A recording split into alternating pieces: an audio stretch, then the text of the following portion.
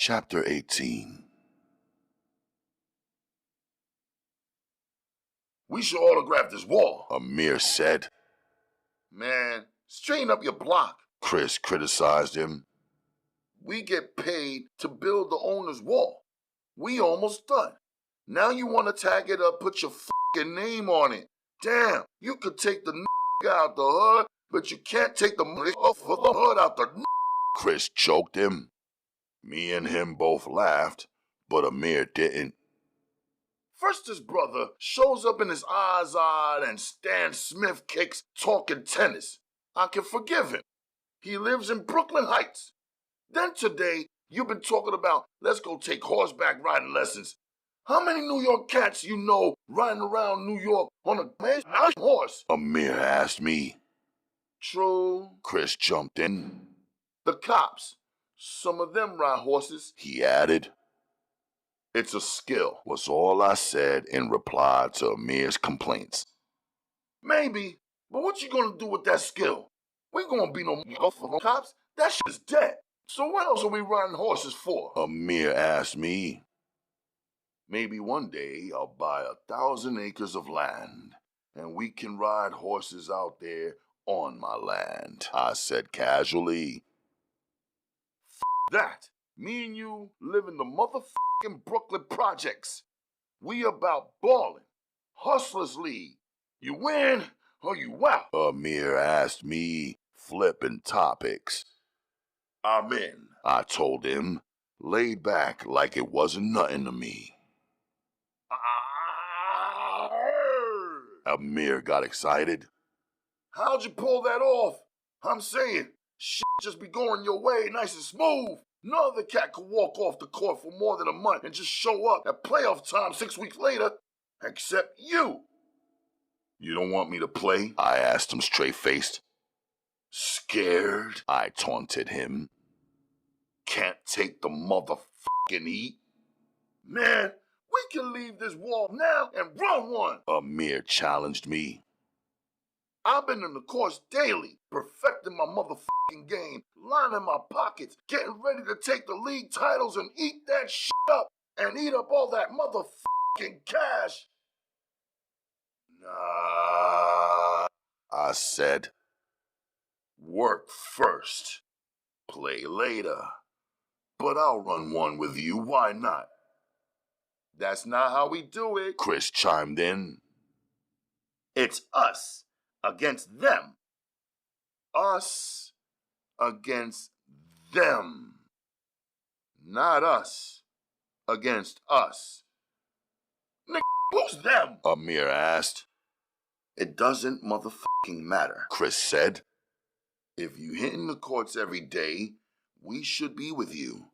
As long as we us, them could be any motherfucking 3 guys.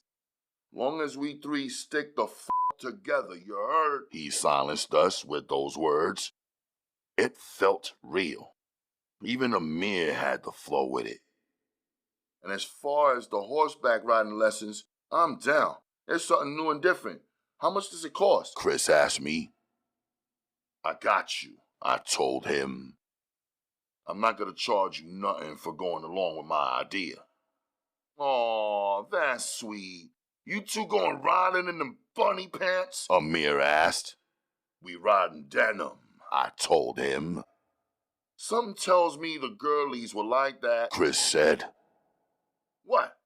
A nigga on a horse? Amir asked. A young, strong brother like myself on a horse. Amir, you better get up on it, motherfucker. Chris challenged him. If you paying, I only take lessons from a fly-ass female. I can't see 2 dudes sitting on one horse, you heard? Amir said. We laughed. And on Friday night, y'all come through. I'm DJing the party. My first gig. Where at? I asked him. In the East. Of course. East New York projects in the center. Nah, no thanks. That's gonna be a sausage party, Chris said. Nah, inside. Fuck you mean? Amir said. We're gonna have some badass shorties in my building. Yeah, right. Y'all so crazy in the East. Everybody gonna be strapped, faces gonna be tight. Scary nigga too cool to dance. Somebody gonna do something extra stupid, and the girls already know y'all, so they ain't gonna show up in the first place. Chris sounded sure. Everybody in the building know it's my motherfucking party. I'm on the turntables, the ones and twos. My pop's gonna be there holding it down for me. The old heads will show him respect, and I'll put together a little crew. The young ones will definitely show me respect. I'm pulling 350 in one night. 1 3-hour gig from 10 p.m. to 1 a.m.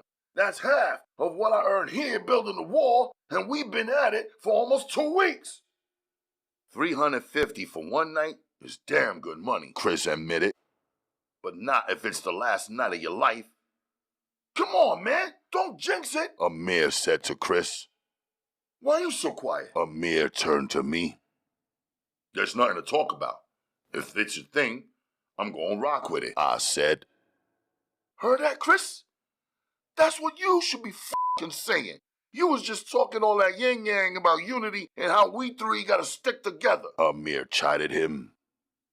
Only way I could come is if I lie to my father. I'm telling you, I won't even get the whole sentence out before Reverend Broadman shuts me down. Remember the last party we went to? I ended up in jail. You ended up in the church checking to see if I was dead. Me in jail and y'all in church. Everything that could have gone wrong went wrong that night. Chris made his point with intensity in his voice. I agreed with him. It didn't matter, though. If Amir was going to do it, I'd have to have his back. I remembered, of course, that he had already flashed my 9 on some of them boys in the East.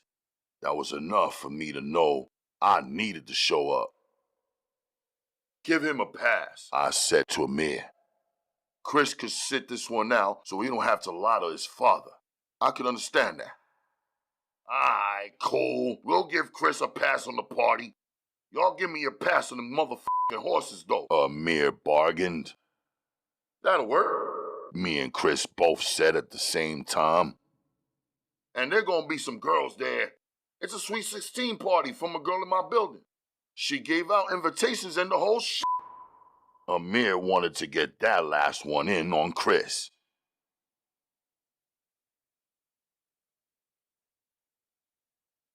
It's the Globetrotter. Amir's father greeted me.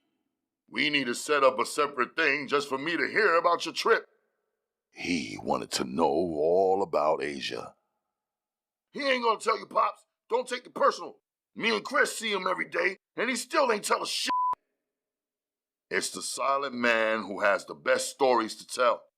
Give him time. It will flow out naturally when you least expect it. I'm sure it will be worth the wait. His father made me feel relieved. And I see you got skills with the clippers. Thanks for using them, He said about the clippers he gifted me. I cut a few potholes in my head before I got it right. I said, joking.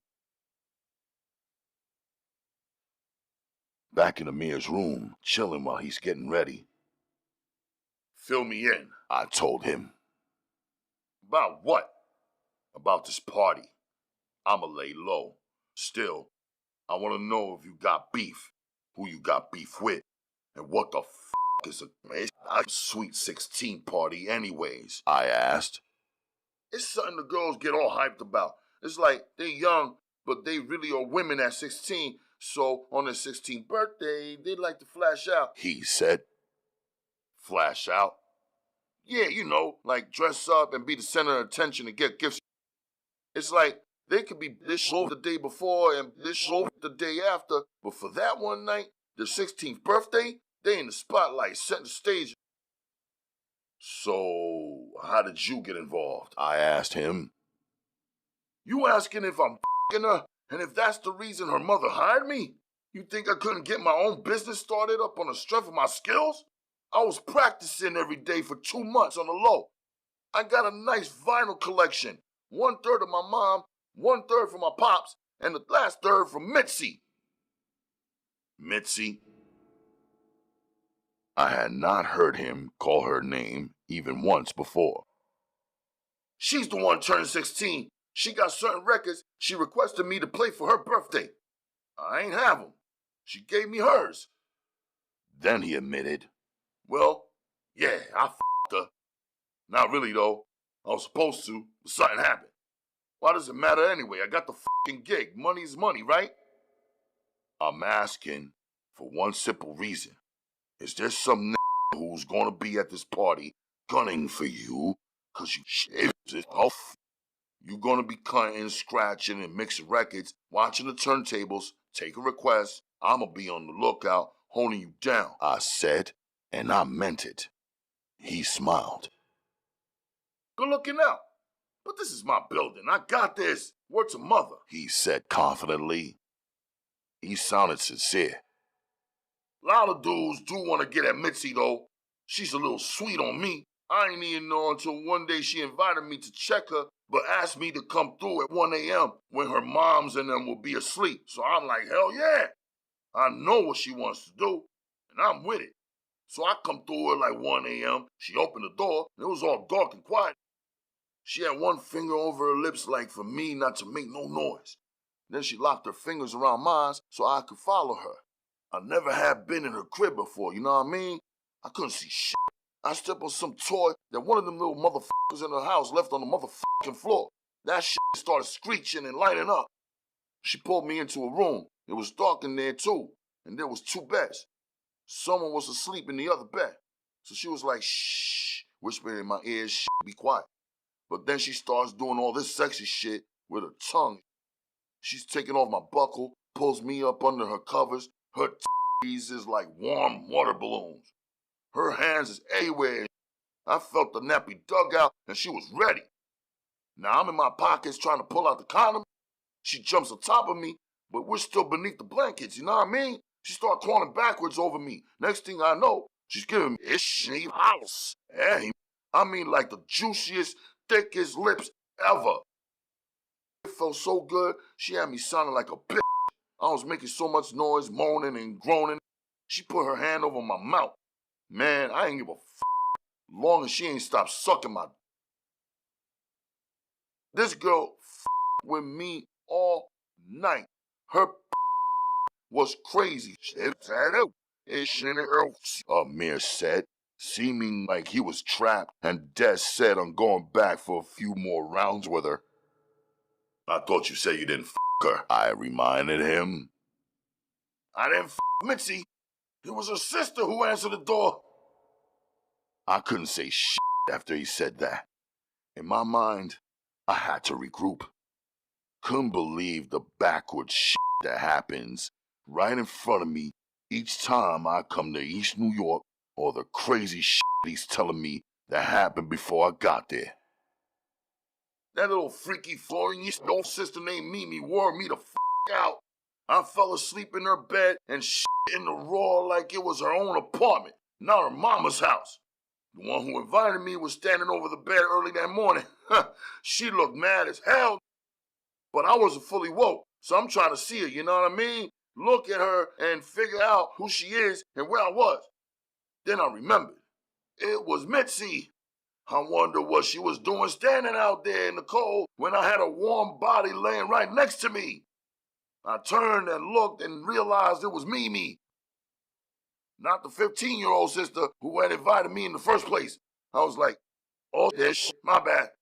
Mitzi took off her slipper and started hitting me with it, he said, ducking down like it was happening to him right then. She cried later on that night when she saw me outside. Soon as she felt her own tears, she got mad at herself for crying and flipped it all into a mean act. She said she was going to let me pop a cherry, but that I had f***ed up. I apologized for making her feel bad, but man, her sister's stuff was good. Too motherfucking good. So like I said, the one who's turning 16, Mitzi, whose party I'm doing, I didn't f*** her. Amir's giving me a serious look now, like there was anything right or good about the shit he just said. What about her father? I asked. You wasn't worried about him when you were creeping in her place at 1 in the morning? Don't waste your time asking about people's fathers. She ain't got one. It's her. Her moms, Minerva, Mitzi, and the three sisters, Mimi, Mina, and Misha. 5 girls. Her moms looked like one of the daughters, though. Definitely not a mother, so a could easily get confused or tempted or say f it to f her. I'll bet either of the motherfuckers. He paused as though he was asking if I understood what he was meaning. So what made Mitzi ask you to do her party after you did all that? I asked. Come on, man. You know she still want it. I'm not sure if she still truly likes me like that, though. But I'm sure that she just wants me to want her more than she wants me. And she wants me to choose her over her mom and her 3 sisters so that she can feel good about it. So she can feel she's better than them. You know girls compete like that, even if they're blood related. He said it like it was all strategy and game to him. No emotion, no love. Last round of questions, I said. Does Mitzi have a man who wants to fight you?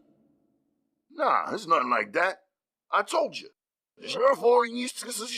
Or at least she was a 2 months ago when she invited me up. So cats in the building got a wager going on who gonna get her cherry because she be playing high post and hard to get, even though Mimi, Mina, and Misha and her moms is all at it. He said. You 2 get the crate, stay in the back. You take 1 case.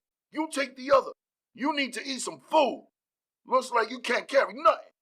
Just grab a mixer, the headphones and wires. If you find little get robbed on the way to the center, you know what's up. You gonna be broke and get f***ed up, and you'll still owe me. You'll be my slaves for the whole motherfucking summer. Amir threatened as he gave out the orders to his 5-man crew of 11 and 12-year-olds.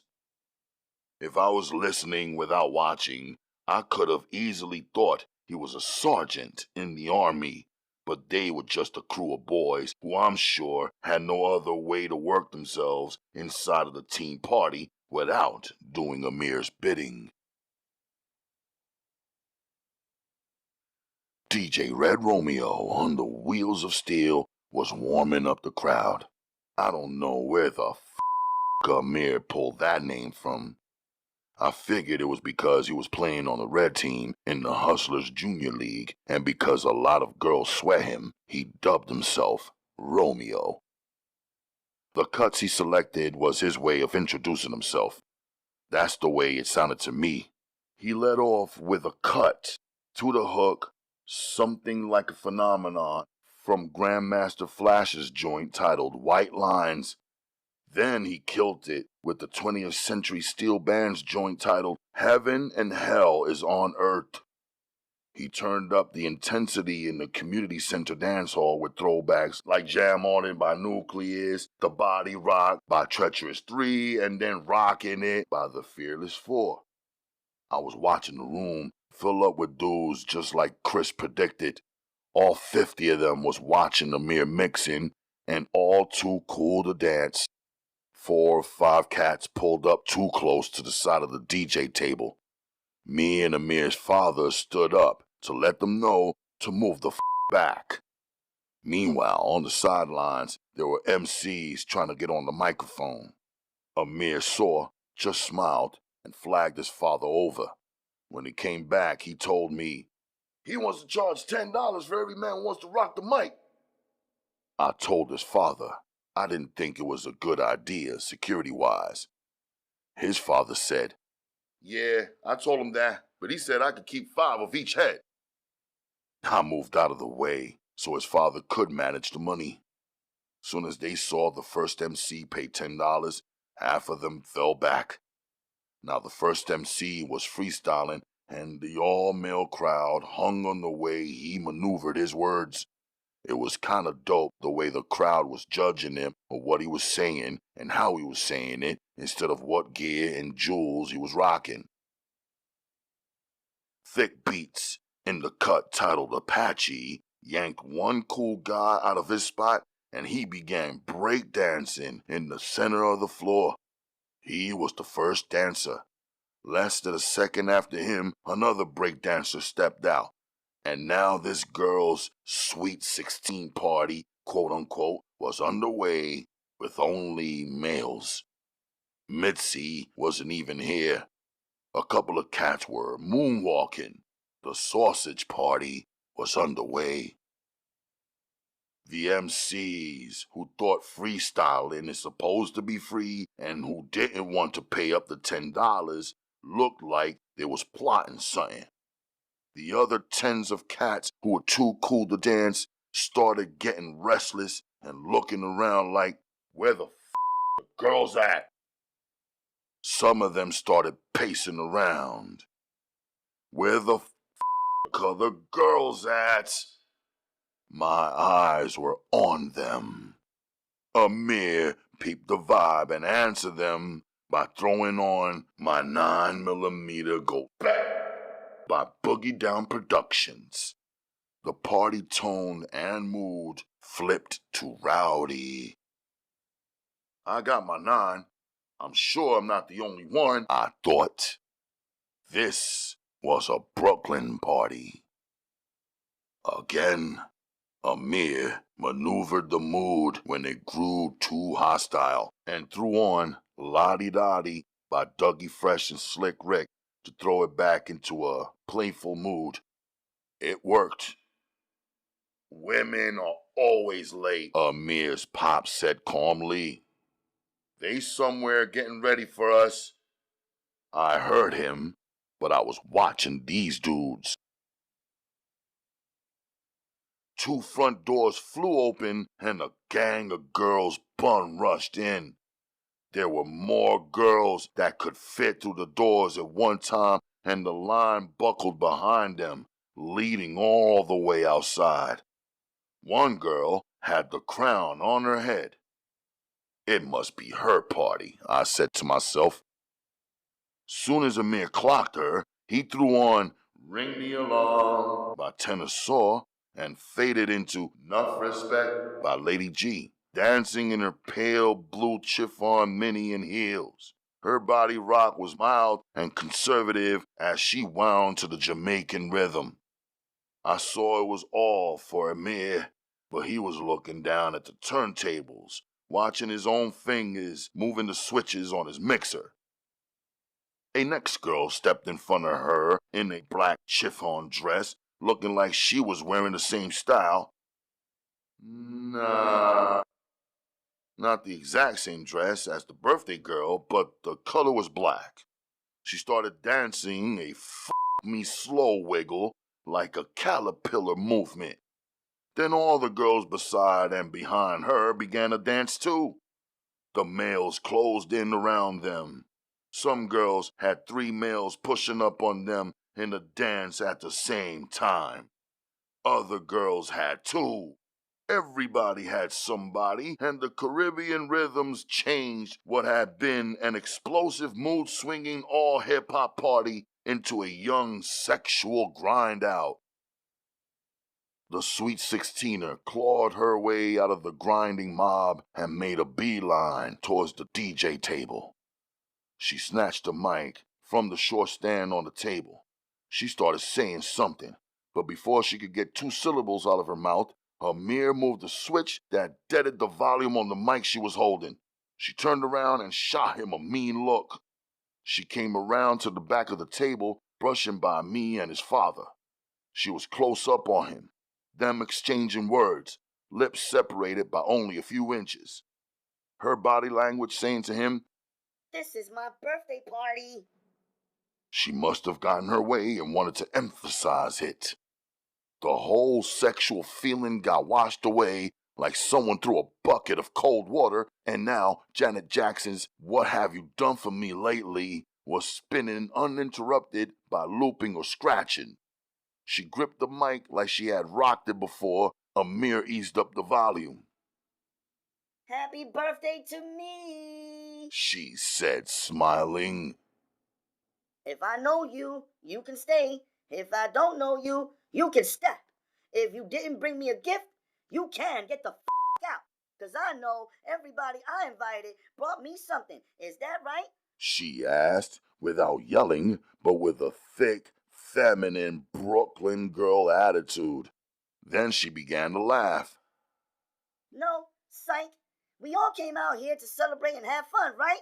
So we're gonna get a game of musical chairs, and the first prize winner for the girls gets a date with the first prize winner for the fellas. And we have a coupon for 2 for Red Lobster for him and her, alright? Let's have some fun. This ain't no party for the deadheads and wallflowers. This is my night to remember. I didn't know the game musical chairs, but I watched as they helped each other set up a line of 13 chairs, every other one facing in the opposite direction. The girls in their mini dresses, and some in their skirts, and some in just jeans, began walking around the chairs as all the males watched. Each one of them put on her own version of a strut. Amir was spinning Girls Just Wanna Have Fun by Cyndi Lauper as all the males watched. Suddenly, he switched the music off, and each of the 14 girls tried to sit in an empty chair before any other girl could get in it. But there was only 13 chairs, so one girl was left standing as the others laughed at her. You're out. One of them told her, but she already knew and walked away into the crowd. By the time there were only 9 chairs remaining and 10 girls, I was caught up in watching the game like all of the guys in the room. It was kind of funny. It sucked a lot of the hate and suspicion and fronting out of the air and out of the room. Word Up by Cameo was playing now, and there were only 4 girls left. They were serious about these musical chairs, and each kept darting their eyes toward Amir because he was controlling the music. Therefore, he was controlling the game. He wasn't watching them, though. He would just cut the music when he wanted to. Sometimes immediately, and sometimes he let the jam play all the way out towards the end. When the music stopped suddenly, 2 girls tried to sit in one chair. They were side to side in the seat. Hard to tell who was the loser, but then they both saw that there was one open chair at the same time the 4th girl standing saw it. They all 3 dashed for the open chair. One of them lifted it up, and the other 2 dashed back to the open chair they had both abandoned, and one of them got there first. The odd girl out stamped her foot hard and caught a tantrum. One of the seated girls said, and then the crowd of girls who weren't playing in the game started chanting until she left. Now, there were 2 chairs remaining and 3 girls. Amir threw on Bass Game by Groove Be Chill featuring Finesse and Sinquist. The crowd jerked, appreciating the return to hip-hop after a string of R&B joints. Each of the 3 girls were revolving around the 2 chairs, doing something they weren't doing before, touching the top of the chair the whole way around.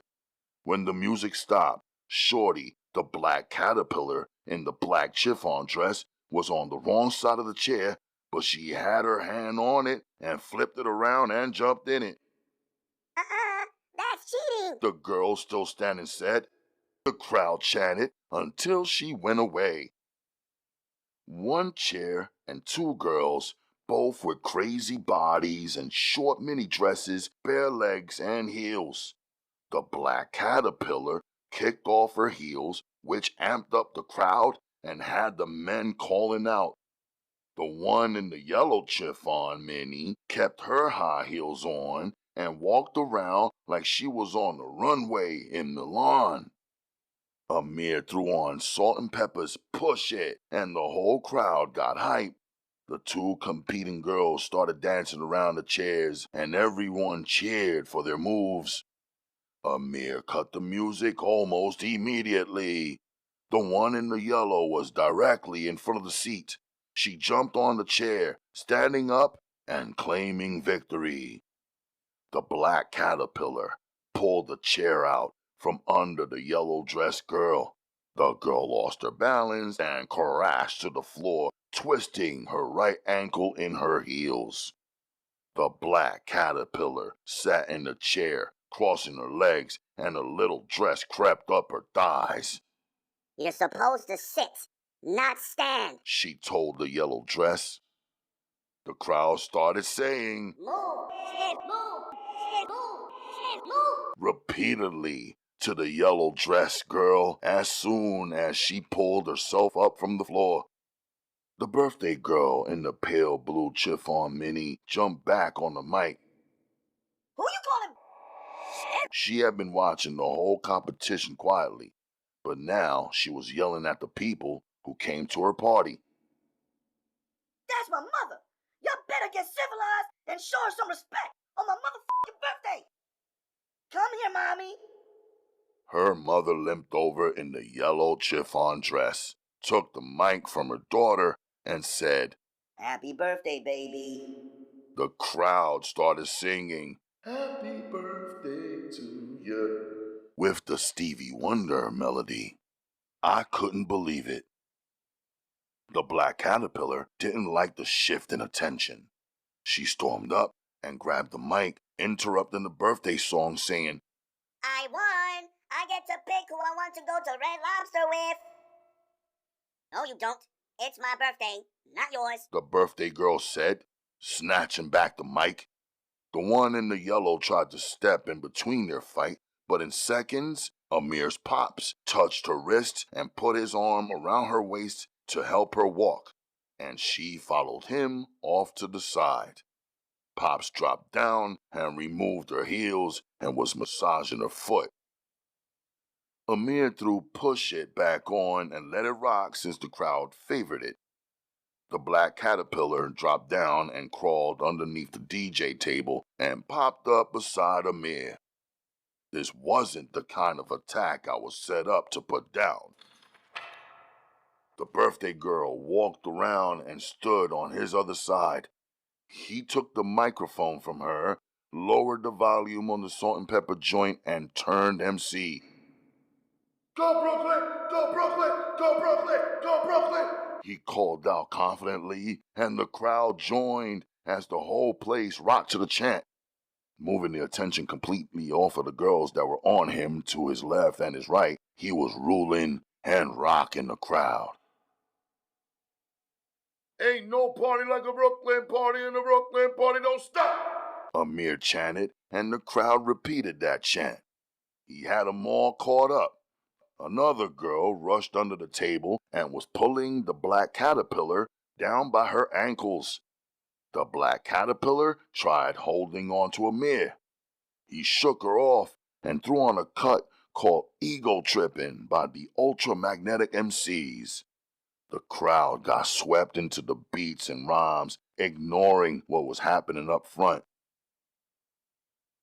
A girl brawl broke out beneath the table and all the equipment was shaking.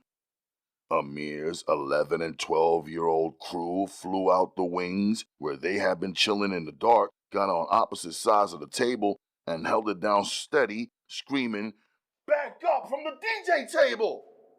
Some of the girls tried to stand up even though the table was above them.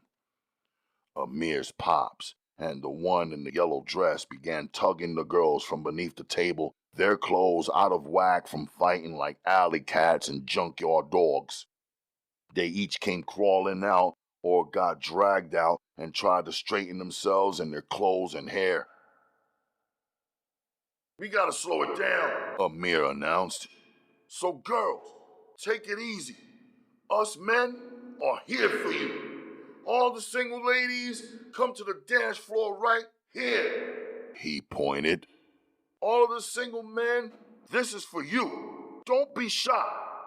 I'ma dance with this troublemaker right here, he said, pointing to the black caterpillar. My pops is gonna hold down the ones and twos for me. His pop stepped up and nodded like a cool old dude, and the crowd gave him props like they were all familiar with him. Then Amir announced, The birthday girl is gonna dance with my man Romeo Black.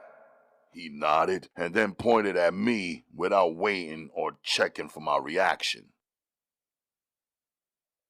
I like it. By the barge was spinning. I'm bringing the love back, his father said, all smoothed out like he was Frankie Crocker. One of them late-night radio announcers. The throwback record raised up the lust level in these young bodies. Now all teens were paired up and pressed together. Mitzi, the birthday girl, was standing alone, staring at me. Amir's pops was looking my way with a big smile on his face. Could be because the one in the yellow dress was right at his side, or because he knew his son had put me on the spot and in the spotlight, the place I hated the most. I was thinking about the 9 on my waist, the ring on my finger, my second wife in my heart, and the in the room. I was looking at the sweet 16 walking up on me. Hey, Romeo, or should I call you Black? She asked me. Happy birthday was all I said. I put one hand on her waist, but didn't let our bodies or our eyes connect. You're not from around here. Nah, But you're from Brooklyn. I can tell. she said. I didn't say nothing. You go to college? She asked me. Nah, I said. You seem much calmer than some of these boys. She said. Nice to meet you. Can I make you my birthday present?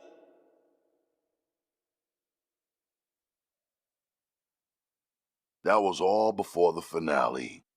Amir's pops threw on Don't Look Any Further by Dennis Edwards.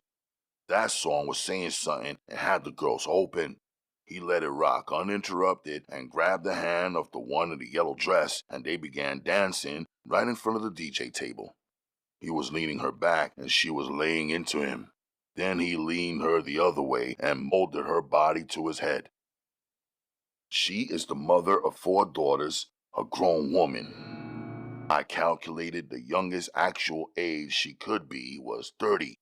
Yet she fit right into a Sweet 16 party, not as a chaperone or guardian, but like all of the rest of these young ladies in the jam.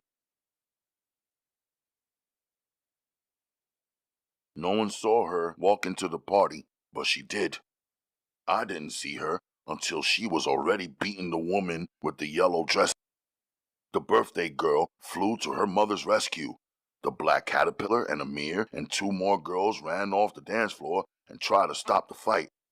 She was a vicious fighter, ripped the yellow dress off of the birthday girl's mother and dragged her by her hair, naked, all the way to the light switch and flipped it on. Amir tried to stop her. She slapped him. She got away with it too, because she was his mom's.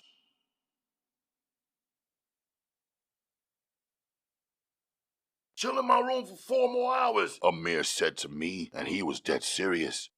I had helped him lug all of his equipment and belongings back to his building and upstairs to his apartment, along with the 5-man 11-12 crew. He gave each of them $20. Damn. Now I'm down 100, he said, muttering to himself. My mom's. I understand that she's emotional, but she's getting out of hand. She's getting worse. She f***ed up the money on my first gig. If I hadn't listened to Chris talk about getting a deposit and per diem when we were setting up to build the wall and shit like that, I would have got jerked for the whole $350 and still had to pay my young boys. Now, out of the $175 upfront money, I only made $75 off of this situation, he said. I'm going to bounce back to my spot, I told him.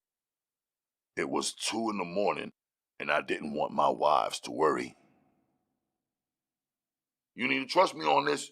From 12 to 6 a.m., Pee-wee and them is downstairs sticking up anything moving. You won't even see them. They hang back in the shadows, and you ain't from around here, Amir warned. Them dudes is nasty. They'll take your steel and f***ing kill you with it. He sounded straight up. I'm not worried about Pee-wee and them, I told Amir. You not worried. I am. So do it for me, Amir added, with an emotion I didn't feel coming off of him ever. So I chilled, waiting on the sun. You asked me to show you how to make the prayer, I said, reminding him of what he had said the night before I went to Asia, when it was just me and him in my empty Brooklyn apartment. I remember, he admitted, but after a party, maybe not. What difference does it make? I asked him, not to push, but to hear how he was thinking about it. I'm saying, he said, and then paused. If I'm gonna get serious, I wanna be serious. Feel me? Not sliding back and forth. I'm not 100 that I'm ready to get serious with it, though, he said. No pressure, I told him. Then I asked, what are you serious about? Girl in the black dress? Mimi. She's the Mincy, the birthday girl's sister, Amir confided. My mind was blown, and I stood still, putting it all together. The mother in the yellow dress purchased a Red Lobster coupon dinner for two for the winner of the musical chairs game. And even though she was the mother and she brought the prize, she still participated in the game and jumped in the last chair, remaining and declaring herself the winner. Even though she is the black caterpillar's mother, her daughter still snatched the chair from under her and watched her crash down to the floor and twist her ankle, didn't help her up, but sat in the chair showcasing her legs and toes. Even though the black caterpillar is the sister to Mitzi, the birthday girl, she still upstaged her and aggressively challenged her over Amir. Who were the girls who were underneath the table fighting? They were not the other two sisters, were they? I asked, thinking and knowing it had to be impossible for all four sisters to be trying to give Amir the Nah, the other two sisters are older, 17 and 18. They came to the party late with their boyfriends, so they were up under them. They all had on the same dress, different colors. You should have caught on from that. Their moms, Minerva, was in the yellow, Mitzi, the birthday girl, in the light blue, Mimi in the black, Mina in the red, and Misha in the green. Now, if there was some random chicks who just happened to be wearing the same dress on the same night at the same party, that right there would have set it off, he said. It was crazy, I thought. Him thinking anyone who didn't live in his building or live the way that he and these people think is normal could guess at some actions and happenings that were unimaginable, at least to me. The girls under the table were two girls that I talked to from time to time, and the third one was best friends with one of them. He broke it down for me. Why not choose the one you think is the one you could chill with? I asked him. I really wanted to know. None of them is the one, he said. Maybe I'll import me something exotic like you did. I didn't say nothing back. I don't want anyone commenting on Akemi, my first wife, or on the second one either, but Amir never met her. And don't throw me none of your girls no more. You know I don't like that shit, I said, referring to Mitzi, the birthday girl, who said she was sweet on him. I threw you a virgin, something no one else can seem to get. I knew you were like that, he said, but he was wrong. Don't worry, brother, Amir said. I'ma get my weight up. I'll need 3 more years. When I'm 18, I'ma do the prayers same as you. I'ma have a badass wife like you do. I'ma have my business popping so I can be calm and cool like you. You're so calm, so cool, you never even borrowed $1 from me. Plus, I'ma have clout and reputation so I can walk in and out on the team anytime I feel like it and still play in the playoffs. You still heated about that, huh? I asked him, but it was really a statement. I'm more heated than you don't trust me enough to even fill me in on how you got put back on, he said. I made an appointment with the black team coach, Vega. Then bam, the owner, Ricky Santiago, showed up instead of the coach. He wanted me to play. I wanted to play, so I agreed, I said. That easy, huh? The hustler, Ricky Santiago, showed up for self, in person. I'm sure there was more to it, you secretive motherfucker. Always stingy with your stories, he complained. What was he pushing? That black Ferrari 288 GTO you said he had the last time you saw him a couple of months ago? Nah, a Maserati Royale, I said calmly. Damn, a Maserati what? Just a Maserati is crazy enough. A Maserati Royale? I ain't even heard of that. That's twice I missed out on seeing something mean like that. Did he let you ride in it? He let me drive it, I said. I'm telling you that because I trust you enough to know you won't repeat it. That's something no one would believe if I told him, Amir said. You think he lets any of the other players on your black team ride in his whip like that and push it too? Nope. He's got some kind of connection with you. You linked up with a major player. You think it's about basketball? He might want you on his real team for real, Amir said, and we both seemed paused to consider it. Did he mention anything besides the junior basketball league? Amir asked curiously. He told me that he doesn't believe that there's any such thing as a bad man. I told Amir, truthfully, about the conversation I had with Ricky Santiago. Probably I mentioned that one sentence to Amir and left out 100 others because of how it had stood out in my mind. I began to recall it clearly. Santiago and I had been back in the parking garage below the upscale, high-rise condominiums where he had stopped immediately after he first picked me up. It was nighttime. He had asked me to drive home from Edgewater, New Jersey. I did, but once I was about to round the bend and head into the Lincoln Tunnel, he told me to pull over. I did. He took over the driver's seat and I was back in passenger position. When we reached the Manhattan condos, he asked me to come up with him. For what? I asked. I have someone who wants to meet you, he said. Who? A lady who I bragged so much to about that shot you made that she wants to meet you in person, Santiago said comfortably. But I was uncomfortable. Is she the only one upstairs where you're headed? I asked him. 2, he said. There are 2 women upstairs who want to meet you, and that's it. So I agreed and rode up on the elevator with him. He pulled out a small key with an unusual shape and placed it in an unusual shaped slot on the elevator control panel. You seem not to trust no one, Santiago said solemnly. Then he asked me, do you think you're the only trustworthy man and everyone else is below you? Why would I think that? I responded. Do you think there's good money and bad money? Santiago asked, ignoring my questioning of him. I understood. He was talking real calm, but seemed tight all of a sudden because I did not take the $25,000 cash from him that he wanted me to take. Instead, I made the vending machine business deal with him. Maybe he's feeling f***ed up about it after we shook on it, I thought. All money is good money, and there's no such thing as a bad man. So don't look down on the next man, he said oddly. I was thinking that he was the one with the elite exotic vehicle collection. Why was he now asking me not to look down on him? Or maybe he was tight because I thought his man Alistair is an ass and had punched him in the face.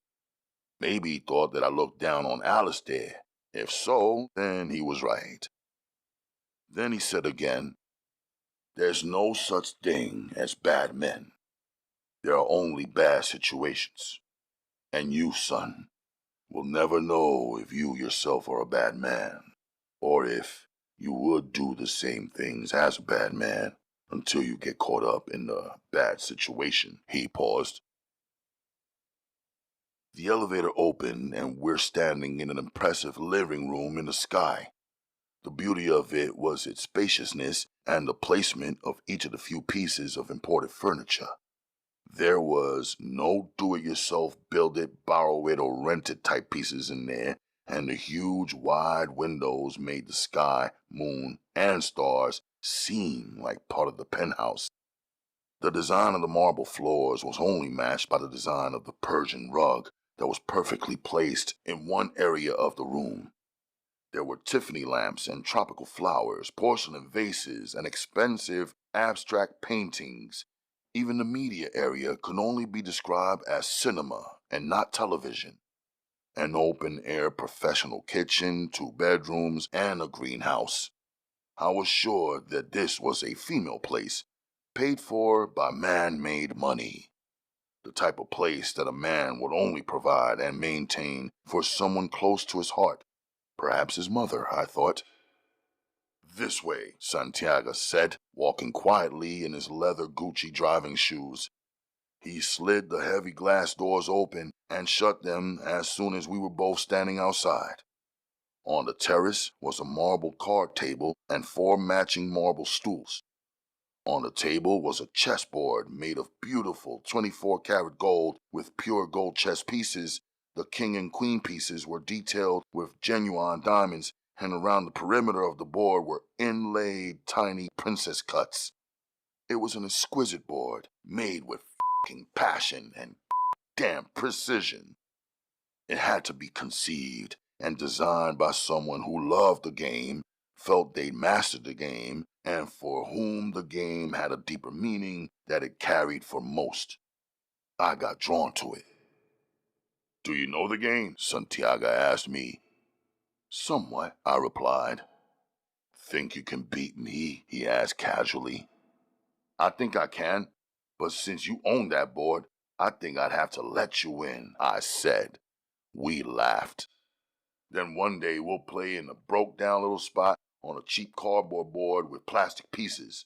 On that day, put all of your effort into it, so when I beat you, you won't front like you let me win," he said smoothly.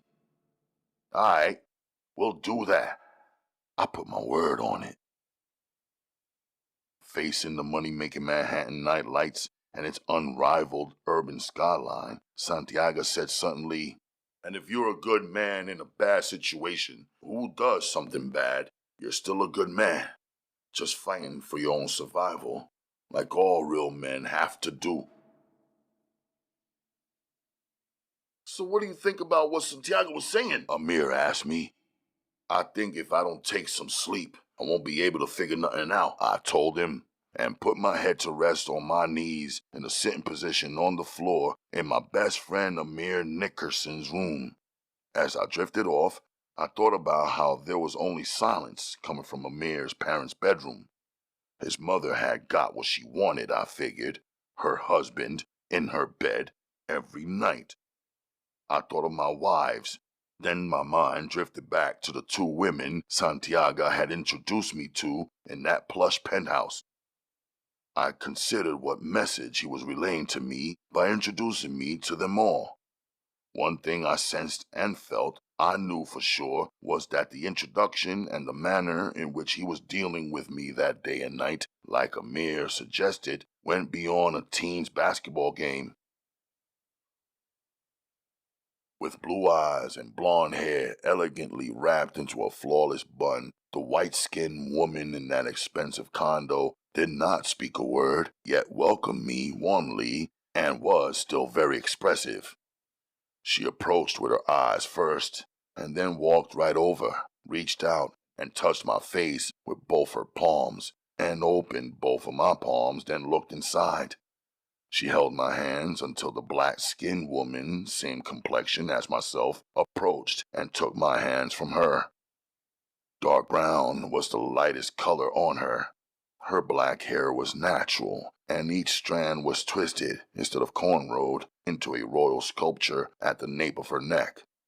She was thick, but not fat. Her clothing was fine fabric. Her heels expensive and sturdy, not stylish. Unlike the white woman, whose hands were cold yet soft in a way that revealed she had never done a day's work, the African woman's hands were warm and worn like a worker's.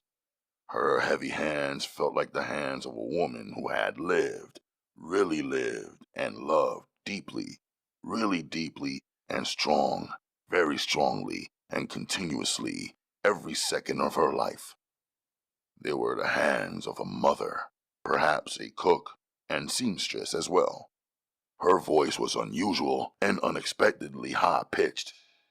Notre cœur, savoir si notre cœur est pur, parce que ça c'est un endroit qui est quand même relativement caché et c'est un endroit où on peut dissimuler ou mettre à l'abri un bon nombre de choses et quelquefois penser qu'il n'y a pas de souci, que ce sont des bonnes choses, voire même des trésors, mais pourtant il est bon quelquefois comme dans un grenier d'allumer la lumière et de voir ce qui s'y trouve réellement. She said, speaking in what I knew was French even though I do not speak any French. I tried to press her French words into my memory and store them long enough so I could speak them to my second wife and she would tell me their meaning. She is the only one whom I know who speaks the French language. On the route back to Brooklyn in a speeding Porsche, which he hopped into after parking the Maserati at the private penthouse garage and protecting it with the car cover that concealed the beauty nicely, Santiago said to me out of minutes of silence, "She has no tongue, the white one. Her husband cut it off." A warning to me, maybe, I thought, about the consequences of talking too much or talking too much about him and his business in particular. But it was a warning I didn't need or fear. On my own, I am mindful. Or maybe Santiago was sharing a personal secret, or making a confession, or maybe, by introducing me to the women, he was just trying to show me another aspect of himself for some reason. I was certain that these women were not women he was involved with intimately. They were both at least 20 years over his age. It crossed my mind that the black-skinned one might be his mother. If so, his father would have to be a white man, I thought. Santiago's skin color was a degree away from white, not even close to tan, without a long trip to a tropical island or even a desert where the sun scorched and roasted anything and anyone who has a drop of melanin. I thought some more. Maybe the white woman was his mother and his father was a black man. Is there an African man who would cut off his wife's tongue? I thought to myself. Each wife's tongue is so soothing and precious to a man in my experience. The mouth itself, an opening so intimate, second only to the opening buried between her thighs. Amir was asleep now and laid out on his bed in his party clothes, his red suede pumas still on his feet. I was still seated on the floor, the wall behind my mattress. I gave up the fight between my mind and my body and just let go. "Something different," Chris said. He was talking about his riding instructor, Leela, a slim blonde of maybe 19 years young who had just mounted the horse where he was already seated. Now she sat closely behind him. "There are places in New York that the everyday New Yorker never even knew existed," he said, referring to the riding course that was hidden inside Van Cortlandt Park in the northern tip of the Bronx, near Yonkers. Lila reached her arms below his arms and grabbed the reins. She began touching his hands until she had them positioned how she wanted him to hold them. Then she placed the reins under his control. Yes, now you're holding them the right way. Your thumbs up, she said. They were both seated in the saddle on top of a beautiful oil-black female horse named Medusa, with sculptured legs and a black mane of hair as long and soft and straight as the flowing human hair that lay on my first wife's back. "Medusa, like the one from Greek mythology who, when you look at her, turns men into stones?" Chris asked her, flossing his school smarts. It depends how you look at it. Lila explained. We call her Medusa because of her paralyzing beauty. When anyone looks at her, they come to a complete standstill, almost as if they are under her spell. Her words seemed to put Chris under a spell. First, let's adjust your posture, she said to Chris. Then she turned to me, seated solo on my speckled, dirty white horse, whose skin pattern was more cow-like than anything else and completely unimpressive. Are you watching? She asked me. I smiled at Chris. Yeah, I'm watching, I answered her calmly. Balance your weight so that you are not leaning more to the left or to the right, she said, touching Chris's sides with her fingertips. Stay centered in the saddle. She pressed her body against his back. Do not lean forward, she said after feeling his body's reaction to her body touching his. Now, a careful review of what we have learned so far. You will have to remember it for all the times when you are riding alone. Approach her slowly and gently, she said, referring to the horse. She senses your temperament. Only match yourself up with a horse that has similar energy to your own. If she becomes agitated, she's not the one for you. If she is calm and welcoming, sense that and touch her, petting her gently. Stand in front of her, never behind. Lila reviewed her previous instructions. And always mount her from the left side, Chris added. and hold the reins firmly but not tight, keeping your hands in the right position. Chris demonstrated after summarizing. Good. Lila praised him. Now can we ride? Chris asked. Patience. She said softly. You are learning her slowly. Remember, she is responding to your posture, your movements, no matter how slight or severe. Let's line up your body. She said, touching Chris's ear. Your ears should be aligned with your shoulders. She moved her hands to his shoulders as he continued to carefully hold the reins. Your shoulders should be aligned with your hips. She said, now holding his hips from each side. And your hips should be aligned with your heels. She tapped the back of her beef and broccoli Timbs. Don't push your feet too deeply into the stirrups. She advised him. Balance on the balls of your feet. Got it? Do you think you can handle her alone? She asked Chris. I can, He said thoughtfully. But it would be better if you ride with me for today, since it's my first lesson. I was cracking up on the inside. She kicked the horse. She had told him to kick her, but Chris replied, I don't want to hurt her. You are not hurting her. You are guiding her, so she will know what you want her to do. Lila said, and they were off. Medusa walking like she wanted to evoke an emotion. Lila, both hands around Chris's waist. My horse rode beside theirs. Don't be too stiff. Move your hips with the rhythm of her body so she can move freely underneath your weight. Lila said. Relax. She feels what you feel. If you're tense, she will panic and react. That's not good for you or for her.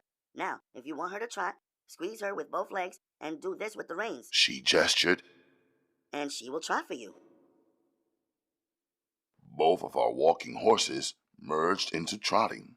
The sound of the hoofs in the soil, the bounce of the beast, the trees seeming to revolve around me, and the motion and speed all moved me. The sun beaming down on my back massaged me as I was riding and imagining my second wife riding. She sparked me to do this, although she had no idea that she did, or of what I was doing at the moment or where I was doing it. I knew Chiasa mastered horseback riding, and I wanted to make it possible for her to continue with it since she loved it. I didn't want her missing her horse or her country too much. I wanted her to want to be with me, to have whatever she wanted or was accustomed to, and felt fully content. To do that, though, I had to catch up with her first, become fully capable in her hobby. When I take her riding, I'm going to ride with her like I've been doing it all my life, like I'm an expert, like I am leading her. As a man, I had to do it, just like that. Have you ever rode horseback? I'm sure you have. Chiasa had asked and said to me one late night as we lay between the sheets. I ride, I responded. Really? She said, super excited. A camel, I said. A camel? She exclaimed and then laughed. Seriously, you know I'm from the desert. We raise, ride, race, and rely on camels, I told her. Oh. She giggled. I never even considered that. I smiled. Maybe you teach me how to ride camel. Take me to the desert where you're from? She said softly. She wanted to go everywhere I've gone and be every place I've been and do or at least see everything I've done and seen. I was born in Khartoum, that's the city. My father has a second house in the countryside. Then we spent most summers in the south with my grandfather. Your grandfather? I want to meet him. She said excited. Let's write him a letter and plan a trip there. She was always about action. Even when she was naked on her back, being caressed, and her breathing was giving away her complete pleasure. He doesn't have an address, I told her. Everybody has an address. She said, laughing. Nah, I said, rubbing the inside of her thighs. Yes, they do. She said, exhaling. To find him, You have to travel through the desert and then through the jungle until you reach his village. There's no post office there and no mailbox, I told her truthfully. No mailbox? She said softly. How did they get mail? She asked. They don't want mail. Everybody they know and love is already in the village. No, not you and your father. Your grandfather must love both of you. He does, but he is the elder, so we have to go to him. My grandfather would say that if my father and I are not in the village where he is and where he has always been, we are in the wrong place. So fucking cool, She said. The wrong place, huh? Well then, we'll go to him. After you make me feel good, please draw a map. She kissed me. A map? From your house in Khartoum to your grandfather's village. She said sweetly. Only if life was as simple as it is for her, I thought. I mounted her. No more words, just heated, gentle kisses and deep, slow stroking. And a lot of love and breathing. That's how I ended up taking horseback lessons to keep up with my incredibly swift and curious second wife. There has to be more than one riding coach, Chris said to Lila. Our first lesson had ended, and we were all three standing in the stables, where we had returned Medusa and my horse named Easy Does It. Of course, there are 12 instructors to be exact. It all depends on your scheduling requests. Michelle was supposed to teach a friend, but he called in sick at the last moment, unfortunately. Lila said. He? Chris and I both said at the same time. Yes, our apologies. She said to me. And Michelle is a Frenchman. In their country, Michelle can be the same name of a woman or a man. They're just spelled differently. She explained. He is a student here in the U.S., and in any case, he is a great instructor, even better than myself. My friend here, Chris began saying as I listened closely to how he was about to set this up. I knew he was attracted to Lila and had already decided that he did not want her body pressed up against my back or her fingers locked around my waist, even though she was an instructor and must do it all the time. My friend here will reschedule his lesson with Michelle, Chris said. Then he betrayed me with a sucker punch. My friend here prefers a male instructor, he said. I was straight-faced, but laughing hard on the inside. So you plan on becoming a serious equestrian? Lila asked me. I'm serious, I confirmed. And I want to sign up for the 12-lesson package. Pay up front, get the 30% discount, and today's introductory lesson for free. I see you know your stuff. Lila laughed. Before I could add anything to it, Chris jumped in. I'm serious too. I want the same package. Same time slot as today, and Lila as my instructor, he said, giving me a stern look. I didn't fight the challenge. It was unnecessary. I knew he was jockeying for the girl. I also knew Lila was already his. I could hear her body talking to him. I knew she didn't have to get in the saddle with him to teach him to ride, same as she didn't have to get in to show me. And me, I was good, really good, in love with my women and all of my desires fulfilled in every way. 12 lessons at $50 each, that's $600, Chris said. 30% of $600, that's a $180 discount, and today's lesson is free. That's $420 for each of us. Chris looked shocked at his own calculation of the cost and at the sound of his own voice saying the numbers out loud. I peeled off 8 $100 bills and 2 20s and paid for the both of us. Good thing the payment went into the cashier's hand and not Lila's, 'cause her man Chris was at the front counter shrinking under the weight of the debt and his swift agreement without cost consideration. Now the numbers were dancing in his head, but he had also gotten Lila's phone number. I hope that smoothed it out for him. I think I f***ed up, Chris said. We were on the same train, headed to his house, at his request, even though I had mad shit to do in my house. Now I owe you $420. My father's gonna kill me, he said, talking to himself really. Listen, bruh, don't sweat it, alright? I told him. That's easy for you to say. Thanks for coming back with me. It's a tactic. Your presence will cut the scolding I get from my father in half. He doesn't like to beat me down in front of a house guest. He let off a nervous laugh. You got $600 more coming your way as soon as we complete the wall, I reminded him. Man, you don't know the half, Chris said.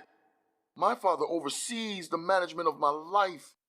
He says my money is his money, even if I went out and worked and earned it.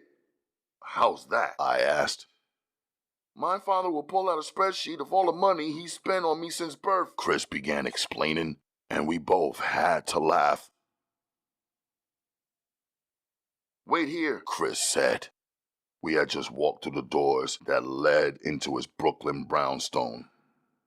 Sit down, on the couch. His little sister said to me after I'd been standing for 10 minutes. I didn't sit though. Wasn't comfortable taking up an offer from a young girl and getting comfortable in another man's house without first greeting Chris's father. Well, okay, stand up if you wanna, she said, shrugging her shoulders and reminding me of nausea. Would you like a glass of water? No, thank you. I'm good for now, I said to her. That's what you think. Daddy talks for a long time, and Chris owes you money, so Daddy will be talking for even longer than before, she warned. Her mother came through the front door and paused when she saw me. Oh, hi. How are you? She asked me. Hello, Mrs. Broadman. I'm fine. Thanks for asking, I said. Let me help you with that bag. I reached for the bag of books she carried that looked like it felt heavy. No, I'm gonna set them down right here. Taylor, why haven't you offered our guests something to drink? She asked her daughter. She did offer me, I said swiftly. Oh, good. So, Chris owes you money, I understand? His mother asked, though obviously she already knew. I heard Reverend Broadman approaching. Hello, son. How are you? He asked me. My natural smile came out. I'm good, Reverend Broadman, I said solidly. So what are you doing in my house, talking to my wife? He asked me with a stern stance and tone. I was stuck. Then he smiled and said, Take it easy, fella. I hear my son owes you some money. His smile evaporated. Step into my office.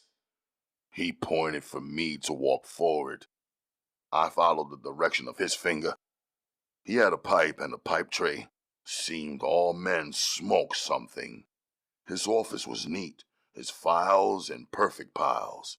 He wrote with a Parker pen, but also had a fountain pen and inkwell. I had not seen that in a long time. On his coat stand, there were no coats, but there was one of his religious robes that I had seen him wear once before when Amir and I visited his church. He had a hat stand with all types of hat choices. Most importantly, I figured, at least to him and his followers, he had a degree from Morehouse College and one also from New York Theological Seminary. Since you're the man with the ideas, I want to talk to you one-on-one. I sent my son to his room. He's your admirer. I'm his father. I support him. Yet, he seems to follow your ideas, Reverend Broadman said, taking his seat in his black leather spinning chair with the high back. Chris speaks highly of you every time I see him, I said solemnly. He teaches us the things that you teach him. The Reverend leaned back and stared at me sternly. My father's overseas. I listen to what you say to Chris, almost the same as if my father was saying it, I said sincerely.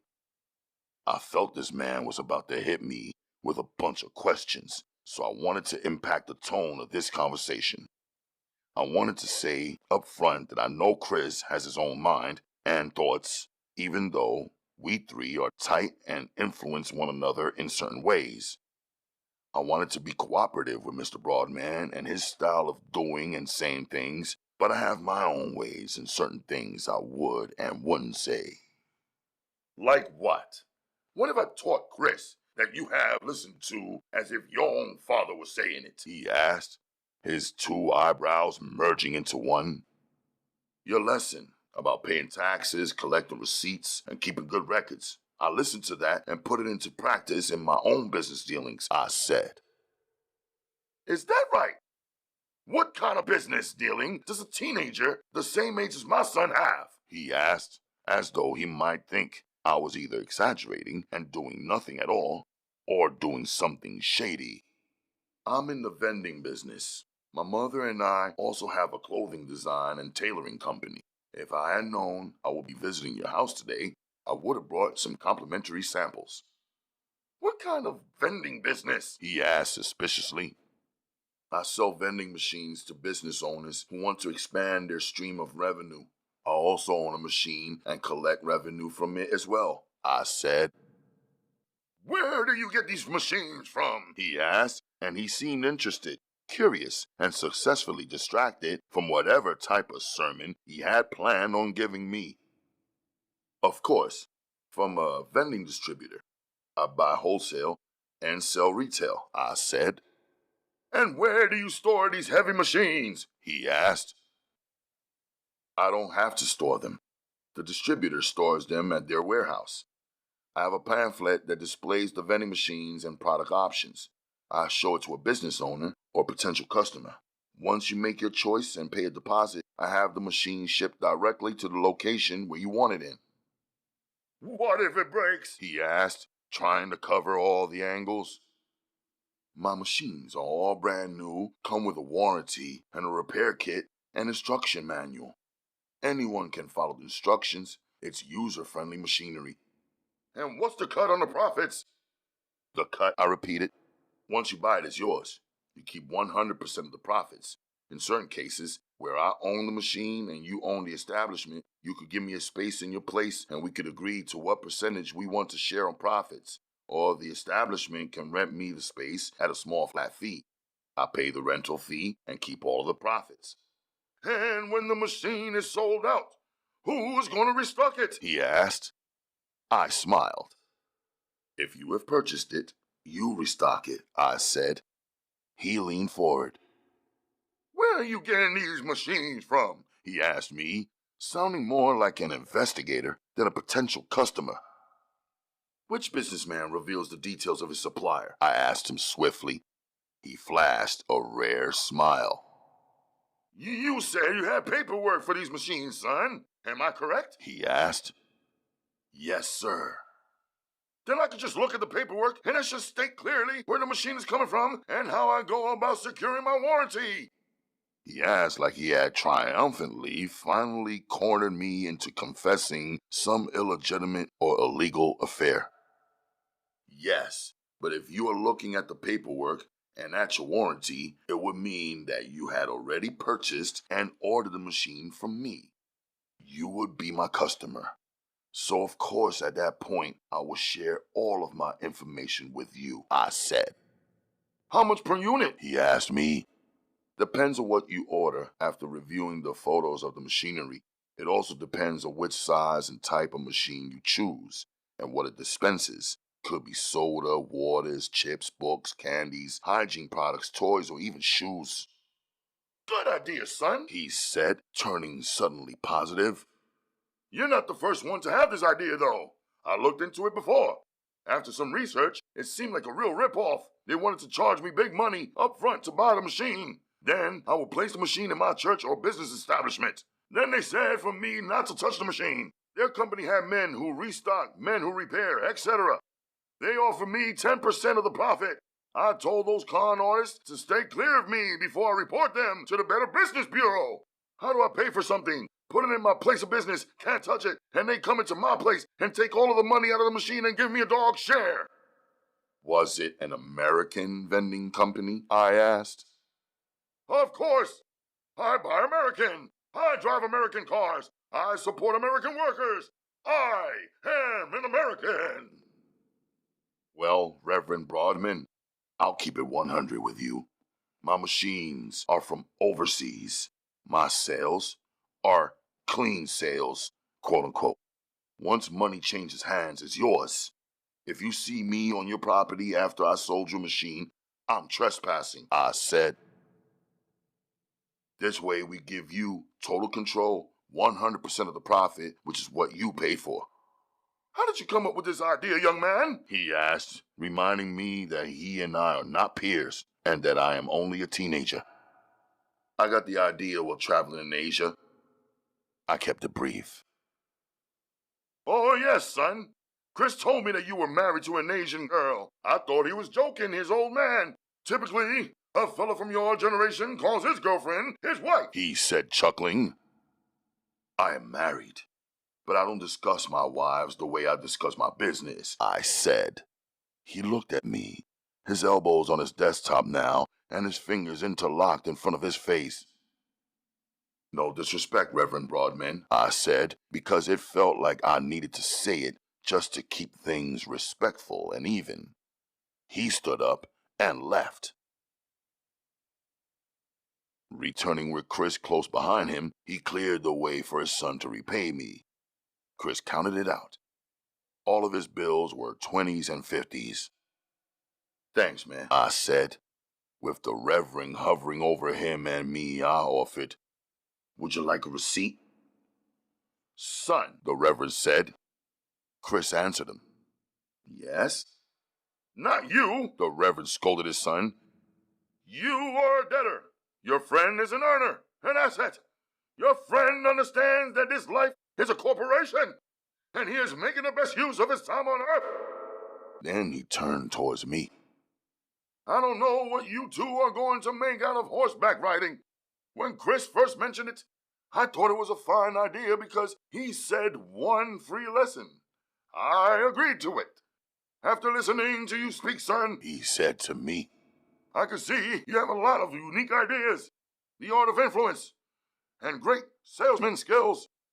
You'd fit right into the Baptist tradition.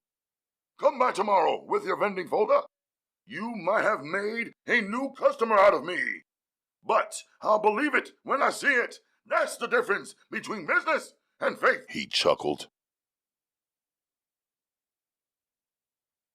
Outside on the step in front of Chris's brownstone, I told Chris, I gotta get moving.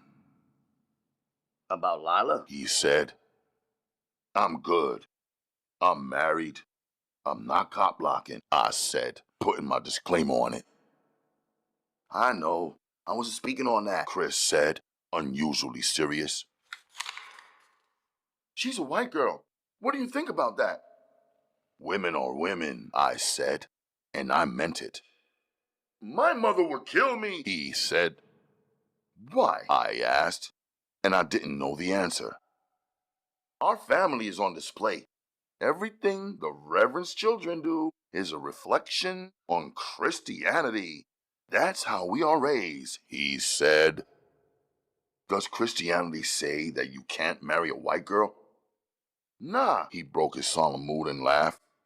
Jesus does not say so, but my mother says so, and up until now, I have not had no type of beef with moms. We good, Chris said, folding his arms in front of himself.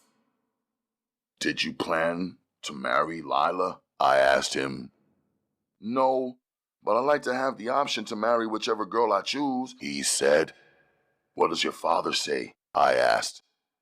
He will offer me a negotiation and some type of compromise. What kind of compromise? I asked. He would say I could date Lila, but not marry her. How the f*** are you gonna do that? I asked. You think you could be riding around with that young lady and not her? Yeah, I know. That horseback riding is some real sexual shit, isn't it? She was driving me crazy on that horse. He laughed, reflecting. I know. I watched you flip on me, your friend of 7 years, after seeing her for 7 minutes, I joked him. Nah, I just know how you be hamming everything up in any situation you get into. I'm not as fast as you, so I had to make it clear that I had dibs on that. He laughed again. but his laughter shifted back into thought. I could use a condom, He said suddenly. long as I don't get her pregnant, which will kill my moms. I'm good. So, if Christians, you can go without marriage? I asked. You're not supposed to, but everyone does. It's not the fucking that upsets the church. It's the girls getting pregnant. That's a huge mistake. A total up. He said, and his words silenced me. As a Muslim, I could not understand him right then. I couldn't understand his faith. I couldn't understand parents that say yes to fucking and no to young marriage or marriage based on race, or the worst, parents who say yes to fucking and no to babies. New life. I know you think that's crazy, right? He asked, reading my mind or facial expression or something. I didn't answer him right away. I wanted to say true words that he could think about and consider and even do. I was pushing around the quote-unquote street version of my explanation and the faith version of my explanation. I think men be thinking that taking a woman as a wife is taking a loss. But if a good man links with a good woman and they marry, he will see, feel, and be able to count up the benefits. For example, your father seemed surprised that a young man could build a business. I don't have to chase but I have a wife. Imagine how much time and aggravation that cuts out of my schedule. It leaves me with plenty of time to build my business. Yeah, but if you marry her, you're stuck with her. What if you change your mind and just get tired of her? If you look at your wife as just then you went about it in the wrong way, I told him. If you choose a good woman and you genuinely like her thoughts and her jokes and her beliefs and her conversations and expressions and her talents and feelings, you develop a real love for her. You'll respect her, and the scary thing is, once you have her, you need her. Then the love grows. I don't know, Chris said. My mind tends to convert everything into math. Guess I got that from my father. If I get married at 15, by the time I'm 25, I'll have been married for a whole decade. I might be a whole different dude by the time I'm 25. And then I might look at my wife as an obstacle that I need to move out of my way. If you get married, 9 months later, you'll become a father, I said, and paused and looked him in the eye. So yeah, you will be a whole different dude.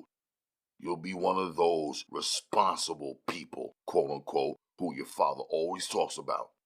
On the other hand, you'll be so amazed at how loving your wife brought forth your son and how your son looks like you and becomes your new challenge. That's where you get to prove what kind of man you are by how you raise your son. Just think, you'll be in your father's position. Your son will be in the position that you are accustomed to right now. Damn, that's deep, Chris said, thinking. I can't imagine being in my father's position. That's crazy. He controls everything. My mom, our house, my sister and brother, our family business, our place of worship, my studies, my money, everything, down to the last detail. And he will continue to control it for as long as you delay your manhood, I said. That's a f***ed up comment. What the f*** do you even mean, delay my manhood? I'm a man, Chris said forcefully. Bruh, it doesn't matter what the f*** you say. It only matters what the f*** you do when it comes to manhood. As long as you're a dependent, you will be considered a boy without options. You will be ruled and loved, but not respected. Our parents respect us when we begin to put into action all of the lessons they took the time to teach us, and when we put into action brings about real results, I said. Whoa! Hold up! I need to write that down, Chris said, shifting the mood into playful, something he definitely had a talent to do even when me and Amir get into our disagreements. I didn't plan to get married, I told Chris, as soon as the thought dropped into my mind. I was about training my body for war, fighting and working and building my mother's business. But then a diamond dropped down from the sky right at my feet. As a man, and for any man, if you saw a diamond in the soil or on the curb or at your feet, could you just leave it alone, walk away, and forget about it? Nah. Instinctively, you're going to pick that motherfucker up, look around, and see if anyone else saw you pick that motherfucker up, or if it was someone else's diamond. Soon as you confirm that no one else saw, and that there was no previous owner, and that the diamond is just something extremely valuable and natural that the maker made, and that it was your diamond delivered by destiny, you're gonna pocket it, keep it, cherish it, protect it, love it. Nice metaphor, Chris said. But what if 5 years down the line you find a second or third diamond? He seemed to be preoccupied with the idea that one woman could not satisfy a man.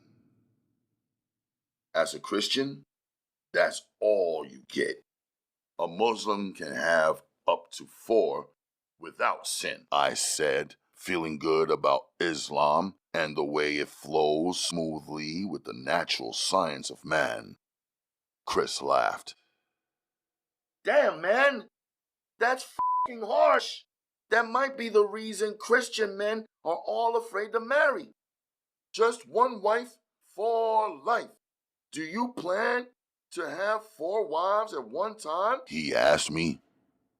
I already told you. I didn't plan to have the first one, but the diamond was right there at my feet. I don't plan on nothing. I don't plan on leaving any diamonds behind that Allah allows me. Word up, Chris said. Thanks, brother. That's a whole lot to think about. See you in the morning at the wall. I bounced.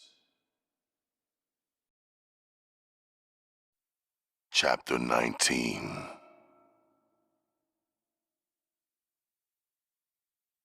You was MIA, Machete said. Where'd you bury the bodies? He joked, without a trace of laughter. I didn't laugh either. I know you didn't just show up empty-handed. You must got like a nickel bag for each of us. Someone to hand off in exchange for being gone. A dude named Dolo said. He wasn't usually a starter. He wouldn't usually be saying nothing. Since I had been in Asia, he must have got some burn. We could do it favela style like back home. Give him 40 licks for the 40 days he's been out. No face, no fight back, just body shots. Just take it, 'cause you owe us, Braz, the black-skinned Brazilian said. Could be 40 days was how long it took his people to get up the bail money. I've been there before, Jaguar said. 4 players times 40 licks, no fight back. That's 160 shots to the body. He'll be f***ed up for the playoffs, Panama Black, the team captain said. And what? We've been winning without him, Big Mike, who played the center position, said, and everyone fell quiet. Winning by 1 point, 2 points, or 3-pointer, or 1 layup, we bring him back to our team, and we can sweep the playoffs, Panama strategized. True, but he gotta give up something, Machete said. We want to smash the opposition like Captain said, but at the same time, we each going for Delph, setting up to win that 25,000 MVP, Cheddar. Only one of us can snatch that, Machete said, Sirius grilled, and everyone began looking around at one another like individuals instead of teammates. I'll be mad as a motherfucker if this cat makes a crazy comeback and grabs MVP. Word up. He won't make it home safe with that stack in his backpack. Big Mike said it, and he meant it, but everybody laughed some about it. I say we keep him, Jaguar said. It's to our own benefit. And if our team wins, the starting 5 each pulls down 10,000. That ain't the same as 25,000, but that ain't no joke either. I didn't forget. Last game this man played, he fed the whole team. He never hogged the ball, set us up with some clever picks, good shots, and he rebounds. He only hit one shot in the whole game, but it was the shot that won it all for us. But check, this cat ain't saying nothing, Dolo said, then gave me the deadpan stare as I sat silently on my ball while they stood in a half huddle hashing it out. Coach Vega was leaning on the closed-up bleachers. He had given the black team of the junior division of the Hustlers League half an hour to debate, then make a decision whether Midnight is on or off the team. Clever, 'cause he and I both knew that Santiago had already made that call and that decision. Business-wise, that was all that mattered. Team-wise, I respect how Vega played it. He set the team up to think and believe that they had final say. That way, bringing me back on wouldn't cause any player to resent him. Vega always knew how to keep himself looking good. It was also the only way for him as coach to protect the team spirit that moved and was the key to the unbreakable momentum of the undefeated squad. All eyes were on me. I could feel that my silence was causing tension to spread out. I agree with my man Machete and with Big Mike, I said calmly. I've been gone too long to be a real contender for the MVP 25 stacks, so I'll give that up. But Big Mike, if you win that and see me in a ski mask, don't get tight. Remember, that was your idea, I added, and everyone laughed, except him. Bryce, I'm moved, man. You was counting the days I was gone like one of my women. Thanks for missing me so much. I missed you too, man. And all cracked up, even Bryce and Big Mike, and the tension was wiped out, at least for now. Dolo tried to turn it around. After the laughter, he said to Bryce, I thought y'all Brazilian boys was real men. What was you talking about, licks and body shots? It's licks and body shots if we in the same gang. It's the Uzi if we not. Fall back, he warned Dolo. Time's up, Vega said, clapping his hands a few times. Oh yeah, what's the word? He asked the team. We take him back. It costed him 25,000 though. That is, if he could have won MVP, Panama Black said. So, we all in agreement then? Vega pushed it, underlining that it was the whole team's choice. Machete extended me his hand. I took it and stood. The team clapped, and Vega was clapping too. Only Dolo wasn't. He knew he just got knocked out of the starting position. In 30 minutes, he lost $10,000. Nobody spoke on it, but I pay attention. Dude had panic and fury in his eyes. That's some bullshit! He hollered. How we know if he still got it? Dude could be rusty with the rock. Dude could be doo-doo, he said. The whole team was jeering. Hold on, we ain't gonna fall apart over this. Dolo held it down for a month, Panama shouted. But we already made a decision, Jaguar said. take your whiz gift certificate, sit on the bench, shut your mouth, and be satisfied that we let you stand in even though your game was never that nice, Braz said. The gym got quiet. Dolo was sizing up the situation. I could see that he knew he was outvoted, outmaneuvered, and outnumbered. Yet, I knew this kid was gonna run out and run back in with either his heat or his street crew or both. I didn't feel to kill the kid. I even understood his point, but his style was crooked, unpolished, and wouldn't win him no friends or upgrades on the black team. Let's run one then. See how rusty I am with the rock, was all I said. Vega blew the whistle, excited by the athletic option more than the potential bloodshed. He announced, Basketball is a team sport. We not gonna run one-on-one at practice. Instead, give me my top 5 versus the bottom 5. Today, only for one day, I give any player on the bottom 5 the opportunity to replace a player on the top 5 for the whole strength, including the championship. Not with your words or with your temper, only with your skill. Show and proof. But the deal is, Lucis, whoever they are or whoever it is, handle the loss. Not on the street, okay?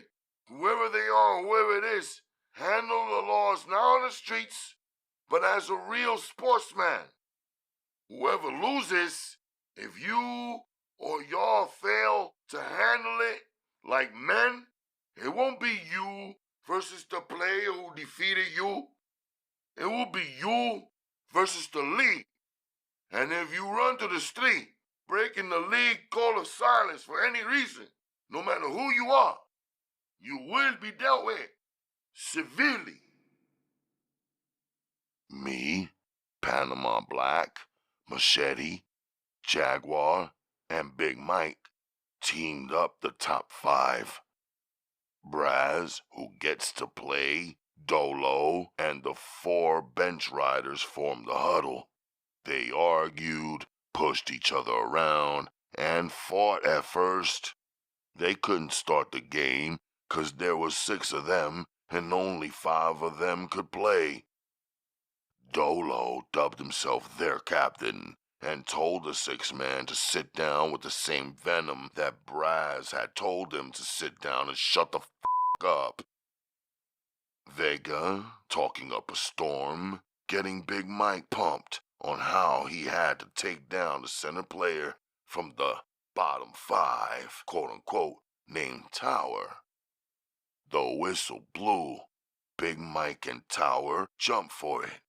Tower tapped it and the ball was moving in Dolo's direction. I jumped up and snatched it mid-air, passing it before landing back on my feet to Machete in the left corner pocket. Machete took the shot. 2 points. Panama was smiling, his 2 gold-framed front teeth shining. He couldn't stop grinning. I didn't score the whole first half, just to allow the bottom 5 to get cocky, sloppy, while feeding my team. I just showcased my complete control, handling the ball, faking them out, stripping them and leaving them with their hands in the air like they were still holding the ball, but I had already swiped it. I dribbled through legs and leapt up, snatching everything they shot right off the backboard. The second half, I heated up. I started hitting those threes. All net. I pulled down 28 points in the second half before the clock ticked down. We ran the bottom 5 ruthlessly, without any respect. Sent Dolo home after dunking on him with tears in his eyes. Oye, carajo! Good game, Vega had told him. You might not want to hear, but I'll tell you anyway. I learned in life to play my position. I'm not the top guy, and I know it. But I'm good right here, where I'm standing. You gotta get comfortable letting the top guys run the top. If not, you gotta find another arena to dominate in, okay? Vega grabbed all the black team players into a huddle, the top and the bottom five. Dolo didn't huddle, couldn't shake himself back into the team spirit. He became the quote-unquote sixth man, 'cause he walked out. Oh yeah, don't worry about him calling you, Vega said. No one did, although I knew he would become a problem.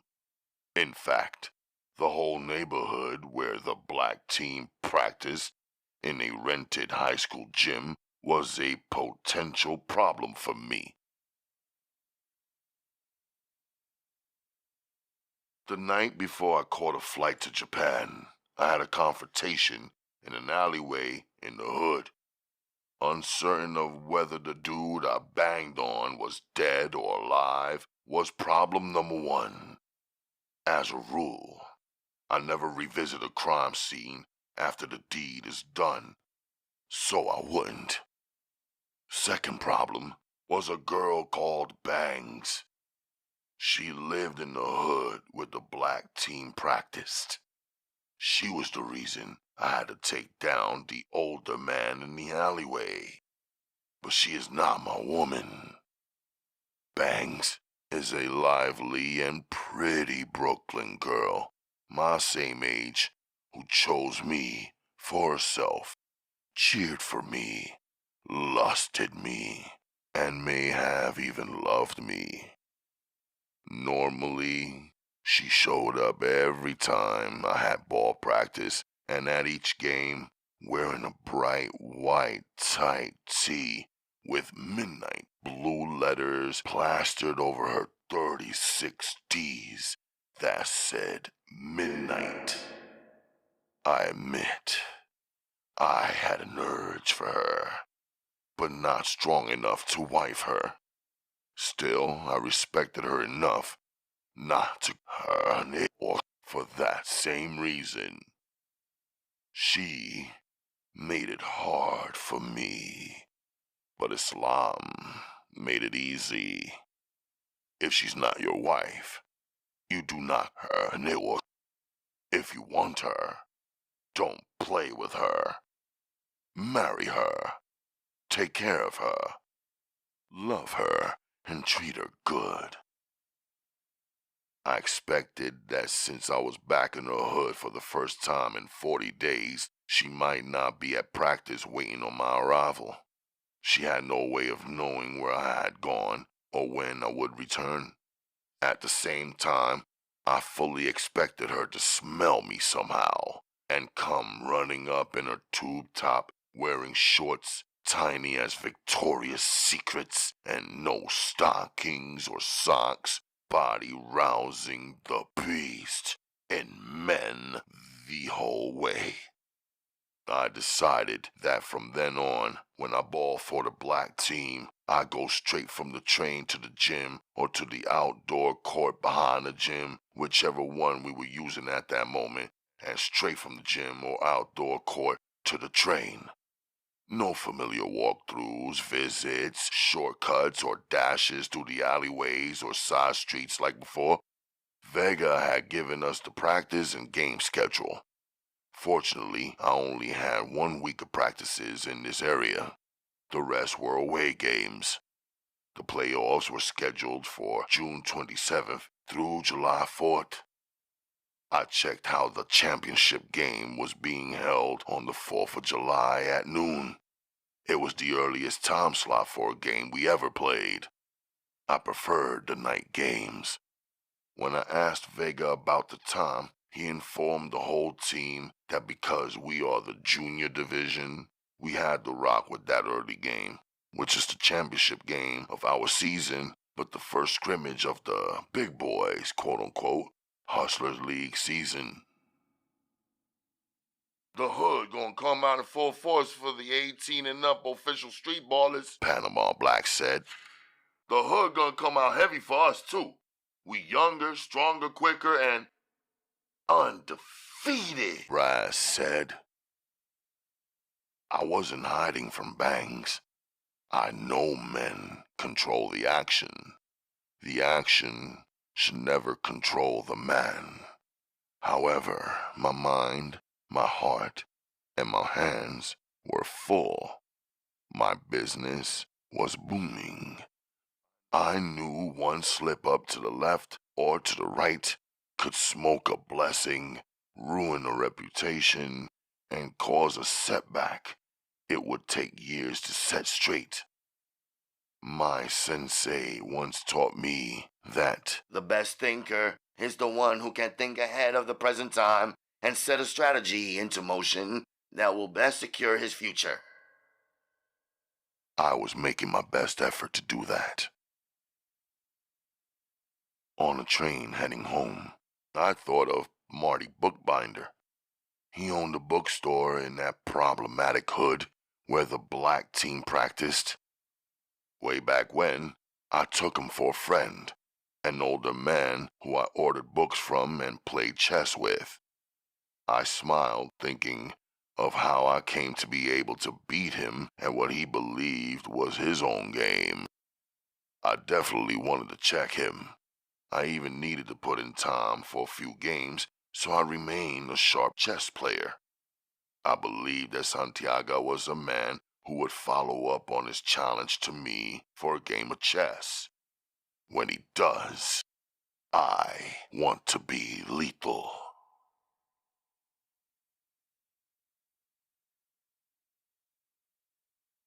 Chapter 20. It's for you. Chiasa said, handing me the blue phone. Our eyes locked. Her father had never requested to speak to me, and he was the only one who called her on the blue phone. She felt me, then mouthed, It's Marcus. I nodded for her to leave the room, even though it's her bedroom. She left. go, I said. It's Marcus. He said. What? Are you ready? He asked. Date, time, and place, I said.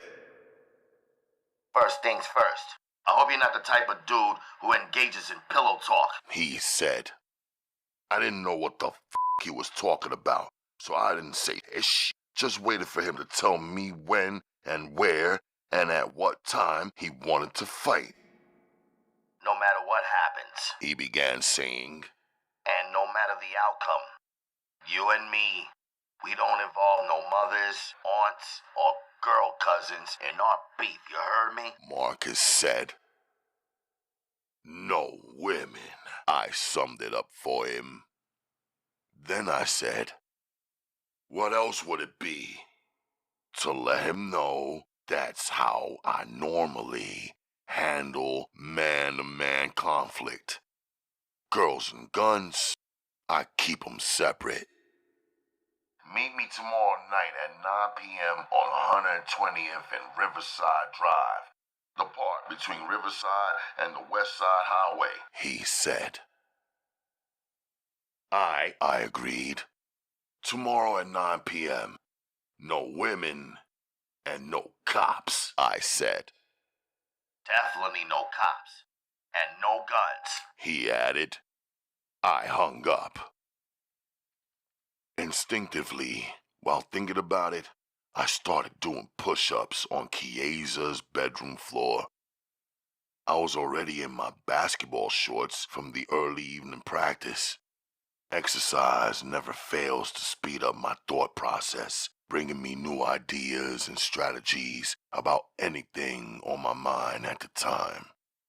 Besides, exercise is daily, morning, afternoon, and night, second only to my prayers. She knocked lightly. I didn't answer. I was keeping the count. She turned her knob and pushed in slightly. Now her face was in and her body was on the other side of the door. The whites of her eyes were shining like headlights set on high beam. She came in and dropped down beside me and began doing push-ups as well. Her being right next to me and seeing her pretty arms and shoulders diluted my concentration and f***ed up the count. 68, 69. She said as she started counting for me from where I had left off. She was smiling at me, and I was getting drawn in by those long lashes. I'm breathing harder than you. She said. I didn't respond, just picked up the count where she'd stopped counting. 89, 90, 91, I said, counting aloud. When I reached 100, she stopped pushing up. When I raised up on 102, she rolled over and beneath me. So when I went down, she and I were pressed together. Tell me, Is all she said, breathing hard and catching her breath. I raised up off of her and said, 103. When I came down, she wrapped her arms around me and would not let go. I went up. 104, I said. Now I was raised up and her body was clinging to me, adding enough weight onto a man who did 100 a clip to cause me to come crashing down. We laughed. She said, and went into her secret love mode, quote-unquote, that she'd made up for us. what did he want? She whispered to me. She was curious about the convo I just had with Marcus. I was thinking, at least she is smart enough not to say his name to me, even though he is her blood-related cousin. That would be too much. You slid beneath me, I said to her. Yeah, I did. She answered softly. So focus on what I want. After the before sunrise prayer, I was on Riverside Drive at the park, in my sweats, gripping my ball. I was checking it out. I had given Marcus some advantages I would never willingly give up to any other fighter, rival, or enemy. I allowed him to choose the location of our battle, so of course he had chosen Harlem, his own territory. It would be familiar, almost second nature to him, and unfamiliar to me. I had also allowed him to choose the time. Of course he chose the cover of darkness, nighttime, on his home territory. I allowed him to select the date. More than 2 weeks had elapsed since the first family dinner at Aunt Tasha's, his father and mother's house.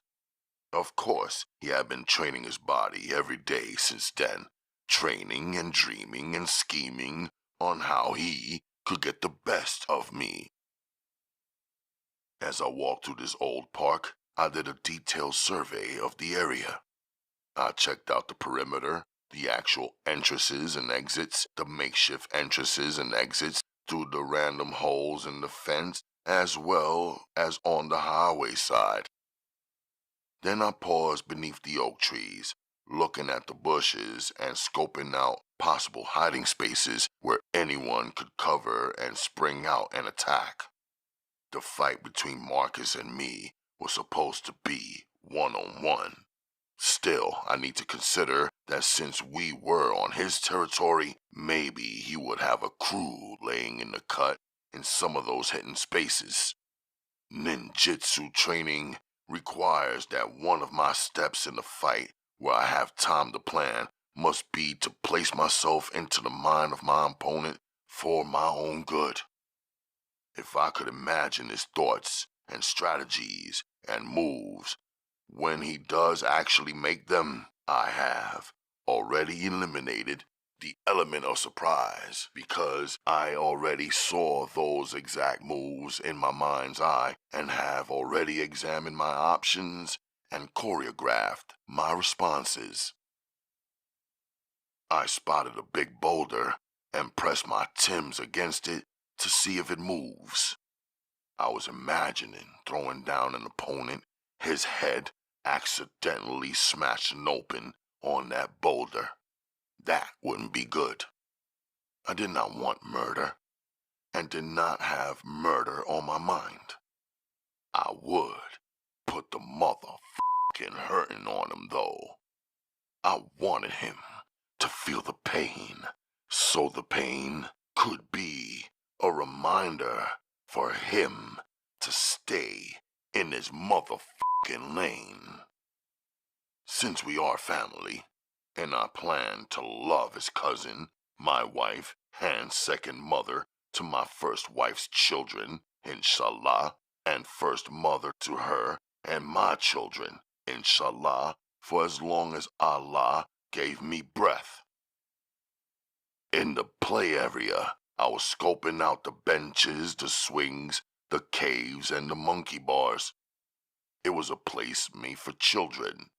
At the same time, at night, when no children would be out here, all of these would become weapons, especially for a fighter who could leap, launch, and quote-unquote fly, as my sister Naja called some of the moves in martial arts that she observed at my dojo. I was moving past the handball court onto the dirt of the volleyball area with the ripped-up net. I was envisioning my opponent being kicked down to the ground, then secretly coming up with a fistful of sand or soil to throw in my eyes and gain the advantage. Right outside of that area is a small workout spot with 3 pull-up bars, all positioned at varying heights. It looked like a challenge to me. I leapt onto the highest one, banged out 50 pull-ups before I lifted my legs, brought them toward my head, and then hung on the bar by my quads. I was experiencing now the feeling of reversing my blood circulation. Everything was upside down, and my eyes were facing the sky. The promise of the sun was being delayed by hordes of crowded and busy black clouds. It felt like the clouds were having a massive meeting where they were plotting a conspiracy to kill the sun. I smiled, knowing that the clouds, despite their numbers and movements, could delay but could never defeat the sun. Arriving at their basketball court, rims, no nets, uneven and slightly shorter than regulation height, I thought aloud. Instead of a fight, he should have challenged me to a game in this court. That way, no blood will be drawn and his defeat will be easier for his ego to manage. Then suddenly, I heard my sensei's voice in my mind. The simple but true advice cautioning me to never underestimate my opponent. I smiled again, thinking to myself, true that. At the same time, though, I was also thinking, what's this cat's motivation for this fight? What did he stand to gain or to lose? He didn't attempt to place a wager on the outcome.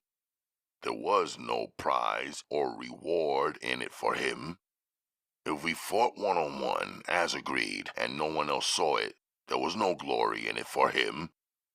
I reminded myself not to bang my brain on it. It was next to impossible for me to understand the African-American mindset.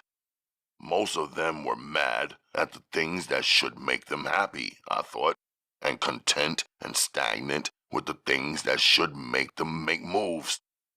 Too many of them hated the exact things that they should love, I thought. Consequently, they loved the things that should be hated. It didn't seem to matter whether they were educated or uneducated, street cats or PhDs, rich or poor, or stuffed in between rich and poor.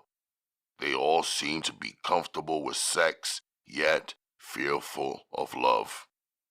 Most of them seem to be completely against marriage at any age, especially marriage before sex or marriage between young adults.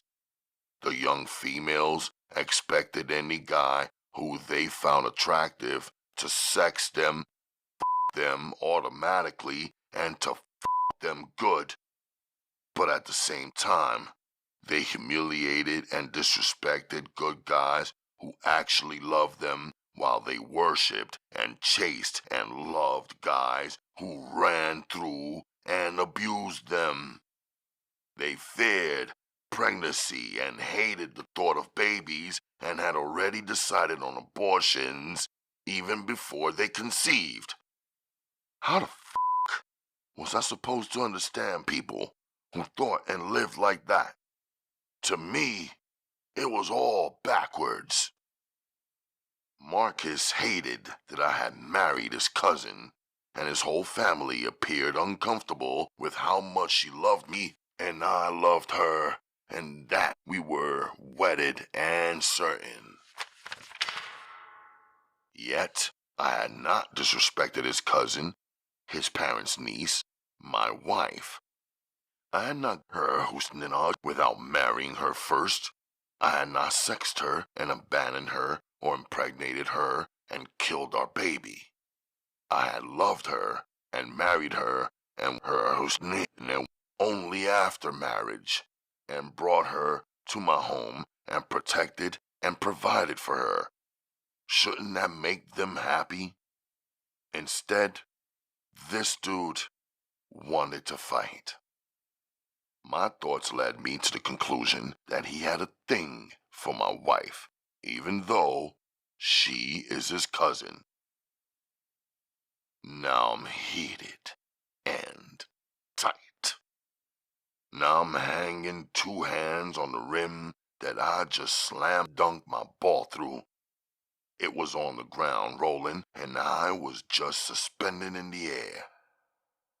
"Want to get a game?" Some Harlem dude asked me after tracking down my ball.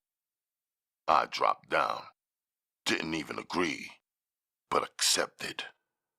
"Check," he said, taking it back, and the 1-and-1 started.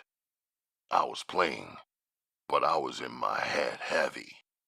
I was stealing the ball, dribbling, pushing it back and forth through my legs while fancy-footing it, spinning, and laying it up. 2 was all I said. F it. Now, I was thinking of Marcus, the way a ninjutsu warrior thinks of his enemy. My mind was converting him from family into someone I wouldn't cease fighting until the deed was done. In my mind's eye, I was seeing the metal trash cans. In this park, they were chained to the bench. I was planting a burner beneath it. I was burying and camouflaging my kunai knives in the soil, handle up, so I could swiftly swoop down and grab them and fire them into his chest. 4 I said. I was seeing a human anatomy map in my mind, the one that Sensei posted on the board in my private lessons. 6 I said. I was deciding whether I was going to target his joints and break limbs or just swipe a gentle cut through his brachial artery with my knife and let him bleed to death while he figured out that fighting me was a lose-lose situation for himself from the start. 8 I said. I was seeing him trying to fight dirty, wearing brass knuckles and banging the sharp metal against my temple. 10 I said. I was seeing him wearing a spike ring and trying to gouge out one of my eyes and then drag the ring down, cutting open my face and trying to f*** up my look so my second wife could look at me differently than she does. 12 I said. I was seeing him pulling out the 4-pound after saying, "No guns." and then letting off. 14 I said. I was seeing myself kick the gun out of his hands, both of us leaping to get it. 16, I said. Of course I got to it first. 18, I said. I didn't shoot. I whip him with it, just wanting to give him some natural cosmetics to wear for a couple of weeks. 20, I said. I was seeing his cocky ass trying to explain why his motherfucking face was all swole up and ish to his military friends and superiors. 22, I said. My second wife's face popped up. Don't hurt him. She asked me.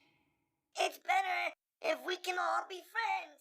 We are family. She suggested softly. I slowed down my dribble. My bounce was slow.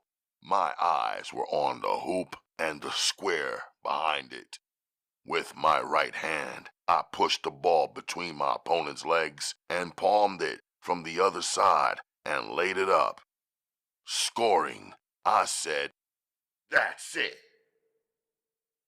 "Damn," was all the guy said. He shouldn't say nothing. How could he invite me to a game and get shut the out like that? I got winners. A next cat who rolled up courtside said. I looked at him. Nah, I replied. I gotta go to work. I left the two of them standing there.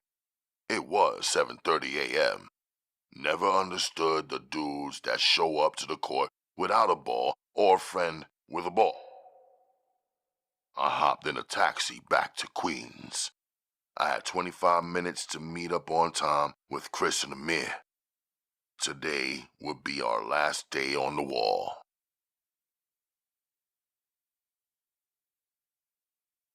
A light rain, more like a mist. It's nighttime. I'm headed to the train. At 8:50 p.m., I climbed the last step that led me out of the subway in Harlem. I'm walking beneath a downpour.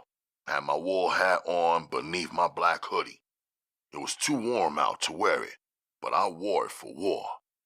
Hot-headed, light-footed, heavy-hearted, I'm walking west. I don't have Marcus's phone number. I refuse to call my second wife to get it. I wouldn't give her swift mind even one clue. I could walk directly to his house to see if he stayed home due to the rainfall. But why show up there and tip off his mom's? She's more clever than a fox and an owl, a forensic psychiatrist, as aggressive as a pit bull or a bloodhound. Nah. I head straight over to the park, keeping my word to Marcus, assuming he would keep his word also and show up for the fight he wanted, undaunted by some heavy raindrops. The park lights were off. The streets were wet and dark. The leaves on the trees were spilling ounces of cold water at a time. The park entrance on Riverside was chained shut.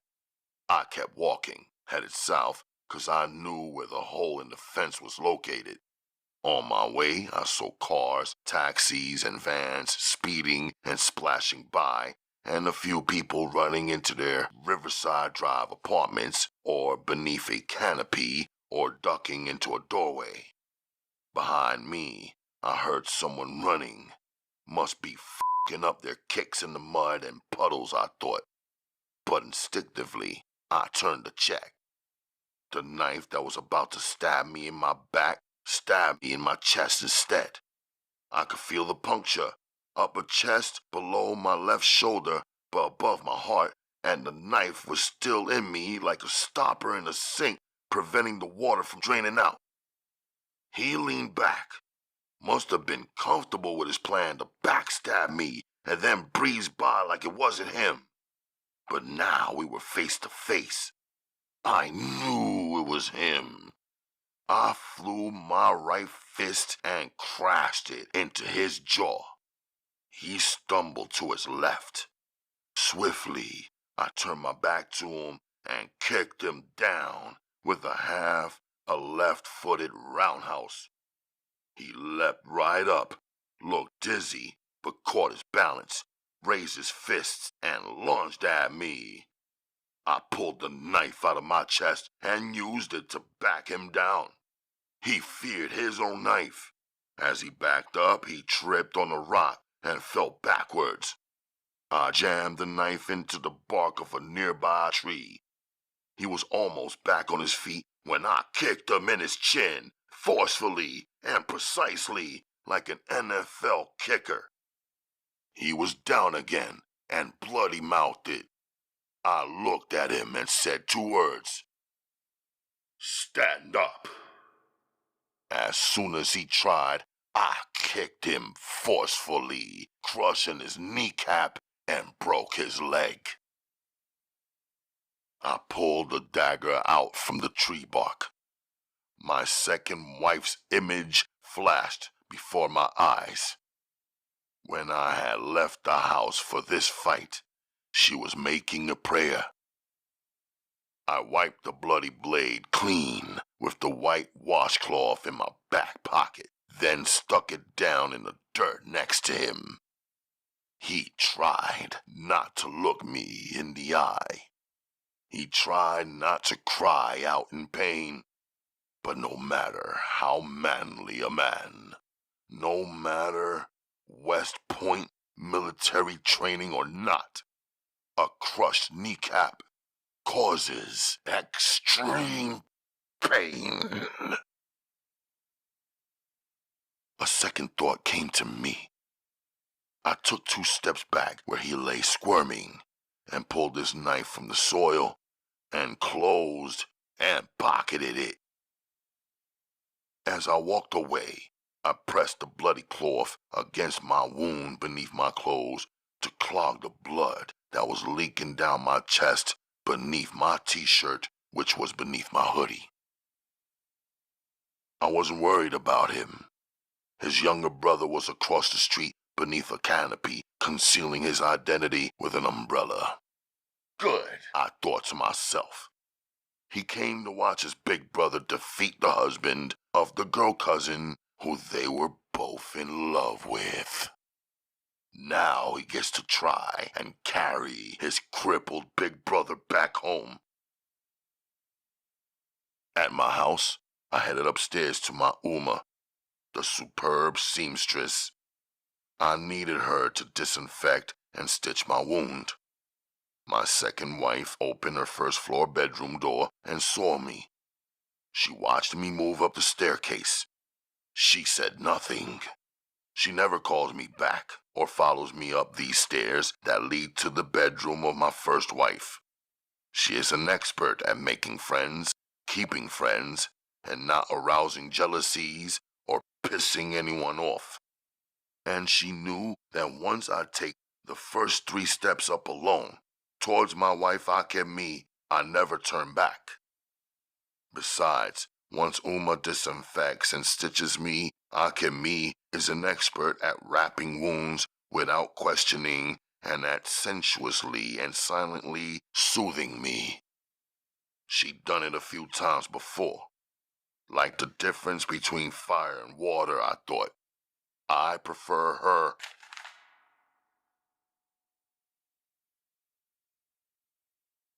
Chapter 21.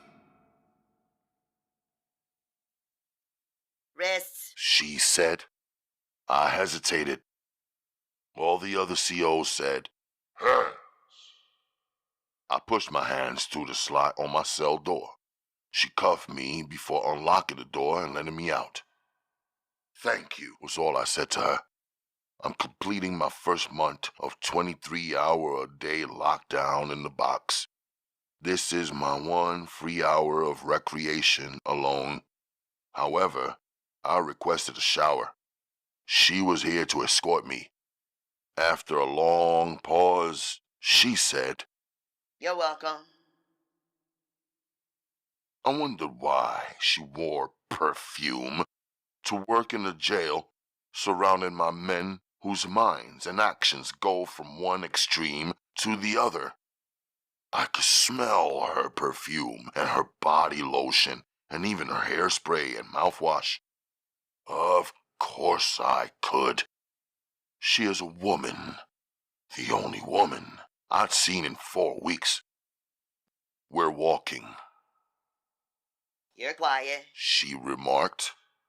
You're the quietest one. She said with emphasis. You have good manners. I hope you don't let this place destroy you. We continued in silence.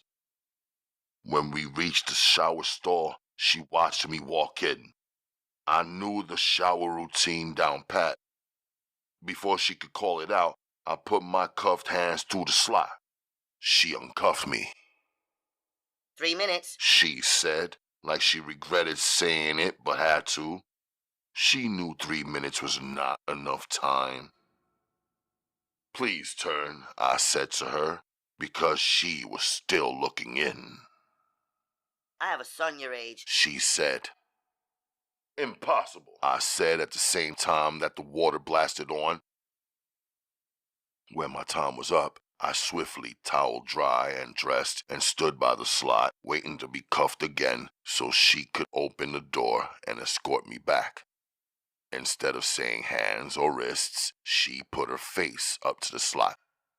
Why impossible? She asked me, but my mind was elsewhere. Excuse me, I said. I have a son your age. You said impossible. Do I really look that young to you? She asked, fishing for a compliment.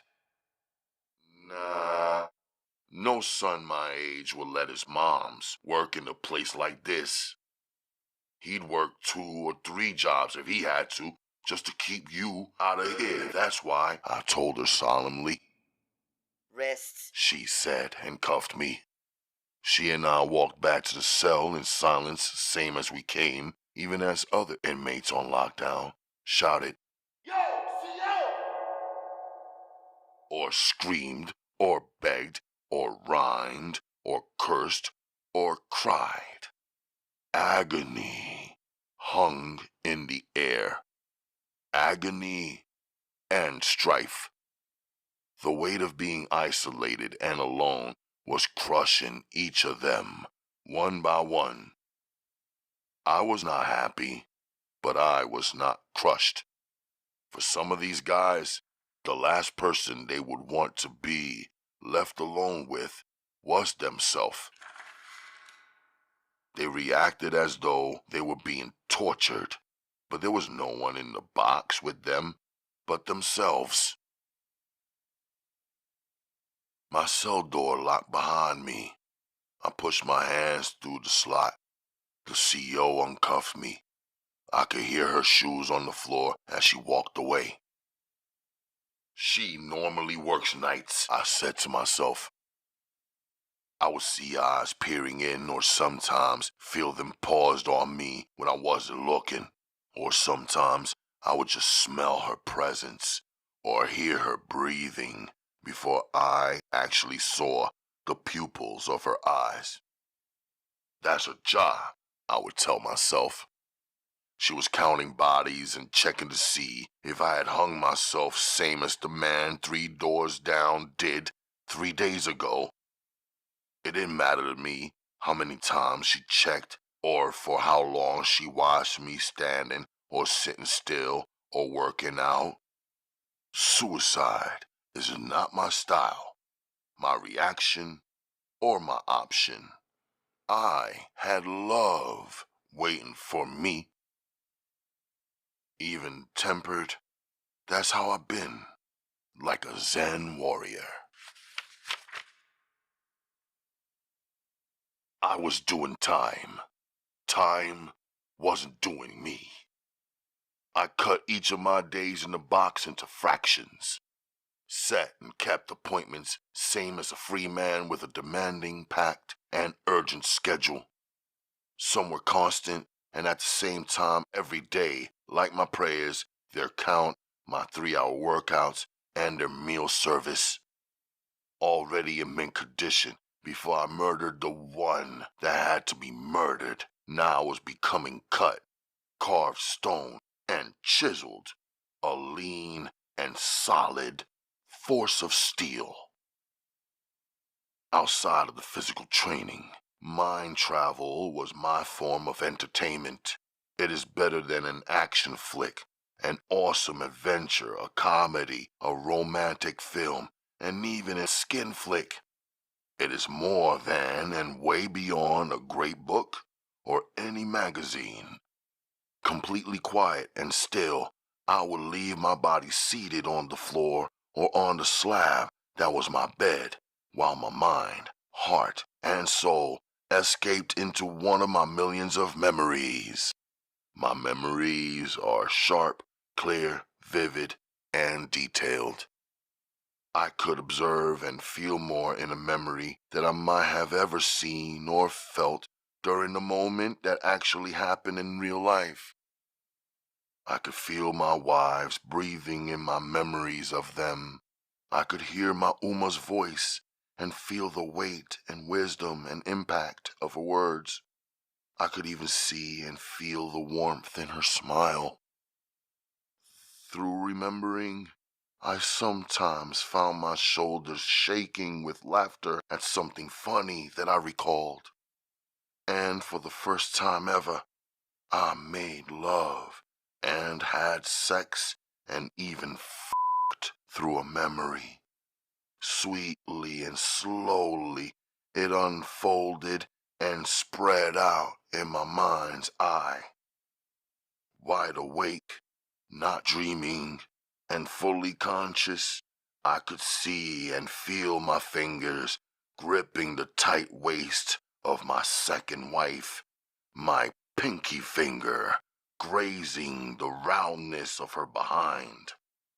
I could see my own fingers massaging Akemi's cerostil, then pinching it slightly enough until her always quaked. I could see wind rising, feel lips, and taste tongues. I loved being caught in the wind of my memories, sometimes inhaling the scent of my women. Akemi wore the scent of Sudan, perfume that Uma conceived, mixed and slow dripped into a beautiful crystal bottle shaped like an Arabic lantern and customized exclusively for her.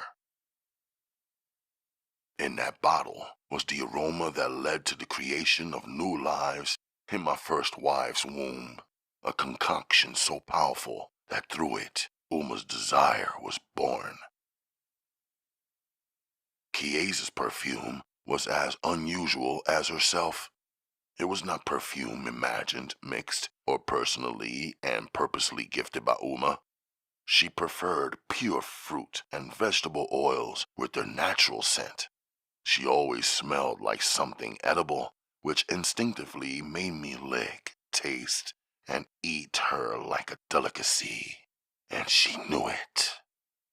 Doused from her scalp to the soles of her feet with pure oil from the coconut or the olive, Chiasa was sensual and slippery. She would oil me after herself. Her nude and evocative body glided across a marble floor once, and I was sliding on her and her honey. But that is a memory that I am savoring for a time when I might need it most. The men in my memory are up close and sharp. My mind sees their fashions and styles of kicks and jeans and shirts and hats and jewels precisely. There is no fogginess, and they are clearer to me in memory than they were in real life. In my memories, I am able to go in slow motion, to rewind, to fast forward, and even to use a zoom lens. Beyond my boys' styles, in my memory, their strengths are amplified and their flaws leap out as well. In my memory, there is no distance between myself and my male acquaintances, friends, or even the enemies I interacted with as there was in real life. In my memory, I study them all real hard. By studying them, I am also studying myself. In my memories of Chris and Amir, I could still feel the energy of our friendship.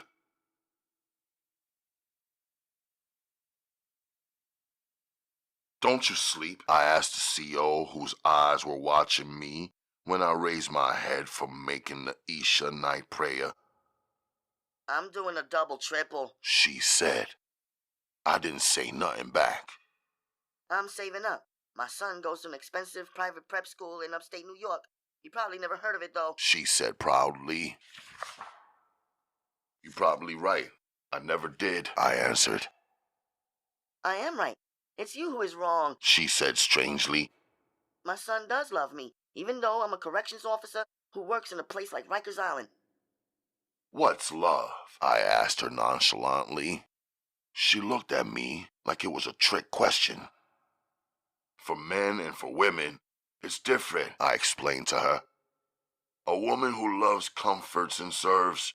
A man who loves, protects, and provides, I said, moving up closer to the slot. She was thinking about it. I could tell. You are here unprotected, I told her, and watched the thought move in her eyes. You said your son is my age. Then he knows where you are, doesn't provide for you, but waits for you to work a double, triple in a dangerous place like this, surrounded by dangerous men, and then hand the money over to him? She sucked her teeth hard and walked away. Get off his nuts and come get on mine, an inmate shouted from the next cell over. He was the new body that replaced the dead body they had already removed. Many nights came and went. Every night she worked, she came and stood on the other side of my locked cell door, speaking to me as quietly as anyone could speak in a space where you could not whisper and be heard unless your lips were pressed to an ear. So everyone yelled. I mostly listened to her private thoughts and experiences in a space where there is no privacy. She talked the most, like her soul was vomiting, and I'd tell her the truth as I saw it about serious, everyday general topics and issues that she had spoken about. I never confided anything personal in her or revealed anything to her about my case, background, or future. I never touched her or even flirted with her. She still came. She had no husband. She had told me casually like it wasn't nothing. Don't have one? Don't need one, was her exact words. Everything my son needs, I get it for him. He doesn't need his father either, just like I don't need no husband, she said passionately. His father is a real motherfucker, and he's a CO right up here on the island making good money. But he's married already. That was the problem, she confessed. On another night, she admitted.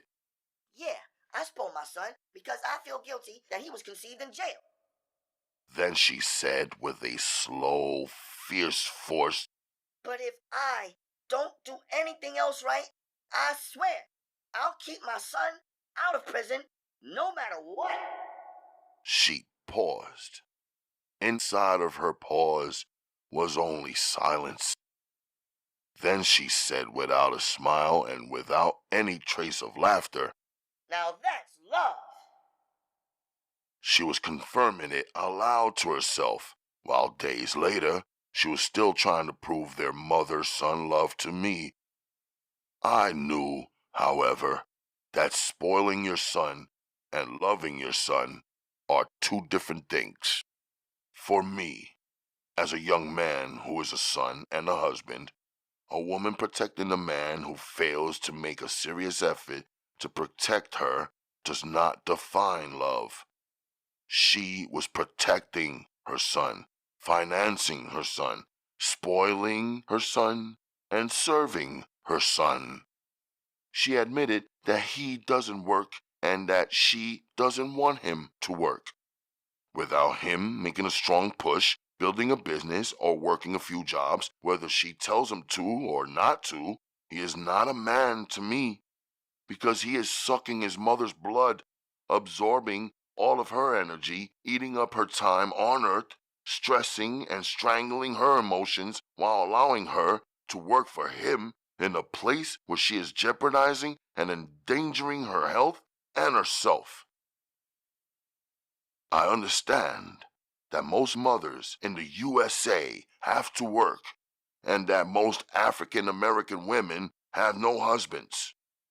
It does matter, though, where they work and what they do and whether or not they are safe.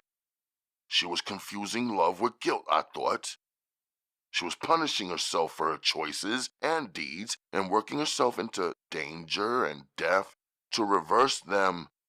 She was choked up by the guilt of having allowed a married co-worker to f*** her in the closet or in an empty cell or atop or beneath a desk or in the prison parking lot, on the ground or in the parked vehicle. She would never understand that in my culture, her son is a grown man. In America, he's known as a teenager, quote-unquote, a man whose physique is that of a grown-up who has already experienced puberty and has the ability to shoot and spill his seeds and bring forth life. In America, a teenage man is nothing but a burden, an overgrown child, a dependent, and sometimes even a parasite. This is the opposite of love. Say something, She asked me forcefully. Is that in order? I asked her solemnly. She sucked her teeth. What can you possibly know about real love? I saw your paperwork. I saw how you requested no visitations from anyone. What is that about? What? You only love your lawyer? She's the only one allowed to see you besides the officers and the rest of the inmates? She walked away cocky, like she had dropped a bomb on me. I knew her regular work schedule, minus the occasional double or triple shifts she will pull by working or trading off hours with her co-workers.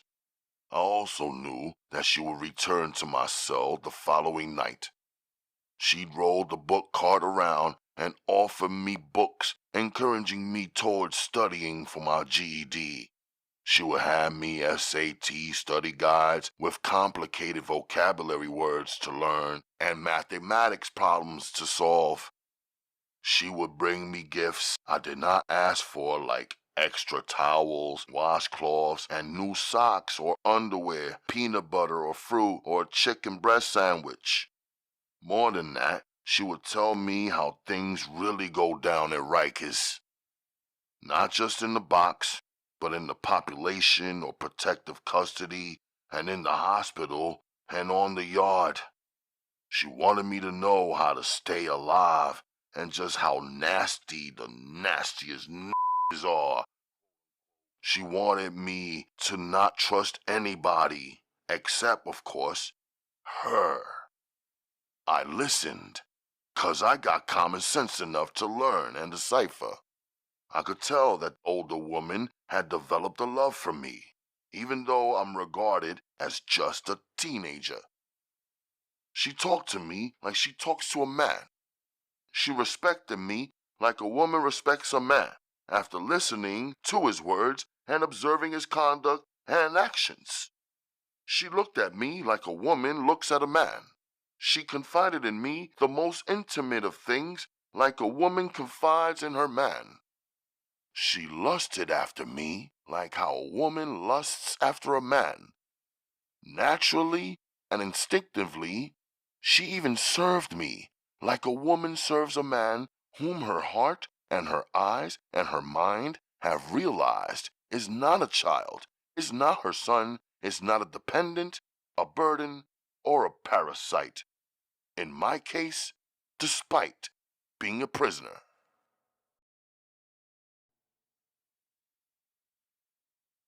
Chapter 22. She walked in bringing the breeze, the scent of summer, and a piece of the skylight. It was either that or my mind had multiplied and magnified every tiny little thing after being in that box for 50 days so far. She entered the meeting room, which was reserved for consultations between inmates and their attorneys. Her green eyes pierced through the dim, stale air and lit up. She looked at me as though I was the light and as if she had just walked out of darkness. With her back to the guard who had escorted me from my cell to the meeting room, she smiled. I would have showed her my genuine gratitude by allowing my natural smile to reveal itself, but the guard was facing me and I was facing him. We both had to maintain the profile of the jailer and the jailed. He left. She skipped the greetings of peace or shalom or hello or hi or even how you doing. Instead, she looked at me, placed her pocketbook and briefcase on the table, and then murmured, "Troublemaker." From her tone, I could tell that she didn't mean it. "Thank you," I said to her. "I haven't given you anything for you to thank me for as of yet," she said, reminding me of her sharpness. "For wearing those heels," I said, glancing beneath the table at her Charles David pumps. "The heels beat the Birkenstocks," I added, and my smile broke through naturally. "Your smile is misleading," she said. "It suggests to me that Rikers has been kind to you. My brain knows that's next to impossible, highly unlikely, and you just came from the box, not the beach. So wipe that beautiful smile off your face." "Yeah, I've been in the box, but you chose to wear the dress and the heels. Did you expect me not to notice?" "Today is my day off, and I have a date after my meeting with you," she said. "I must be your date, since you always seem to come to see me when it's your quote-unquote free time. Free time is reserved for what you want to do, not for what you have to do," I said. She smiled and swiftly and calmly spit her clever reply. "The fact that you haven't grown a beard in 50 days confirms that you are in fact an adolescent, in which case I will refrain from engaging with you in a conversation about my date, my dress, and my heels, or about your glowing skin and awesome physique." She had silenced me. Finally, she sat down. She wasn't wearing her black crochet bracelet over her deep scar. Instead, she wore a silk ribbon, which she tied over the scar like a wrist ascot. The ribbon matched her summer dress nicely. "Did anyone give you a hard time coming in here?" I asked her curiously. "They know me here. And they fucking know better," she said confidently. "And I should be directing that question at you." "I'm chilling," I said. "Get me out of here. That's supposed to be a lie," she told me with a great seriousness, as her feminine eyes conducted a soul search on me, the opposite of the intrusive strip search that the guards enforced. After a pause, she searched her Donna Karen handbag and pulled out a folded document. She unfolded it and smoothed it out like it was a tablecloth. It was the IOU I had written out, promising to pay her for each expense that I generated as she worked on my behalf. I looked down on it, seeing that she added some expenses and written in her own notes, and even added an additional sheet of paper to make space for more details. I was cool with it. I felt certain about repaying my debt. "Good news, bad news, choices, and options. Which would you like to hear first?" she asked me. "The worst first," I said. "They found a murder weapon." "What murder weapon?" I asked on purpose. She cracked a half smile. "The 9mm that killed Lance Polite." I didn't react. She waited, her eyes making note of my nonchalance. "It cleared. No fingerprints." she said, watching and waiting for me to celebrate the results. I remained still and solid. "The autopsy results confirm that the cause of death was the 6 bullets discharged into his mouth. It also indicates that Mr. Polite was stabbed in his right eye." She paused. I had the face of a listener, not a speaker, so I listened. "The stabber and the shooter, I believe, are 2 different persons." she said. Her eyes revealed that she was becoming disappointed by my silence. "So maybe I have been giving the wrong person credit for defending the cat that was choked to death and avenging a murderous animal abuser." She said it like it was a question and an accusation, both at the same time. I see one thing changed, I said, cutting short the intensity that was building up in her and purposely ignoring all of the other issues and questions she raised in order to focus on the one thing that I knew touched her heart and for her meant the most. You are now definite that the one who was murdered is also the same one who abused and murdered the cat, I observed out loud. He did, 100%. Forensics identified cat hairs on the clothing of Lance Polite, and he even had the poor animal's guts beneath his fingernails, she said bitterly. Crazy. That was my sincere, one-word response. Maybe the stabber and the shooter are friends, relatives, or lovers who were offended by Polite. They were avenging the death of the cat and protecting each other and the neighborhood children from Lance the Predator, she said, seemingly with great thought and seriousness. Our ASPCA investigator had his interns post flyers trying to locate the cat's owner. That was some free help that I thought and hoped would uncover some other useful evidence. I wanted it to perhaps lead us to locate the one who had the motive to murder Lance Polite, but no one came forward. No one called in. It's a very tough neighborhood, that area. I didn't say anything, just listened. I thought it was crazy that she thought someone murdered that fool over the feline. No matter what she said to provoke me to feel or say anything, or say something, I wouldn't. My strategy included timing and the skillful use of silence. Besides, I was certain that she was still thrilled that the serial abuser of animals and children was dead. Look, she said, leaning forward, her energy suddenly shifting. I had lunch and dinner meetings with some men, real schmucks and altar cockers, who I would never in my life get close enough to spit on if it weren't for defending you. You ought to confide in me. I'm your attorney. We on the same team. I have a professional obligation and requirement to keep whatever you tell me in strict confidence. I've been working tirelessly for you, and you've been working against me. How? I asked calmly, as I noted that again she was using words I had never heard. Last meeting, she had said fur cockle, now schmuck and altar cocker. I had long ago looked up fur cockle in the dictionary I got off the library cart, but the word wasn't listed. At your arraignment, you were charged with resisting arrest, disorderly conduct, inciting a riot, and assaulting a police officer. On your behalf, I entered a plea of not guilty on all charges. I believed you, she said. I know. I received the paperwork. Thank you, I said sincerely. So you know that your bail was denied just as you wanted. Yes, I know. It was not what I wanted. It was what I expected, I clarified. The police were using those minor charges to hold me, while they organized some major charges to sink me, so I knew no matter what, they had no plans of releasing me. How did you know what they were up to? She said, jumping right into what she thought was an opening on my part. Easy, I said.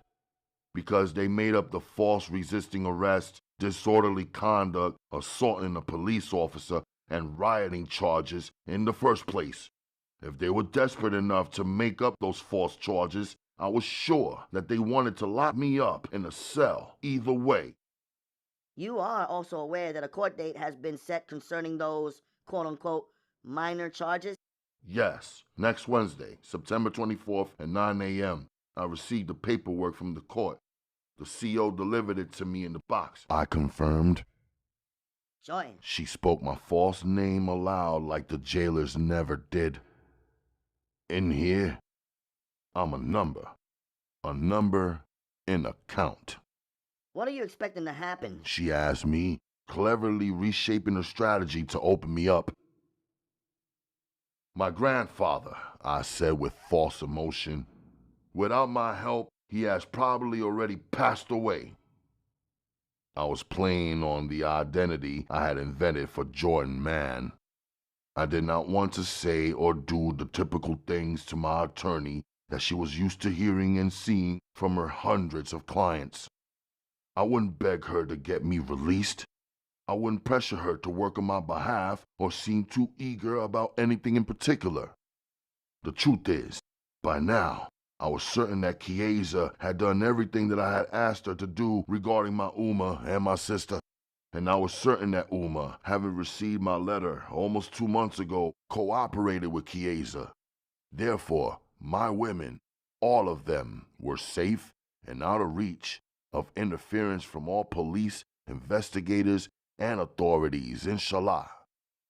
So there was nothing left for me to do other than to maneuver these legal situations and to win the smallest amount of time possible for the sentencing of whatever charges they managed to convict me of.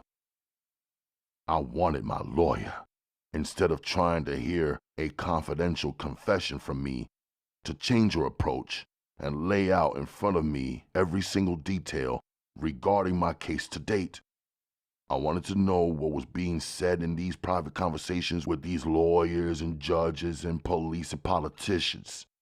I wanted to know what they were insinuating or working towards charging me with. I wanted her to show me all of the news and or magazine clippings where my case was mentioned or analyzed the same way she did before when we met in the hospital.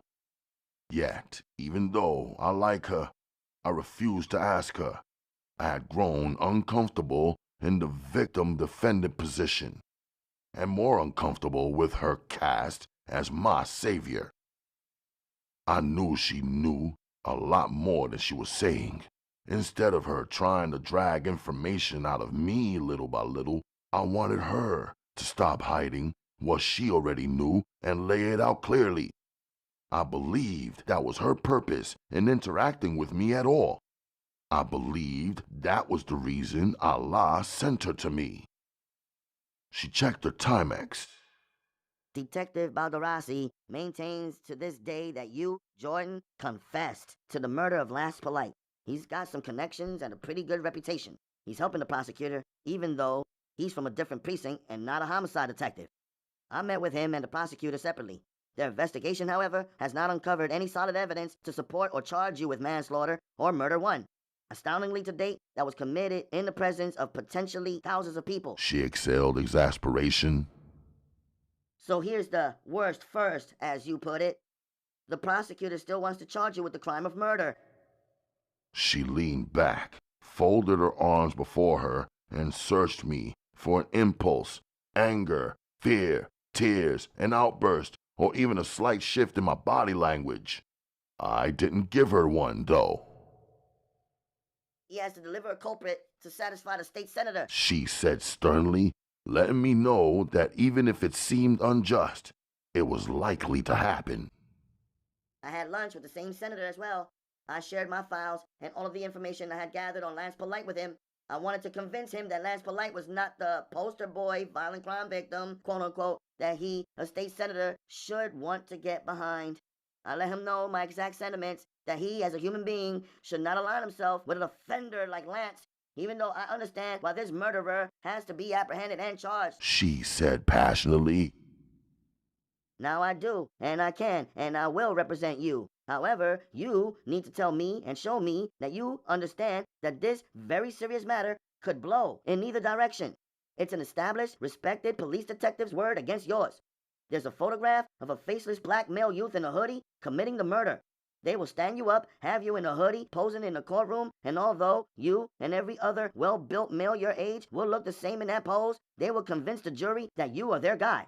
And I've seen and tried other cases where the prosecution had flimsy to no real evidence, but because of the climate of the country and the fears and mind state of the jury members, a conviction accompanied by very severe sentencing was handed down. She paused. There are no words in English, Yiddish, or Hebrew to describe the look on the face of a defendant in such cases where it seemed obvious that there was little to no evidence when the head juror stands up and says that 1,000,000-ton word, guilty. She said, dropping her arms to her sides. You said that I was working against you. What did you mean by that? I asked her. By withholding yourself from me, it hurts your case. You have not identified any of your friends who could and would be willing to say good things about you, or the names of a couple of school teachers who could testify to your good character and conduct. You haven't named the pastor who knows you and saw you in church even once on Easter. You say you have no relatives who could come forward and share with the court how loving and supportive you've been in the family. You have not even provided me with your home address or presented any neighbors who could testify on your behalf that they have lived next door to you, seeing you coming and going, taking care of your grandfather and doing good things. Not one person would say, this young man is not capable of committing this crime. She took a breath. And you are still not saying anything. She gave me a deep stare. I can feel you are good, because I am good at that sort of thing. But feelings and my masterful intuition are not admissible in a court of law.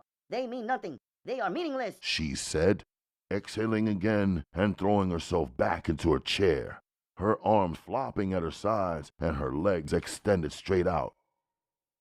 Maybe your sister was right about me being evil, I said, testing how certain my lawyer is about me and measuring how much pressure she would take before breaking and turning on me. I knew her sister was closer to her than any human. I found it odd that she would go against a sister who she seemed to love more than her own life. My sister does not think that you are evil. She knows that you are good. She was the first to say so after we both met you at the courthouse. It's just that my sister believes you are guilty. She can't forgive anyone for murder, no matter the circumstance. The lawyer Ain leaned forward and the volume of her voice dropped down very low. She doesn't believe in revenge, but I do. She leaned back and straightened her posture into the chair. And I am the one who is a lawyer. Lawyers believe that everyone has the right to a defense, and that's what I am here to do for you. Please trust me. Thick-skinned, I confirmed it and was glad I asked her the loaded question. My mind was speeding, my thoughts piling up in layers. Then I was asking myself, but is an untaped and false confession admissible? She didn't know how to interpret my silence. The more silent I was, the more she tried to convince me to talk. I caught the feeling that she planned to visit me today and gave it her best, most passionate and honest shot, but that if it failed, she would bow out. I didn't want that to happen. I spent the first few days after we saw each other at the hospital trying to get those resisting arrest and all of those cover charges dropped. I painted you as the misunderstood African-American youth for whom I had documented medical records that revealed that you had been abused and suffered injuries at the hands of the police who held you for an illegal and inordinate 6 days of questioning without a parent or a lawyer or an arraignment. A young man whose urine was tested and clean and whose eyes were clear. Then, as soon as you got to Rikers, you end up in the box where the most unruly, violent, and difficult prisoners are held. She said. What's with the fighting? Men fight, I responded. I wasn't trying to be arrogant or ignorant, but I wasn't about to recount to her detail by detail who said what, who did what, and what I did and what exactly happened after my Rikers arrival. Why aren't you speaking up? Why is someone so intelligent not using his voice at the most critical time in his life? Why aren't you confiding in me? Would you prefer that I leave? Then she admitted. I saw the tape. What tape? I asked. The riot in the Robert N. Donovan Center here at Rikers was caught on camera. Everything is on secret camera, I thought to myself. If they could film it, why couldn't they prevent it from happening or stop it before bleeding bodies began to pile up, before the beatings and the pepper spray had everybody gagging and choking? You should have called me and told me what happened. I gave you my business card. If you had called me, then perhaps I would not have been embarrassed painting you as an angel and a literate, scholarly, well-mannered person. And then hearing the prosecutor tell me while cutting into the bloody stake he ordered that you had an in-house hearing and have been convicted of a Tier 3 violation and have been confined to the box for 3 months, which is the maximum. She said with an attitude. If you saw the tape, then you knew, I answered. No, I didn't know until the prosecutor told me. I got one up. Then I requested the footage to verify exactly what had happened. After weeks of red tape, an authority finally allowed me to view it. This is exactly what I mean when I say that you are working against me, she said softly but powerfully, proving her point. I could have used that tape at your in-house hearing. I could have convinced them not to send you into 23-hour lockup. Then she paused to stare at me like she was waiting for me to say a specific something. Straightening herself, she brought her face in towards me and quietly said, You did good. I saw that your role in that riot was saving the lives of 2 or 3 fellow inmates and moving the weapons out of reach before another violent crime could have been committed with a homemade knife and also with a chair. I will attempt to enter that footage as evidence at your trial to show the jury your act of compassion. Jordan, you will have to appear before the grand jury.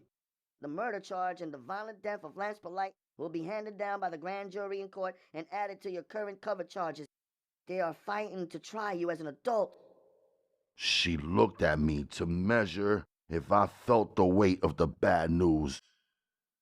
A trial date will be set. If you want me to continue to represent you, you will absolutely need to confide in me in great and specific detail. We must prepare for trial. Her words hit me hard. These were the words she should have said up front. This was the first worst. This was the matter that could get me 25 to life. Jordan, if you want to plead the fifth and remain silent, you are perfectly within your rights to do so. At the murder trial, I can arrange so that you do not even have to testify. I'll keep you off the stand, but be silent with the court, with the prosecution, but not with me. Anything you say to me is said in confidence, by law, attorney-client privilege. I can't repeat what you confide in me, she said, pleading. And what do you think? I asked her. I think if you and I don't work together closely, these guys are going to paint you as a monster, fan the flames of race, the fear of the young black male, and they are going to convince the grand jury, the trial jury, and the public that they need to be protected from you. I think the prosecution, the police, and the politicians are way too confident to be essentially empty-handed in terms of evidence.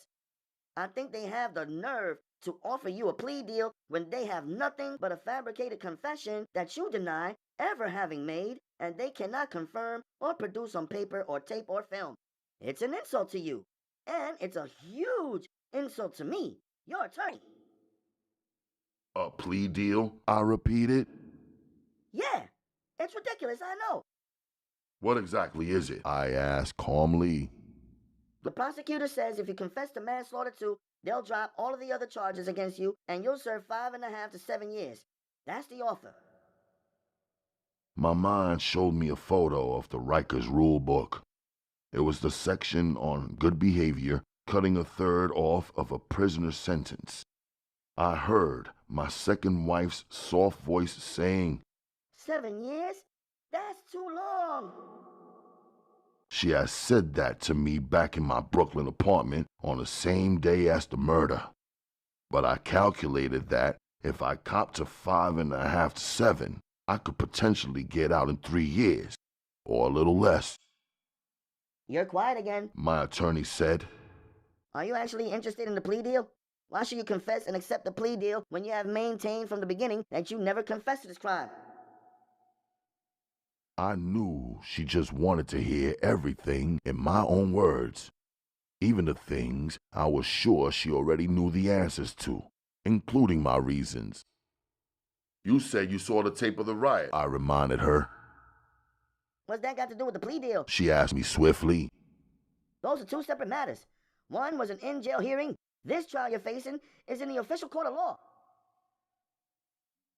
Either the authorities at Rikers saw the tape and ignored completely what they saw, or they did not even bother to watch the tape. Still, they tried me and convicted me and placed me in the box for the maximum. Not only me, they boxed everybody who was there, no matter what they did and didn't do. And of course everybody was there. We were all locked in and could not have been anywhere else at the time. They just swept us up and boxed us. That means that in this new trial, which I understand is in a different building and separate courtroom, they could charge me with murder without having any real evidence. You said that yourself. Same as in my jail hearing, they could ignore what is revealed in the courtroom because of politics or fears, the same way the Rikers authorities ignored what they clearly saw on that motherfucking tape. A jury can convict me of murder, even though they actually had serious doubts about it, no evidence, and like you told me before, they could convict me and then sentence me to 25 years to life, or execute me like they did that girl in Ohio. Only thing that we know for sure is they want a culprit and they have me, so I'm that guy. Mathematics say that 5.5 to 7 years is a way better deal for me. If it's an offer, and it's guaranteed in writing, and if it can't be altered or taken back, and it's the only guarantee they're giving concerning the outcome, then I'll take it, I said. You will confess to murder? She asked me to be sure I understood. It's a forced false confession because of the situation, I explained to her. Forced false confession, she repeated. You are absolutely correct. You shouldn't have to confess to murder. No one should be forced to confess. It goes against the whole idea of what the word confession means. A true confession should come from a person's soul voluntarily. You are brilliant, she suddenly exclaimed to me. Young man, you are absolutely right. Even your silence is right. If I'm worth anything as your attorney, I should never allow them to force and fabricate a confession out of you. Non lo contendere, she said. Is that Hebrew? I asked her. No, it's Latin, she said excitedly. I will get your plea deal done in writing. You will not confess to anything or break your silence to explain anything. You will not confess in writing or in speech. I will use United States Supreme Court case North Carolina versus Alford 400 U.S. 25. I'll enter the Alford plea and get the prosecutor and the judge to sign off on it. She said this aloud, but she seemed to be speaking to herself or working it out in her mind right then and there. She stood up and began hurriedly packing away her papers and then closing and locking her briefcase. I guess you were my date for today, she said. I'm going to cancel my next appointment. Instead, I'm going to work out this plea deal and make it even sweeter for you. And I guess you were the answer to my prayers, I said to her sincerely. As she left, so did the summer breeze and the light and her scent and the feeling and the beauty of the feminine. I was back in my box, calm and cool. Alhamdulillah.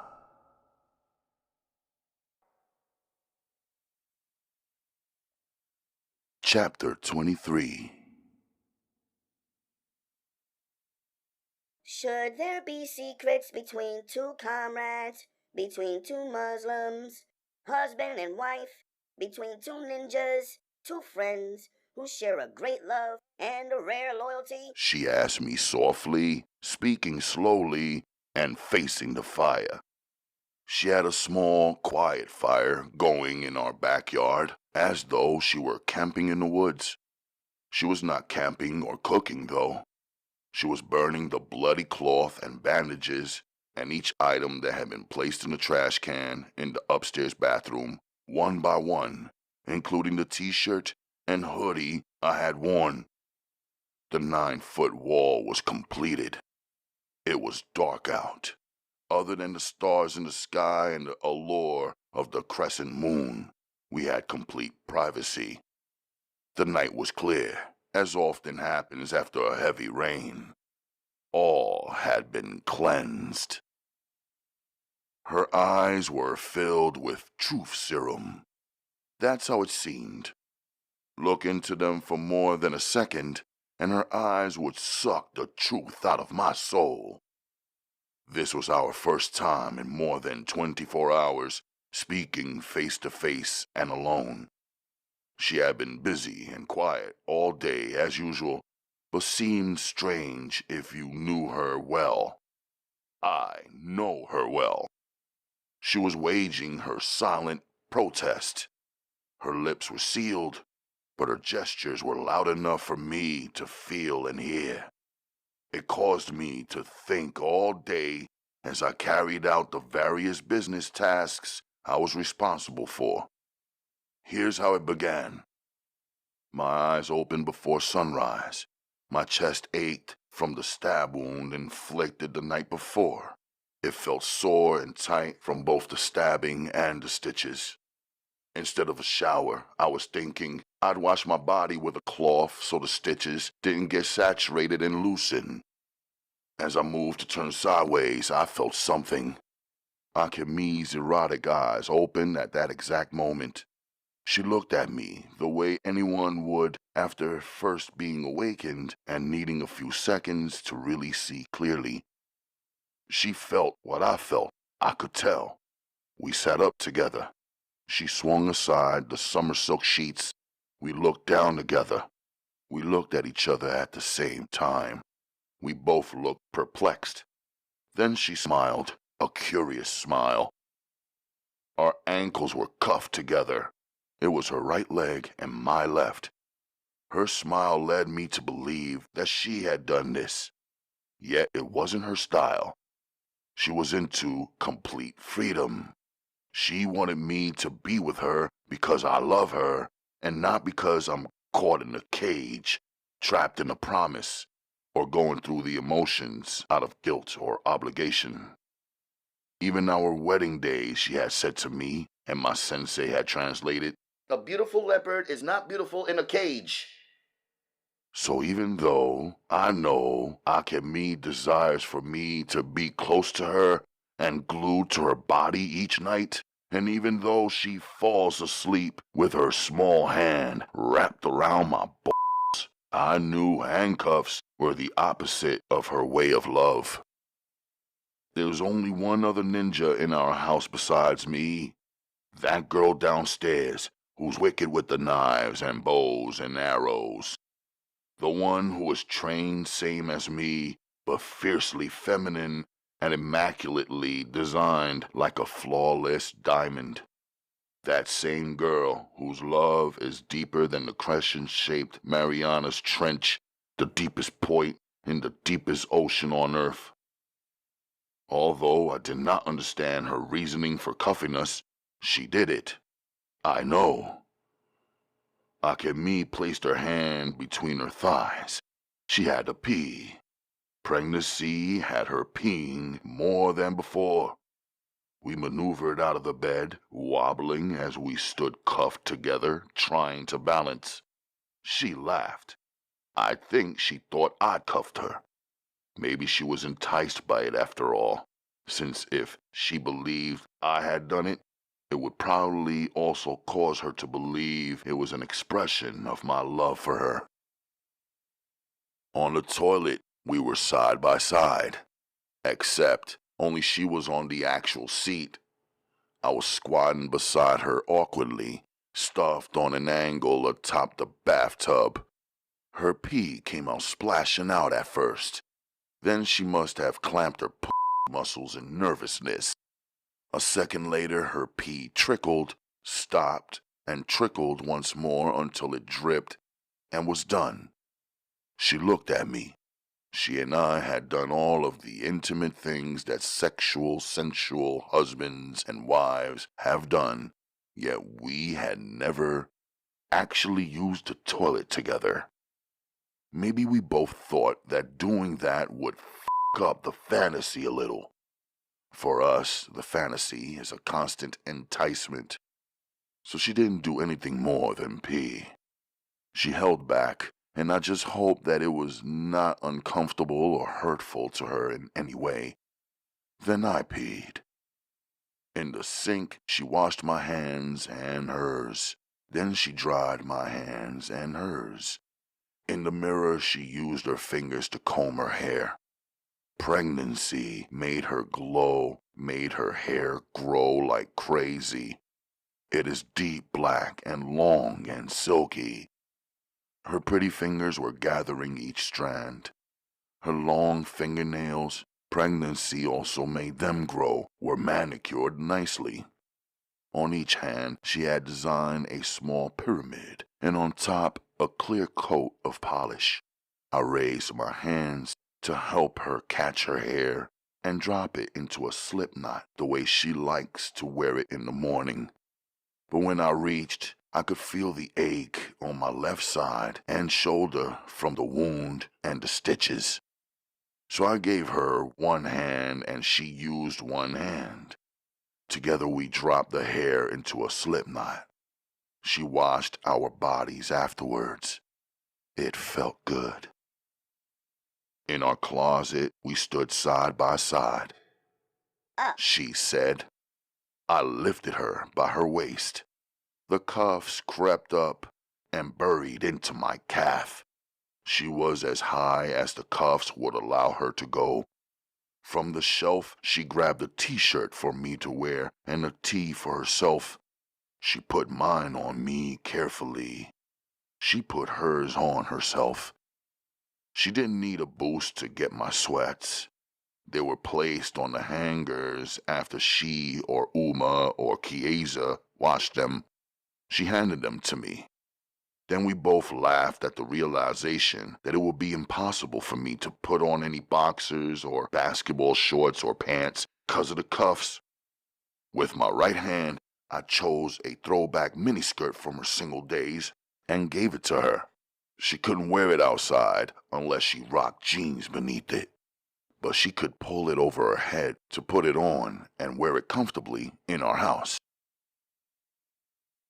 In the hallway, we walked right into Uma, hijabed up, dressed and ready to make the before sunrise Fajr prayer. My Umi looked at me. Her eyes were questioning why my lower body was naked beneath only a bath towel that my first wife had wrapped around my waist. Then Uma's eyes dropped down to my feet. She said, finally observing the cuffs and the awkward way Akemi and I were standing stuck together. In Arabic, she began her questioning. Of course, I never said what I knew, that Chiasa had done it. When Uma asked how I would make prayer like that, I invited her to make the prayer without me this time and told her I was going downstairs to find the key for the lock. Instead of praying in the living room, she went back to her bedroom to make the prayer. Now we were all three seated in the living room, Uma, Akemi, and I. Chiasa and Aja weren't home. We didn't panic, just waited. My second wife had been taking my little sister out for an early morning run every day as though we lived in a harmless and safe city. Other than chasing Chiasa around a few blocks that surrounded our house, I didn't jog. Black men and running in the streets of New York wasn't it. Men know that. When the trigger-happy headhunters, also known as the NYPD, see any young black man running, they convict him in seconds of armed robbery in their minds and start gunning. To know that is not fair. It's common sense. Chiasa pushed through the door full energy and then stopped short upon seeing Uma. Assalamu alaikum, She said to Uma, and Ohayo gozaimasu to Akemi, and nothing to me. Naja followed her in. Chiasa walked away and directly into her first floor bedroom and closed the door behind her. I told you she was Waham. Naja said to Uma and me in Arabic. Uma laughed. I listened. When Naja then saw that Akemi and my ankles were cuffed together, she laughed and said, Yep, she got all that crazy stuff from the spy store last week. The spy store? I repeated. Yep, I didn't even know that spies had a place to go to buy those kinds of things. And if they are spies, why does the store sign say spy store? Like it's not supposed to be a secret. And the place is right next to other stores, so anyone can see you walking in. So if you are surprised to be a secret agent or something, everybody's gonna know. Naja said, shrugging her little shoulders. Uma looked at me. Your wife bought a bunch of sneaky stuff in there. She bought those handcuffs you and Akemi are wearing on your ankles, and she bought a pen that writes but is actually a tape recorder. And she must really want to record something because she bought a second tape recorder that fits into the palm of her hand. Wait till you see her watch. Don't worry about asking her what time it is, because that thing is really a camera. I know, because the man in the store was teaching her how everything worked, and you know, they just acted like I wasn't standing right there listening. Then, at the cashier, she bought like 6 more little sneaky things. One was a dog whistle. What did she buy that for? Only dogs and cats could hear it, and we don't have any pets in here. I asked her. She said she has really good hearing and could adjust the whistle slightly so that she could hear it like the cats and dogs do. I looked at Akemi. She was always fascinated when Uma, Naja, and I were having a long convo in the Arabic language. She would be watching our lips and tongues and teeth and swooning over the melody of our language. Aside from that, Akemi is not dumb. I'm sure that even if she didn't catch one word of our Arabic, she did catch that Naja was repeatedly calling Chiasa's name out as she explained her after-school trip to the spy store. Chiasa dashed out of her bedroom holding a towel, washcloth, and her small straw basket of girl stuff and her clothes in her arms. In the downstairs bathroom, she closed the door behind herself. And that's not all. Naja continued. You're going to be late for school. Go upstairs and shower and dress for the prayer. Uma said to her. Can I tell you just one more thing? Naja asked politely, but I knew she was about to launch into some more mudslinging. Make it quick. Uma told her. You know my brother's second wife has been following me to school 4 days a week for 2 weeks? Well, yesterday she caused some trouble in the school. Chiasa asked this one Nigerian girl, and another girl from Somalia, and a third one from Russia, how they could recite their prayers in Arabic without knowing how to speak Arabic at all. So they each told her that they are required to learn to recite the prayers and pronounce the Arabic words, even though they do not understand them. Then your second wife told them, the meaning of the Arabic words is so much more important than reciting something that you don't know or understand. Reciting without understanding would have no meaning in your heart or in your mind or soul. Naja mimicked. Uma's eyes widened. Then this is the part that really caused a lot of trouble. Your wife told these girls in my class that she wrote her own prayer in English, and that at least once a day, out of her 5 prayers, she recites her own prayer, and it gives her the best feeling in her soul. Naja said. What did the teacher say? Uma asked. We were all at lunch, eating and talking. Chiasa was sitting with me and my friends, so the teacher did not know at first. But then the Somali girl agreed with Chiasa. Later, she even said her prayers in her own language that she learned at her mosque before her family moved to America instead of Arabic like we all do. When the teacher insisted that she recite in Arabic, the Somali girl told the teacher in front of our whole class that her prayers feel better in the Somali language. We were getting on the bus to come home. We saw the teacher speaking to the Somali girl's mother. When Chiasa and I walked by, the teacher grabbed Chiasa and told her that she couldn't come back anymore if she interfered with the lessons. The teacher told Chiasa that students at Khadijah's Islamic School for Girls will recite only in Arabic until they learn Arabic. Then she told Chiasa that she should learn to pray in Arabic also, and that for her to say the prayers in English is no good. And she said if Chiasa said her prayers in English, she would always have an excuse not to learn Arabic, and that she would have no way of knowing if Allah accepted the prayers because the Holy Quran was revealed in the Arabic language because it is the best and most perfect language. Arabic is not like any other language. It's not casual. My teacher told your second wife. When Chiasa emerged from the bathroom clean and dressed for the prayer, Akemi said something to her in Japanese. Chiasa responded softly. Then they were back and forth in their language. Seated beside Akemi, their dialogue looked friendly. But then again, the Japanese were the type who could say, "I'm going to break your fucking neck," softly and make it sound beautiful and polite. They were also the type who could maintain a game face through even the toughest confrontations. All I know is Chiasa ended up walking the tiny key over to Akemi and placing it into Akemi's palm without glancing my way.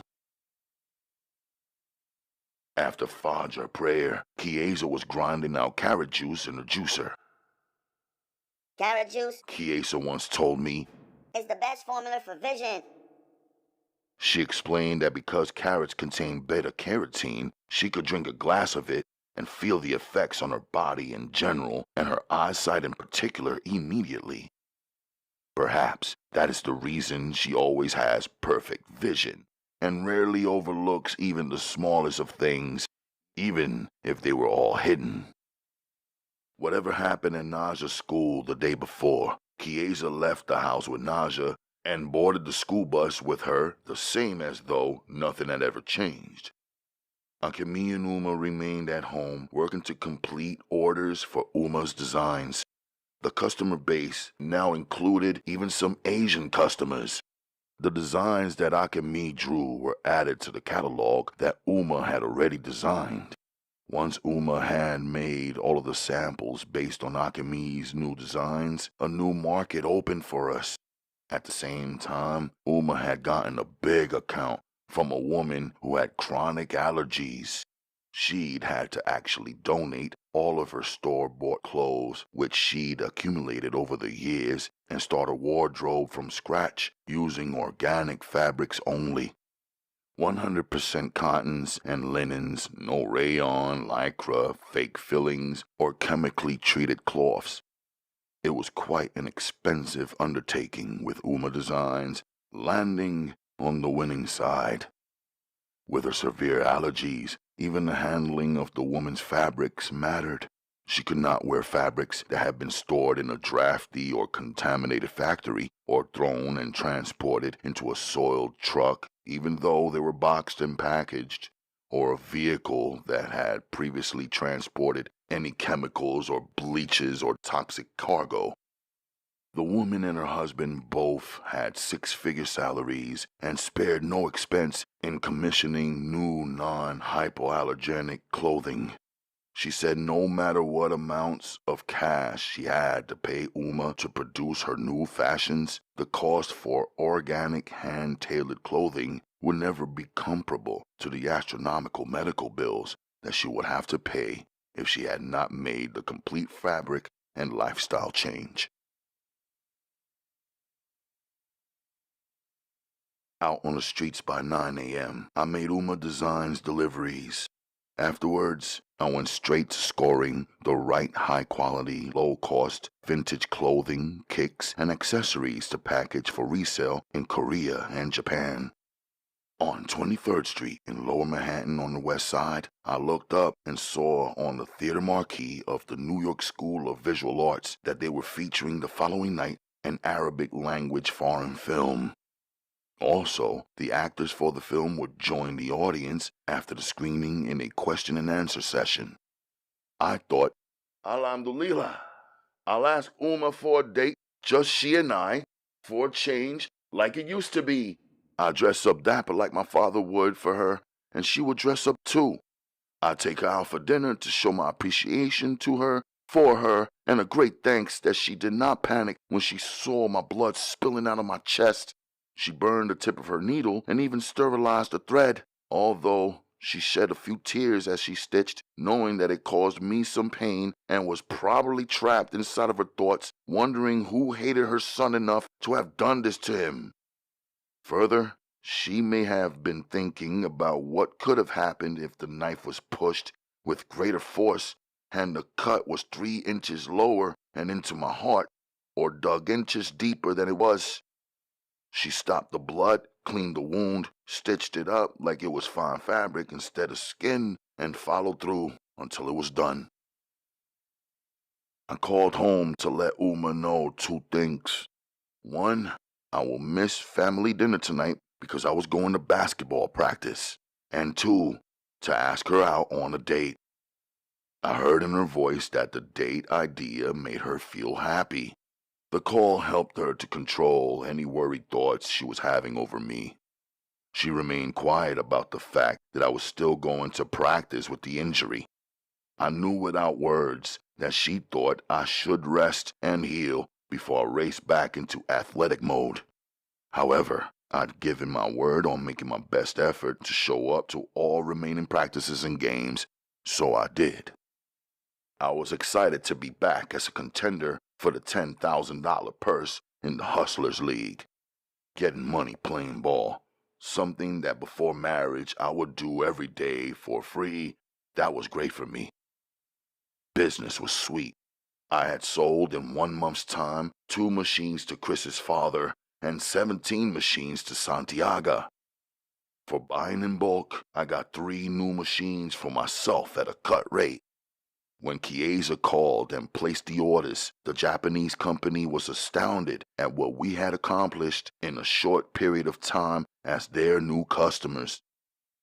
A few days later, the company owner contacted Chiasa and requested to meet with her boss, quote-unquote. That, of course, was me. My second wife set an appointment to take place at a New York City office we never knew they had, since she first ordered the machines from their headquarters while we were still in Asia. I didn't want to be greedy, but I had big plans and babies on the way, inshallah. I also had to show up for every practice so my teammates will look favorably on me once again and get comfortable enough for us to sweep the playoffs. As I approached my house at 11:15 p.m., I knew Akemi was awake and sketching. She had a bright white light shining through her curtains. The meaning was that she was drawing or sketching a masterpiece. Therefore, she preferred to be alone with her imagination, pencils, and paints. She and I signaled one another through her lighting choices. Red meant she had family matters happening on either the Japanese or Korean side. Green meant she needed to talk to me right away about business. Yellow meant young Naja, Uma, or Chiasa was in our bedroom. Blue was any emergency or sad, sick feeling. Purple was the color of love. I liked the colored light bulb system. Although both of us knew if either of us caught an urge or strong feeling, we could come to one another without hesitation. Akemi does not approach me, however, when I am in Chiasa's bedroom or in Chiasa's energy, so to speak. She'll go in Chiasa's room if I'm not around, or talk or read and chill with her, and Chiasa will go in Akemi's room just the same. I think Akemi does it that way for her own comfort. Our front and backyard are family spaces, especially on Sundays, which is our family day while living here in America. We all have something to do in the backyard, separately or together. Akemi lays facing the sky in her kaleidoscope-colored hand-crocheted hammock that Uma stitched and I built for her. Naja plays with the pogo stick I purchased for her, or the hula hoop Akemi gifted her, or jumps on the trampoline that Chiasa got her. Sometimes she swings in Akemi's swing, or plants or picks or waters flowers with Uma. On the warm and loveliest days, Uma hangs washed sheets, silks, and linens on the clothing line I made for her. Or sometimes she sits and enjoys being served fruits or juices prepared by her daughters-in-law or her favorite well-seasoned meats from her son. I rock the barbecue grill. However, routinely the backyard is Chiasa's territory because her window is the only bedroom window that faces it, and also because she works out back there on a daily basis. While we were building the wall, when Chris and Amir were not around, Chiasa would do her stretches, climb the scaffold, walk the deck railings, swing her sword, practice her martial arts, jump rope, do long jumps and leaps, and lie in the sun, browning her body or reading her books. One night, she was even out there on the deck placing her hundreds of toy soldiers on a wooden platform and using them to reenact military formations from one of her many books. How a pretty girl was so fascinated with fighting and wars was something I did not understand. She loved history and reading nonfiction, but when it came to her own flesh and blood and the ones she held in her heart, she was soft, passionate, and protective. With the ones closest to her, she wanted peace. I knew that when I joined her at her little bonfire that night. I walked out onto the deck. I leaned over the railing and watched her facing the fire. She looked up at me. Silenced, we were both just staring. My love for her gets caught in my throat like I'm standing in 9 feet of water, not floating or swimming, just standing and drowning. Her eyes reveal how she melts at my black silhouette against the dark night. Still, this time she wants me to come to her. I could resist, stay still, and see how long it would take for her to be pulled and dragged by her own emotions right over to me. I give in because I'm so in love with her. Besides, I like the way the fire flickers across her face, the light dancing and illuminating pieces of her skin. Should there be secrets between two people who love each other deeply? She asked me softly. She had a small, quiet fire going on in our backyard, burning the evidence, not knowing anything about the incident but believing, as any ninja would, that evidence should be destroyed. The 9-foot wall was completed. It was dark. The night was clear, as often happens after a heavy rain. All had been cleansed. Other than the stars in the sky and the allure of the crescent moon, we had complete privacy. She was uncovered in the spring heat, her hair wild and everywhere. I walked from the deck and into the yard and stood behind her. She did not turn. I pulled her hair back and braided it into 2 long, thick, rope-like braids. "Can't let your hair catch fire," I said. The first words I'd spoken to her in 27.5 hours. I hugged her from behind, enjoying the hurt from my fresh injury, rejecting it. When you do things like that, how do you want me to react? She asked me. Like what? Like, touch me like that so gently and braid my hair. I kissed her neck and sucked it on a sensitive spot. My hands were traveling, caressing her shoulders. I gripped her waist, slid my heel.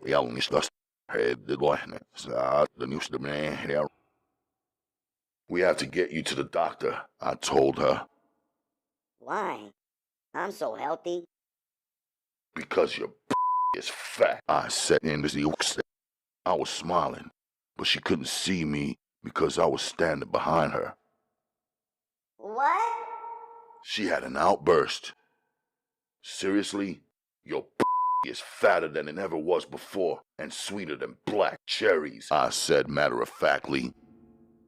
I can't believe you just said that. She said, bumping me backwards, then spinning around and fighting to hold in her laughter. So what's the doctor gonna do? "Well, you and I are going to see her together. I'm going to tell her your symptoms. I'll say, 'Doctor, my wife's is fatter, sweeter, and more juicy than anybody else's,'" I said in a serious tone. Finally, Chiasa laughed. Oh my God! She said, bending over with laughter. Then the doctor would say to me, "Sir, your wife is pregnant. Her is going to get even fatter." Stop! She fell out. I sat in the grass beside her. Is that what you think? You think I'm pregnant? "That's what I wish. Think I'm going to have to be sure it comes true." She kissed me, her thick lips pressing against mine. Soon she was smooching all over my face, her eyes closed and her breathing picking up intensity. We were tonguing and tugging at each other's clothes. My feeling towards her heated up so high, I pulled her out of her skirt, laid her down in the grass, and put both my lips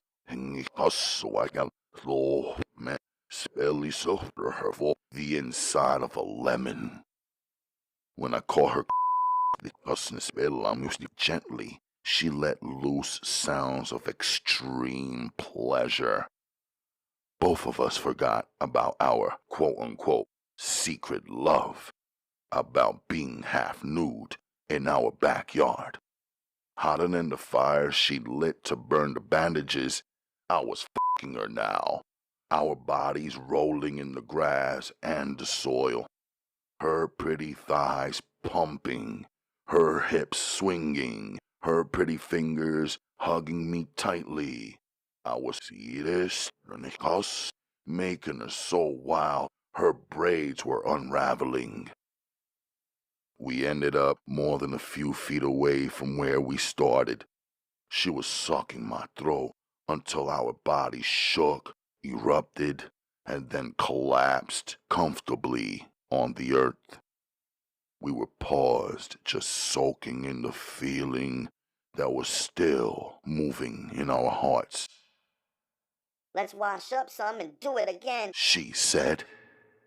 I thought you were angry, I said, teasing her. I was, but I liked your apology. Oh, Allah. What a feeling. I love the way there was no fronting in her. If she feels good, she tells me and shows me. When she wants to kiss, she leaps on me. When she wants to she says, me. When she feels hurt, she puts her words together nicely and says them softly. When anyone doubts her, she speaks her loyalty.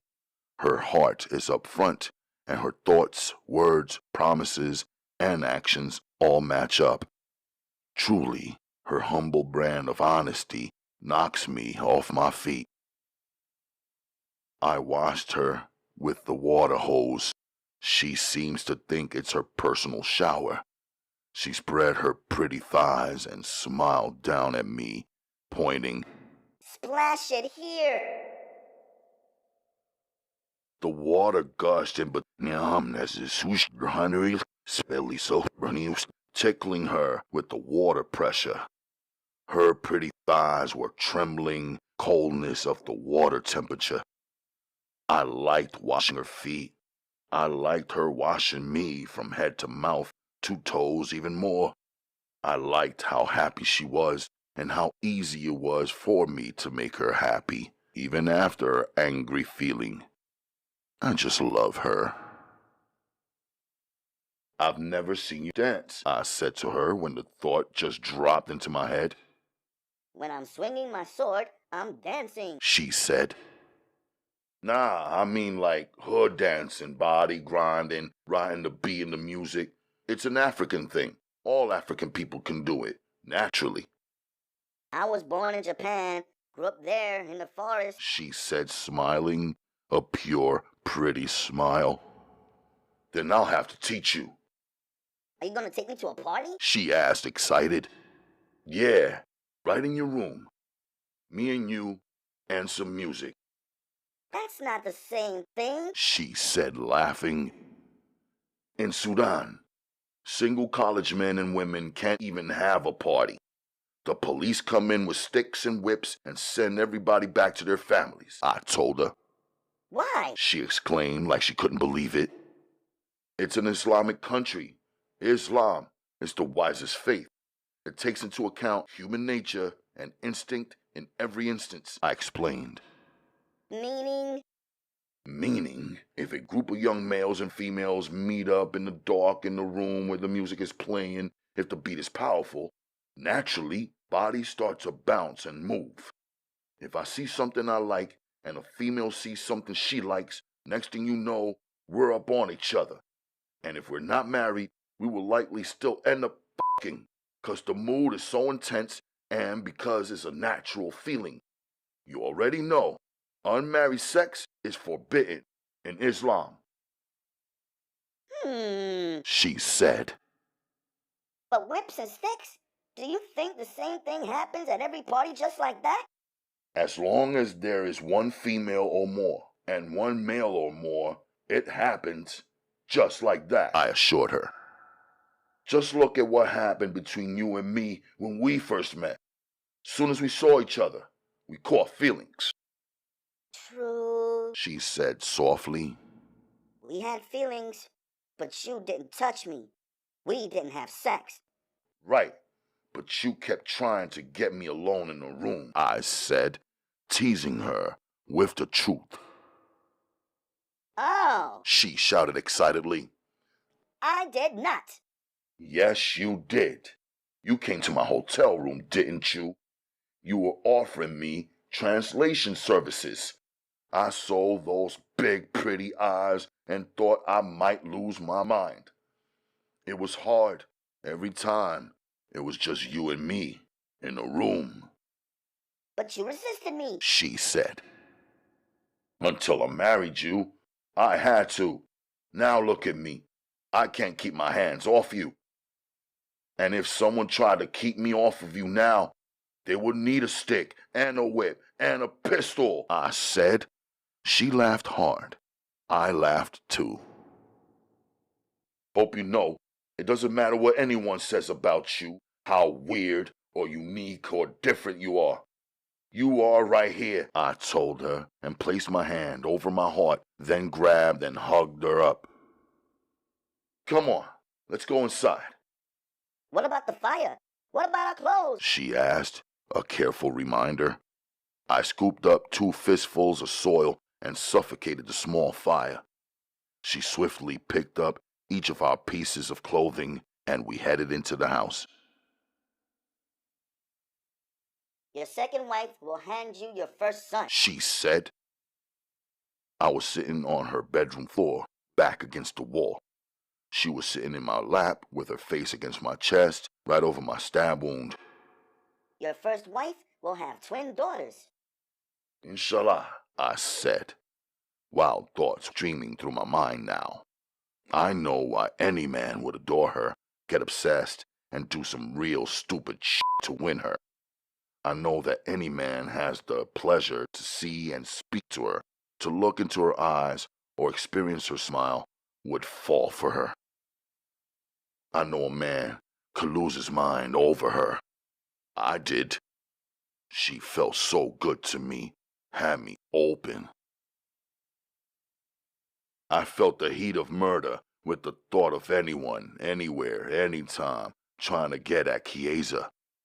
Word to mother, I feel murderous if any man even looks at her. I needed to admit that to myself. If I could lock her up and be the only thing she talked to or ever saw, I would. But I know that's insane. It's a strong feeling, I told myself. It's something you have to manage, I told myself. Get some motherfucking discipline, I scolded myself. What about the cuffs? I finally asked her. She exhaled. I don't like when you leave the house without seeing me, even if it's only for a few seconds. And I don't like when you keep secrets from me. She said softly. And I don't like when we pray separately.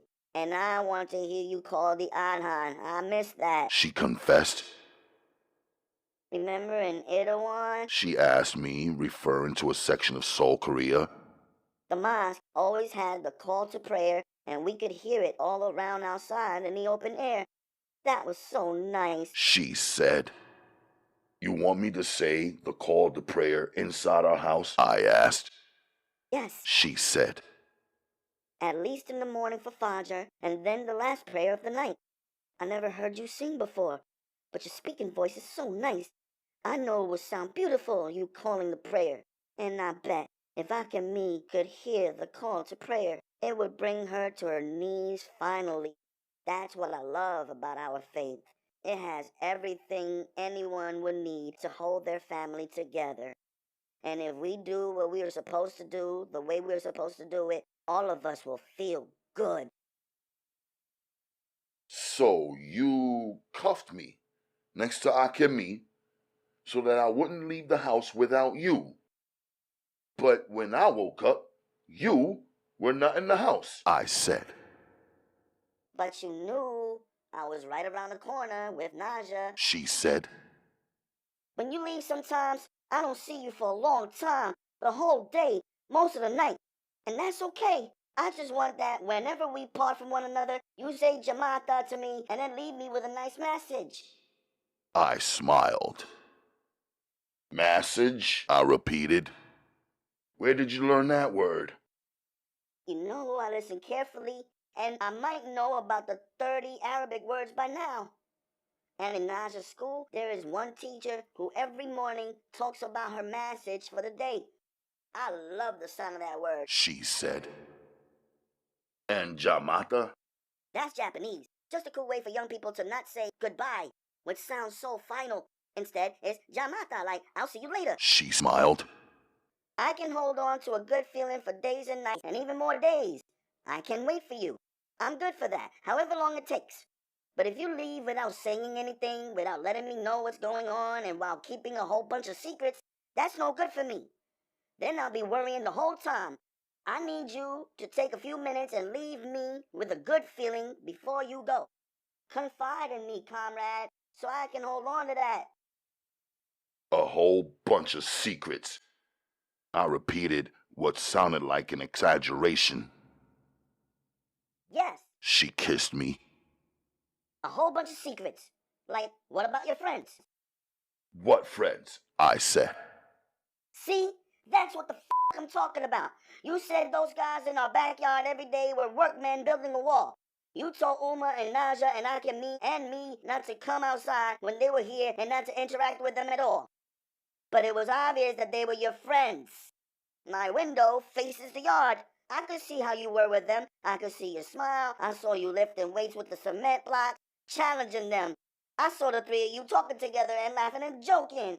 I can tell when you love somebody. I can see it and feel it right away. She said. And who do I love? I asked her. Uma, first of all, and Akemi and Naja, and those two friends who helped you build the wall. She said. Is there a reason you don't want your friends to know us? I was quiet, thinking about how to say the truth in the right way. You don't want me to train in your dojo? You won't tell me why my cousin Marcus called you? You went out in the night and came back with a stab wound? I would have never known if I didn't dig through the trash and see all of the bloody cotton, bandages, clothes, and used alcohol wipes. And even then, I still didn't know if it was you who got hurt. I worried about Akemi and the twins and Uma and Naja, but I realized pretty quickly that it had to be you from examining your clothes. I wondered where exactly on your body you were hurt. Until I felt your chest, I had no way of knowing. Why won't you let me fight with you against your enemies? Why didn't you let me comfort you, clean your wounds? When we first met, I introduced myself to you the most natural way I could. So I introduced myself as Chiasa, the whole woman, not a half. So why not take all of me instead of selected parts and pieces? I am a woman. I like to love and fight and and read and learn and talk and earn and fly and ride and discover things. That's my adventure. Are there parts of me that you want to erase? I just hugged her and held her close for a while. I'm a Muslim man living in a foreign land, I finally said, directly into her ear. It's not my women who I don't trust. It's this place. Should I tell you what I would do if I just acted on my instincts and impulses? I wouldn't let you talk to any other men. I wouldn't let them see you.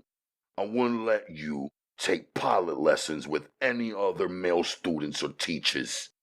I'd ask you to stay in the house when I go out and wait here till I get back. I wouldn't let you go anywhere unless I escorted you. I wouldn't let you work for anything, but I'd give you everything you needed and everything you wanted. I know you are trained in martial arts, but I don't want you to fight. I get tight if I think that you think I need help to conquer my enemies. I'll protect you, provide for you, love you. How does that make you feel? I asked her. It makes me feel really good. If that is your truth, I'm just happy you shared it with me. She said. And those two guys are my best friends. I do love them. But here's what you need to know about all men. If any man, relative, friend, or foe, sees another man having something too precious, genuine, beautiful, rare, he wants it for himself. As a Muslim man, I want my friends and brothers and all men to have good and true and beautiful things for themselves too. but none of them can touch mine. Each man has to earn his own wealth, whether it's women, land, gold, or money. That's the struggle each man has to wage. There are men who want the gifts that Allah provides, but who are unwilling to humble themselves in faith to receive the rewards. Men unwilling to strive, sacrifice, or limit themselves, soon as they realize that there is some work or struggle involved, they turn away. But even after they turn away, they still want the wealth that Allah rewards to those who work and strive sincerely and who respects limits and walk the straight path. That's when there is war between men. Arigato gozaimasu, She said, thanking me in Japanese. For what? I asked her. for answering my questions. She said, and then she was silent. I knew it was because I did not speak about the stabbing. Men fight. Expect that. And don't expect them to tell you about it. A real man keeps his women out of the realm of war. War is a brutal man's space. If a woman who a man really loves as deeply as I love you come into the realm of war, she will cause that man who loves to become distracted from his target. Instead of finishing his battle, he will become preoccupied with her. Just the fact that she's there will add more fuel to his fury. He may even kill, ignoring other options because she is there.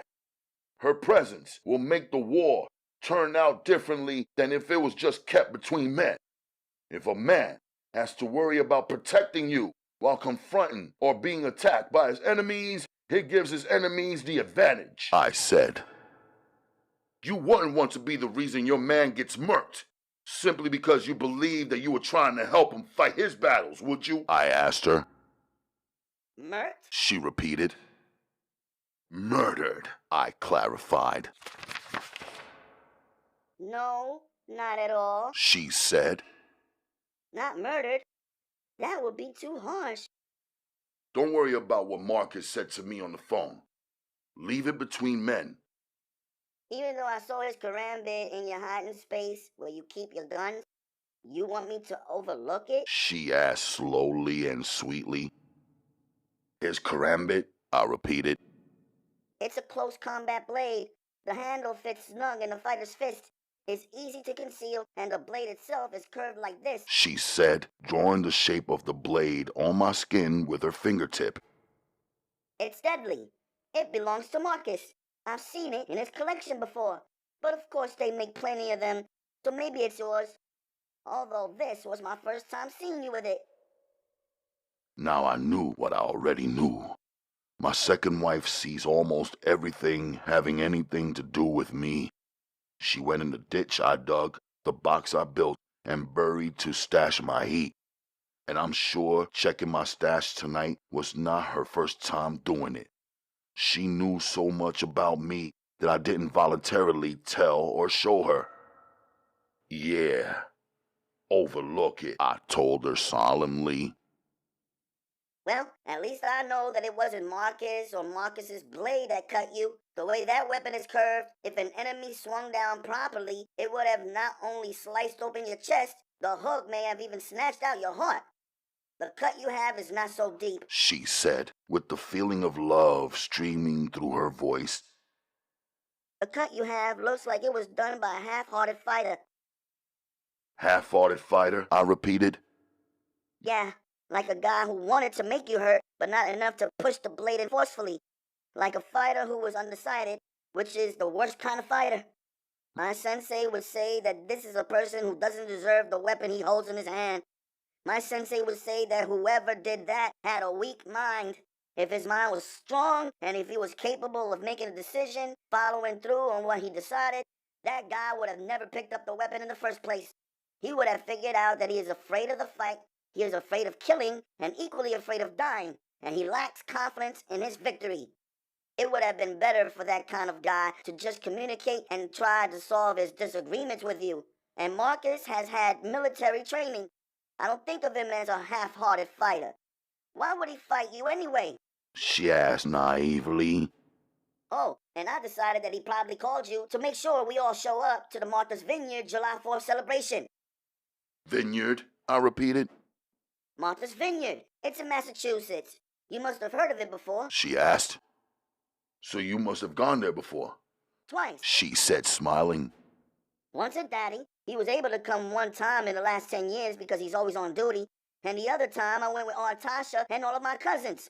Uncle Clementine owns a pretty huge house on the vineyard. We are invited to stay with them for the weekend, and this year, July 4th is on a Friday, so it's just perfect. If you like, we can go up on Thursday night and stay till Sunday, late afternoon. She looked up at me eagerly. Why would you think that I would know that place? Is it just because your aunt and uncle own property up there that I should have known about it? No. She laughed. It's because it's a famous place for African American families to vacation. Like especially the families of doctors and lawyers and judges and architects, engineers, executives, and people who have professional practices and who own successful businesses. I caressed her. I already knew I will be playing in the championship game in Brooklyn on July 4th, not in the vineyard. I kissed her on her ear. I stroked her hair. I kissed her nose. I kissed her lips. I flipped her. I kissed her neck and caressed her. She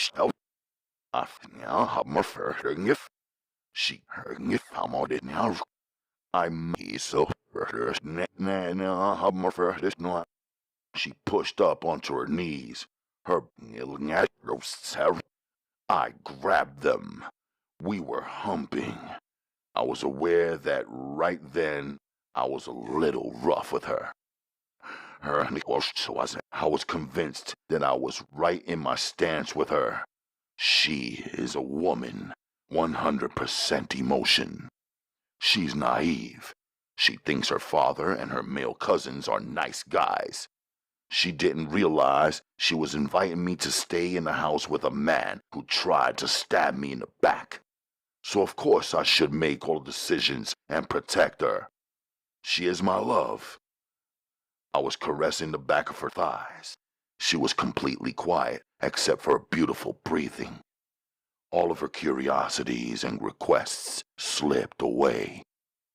As I pulled her into a new position so I could see her pretty face, her cheeks were flushed and her eyes were the eyes of a woman who would willingly obey.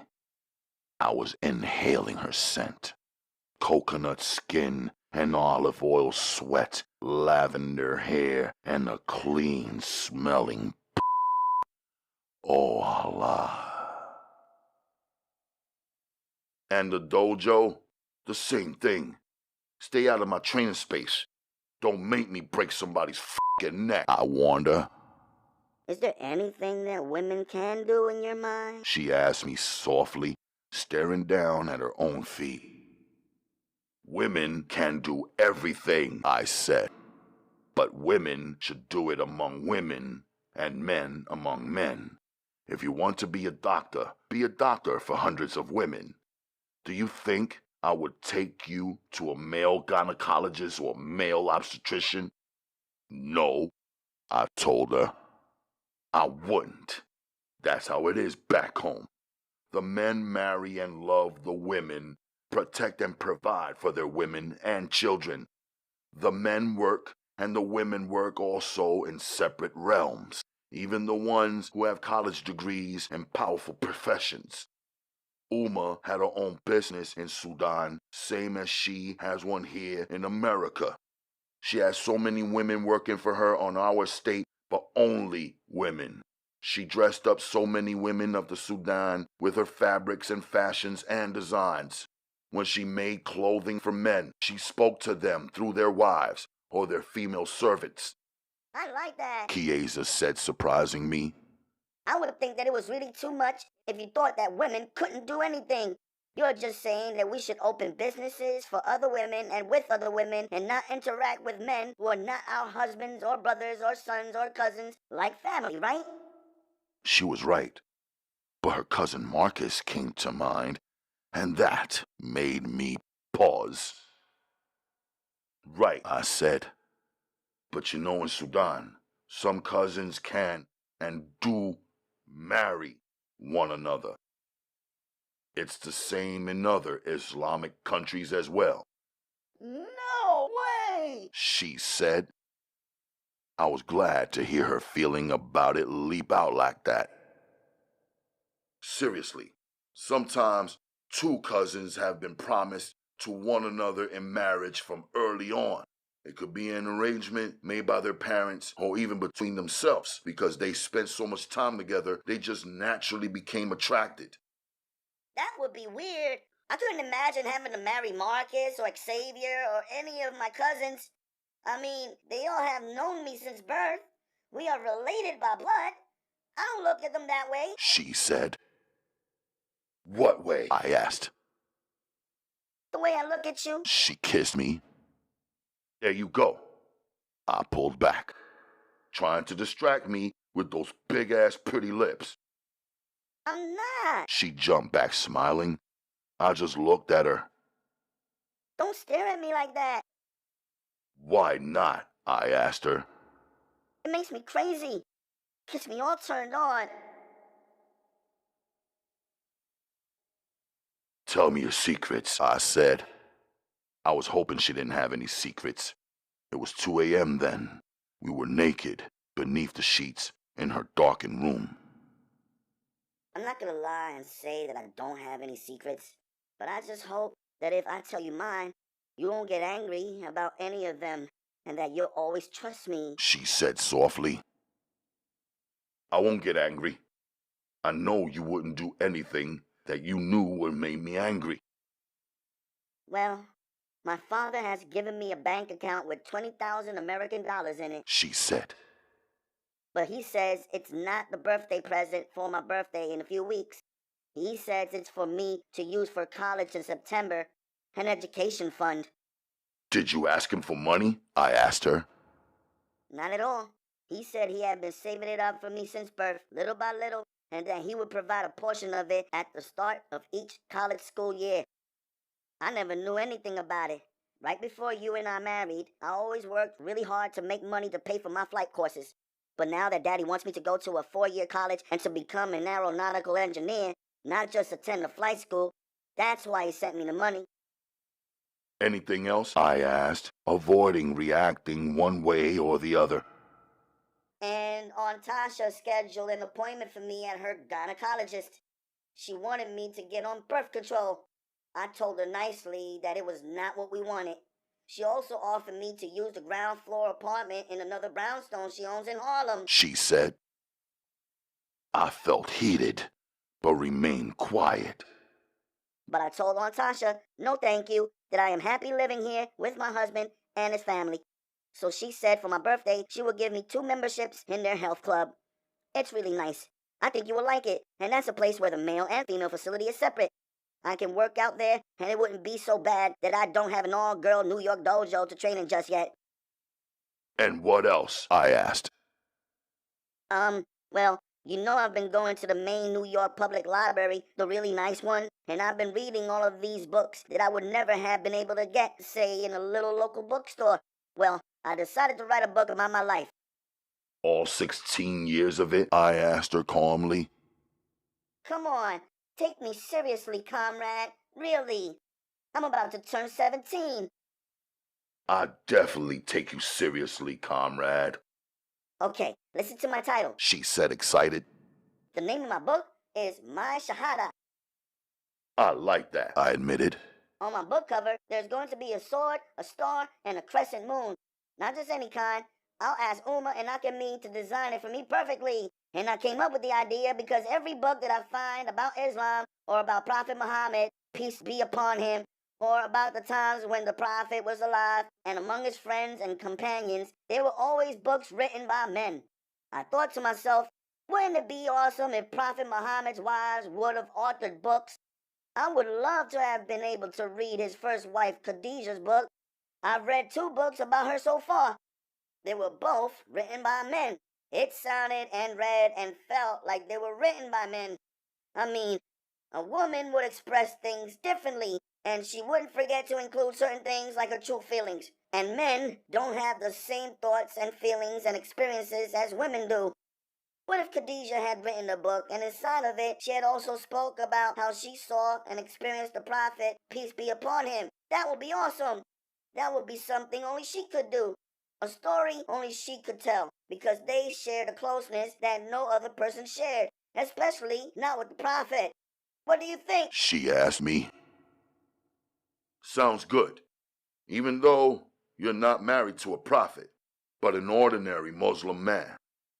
Not a prophet, true, but definitely not ordinary. And my shahada is not mainly about our marriage. It is about my adventure from young girl to young Muslim woman and all of the incredible places, things, people, and events that includes. Do it. You can write in the house or in the bookstore or library. I'll drop you off and pick you up when you're finished. Is that the only reason you agree? Because you'll know where I am and it's work that I can also do at home? Not the only reason, but definitely important reasons. Just remember, when you write about Islam, you have to be very careful. Believers worldwide, we take it very seriously, and for most, it's passionately personal. So give each word some thought before you write it on the paper.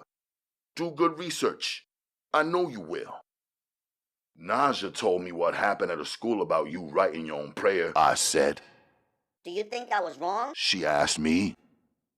Nah. How could it be wrong for you to say a prayer in the language of your soul?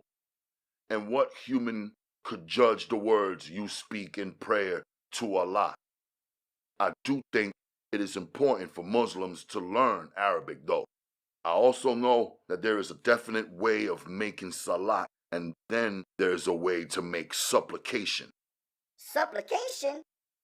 Muslims all around the world, we make our prayers a specific way, with specific movements and in a specific language. But we can all also offer a prayer without a certain feeling or burden or desire or challenge or even a wrongdoing in the language of our heart and from our soul or mind to Allah. That's called supplication. When we do, we pray also that our supplication is accepted by Allah. Since Muslims believe that Allah is all-seeing and all-hearing and all-knowing, no one human can tell you that Allah doesn't understand your particular language or whether or not Allah accepts your supplication. That's between your soul and the one who created your soul, I believe. You are so good and so smart, She said in her sleepy voice, and then turned to face me. That's what's so fucking cool about you. Tomorrow, I'm going to write down my prayer and show it to you. And I hope to record your voice calling the azan. Is that okay? And is it okay that we speak about these kinds of things while we are like this? She said, referring to our nudity. For Muslims, sex is not a dirty thing to feel guilty about. I'm your husband, you are my wife. We could speak about anything. And I am supposed to repeatedly. Well, put me to sleep then. She said, kissing my chest. From now on, I'll consider your message. I'll check you before I go out and make sure you feel good so you can hold on to that feeling and wait till I come back to you. We slept.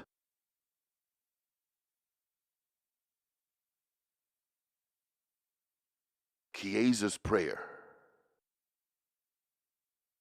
Dear Allah, the Most High, the Most Gracious, the Most Compassionate. Dear Allah, the only, forever present, the only, all-knowing, the only, all-powerful. Dear Allah, the only one who is sufficient, the only one who is above need, the only one whom every soul needs.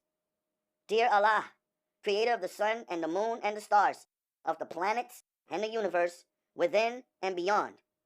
Dear Allah, creator and painter of the sky, maker and mower of the mountains, creator and stirrer of the oceans, shaker of all worlds, bringer of the waterfalls.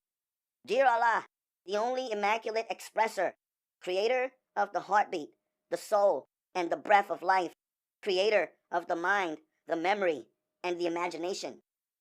Dear Allah, creator of the earth, the sand, and the soil, creator of the seeds, and the roots, and the plants, and the flowers, the trees, the fruits, the supreme healer.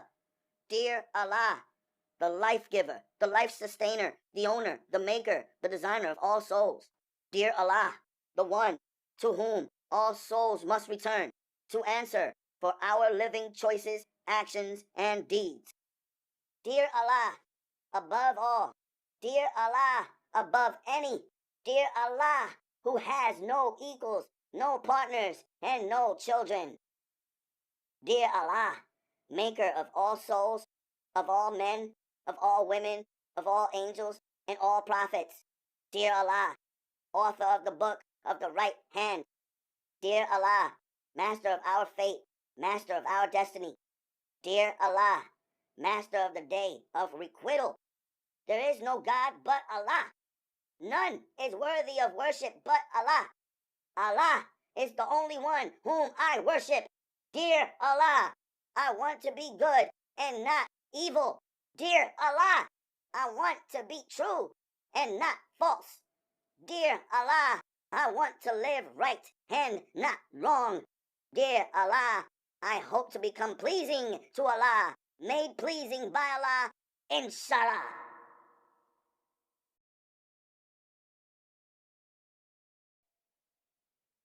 Chapter 24. 90 days in the box. Wish I had 90 more, which gave 99 reasons not to test me. I went in as an AO, quote unquote. That's what they called accused youth offenders. Super solid like steel, mind clear as spring water. My heated heart's temperature turned cold as ice. I'm doing my murder walk to establish peace in my area. It didn't take nothing for me to figure out that in this jail world of reversals, the murderer gets top ranking. These dudes with lightweight charges had to play invisible or either step aside or fall back. Dorm style in the youth house I'm in now. No walls separating bed from bed. No individual cell doors to slam shut. No privacy. Zoo style. One CO watched The Cage through a thick plexiglass command center. The second CO did the rounds, and of course he couldn't be everywhere at once. Besides our dorm area of 66, there were many young prisoners jailed in individual cells in the Robert Donovan Youth Building, where overall there are more than 500 inmates. There were 2 corrections officers assigned to every group of 100. Get the up. You on his bed. A Brooklyn dude who I never saw before said to some unknown cat lying on the cot I had used for one day only before the riot jumped off in the day room and I got boxed. The cat, who was lying down, looked up at the dude barking on him. Then he glanced towards me. He stood up and stepped away from my cot. He looked around the overcrowded room like a homeless beggar with no place to go. The dude barking the orders kicked the stationary cubicle that was behind the bed. Take all your shit with you. Don't nobody want your photos of your stank-ass mama, the barker said. Now the dorm room of 66 males, side by side like sardines in a can, we're all watching for him to pop. It's universally understood that a man who mentions any other man's mother in a foul way wants to fight. But the one who had been lying down was now standing up with his back to me, just squatted and cleared out his cubicle. I didn't know yet whether to give him props for discipline during a heated confrontation or to count him as a coward. When he grabbed his notebook, his loose papers fell out, and so did some photos. He nervously collected them. I saw one. The woman in the photo was a face that is known to me. Rapidly rewinding through my mental file of faces, I swiftly realized the woman in the photo was from my Brooklyn block. There was a chick known for f***ing and fighting a n*** called Mighty, which was short for Mighty Dollar. He was the leader of the cash crew, some brash and ignorant thieves that robbed the same people they lived on the block with. My eyes bounced back onto the dude who was clearing out of my spot. He wouldn't look up, over, or directly at me. I quickly noticed that he couldn't look any man in the eye. When he stood and turned, I confirmed this. His fear was so strong, it painted a black aura that framed his face, outlined his body, and shifted with every move that he made. Yup, I thought. This is the humiliated young kid from my block. The chick in the photo was the one the barker had called his stank-ass mother. The kid was older now, obviously. He was taller, physique broader, but still his stance was weak, and his eyes couldn't conceal his cowardice, same as from his childhood. When I once peeped back on our Brooklyn block, I handed him a flyer from my dojo, suggesting that he start training immediately. I didn't say anything. Fear kept him staring at the floor. Instead, I was calculating how there would only be a few minutes or few hours before the scared kid would be reclining and happen to notice that he'd seen me before. More importantly, he knew where I lived. Same place he used to live before he suddenly disappeared for a couple of years. And he has seen me with my Uma and my sister in the elevator and walking on and off the block from time to time. Crazy how a man can get locked up in the alternative world where he thinks he can be anonymous among strangers, only to acknowledge what he already knew, that all the boys and the men from his block check in and out of that same alternative world, like people check in and out of a cheap motel, some for brief stays, some for long stays, some forever. Money, you good now? The barking kid said to me now that my cot was cleared. Hey, listen up. He shouted to the 65 others like he was somehow boss over our dorm. When AO comes back from the box on a tier 3, show him some respect, he ordered. Some inmates kept their heads down. Some nodded agreement. Most minded their business, but a random crew of familiar faces from the riot smirked at the barker and made subtle signals like they planned to get at him. I walked away from the cleared cot towards one that was open in the corner. It would be hard for the CO to see that cot because of how it was tucked beneath the radar of the command center. More importantly, I wasn't interested in sleeping with men side by side and above and beneath me. And I damn sure wasn't interested in no preparing my bed for me like he was my Money, that's my spot. The barker called out his claim to me, but with no threat or force in his tone. Move then, was all I said, calmly and straight-faced. Now he had 65 mouths laughing at him. Standing over the corner cot with my arms folded in front of me, I told him, Pack it up. Get gully for it! One of the smirking dudes called out to the barker. I could tell from the tone It was a challenge. I didn't say shit, 'cause I didn't know what get gully meant. From how each inmate eased up and turned in my direction like they was about to watch a showdown, I figured out, quote-unquote, get gully for it meant to fight for something you wanted to keep.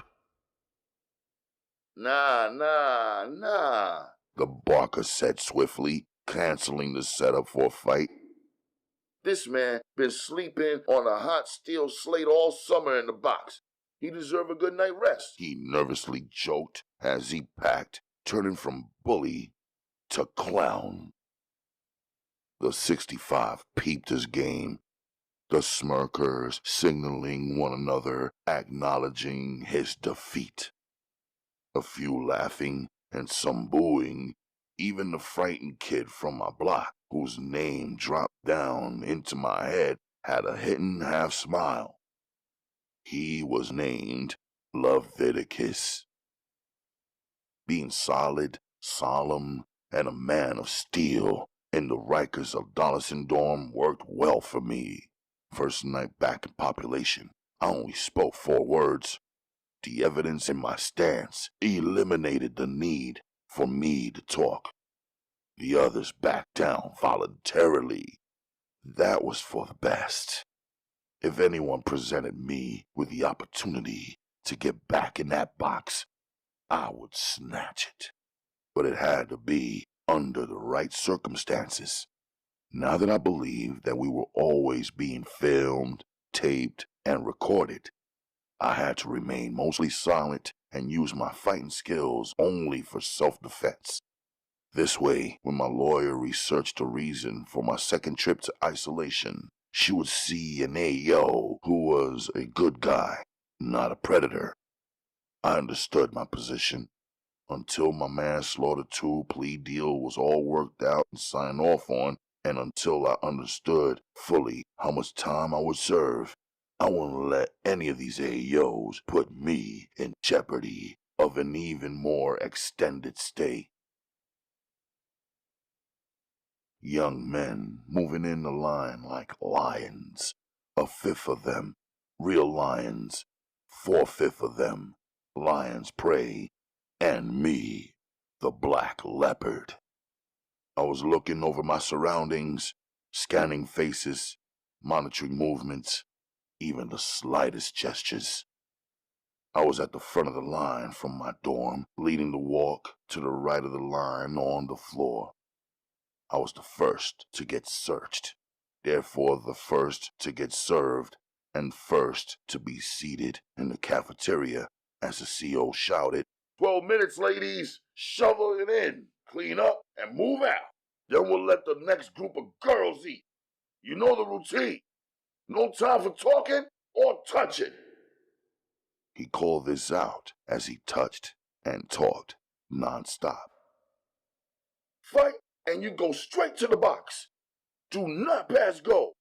No commissary cookies, just tissue to wipe your ass. Maybe. He continued his rhythmless, rude rhyme. Now I knew that Correction Officer Gordon liked to call men ladies and younger men girls. He liked the sound of his own voice. His strategy was to keep each man on guard and aggravated and uncomfortable while eating. But to me, all that talking was a cover-up of his false pride mixing with his real fears. I knew he could count. Must wreck his nerves to try to manage 100 men at a clip without him even having a young and fit physique. Or more importantly, a Glock, like a real cop. 3 minutes in, and 8 trays hit the tabletop, and 8 youths dropped down and seated themselves beside and across from me. In a lowered voice, one of them said, "This is the murder mayhem money table." Now 16 eyes were all on me. I didn't react. Then 2 more trays dropped down.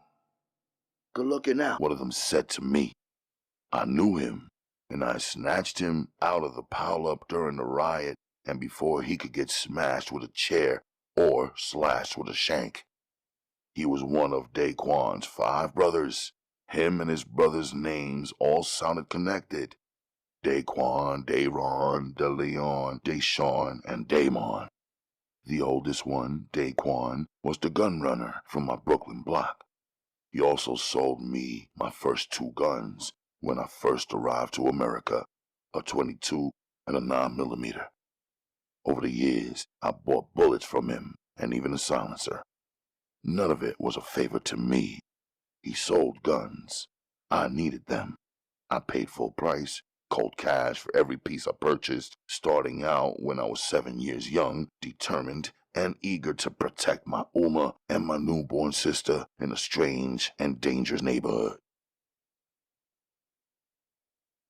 I was on my Brooklyn block one night, about 7 months ago, when Daquan got caught red-handed, and he and all of his 5 brothers' project apartment got raided. Weapons, weed, and sneaker inventory got seized, and they each got cuffed and locked, even the 5th brother of his, whose name I never found out. Daquan had later caught a murder charge on top of all them other charges. Now his younger brother, Deshawn, who was 9 years young when I first fought him, was 16 and seated at my table at the opposite end of me. He'd bulked up solid and got his grimace right so he could be safe among the lions and leopards and taken as true. When I didn't answer him, he stood up, grabbed his tray, and walked to where I was seated. He tapped the kid across from me with his tray and said, "Move down." The one he tapped seemed solid and strong also, yet he hesitated. A second of hesitation in a place like this causes a man to lose ground. But he flipped it.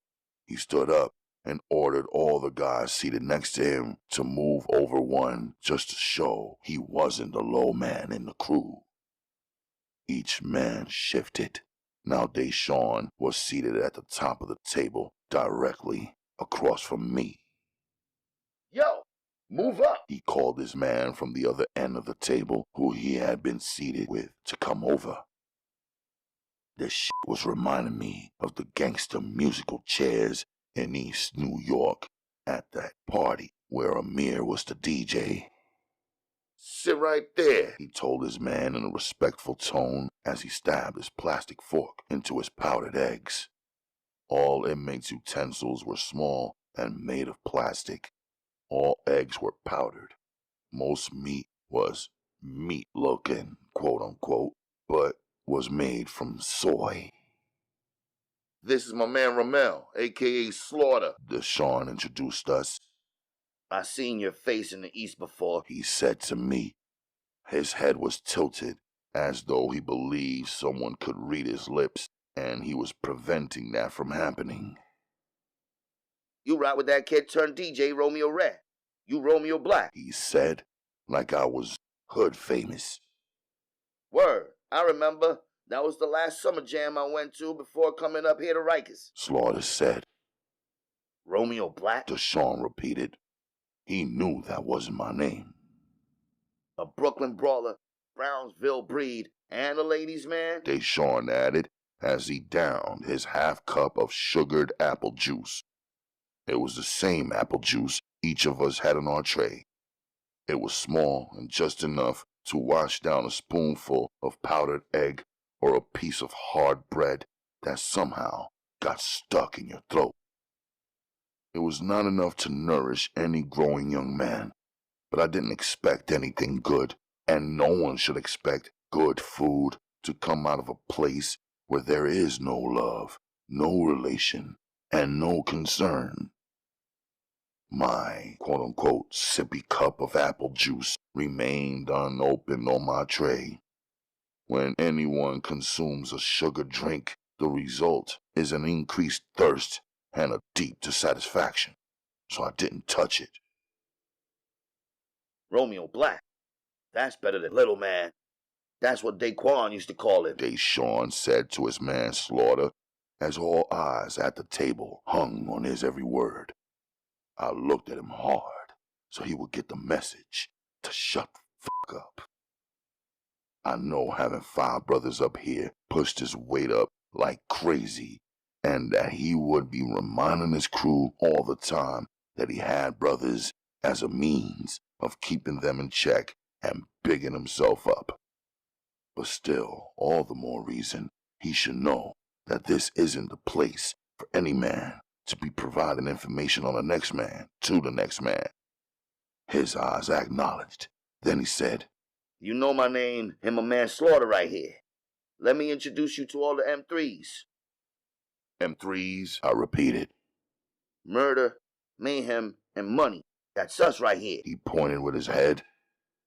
You sat at our table. Word on the streets is you caught a murder charge, so you down with us. Then he recited the names of the youth at the table. Starting right here at the top, Deshawn said in a lowered voice. He spoke always in a confidential volume. I'm Deshawn. You met my man Slaughter.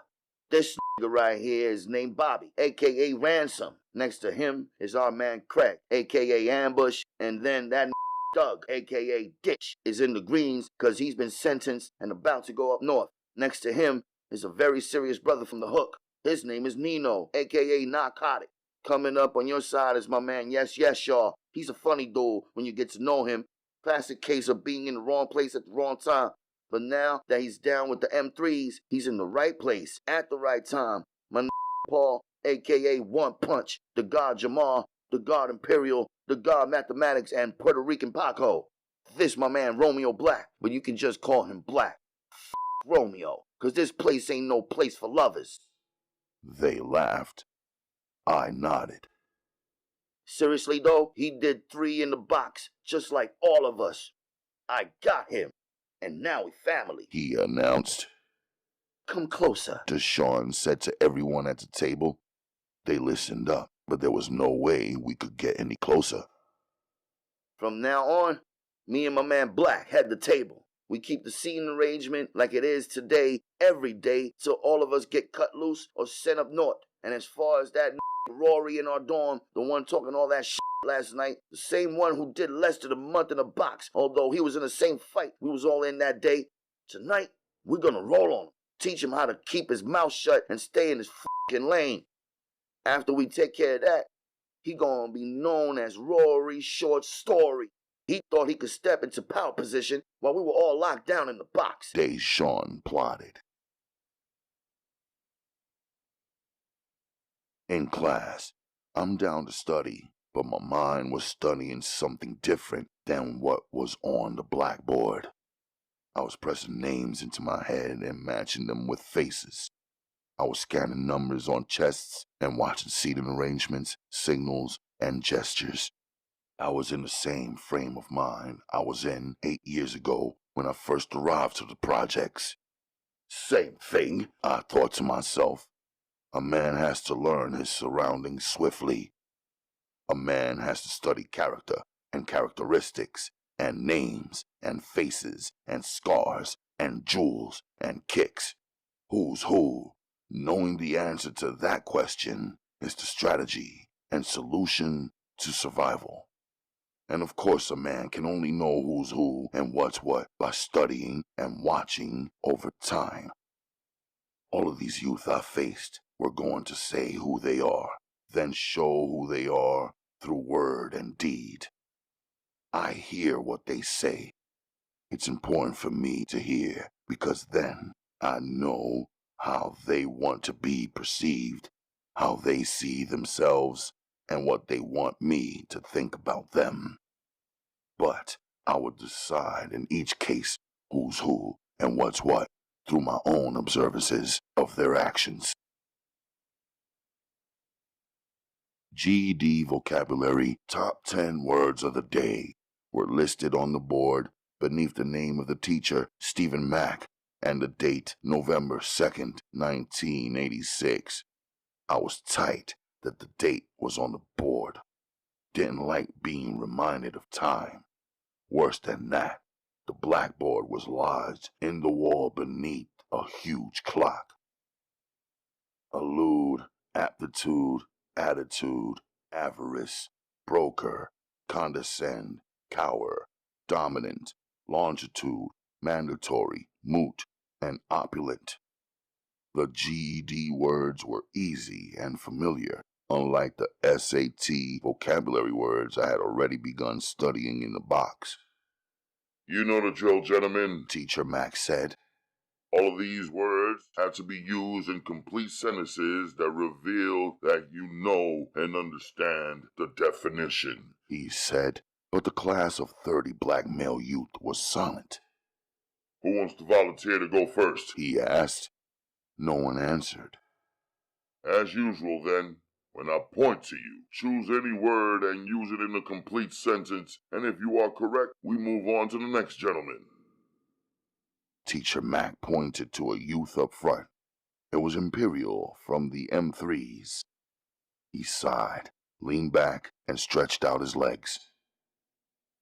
I'm Domini, he said. The class let out muffled laughter. That doesn't reveal to me that you understand the definition of the word, Teacher Max said. It's a sentence, a subject, and a verb. That's what you said a few months ago. He stared at the teacher. Try to use the word dominant in another sentence that reveals that you know the meaning of the word, the teacher pressed. Everybody in here know the meaning of the word dominant. Everybody in here know what I meant in my sentence. Everybody except you. Problem is, Mr. Mac don't know the longitude of your aptitude, so he got an attitude. Yes, y'all said, and everybody cracked up. Good. I like that, Teacher Max said, breaking up the tension. Then he pointed to Doug Ditch. He started drumming on the table and rhyming. Let me tell you a little story about a bitch I know. If you think what I'm thinking, you know she a The bitch look good, pretty and clean, sexiest young thing you ever seen. I pushed up on her and turned on my charm, knew I'ma look good with that bitch on my arm. She smiled like she liked me and agreed with my talk. She laughed at my jokes, said she liked how I walk. She was my girl, and I was her man. So why that bitch had my brother's dick in her hand? Bitch said she was sorry, liked him all along. Said she didn't mean to use me and she knew she was wrong. She said she liked him better. He was older and bolder, more money in his pockets and his style was colder. Bitch said yes to me so she could get closer to him. My brother treat her foul, f***ed her and beat her. Said she wasn't worth shit. But he hurt her real bad, so I went and got him. He's my brother, my blood, but word of mother, I shot him. Now we both locked up. I'm thinking, what the f*** is it? The bitch that I love, she only pays him a visit. Bitch puts money on his books, buys him clothes and kicks. I'm in the green jumper, bitch ain't buy me shit. Called to collect, the bitch just hangs up. Now I'm feeling like my brother wanna smack her around and put my elbow in the Smack her around and put my elbow in the I know one thing that's true and the truth. Don't be nice to a bitch, fuss and fight for a bitch. Don't be nice to a bitch, fuss and fight for a bitch. Don't be nice to a bitch, fuss and fight for a bitch. Won't love you if you do. Dudes were stomping their feet, clapping and cheering for Ditch's performance. Mr. Mack interrupted. I like your enthusiasm, he said to Ditch. I even like your creative approach, but what does your storytelling have to do with the assignment? You didn't use the vocabulary words in your rhyme. What my man Ditch was alluding to, Mr. Mack, was that the bitch was full of avarice. She didn't appreciate my hard-working man here because he used to dig ditches at the graveyard for honest living. She tried to broker a deal with his brother because she loved that street hustle. My man Ditch here didn't have the aptitude to realize that most of these bitches love money over love and they respect a thorough smackdown from time to time. Know what I mean? Yes, y'all said. In defense of women, Mr. Max said. Time's up, and it is mandatory that we travel to the next class. Yes, y'all said, and everybody got up and walked out on his command.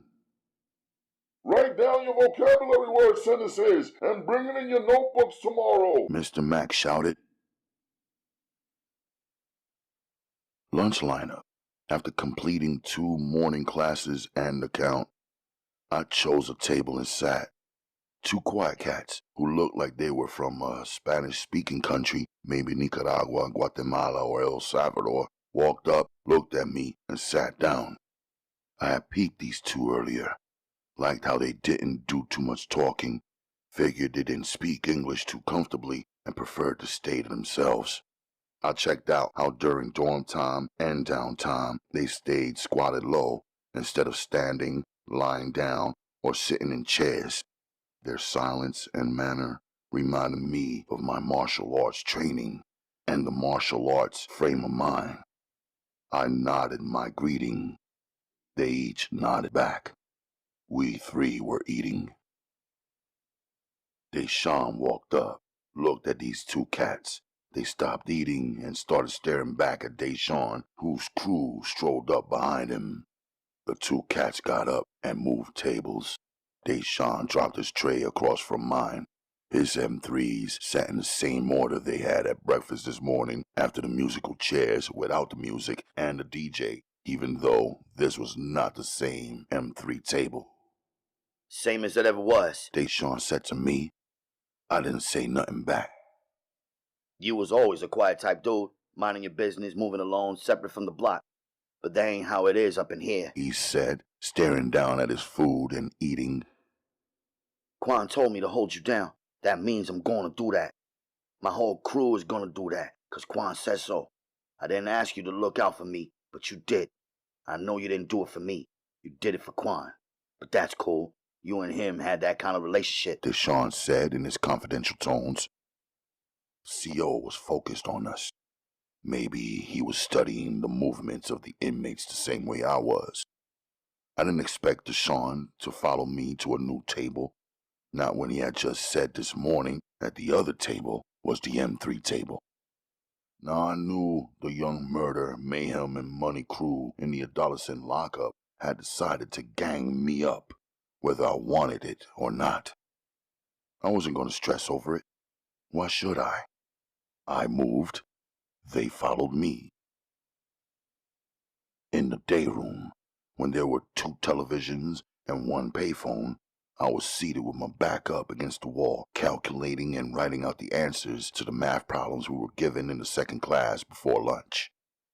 Same as the English GED class, the math assignment was elementary.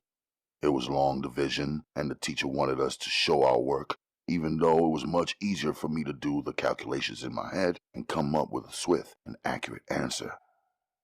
Don't sit there. Deshawn said to me. I looked up from my paper. If you sit beside the phone, these other dudes are gonna be scared to step up and use it. I looked around. Across the room was a small huddle of boys that were looking towards our direction. I figured they were the ones scared to walk over and use the phone. That's M3 clout. You sitting there. You M3. They figure you about to use it. All they could do in that case is wait.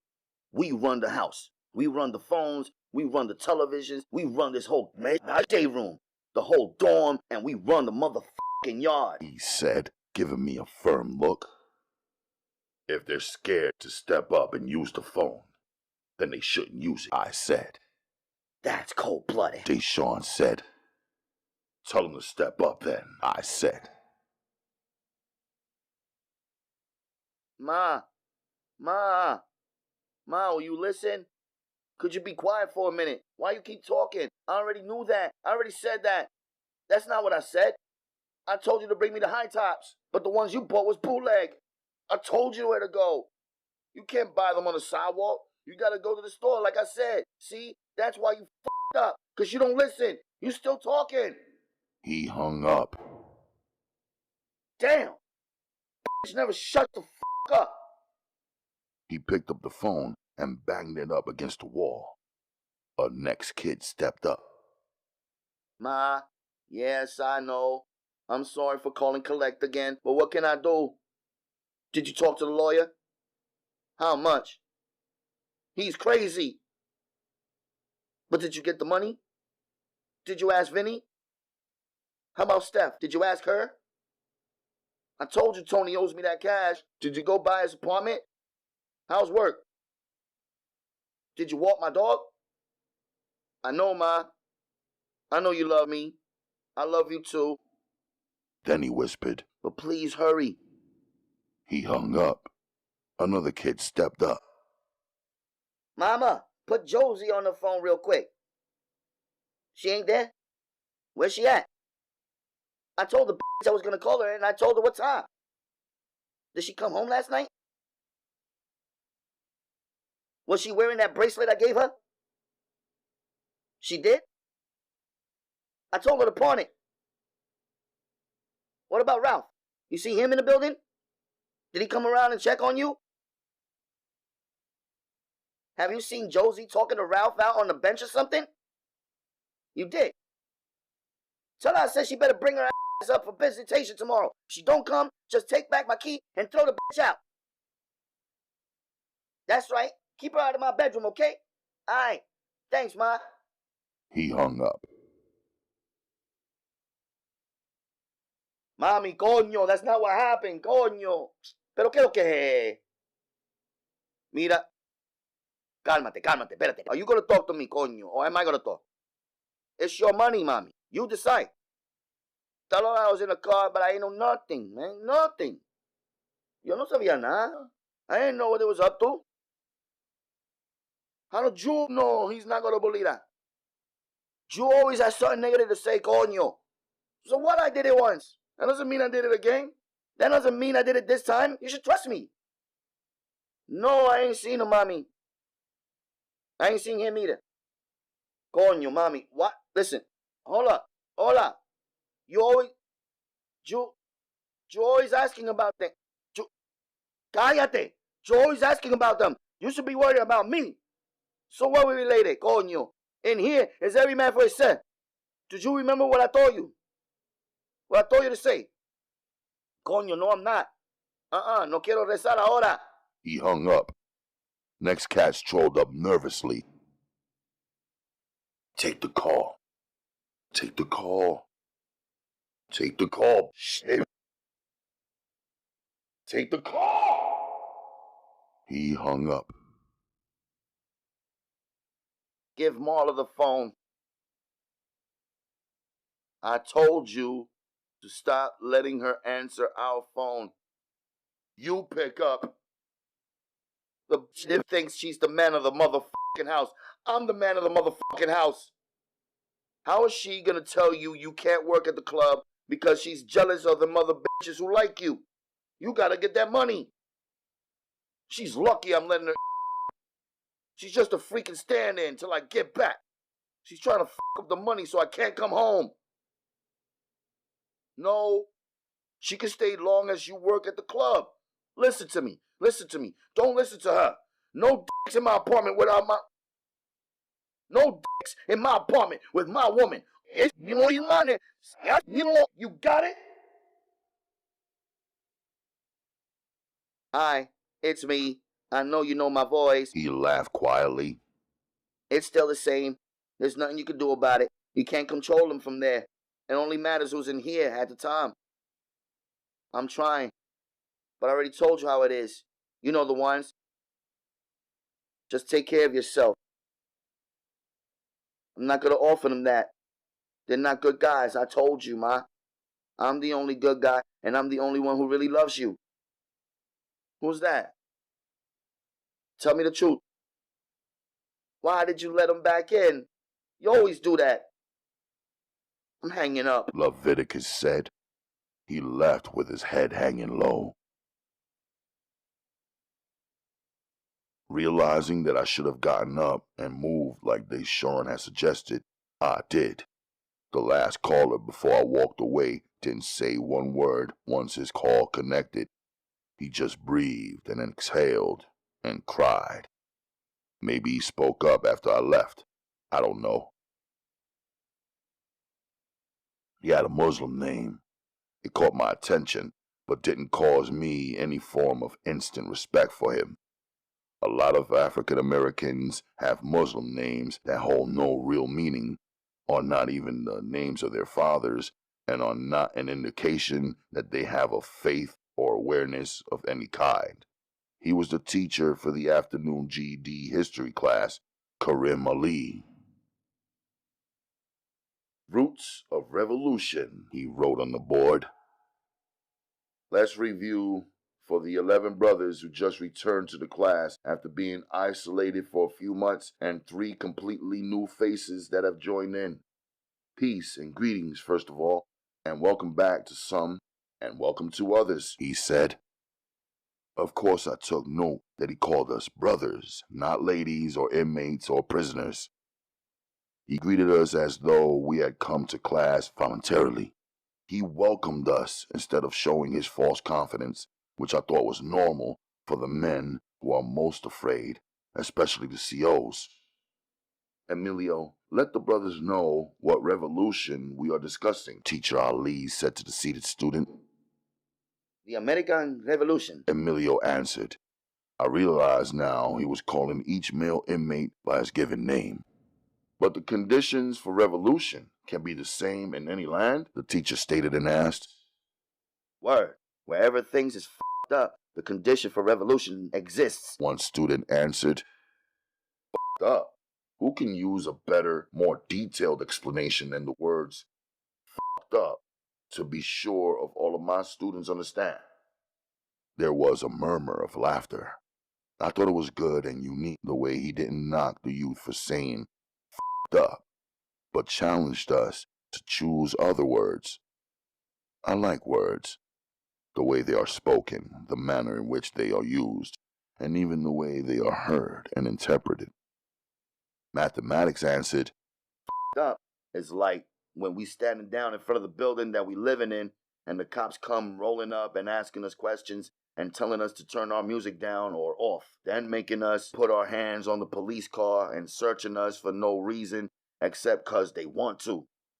Even more f***ed up is when they order us to lay face down on the ground or take the money in our pockets just 'cause they rather have it even though they didn't earn it. That's f***ed up-ish. Does everybody understand? The teacher asked. The class broke out in reserved laughter. Who gonna understand f***ed up better than us? Imperial asked, and the seriousness returned swiftly. F***ed up is being in the box through the summer months feeling like your body is a piece of pork sizzling on a grill, can't hardly breathe, can't hardly think, can't hardly move. Can't get no visits from your old earth or your wisdom, Jamar added. How can we describe that condition that the last three students spoke so well about?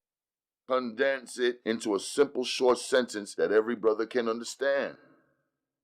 A complete loss of freedom and control over your life, I answered. Beautiful, Teacher Ali remarked. That's it. A brother hit the nail on the head. In the American Revolution, who was the enemy? Teacher Ali asked. The British Empire, their army of soldiers, A student answered. And who were the victims? Teacher Ali asked. the Americans, also known as the colonists. Another student replied. And what were the specific conditions? Teacher Ali asked. The class fell quiet. What were the roots of the American colonists' complaints? Strangers in the house, Lavidicus said oddly. Break it down for us, Lavidicus. Teacher Ali pressed. the British government took advantage because they had the power and the weapons. They would send soldiers out to certain areas and force the people to allow the soldiers to stay in their private houses, even though the people didn't know the soldiers, didn't invite them in, and didn't want them there. Lavidicus explained. Very good. Is that justified? Is it okay to force your way into another man's home and to take lodging in there? Teacher Ali asked. Hell no. He comes into my house uninvited, he gonna get blown back out the door. Slaughter said. Word.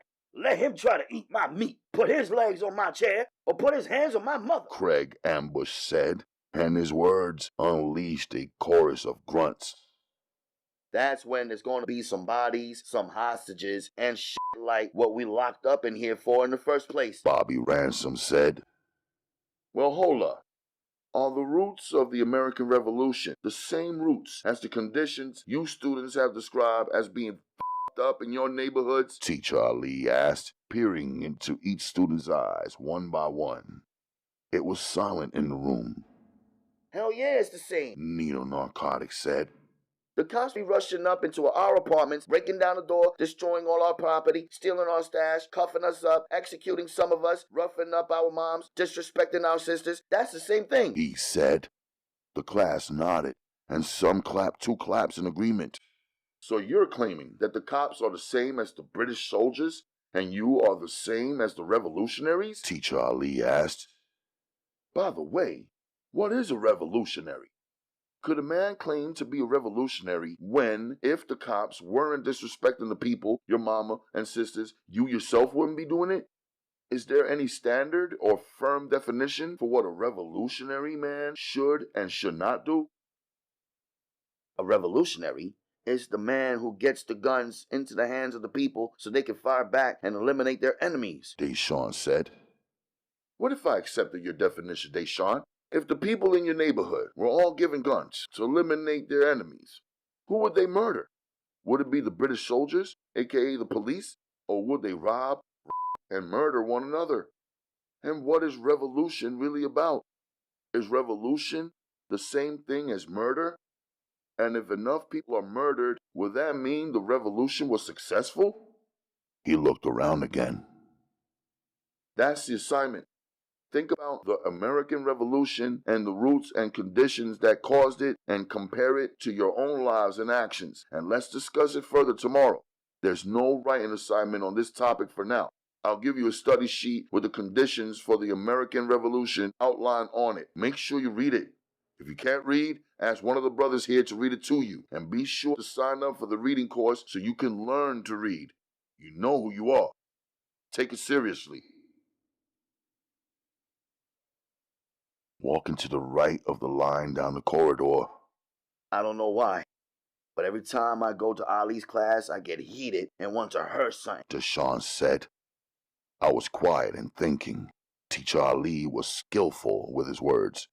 He spoke them calmly, but they had a force behind them. I was weighing it out. What was that force behind his words? I had felt that kind of force before, but it was politics. Or was it Islam? A lot of African American talking politics say it is the same as Islam and the people take them for Muslims.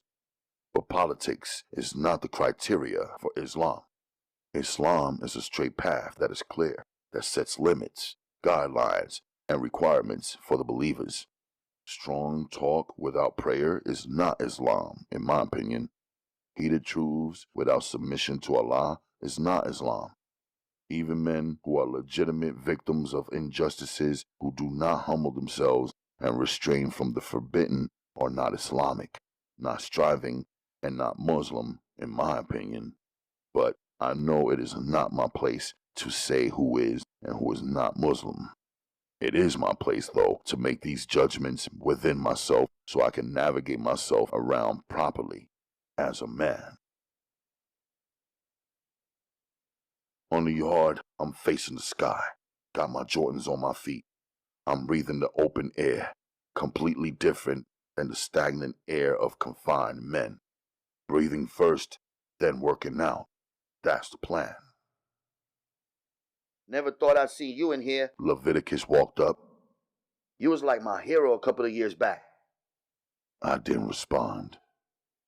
I used to wish your mother was my mother, he said, and I dropped him.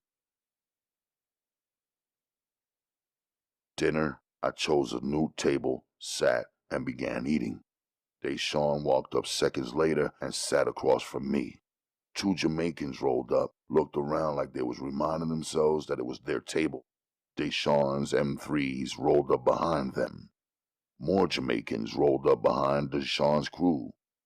They were all standing with their trays except Deshawn and me. Deshawn didn't turn or say nothing. The Jamaicans fell back. The M3s filed in and sat in the same order that they sat, no matter which table. That kid you knocked out in the yard, you don't get no points for that. He's sweet meat, Deshawn said. You remember him from the block? You might not remember him. I know you remember his mom's. She was the stunt that was working with Mighty. Now Mighty upstate Clinton. She works for us. His mom's? I asked automatically, when usually I wouldn't. Yeah, we told her we was going to turn her son into her daughter. Now she's a mule, carries in our packages during visits.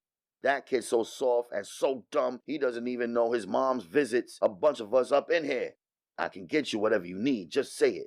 She's only one of our mules. We run this money thing up in here, he said confidently. Or leader was always anyway. Daquan once caught him on the steps with Lance's Lavidicus. You remember Lance, right? He said without making eye contact with me. Ha! If you don't remember him, I'm sure he remembers you. See what I mean? Lavidicus and you is opposites. He had Lance's Lavidicus. You had your 9 in Lance's mouth. As I got ready to raise up, Deshawn said to me, There's no secrets up in here. We know who's constipated, who got diarrhea, who's who no matter if it's an inmate or a CO. We know what products are coming in, which ones are going out, and which COs are on our payroll, and which COs know how to look the other way. And here, there's no secrets, just men powerful enough or who got people and allies who are powerful enough to make men do whatever the they want, whenever the they want it done, keeping their mouths shut and mind their motherfucking business.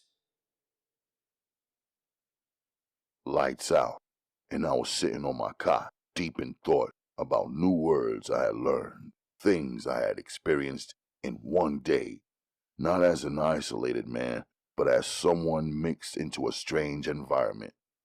It was like the atmosphere of my Brooklyn block, but just that one block. I couldn't walk off and into a whole wide world, or learn and build anything elsewhere. I couldn't converse with anyone who had ever traveled off the block, or recline, or interact with friends a few train stops away. I had to deal with and face the team that I wasn't interested in being on, or contributing to, or walking with, or fighting for. In a full day of no prayer, a wide range of topics I didn't normally consider were racing through my head at the same time, like revolution and American history. Then there were the familiar thoughts about good and evil, right and wrong. Suddenly, I heard the movement. Rory got rolled, literally. Bobby Ransom pushed him off his bed and into a sheet held by Paul One Punch and Imperial. The white sheet rolled tight around his body, turned bloody red as Slaughter and Deshawn stabbed him up with sharpened wooden popsicle sticks from the dinner dessert. I'm sure everybody saw what happened. Rory, short story, was either too hurt or too embarrassed or too frightened to try to fight or get up. No one helped him either. Either it was because the inmates had hated him and already wanted to see him suffer, or because they were paralyzed by their fear of helping out someone the M3s pegged as a snitch.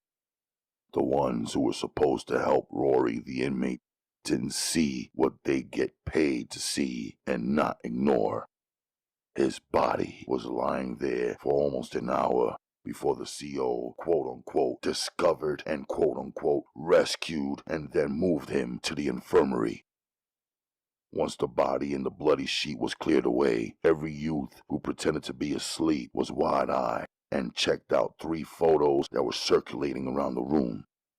All 3 were individual shots of girls our age in their tiny sassy-ass cheeks facing the camera and a profile peek of their face and one breast and nipple. We're gonna get up a game of hoops on the yard in a couple of days. Give y'all some time to get ready. Top 3 scorers on the winning or losing team gets a visit from one of these 3. Highest score gets the first pick and 1 option. Narcotic announced. The inmates were low-key on the offer, but steady passing around the photos. You gotta tell them that none of these girls is your girls. Otherwise, they're gonna be scared to fuck with them, even though you're offering. Deshawn said to Nino. Nah, none of these is my girls. They just some good-looking bored hook chicks looking for some live to talk to. They'll come up one time for the 3 high scores of the game. If they like you, you got the option to see them again.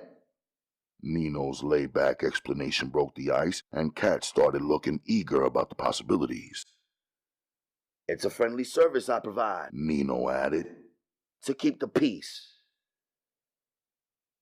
A mule is the offspring of a horse and a donkey f***ing.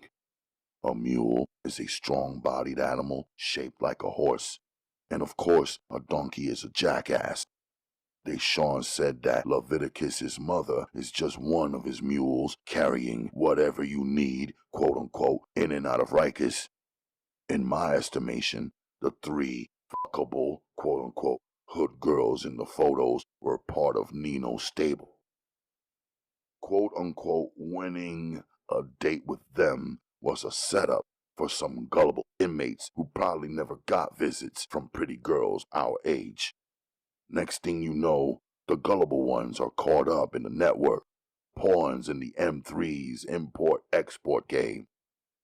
Whatever the case, I was sorting out my thoughts and my movements from here forward. I knew my actions, reactions, or even inaction, and any and all of my choices and decisions in this particular circumstance would tell and show me, and anybody watching, who I am.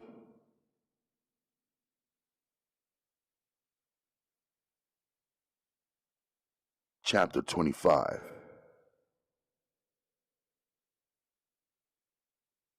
Seven hours later, I was awakened by a dream that I could feel but not remember. My memory tried to chase down threads of blurred images that melted into nothing but a stream of colors. I heard only breathing, interrupting the silence of the 66 sleepers. I sat up, although my mind's eye now drew a black blank. My soul somehow recalled the instructions it had received through the dream. I stood up. Looking through the glass of the CO's bubble or command center, I saw the one in charge of watching asleep on the job. That meant the second officer was somewhere roaming. My eye scanned the room. I counted 2 sleepers missing. Probably they got picked up and moved in the middle of the night for stabbing up Rory, I speculated. When I walked around in the only toilet washroom area in my section, I ran right into Slaughter hiding behind the wall. I kept moving like he wasn't there, but could not miss that the CO was standing there with him. I ignored them, peed, and washed up. What up, Black? Sean called out to me as I walked back to my cot.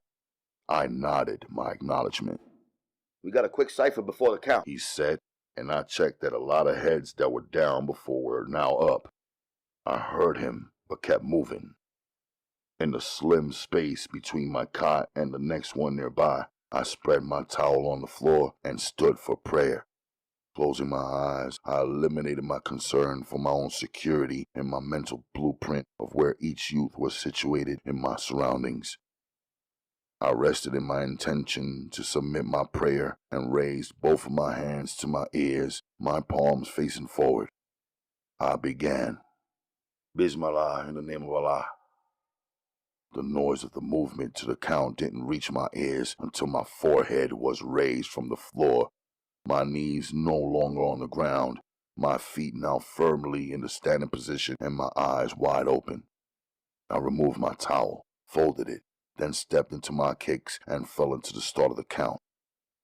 Very aware of the authorities' wasted, menacing glares, the youth's curious eyes, and the M3's looks moving from deciding if I'm crazy or, quote-unquote, right and exact. I was solid and sure. In my soul was the message for me to no longer conceal my Muslim identity in population. I will continue using the false name, but I am forbidden from false behavior or taking any action that doesn't line up with what a true Muslim man would do, as guided by the Holy Quran.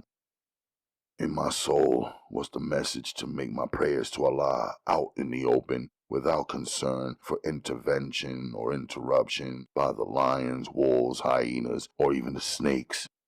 I thought it was a dangerous idea in an explosive environment. But my duty to Allah is higher than any thought or fear that my mind might manufacture. The message in the dream was that if all of the other males were living foul and in chaos, naively and boldly and out in the open, and the Muslim males were concealing our Muslim demeanor, there would be no light in the darkness. The message was for me to be a light, a reminder, a warning to them, and even a warning to myself, and to do it without fear. Allah is your only protection, so I'm doing it. I'm glad you chose our regular table this morning, Deshawn said. You would have moved one table over from the ones you chose last night. We would have ran head up with the Dominicanos. We've been to war with them before, but it's bad for business. Word. The other M3's agreement with him came in the chorus. Where's Ditch? I asked. Deshawn smiled. Good looking out, he said. But they snatched him up in the middle of the night, sent him upstate.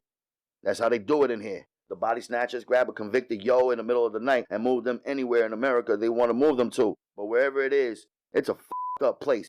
Jail and prison, both f***ed up, but two different things. That's the word, Deshawn said.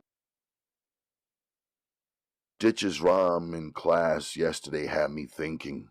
I could feel his heart woven in the words of his story and thumping in his cadence and delivery. That was different. Wasn't used to feeling sick in the Suggestive-ish. The whole day yesterday had my head bombed. Were these youth all Suggestive or bitches? That's how they refer to their mothers and pretend wives and girlfriends and to all women. Is that what they really think and feel about them? Are their women just to be used as their workers and mules, f***ed and abandoned? Are they familiar with the feeling and power of love? Are their women all scandalous, disloyal bitches, and their fathers either unknown and absent or present and untrustworthy? They lusted after and then left them in the lurch? Maybe it's both. Their fathers are motherfuckers, their mothers are bitches. Meanwhile, they are the sons of bitches, the miserable bastards that resulted from sex without marriage, love, or fate, or any real and true intent or tight bond. It is not that I was surprised. I grew up in it. However, if I wasn't forced to face it now, concentrate on it, study it, then I wouldn't. I was busy building my own world, loving my wives, enjoying my family, and handling my business, guided by faith. I learned from the few classes we shared that these cats had talents and were not dumb. They were clever with their words. At the same time, they were not smart either. Same as in mathematics class, we are challenged to show our work and solve the problems with accurate precision. These cats could not do the math of life or solve their own problems. They were calculating, but performing the wrong functions, using the wrong formula, and coming up with the wrong answers. The fact I'm in here, same as them, interacting with them, is my hard reality.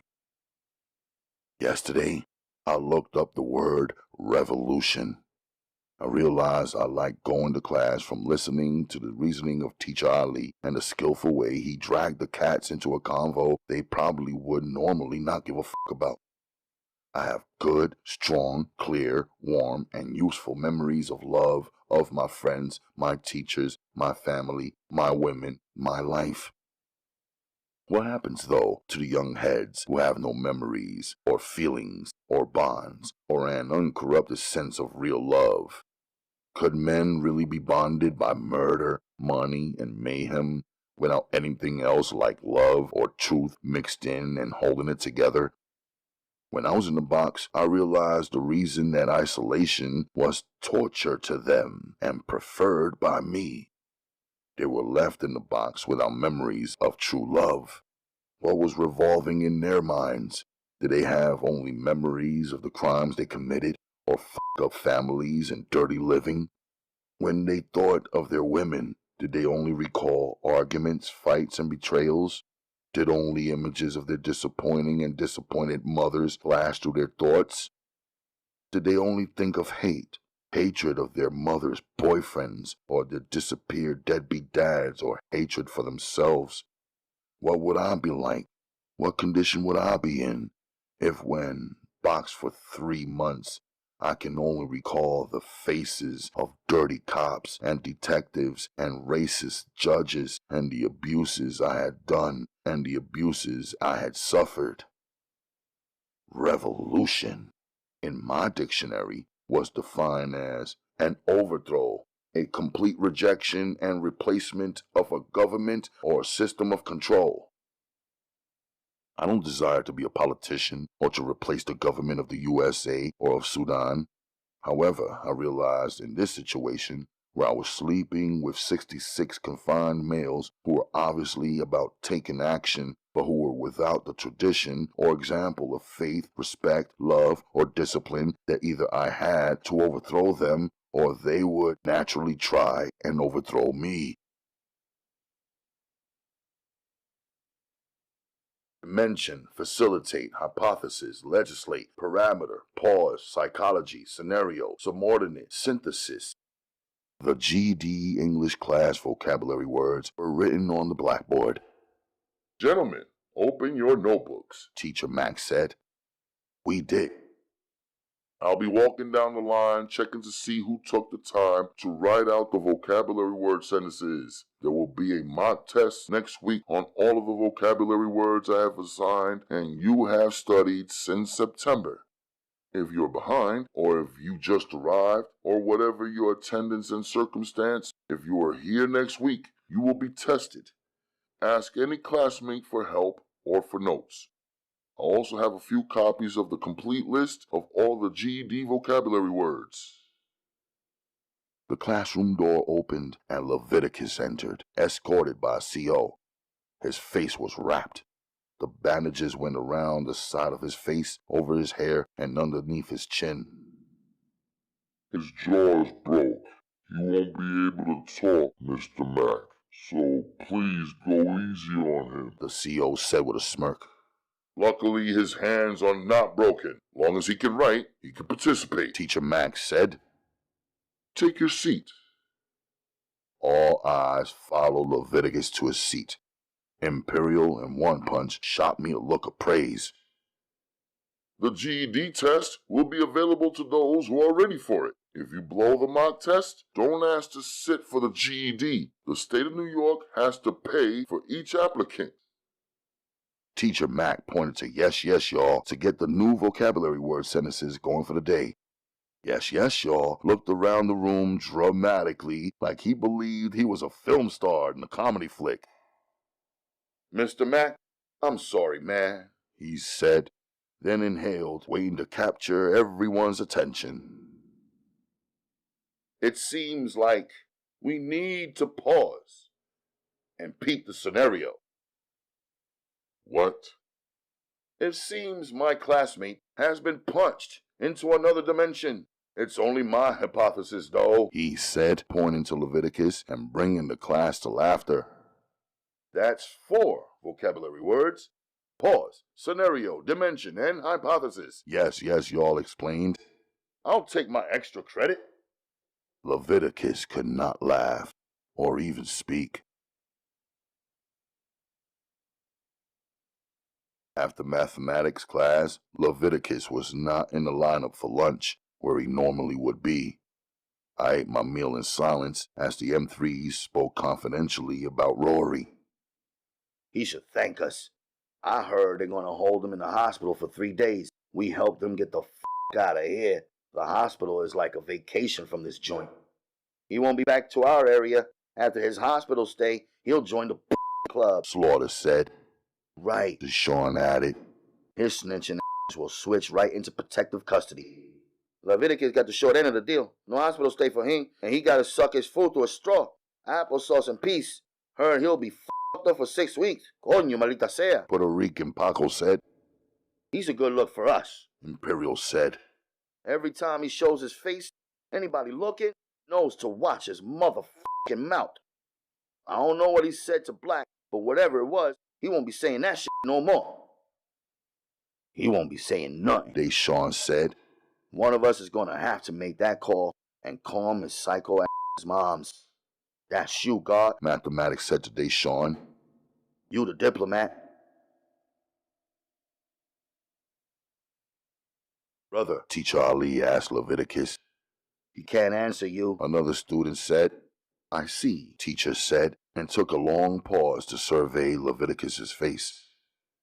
Deprived of your freedom of speech, teacher remarked afterwards. The class responded with complete silence, including Lavidicus, who didn't shift his head, eyes, or body, or react in any way. Yesterday, Brother Lavidicus identified one of the roots of revolution for our class. He said the forcing of strangers into homes of civilians was one cause. It may also be called the quartering of soldiers, quote-unquote, because the British government was forcing colonists to house soldiers in their private homes. From your handout, readings, and thoughts, let's discuss the additional causes. Plain and simple, Imperial said. Them British dudes was trying to run the American hoods. The American colonies, Teacher Ali corrected. True that, same thing. The British were sending in their troops dominating, shooting, and killing. And them British boys had real cannons. Imperial said. The main thing is that the British were f***ing up their money. That's going to bring war into any territory. Nino said. Give me the details, Teacher Ali pushed. Too much taxes, closing down the seaports so ships couldn't bring in the product. Shit like that. Nino answered. Perfect, Teacher said. They were referred to as the intolerable acts. Now, who could define what the word intolerable means? It's like when you used to shit happen in a certain wrong way, you expect the cops to roll through, stop you, search you. That's everyday bullshit. But when they order you to lay face down on the pavement, intolerable that. When they busting shots at your back when you are on arm and standing still, that is intolerable. Nah, when they shoot your moms or your grandmoms, that shit is intolerable. Remember Grandma Eleanor Bumpers? 2 years ago, the NYPD hit her up with a 12-gauge shotgun because she was late paying her rent. When they went with the fake-ass housing authority cops to evict her, Grandma wouldn't open up her door. She knew what time it was. NYPD executed her. An old lady. That was my BX hood. The kid from the Bronx said, and I remembered his face from the riot. Just to clarify, the NYPD did say that the old lady was crazy and threatening. Teacher Ali provoked. A frustrated, angry laughter. They say that about all of us. Yes, y'all said. That don't give them the right to shoot us, though. Come on, man. The cops don't give a about anybody's rights. What you mean it doesn't give them the right? They taking it. Slaughter said. The cops are crazy and threatening. Maybe we should shoot them too. The kid from the Bronx fired back. The sound of silence paralyzed the room. Even Teacher Ali didn't have his usually quick comeback. Then he said, the circumstances that you brothers are describing right now were the roots of the American Revolution.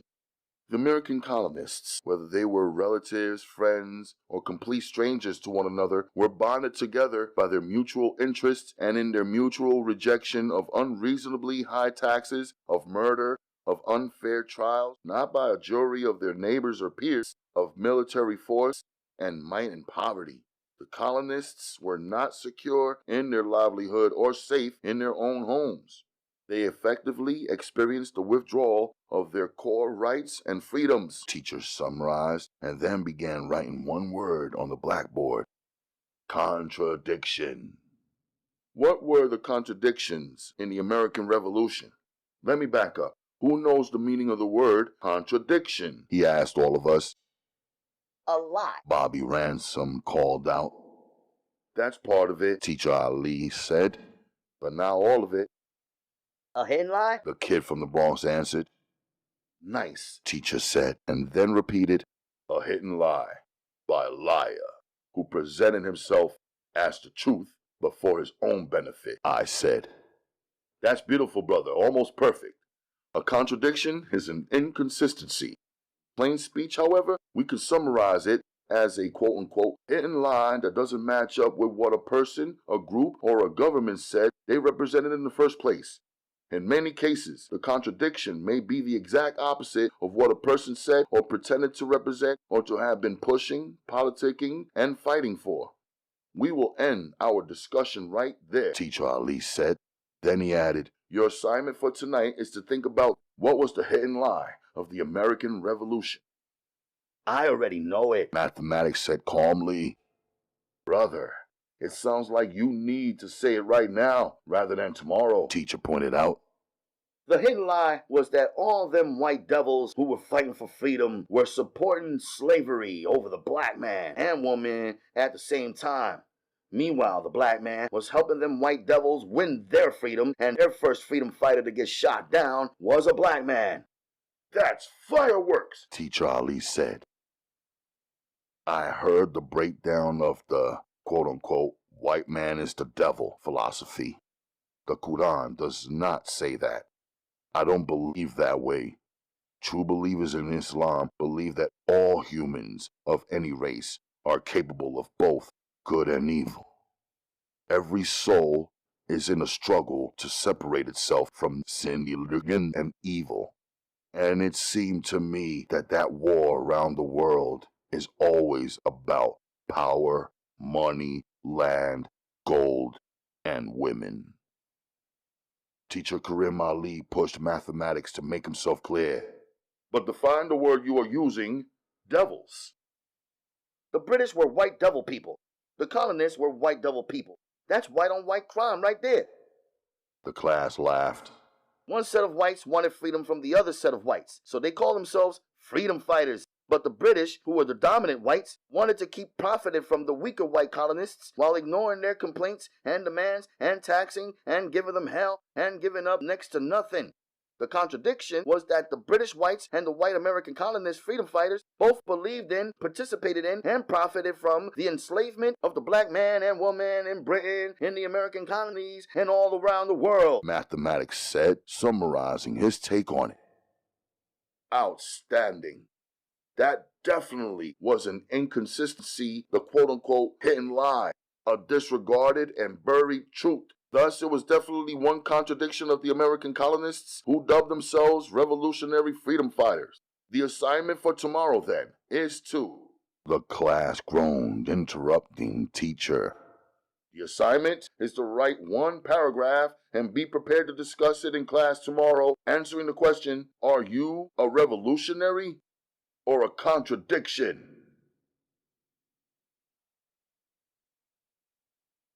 Lavidicus, I called him over. He looked intimidated, lowered his gaze, then began to approach me slowly. Look a man in his eyes when he's talking to you. That's what men do, I told him. His nervous pupils jumped around before he could straighten them to look at me. I apologize, man, for damaging your jaw. I'll back my apology up with a favor to you. Ask me for one thing. If it's within my reach, I'll grant it. If it's not, you can ask for something else that is. Something equal to the damage I did to you. He was fidgeting. Stop moving, I told him.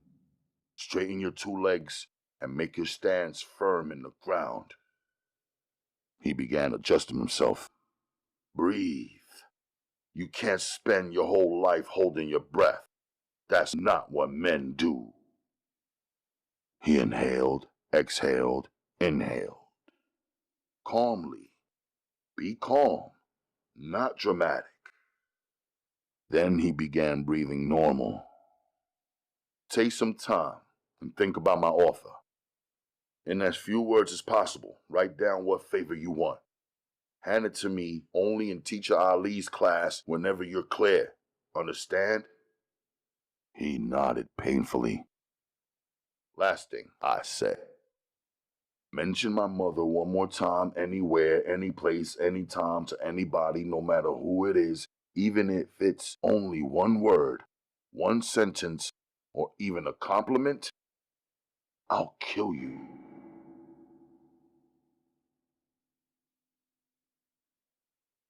Talking while locked up, the she-officer had already put me up on that. She said that the authorities would send you an inmate who is tagged an informant to them and known as a snitch to any prisoner. Their informant is a locked-up inmate, same as you, so your guard is down. He may tell you something about himself, then ask you something about yourself, your case, or some previous incident that occurred that you may or may not know anything about.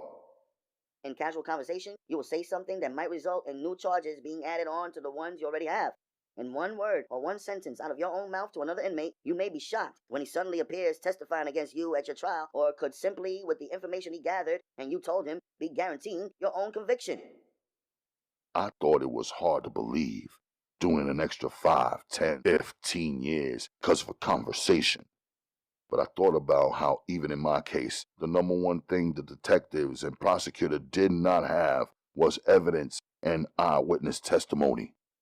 I believed that they would easily plant someone beside me to collect information that they were incapable of gathering on me on their own, and that I was never ever going to hand them.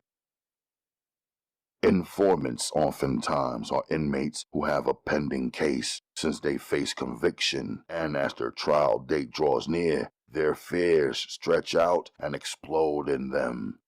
They would trade another inmate's freedom to secure their own, even if they have to do dirty deeds, lie, and invent details, or simply tell something that had been said, agreed to casually, or confided. More than the murder I committed, any information that connected me to my Uma was what I intended to squash, avoid, eliminate. That reasoning led to my impulse to crash my fist into Lavidicus's face. I needed him and anybody else to know not to get casual or sloppy with me. Don't mention my mother or my women or ask me any personal questions. Not one of these cats is a friend of me. I'm not a man who makes threats. I execute. Whatever the truth is in my soul, heart, or mind, I take actions over words. In my young life, I had never told any man, If you do this or that, I'll kill you. However, the circumstances of this situation were different. I was just sorry that I silenced Lavidicus. I thought the hit he took would cause him to never mention Uma again, and in the extreme slim chance that he slipped up, to me, that would mean that he was either stupid or he was being used to gather or confirm information on me or my family. I meant what I said when I told him the consequences of that. So why did I apologize for smashing his face? Why did I agree to grant him a favor, especially not knowing his mind or what he would ask for? I had to. In order to live with myself, to define myself, I had to apologize to Lavidicus. When I saw the M3s grouping me up with themselves and praising me for a deed well done, I knew I had done something that I wanted to do, but something that was wrong. I knew also that just admitting it to myself was cowardly. I could not accept myself as a coward. I hate that. I needed to apologize to him face to face, and I needed to back that apology up with something that I was willing to sacrifice as a form of repayment for what I had done. How did I decide that I had done wrong? Like in a math problem or an equation where we must show our work, our thinking through numbers, calculations, and answers and conclusions, I had to do the math of life. First, Lavidicus is a victim. The word victim has about 3 definitions. A victim is a person who suffers because of a destructive action. A victim is a person who was deceived or cheated by his own emotions or ignorance or by the dishonesty of others. A victim is also an animal served up as a sacrifice. Lavidicus was all 3. Lavidicus's mother had a legit job where she earned. I knew this because I used to see her wearing her work uniform, but she also carried herself like a This caused her to participate in disrespectful arrangements and relationships with men. This meant that Lavidicus had been raised in the presence of men who didn't love or respect her, who also fought and beat her, and consequently didn't love or respect him. He loved his mother. However, he was so young when the parade of her disrespectful boyfriends began that he couldn't protect her or respect her from early on. I figured it must burn a continuous fire in his chest to love a mother he couldn't or didn't respect. I used to see him around our Brooklyn block, looking embarrassed, vulnerable, and weak. For a few years, I didn't see him at all. When I encountered him again here at Rikers, and he was grown and had the male physique, I didn't know the details of what had happened to him. After I hit him was when Deshawn told me that Daquan caught Lavidicus on the back stairwell with Lance's Lance, the same trash who I murdered. As a man, I couldn't envision or fathom or accept or even imagine that. Only thing I knew was that Lance was at least 3 or 4 years older than Lavidicus. Still, Lavidicus was old enough at that time, 11 or 12, to know better, to fight back, and to retaliate. I can only assume that what Lance did to him was forced. Who would do that voluntarily? What I didn't know was that Lance was a predator. A predator is defined as someone or something that preys on others. The nastiest of all human predators use the nastiest tactics and prey on the weakest and most helpless among others. I know every beast and every man has to eat, but I also know that there is a difference between men eating to live and men who have a perverse thirst to destroy and conquer and a love to kill. I had never been a predator. In my faith, it is wrong to kill for sport, to satisfy a perverse desire or insatiable ego or a heavy pride. However, in Islam, we do have the right to defend our lives and loved ones from oppression and mischief and evildoers. Defense sometimes results in murder. I believe in that solidly. Yet, I had a need to define and distinguish and separate myself from any and all predators in my mind and in the mind of others, even though I already knew that only Allah is the judge and that Allah is the best knower. Once I saw Lavidicus all bandaged up for a slight second, I felt like a predator. And even a slight second is too long for me to carry that feeling, especially when I am striving to be true. I hit Lavidicus before I knew his mother was being used as a mule, before I found out that Lavidicus did not know she comes up here to see other men on visitations, not only him, her son.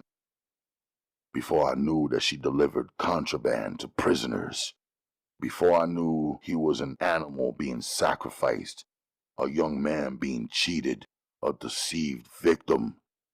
Once I knew, and once I saw the result of my hit, which added to his suffering, I felt guilty, wrong, and responsible.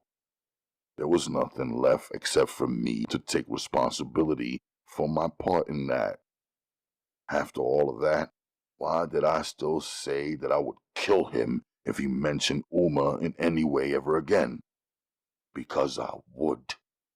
Even if it was wrong to protect Uma, I would carry the burden, even the burden against my own soul. I also believed that I had done, inshallah, enough good deeds and strivings in this life that Allah, the most compassionate, would forgive me for this immense love for my mother that caused me to protect her fervently. Furthermore, since I apologized, I needed him and any onlookers to not see my apology as a weakness or an opportunity. I know that these guys have no faith, no culture, no worthy traditions, and it, no fathers. Therefore I knew that the streets and these youth and many men see and saw both prayers and apologies as soft. In Islam, we have tajweed, a requirement to strive to a level close to perfection. We have a consideration, responsibility to think and rethink, to evaluate and weigh and make honest and careful decisions. We have a responsibility to pursue the truth, live the truth, be the truth, yet we know that we can never be perfect. We have a responsibility to remind and warn others. However, fall short, we must seek atonement. Atonement is more than apologizing or feeling sad or sorry about a doubtful or wrong choice.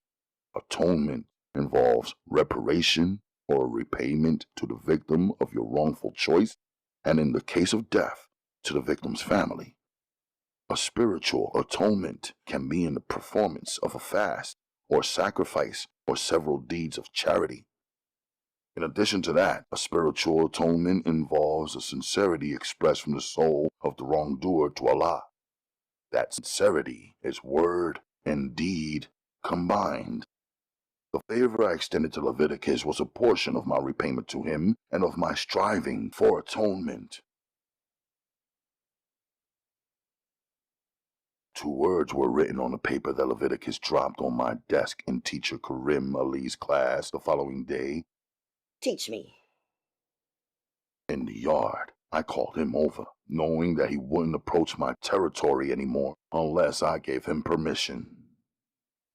1 for yes, 2 for no, I told him, at the same time holding up 1, then 2 fingers to demonstrate.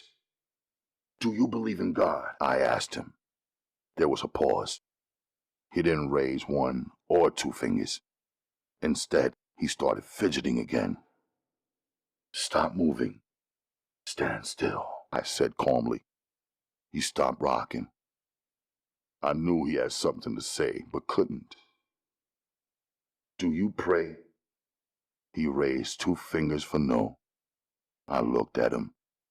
The math in my mind was being sorted. A Muslim prays 5 times a day. If I had been praying 5 times a day since I was 5 years young, I had made almost 20,000 prayers to Allah, and this guy, based on his answer, had made none. For me, it meant that this guy was without spiritual protection other than the grace of Allah, because Allah does as he pleases. But seeing Lavidicus's condition, he had suffered a lot from his own unawareness. Subtract 20,000 prayers and minus 10 Ramadans and minus 1 good father as an example of a man. Damn. There's only one God, I told him. And it's not any man who ever hurt you or any man you've ever met. It's not Deshaun, Imperial, Jamal, or Mathematics, and it's definitely not me. Look at the sky, I pointed. Look at the sun. The sky, the sun, the moon, and the stars were all created by the same one who created your soul. If you had never made a prayer to the one who created your soul, you are not only lost, you are ungrateful. But more importantly than that, for you, is that you are unprotected. Up to now, you have gotten on your knees for all the wrong reasons and for all of the wrong people. On your knees for filthy men. On your knees for the police. On your knees out of fear. Ungrateful and lost, never on your knees for the one who created your soul and gave you life to say a prayer of appreciation, a prayer for guidance, a prayer for vision, a prayer for protection. Is that right? I asked him. He held up 1 finger for yes. Having heard what I think, you're still asking me to teach you. He raised 1 finger for yes. Are you asking for help with your classwork or the GED or the SAT? I asked, wanting to be clear. He raised 2 fingers for no. Are you asking me to teach you how to fight? He raised 2 fingers for no. What do you want to learn? What do you want to be? I asked him, already getting impatient. He pointed to me. I paused. You want me to teach you how to be me? He raised 1 finger for yes. In the washroom before dawn, I was preparing for prayer. Lavidicus was standing over the sink beside me, doing what he saw me doing, washing my face, rinsing my mouth, and cleaning my ears and nostrils, washing my hands and forearms, and washing my legs from the knees down and the tops and soles of my feet. You have to be yourself. You can never be another man. Starting today, I'll help you in the library for the next 6 weeks to figure out who you are and who you can become once you strive for understanding. After the 6 weeks, your jaw should be healed and you will have all else that you need to guide yourself. I recommend that you make your first prayer with your eyes open and in complete Silence. Watch me to learn and watch my back. Once you learn how it's done, you can begin to close your eyes and I'll watch your back.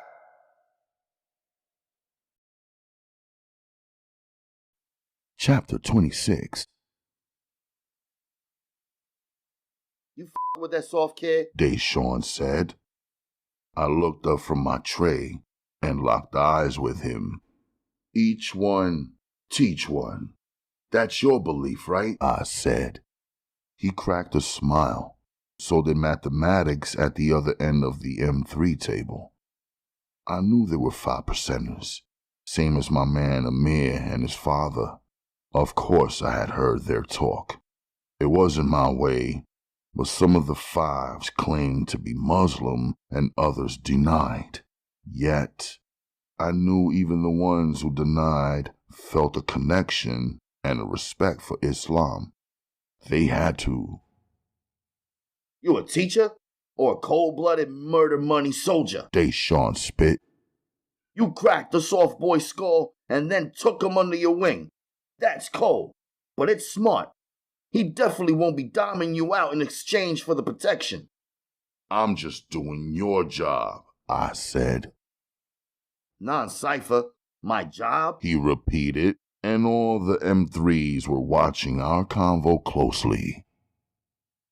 I'm the poor righteous teacher, civilizing the 85er. That's your job. Instead, you caked up and chillin' with the 10%. I said, and all the gods leaned back, mood moving from surprise to laughter to anger. Is that a challenge? Deshawn asked me. What would Daquan say? I replied, knowing he was heavily invested in admiring and pleasing his oldest brother and living up to his brother's orders. You know the god Daquan don't f*** with no soft motherfuckers, he said solemnly. Daquan would say that you and me should fight a fair one. Daquan would set it up, promote it, and be standing right there to watch it go down, I said. It's either that, or Daquan would appreciate you reporting to him that we got this whole dorm on lock. Let him know I'm soldiering for the 85, and you holding it down and running the industry and the paper. That's word, Jamal said. Slaughter grimaced. We should hold them down. They ain't doing nothing but praying to the mystery god, Mathematics said. And they ain't f***ing up the business, Narcotics said. Word, Imperial said. Don't be quick to huns in a Slaughter warned. Peep how he's raising up a little army. First it was him praying for death. Now it's none of the motherfuckers. And he got Kareem Ali all on his tip. The COs ain't feeling none of that talk. How they be talking and the prayers they be making. That got COs on edge. The COs, I said. Are they the 10% or the 85? I asked. Knowing Slaughter wasn't a 5%er and dividing Deshawn from his right-hand man. Deshawn looked at me. We definitely don't give a f*** about what the COs think, Deshawn said, feeling and knowing the importance of separating himself from the authorities. It was a mean game of chess I was playing with him, but I wasn't playing. Stay out of the way like you've been doing. The M3's definitely going to protect the poor righteous teacher, Deshawn announced. Checkmate, I said to myself. I had gotten Lavidicus to meet me in the library every other day, and the down days were for reading on his own. The Quran was his first and most important book. Lavidicus learned the short first chapter, the opening, by heart. It has 7 ayats. The key was that once he understood and accepted that there is only one God, and that it's not none of these dudes, it helped to strengthen him and diminish his fears slowly as the days and weeks dragged by. At the same time, it helped him to learn not to worship his mother, hold her as his standard, or expect her to be his source of protection. His confusion over her began to clear up. It is important for fatherless sons to know that it is okay to love their broken mothers, but to separate that from what they should respect and view as an example. Otherwise, their relationships would forever be f***ed up. Confused sons would choose to love a woman who is a same as his mother. Or confused sons who hate their mothers would hate women altogether. In his notebook, I had seen some random scribble that in tiny letters said, I have loved you since I was 12. I was happy to see that considering all he had been through, and struck up a convo with him about girls. You have a girlfriend? I asked him. No, he signaled. You liked her, but didn't tell her? I asked. No, he signaled, and opened up to a blank page and wrote, I like you. That's cool. You can like me, but that's not what I'm talking about. I'm talking about girls. I flipped the pages and pointed to what he had scribbled. He wrote underneath his words, I have loved you since I was 12. I watched. You were my first and only love, he wrote. Who? I asked. You, he wrote. I didn't break his jaw all over again. I was caught completely off guard and couldn't process or do the math on anything like he was expressing. You hurt me, but I admire you as a man and feel love for you in my heart, he wrote to me. I looked at him. There he was, the same as his mother, with her same emotions. She wanted a man. He did too. She loved men who hurt her. He did too. I told him, Your confusion comes from your bad experiences. You admire me, and that's okay. But as far as affection and intimacy, that's a man-woman thing. You have to move everything into its right and original category. Put everything back where it belongs and where it was before you got hurt and confused the first time, I told him. The Rikers counselor said I should just accept myself the way I am, he wrote. Think about it. For any other pain or illness or trauma, the doctor would give you medicine and treatment to put things back the way they were before you got sick or hurt. Even with your broken jaw, the doctors worked hard to put your bones back in place and to have your face as it was before. How come for this one thing that you came from your being hurt and taken advantage of by dirty men, the counselor advises you not to try to fix it? Lavidicus looked like he was thinking about something he had never thought of before. Did he try and touch you? I asked Lavidicus. Did the counselor put his hands on you? Silence was his answer. Word is bond. It's real for me. I stuck with Lavidicus because I said I would. I continued to teach him and read Quran with him and make the prayers with him because it was my word and my atonement. Besides, Lavidicus was no threat to me. I even got teacher Karim Ali to organize a visitation between Lavidicus and a nice 16 years young female who had recently become a believer from his mosque. I wanted Lavidicus to be able to break the everyday routine of seeing and being surrounded by only male prisoners and guards and just sit with her and talk and look and feel, which is all that could be done while locked up. I wanted to see how he would react to meeting not one of the 3 girls photographed topless in their panties whose pictures circulated around a jail dorm, but a female who had humbled herself and was striving the same as he was. More importantly, I wanted him to see, feel, and explore for himself and for his healing. Alhamdulillah, slowly but surely, by the end of his 6 weeks of studying with me and being visited by her, he changed. You have a visitor, the CO said to me. No, was all I replied. You're not interested in the pretty girls? He asked me, but more like he was trying to call me out in front of the other inmates. Going once. He counted down. What's her name? Deshawn called out. Strange name. Exotic beauty, the CO said sarcastically, and my chest got tight. Going twice. I was 100 that it wasn't one of my wives. They wouldn't overturn my order. Go meet her, man. What's the problem? Yes, y'all said. You could send me by proxy. I'll give her a message. It's better than just leaving her hanging. Simonique.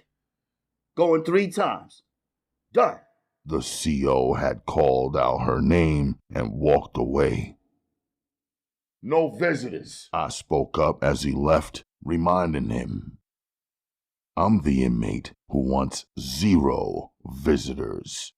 Still, I was thinking how the Red Flamingo, a.k.a. Simonique, could have found me under the name Jordan Man. Was it in the newspaper and she had peeped it all out? No matter, I told myself. She definitely doesn't know my true name or my street name, Midnight. She had my washed murder clothes that I left behind, but she wouldn't do or say anything, I was certain. You got a kite from His Majesty, Imperial said, 6 days after the Red Flamingo had attempted to see me on a visit. Stop f***ing around, I told him. Word of mother, he said, letting me know he was serious. That's his brother, Deshawn said. He's locked over in C-73, same as Daquan. I took the kite. Couldn't believe Imperial's brother was named His Majesty. I'm headed up north, same location as my man Verse. Before he got sent up, he wanted me to relate to you his gratitude. Verse said, you is the supreme soldier. You under his protection wherever his arms got reach. The note said. That's crazy, I thought to myself. I never met this Red Verse cat. Just walked into his laundromat the night of the murder, and somehow shit got turned upside down. I looked up. I already know what's in the letter. That's big, Deshawn said. Versus operation is huge. Different territory and product, but larger network and greater influence and reach than my brother. That's what Quan told me. Puerto Rican Paco, you don't say much, but you speak Spanish. Is that right? I asked him. Somewhat, he said. I noticed the Latin kings speak Spanish, and the Dominicans and the 2 other dudes from Nicaragua. What's the deal? You all speaking Spanish, but not speaking to one another? Just curious. I told him, but I had a plan more than a curiosity. This is all speaking English, but all hooded and ganged up and not speaking to each other. What's the deal with that? He replied. True, I admitted. I try and give the peace to each man, regardless. Thought I'd send a simple greeting to the kings and the other Spanish-speaking brothers with your help. I can help you with that, but just so you know, they're all divided for different reasons, but united about one thing. He said. What is it? Jesus. So if you're trying to get them on your prayer liner, money, it ain't gonna happen, even with your clout. I smiled. Muslims respect the prophet Jesus, peace be upon him. I'm not at war with Jesus or the Christians. I'm planning to get up a soccer game, though, and want to invite all of them to play. Play soccer? Something different for cats like us that's been doing the same routine every day, I said. I'm a criminal. I'm your man, Deshaun. I'm better than these other dudes. I'm not pretending to be God. I'm not poor. I'm not righteous. I don't give a about teaching the next man ish. These motherfuckers gotta teach theyself. I raised myself on the streets. I proud. I see what I want. I take it. Don't move. I warn them. If they cooperate, I don't slit their motherfucking throats or put a bullet in their motherfucking head. Slaughter said. Deshaun, I'm holding you down. But why are we holding this down? He don't even put in no work. He wants to keep his hands clean. He's over there having picnics with the fucking foreigners and protecting the Murder, money, mayhem, never been about that. Him and his crew out here praying like a group of grandmas. What the is up with that? Slaughter was furious. He had been in a silent uproar ever since Teacher Ali had given the class definitions of the contradictions and differences between criminals and revolutionaries and prisoners and political prisoners. I already stated my position. Long as him and his crew don't fuck up the money, I ain't got no beef with him. Narcotics said. But I agree with what Slaughter was trying to say about them foreign Spanish. I never liked the way they hustle. They fair with their own kind, but they cheat. They charge us more for the product and give us less on the cut. They always deal with curbside on the block. Don't even want you in the lobby of their building or up in their cribs like we ain't all doing the same thing. They don't give a when we exposed.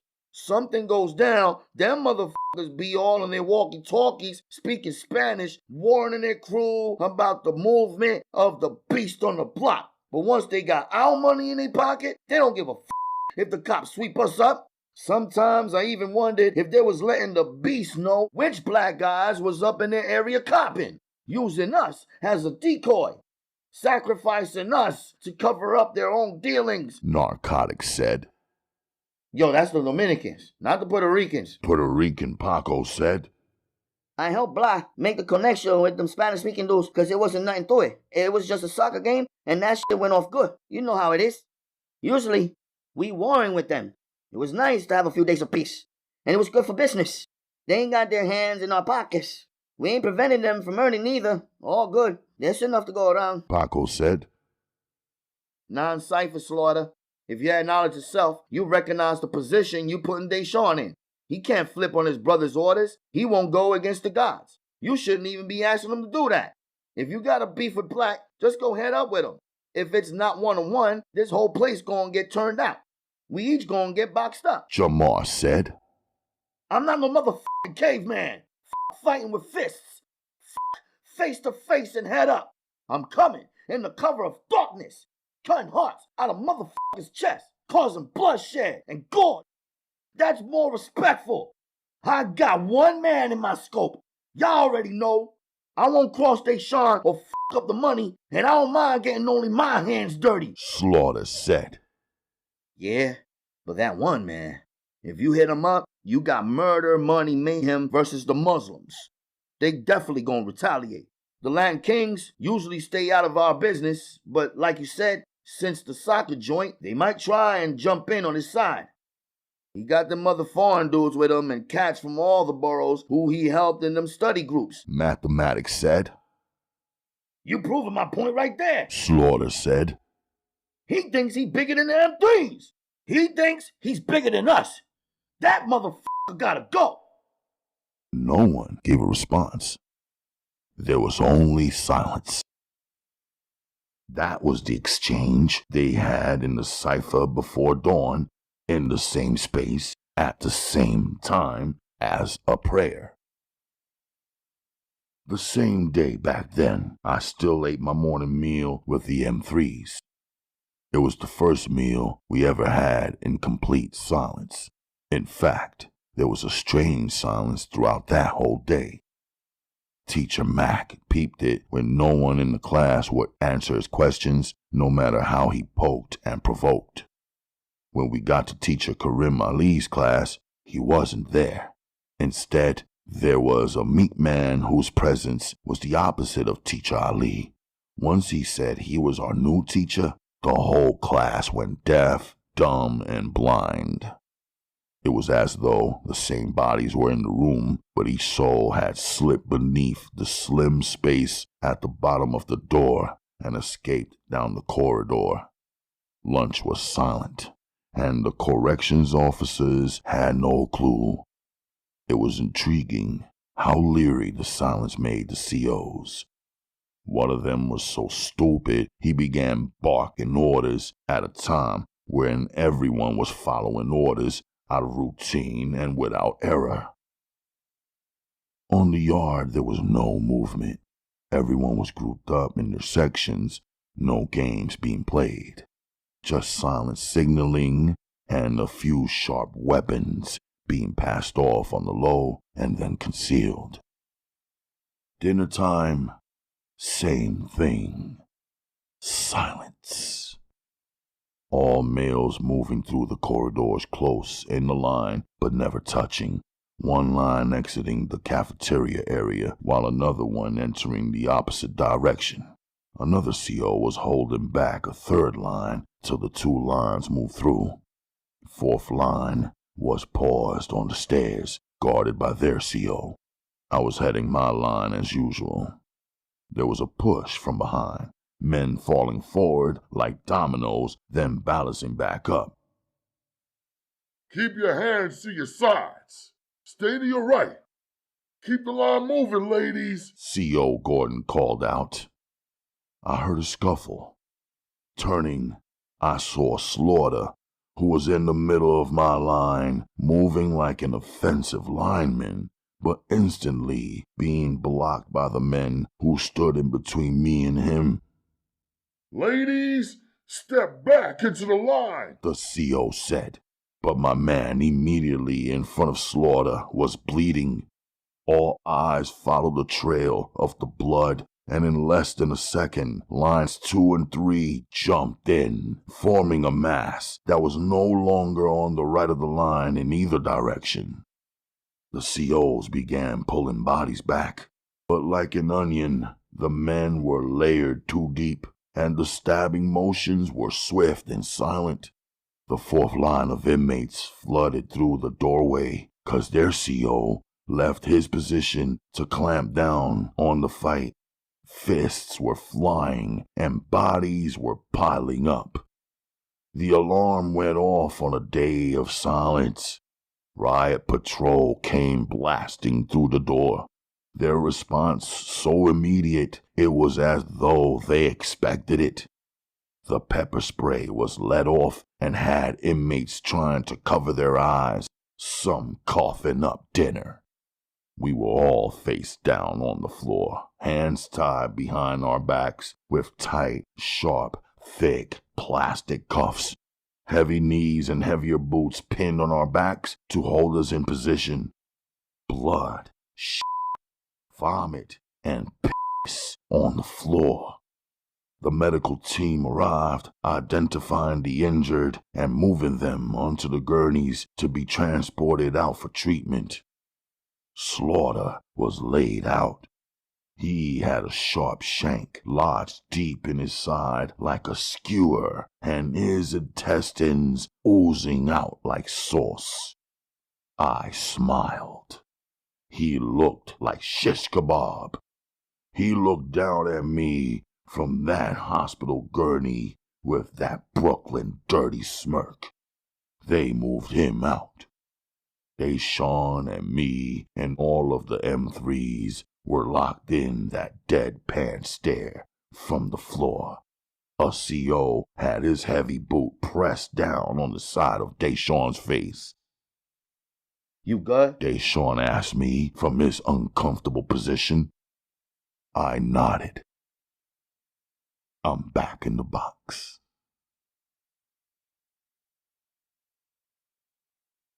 Chapter 27.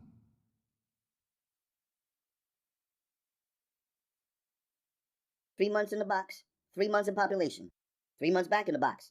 Is that your plan? Thought you was a little smarter than that. The she-officer said, but I could hear the excitement in her tone.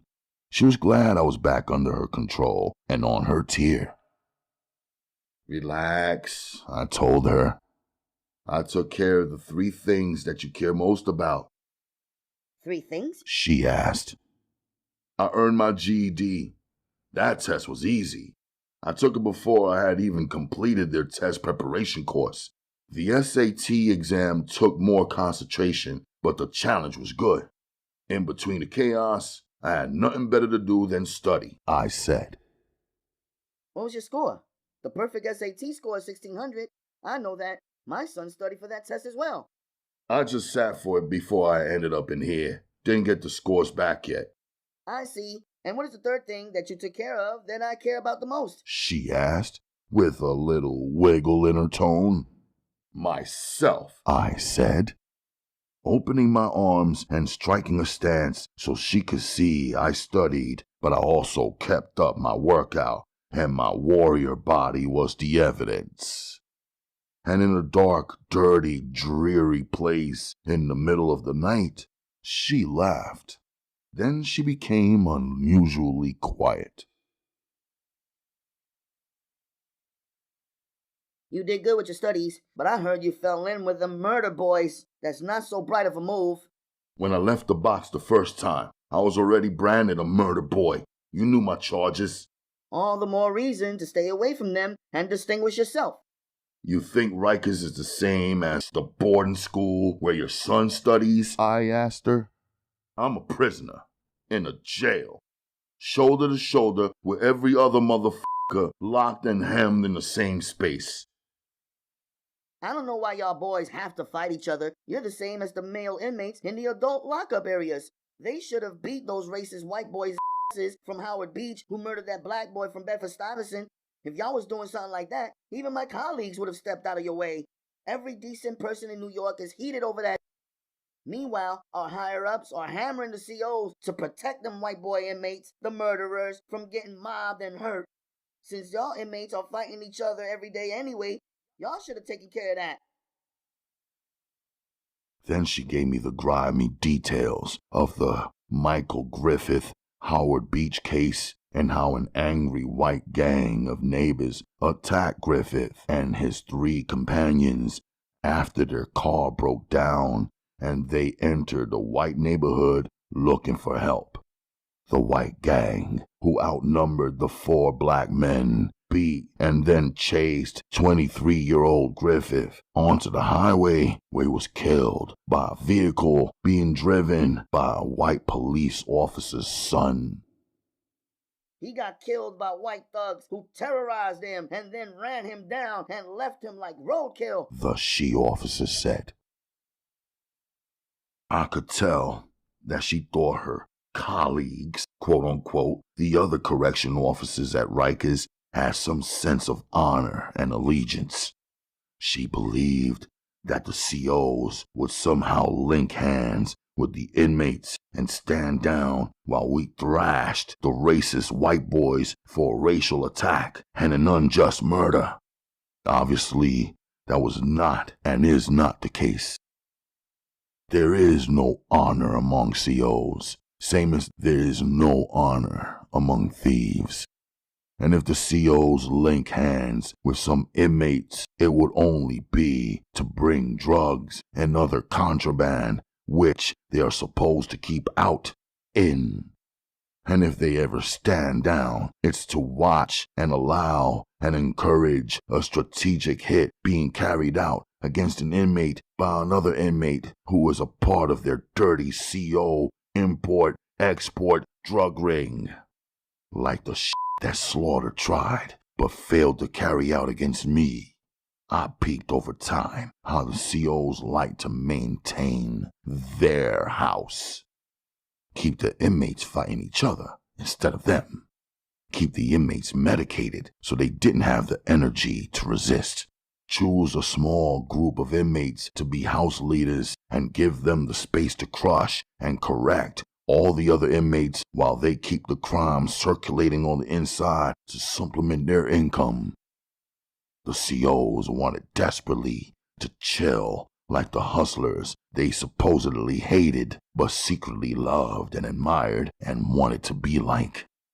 They wanted to chill the way those hustlers chilled before their arrest. They wanted to get the same response from the women that the hustlers got, instead of being bossed by the angry bitches who they had fucked and fucked over and now owed a heap of child support. The COs were failures at business, failures as fathers, failures at family. The COs were desperate men.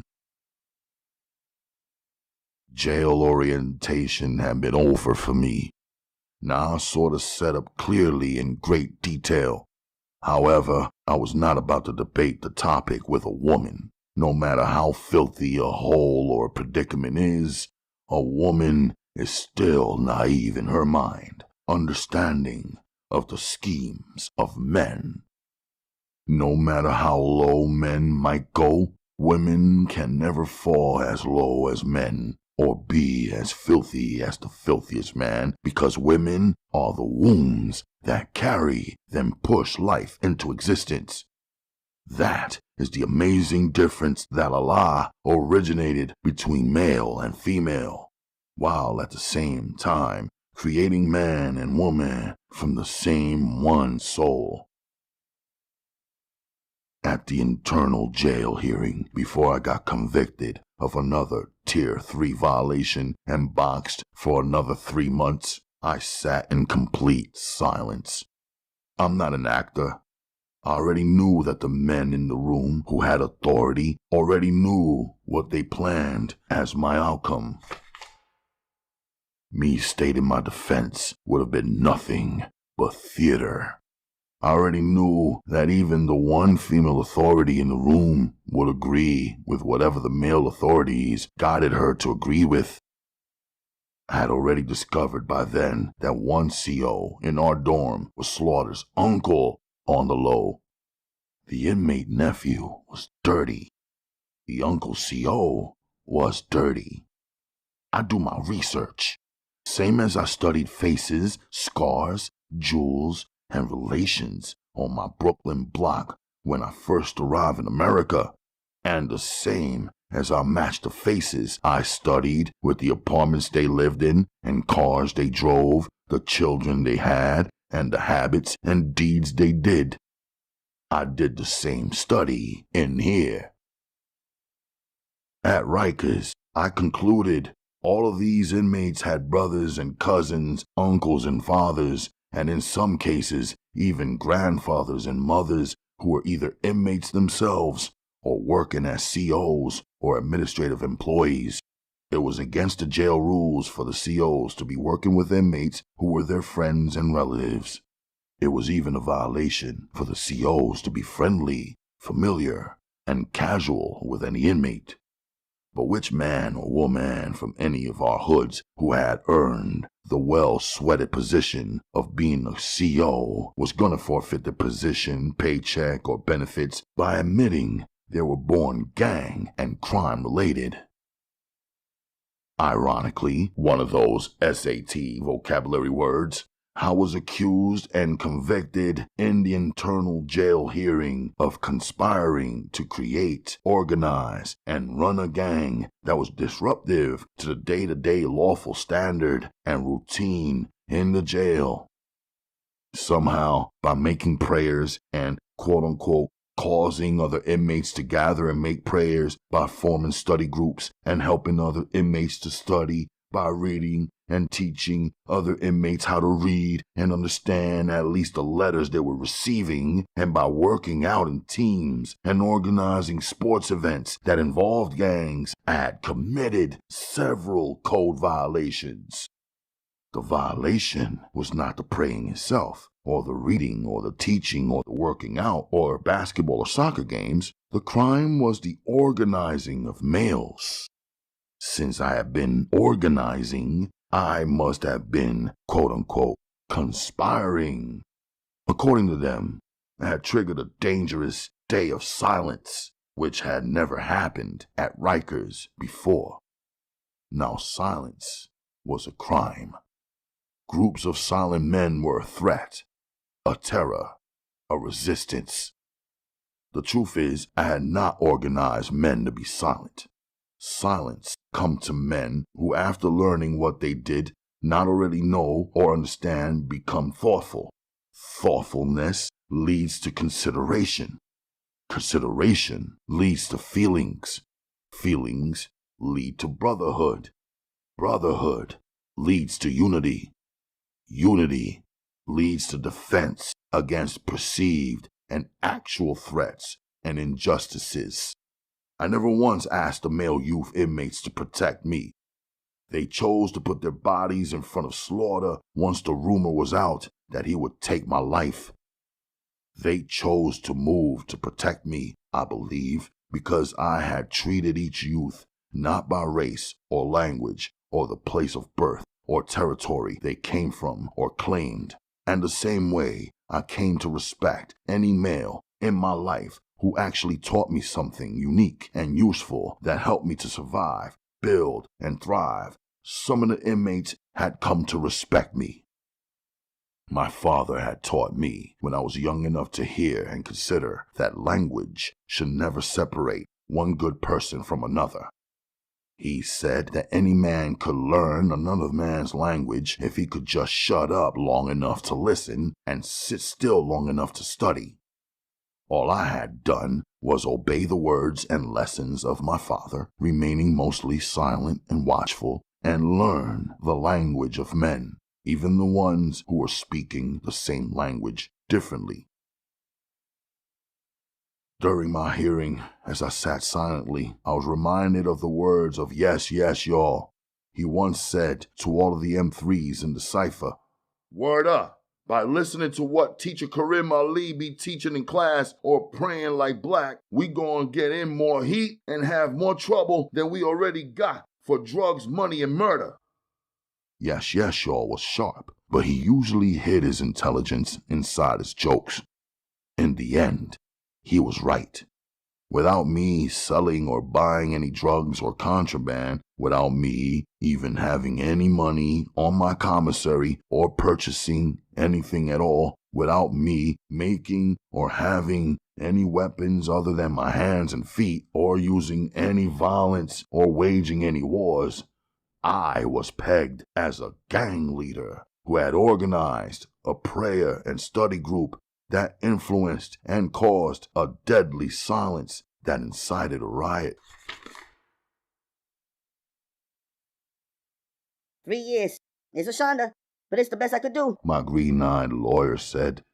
"A shonda?" I repeated. Yes, a shame. She said. I smiled. "I don't know what kind of math you were doing, but when we first met, you were talking 25 years to life, and even pointed out a case where someone my age was convicted and sentenced to execution. Every time I see you, the number of years I might serve decreases. Now here you are with a deal signed and sealed saying 3 years. I'm almost done serving 1. You did a good job," I told her. 3 years will be great and probably even impossible if they had one shred of evidence against you. The fact is, they don't. And they have had ample time to gather it if it existed, and if they were capable," she said. "Don't worry about it. It's spring all over again. You got a date, a fiancé, a husband?" I asked her. "I probably would have all 3 if I wasn't out working for you," she said and laughed. "You've had ample time to organize that," I said, flipping her words back. She smiled. "Do you know what I think is really gracious about you, Jordan?" she suddenly asked me. I didn't answer. I felt choked by that fake name. After almost a full year of being locked up, gracious is not how I would describe myself. In fact, the most gracious is one way that all Muslims describe Allah. What I am, honestly, is striving and surviving. "You have lost your grandfather. You have lost your freedom. You are convicted and about to lose 3 more years of your life, 1 at Rikers, although they can lawfully hold you here for up to 2 years, then 1 or 2 years at God only knows which prison, where God only knows which smucks will be in charge. But you are still smiling," she said warmly to me. "With good behavior, I could knock off a year and only serve 2 years in full," I reminded her. "You've been in the box twice on 2 Tier 3 violations. I don't want to piss on your optimism, but it's safe to say that you are a guy who can kiss your good behavior relief goodbye. She said, and her words silenced me. And if you don't stop praying and saving your peers' lives, and if you don't stop reading and forming study groups, oy vey, before they ship you out of here to another prison, who knows, you could end up back in the box again. She threw her hands up in frustration. That's funny, right? I asked her with a straight face. Oh yeah, it's hilarious. If you would have called me about your second jailhouse hearing and those bogus charges, I would have had the ACLU all over their asses for violation of freedom of religion, freedom of speech. I mean, these are basic freedoms. All Americans know that. She said. How is your sister? I asked Anne Aronson, my peculiar, passionate, and precious lawyer, about her deceased twin. She seems to be happier in her world than I am in mine. Transferred from the box after 90 days to C-74. I was now wearing a green jail jumper reserved for convicts. Body more solid than steel, side by side with other men who were also solid-bodied, regardless of their state of mind. A convict. I'm no longer an accused youth offender. I'm with the adult population, not the cubs, the kids, the youths, the adolescents anymore. I'm in the adult facility at Rikers. I sleep in a cell, not bed to bed in the wide open dorm. There's no blood or friendship between my young, convicted as an adult self and these men, but still, I am recognized as family. I'm a Muslim, moving in a space populated with many men who say they're Muslims. Upon arrival, I was approached by a big man who recognized my alamat salah, a prayer mark that appears on the forehead of Muslim men from the continual pressing of the forehead to the ground during prayer. By him acknowledging my mark, which 99% of others overlooked, he alleviated the tension that comes when any man approaches another man while incarcerated. I, of course, saw his mark as well, which caused me to consider that he might actually be a Muslim. I had met enough men claiming Islam who were without prayer. He ended up being a leader in the Muslim population on lockup. They claimed me, although I didn't ask to be claimed or protected or grouped or ganged up. Meanwhile, I'm the quote-unquote supreme soldier, so dubbed by Redverse and held down by his men, the Jamaicans, who run enough shit in here and got their own food ting going. He cared more about having fresh fruits and vegetables and Ital foods, quote-unquote, than anyone else. They were heavy into commissary. Their women, outside of whatever else they might be bringing in and out on visits, kept them well fed. All clicked up, the Jamaicans treated me good, like an ambassador, 'cause Redverse gave the order. One of them gave me enough fruits and vegetables to fit in the basket. It was a gift, same as gold to them. I had to accept it because I had rejected the weed they offered me, and to avoid causing insult.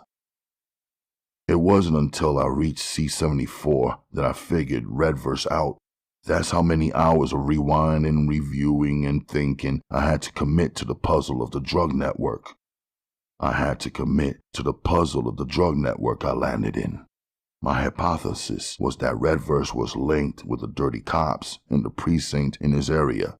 They protected his spot and didn't arrest his soldiers or harass their posse. In exchange, they got a huge cut of the paper, but the paper was only guaranteed if the cops facilitated the drug deliveries coming and going. When I entered the spot, unrelated and unknowingly, and once I exited the spot with the red bag, there was a confusion created. Redverse worked the confusion as though the cops failed to protect the product. No product, no paper for them till next time. That's why they were furiously trying to link me to the package and locate the package so that they could collect. Redverse double-crossed the cops. He held on to the product, sold it, double his take, and pinned the robbery on me and the blame on the dirty cops who never got paid on that particular take. He dubbed me the Supreme Soldier for 3 reasons. 1, I could have killed his brother and his men. I didn't.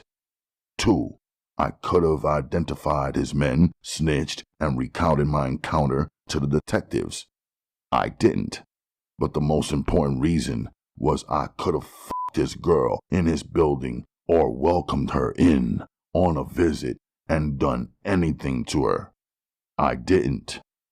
What I had not considered back then, and even after my arrest, was that Redverse had a surveillance tape, a television recording everything. Maybe the Red Flamingo didn't realize it and thought it was just for her to use to watch who came in and out of the laundry area and what they were doing while she wasn't in there. But I concluded that he was surveilling everything. He had her on tape, and he had me on tape that could identify me. That's how they knew who I was. The Jamaicans, many of whom find Islam too strict and confining, owe a debt to the quality of men Islam produces.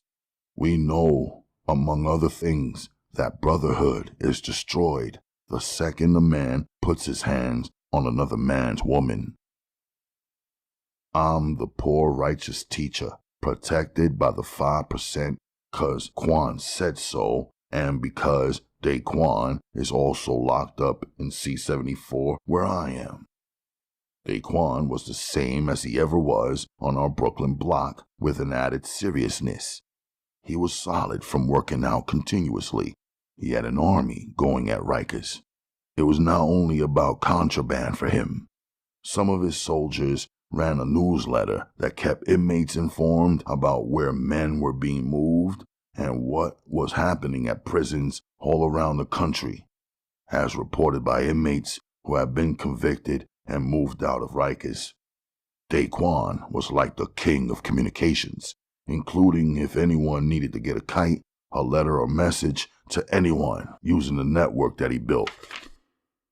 His man Butch, aka Broadcast, was an old-timer whose first arrest had occurred in 1966. He was like a human computer. I peeped why Daquan recruited him, even though he was unlike anyone in the rest of his crew. During the workout, where men were trying to relieve their stress, Broadcast would give random reports, just speaking aloud casually, but in a loud volume with the authority of a news anchor. You youngins better get ready. This is jail. Prison is something else. You think you don't like the COs up in here in Rikers? You better get to loving them while the getting is good. Least they look like us and know where we come from, 'cause they come from the same place. Once they ship you out of Rikers, they're going to encounter some big, ugly, hateful white boys. They're going to be everywhere. Their arms as big as your legs. They Ku Klux Klan. They hate the black man. They're going to feel that hatred instantly, so thick you can choke on it. They don't only hate the blacks, they hate anybody with a drop of melanin, any kind of color in them. They shave your head with hatred. They'll grab your shove your fingers in your mouth, choking you with hatred. Say they looking for something they ain't really looking for. They nasty. You're gonna find out. They'll spread and all sour in your lawyers 'cause they can, and 'cause they want to, and 'cause they hateful and jealous of you. How many prisons you think they got? Almost 200 prisons in America, not including the federal ones, and more than 1 million prisoners. Oh, they got something for all of us. They got jails like this right here. Then they got transitional prisons. Then they got minimum security prisons, low minimum, high minimum, medium, secure medium, high medium, maximum. Yeah, now they even got private prisons, run by some corporations for profit or a group of greedy businessmen. One of them private prisons, the COs even got guns. They lawless. They can do anything to you. They got prison farms, work you harder than a farm animal. They got medical prisons and psychiatric prisons. They feed you dope. They'll dope you up all night and day. You better watch out. Even if you don't, it don't matter. They're gonna do what they do regardless. Some states is worse than others. Watch out. Don't go to Texas. Soon as you come to the state line, if you black or Latino, you are under arrest. They got 116 prisons in that one state, not including the feds. Same as Florida. They got 125 prisons. Then Georgia and North Carolina and good old New York. Those the top runners for locking us down brutally. Man, it's going to be cold up north to the extreme. So cold, you can't talk. And even if you could, you wouldn't. You got brain freeze. Even your thoughts are frozen. It's going to be hot down south to the extreme. They'll have you burning in Louisiana. You wake up wet. Get confused, think you're already showered, but you stink. They'll bury you in their underground prison. Have you thinking there was never a sun. Make you question whether or not you exist. Make you rather be dead. And when he spoke like that, every man working out was grunting and lifting more than they ever thought they could. Broadcast got the respect because he was old and knowledgeable about the details of the world of prison. But his impromptu broadcasts tripled the anger because most knew it was the truth. I also got respect from the Spanish-speaking inmates from all over. I was the deep, dark, black-skinned cat who knows a few key words and phrases in Spanish. Enough to give the greetings and show respect and receive it back. When I'm around the Spanish-speaking inmates, I don't get tight when they speak their own language or envious like the African Americans do. I'm at ease. Upon my arrival at the adult facility, the first one to lock glares with me was Tyreek. I recognized him immediately. He was only 3 seconds behind before he pinpointed and acknowledged who I am. Hustlers League, Junior Division. I recruited you to play ball. Brownsville, Brooklyn youth, he said. What's a big man doing in a small place? I acknowledged. I was about to ask you the same thing, he said. But my people's about to bail me out. Anything you need, I could get it sent for you. Talk quick. I'll be out of this small space by the morning. I'm good, I told him. He stared at me in my greens. He wasn't a convict, just an accused, still wearing his street clothes, looking fresh and fashionable. You good? Looks like they're about to send you up north, he said, and it wasn't a question. Man, he continued, that tournament last summer was crazy. The junior division snatched the light and the height from the adult league that year. Your skills were undeniable and impeccable. Caused a lot of argument among the judges. I thought you should have been MVP.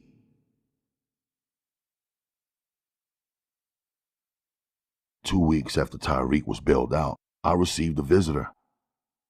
Tiffany Kelly, C.O. Williams, an elder officer who never referred to the inmates as ladies, said to me. I realized then that I had not put in paperwork saying that I refuse all visits since I was moved to C-74. It didn't matter. I had not put in paperwork detailing my list of approved visitors either. No visit, I said to him. He left. Before his shift ended, he said to me, your visitor has a school identification that says she was 18. Now, I done been around the block. I wouldn't usually comment, but since you refused her anyway, I guess it's all right. He leaned into the bars that separated us. Those gifts she has sat straight up. She's not a day older than 15. We catch a lot of young girls coming up in here with fake IDs trying to visit grown men who ain't their daddies, if you know what I mean. Bangs, a.k.a. Tiffany. I'm not even sure if her last name is Kelly, but I am sure that it was her grandmother's last name. She had that kind of effect on every male of every age. She was all beautiful body. In the spring and summer, she wore pants that fit like had a mean horse, a tight waist, and 32 double D's that were filled with breast milk that she fed to her infant daughter. She was a runner with pretty thighs. Her legs were always naked. When she wasn't in her kicks or roller skates, she slid her pretty feet into tiny sandals that showcased her pretty toes. She was not suitable for me. Yet she loved me. Because of my faith, I didn't hurt her, but the beast in me always wanted to. Her visit, even though I denied her, caused my joint to swell, in a joint where I never wanted to be hard and swollen. Furthermore, her visit propelled me into a memory.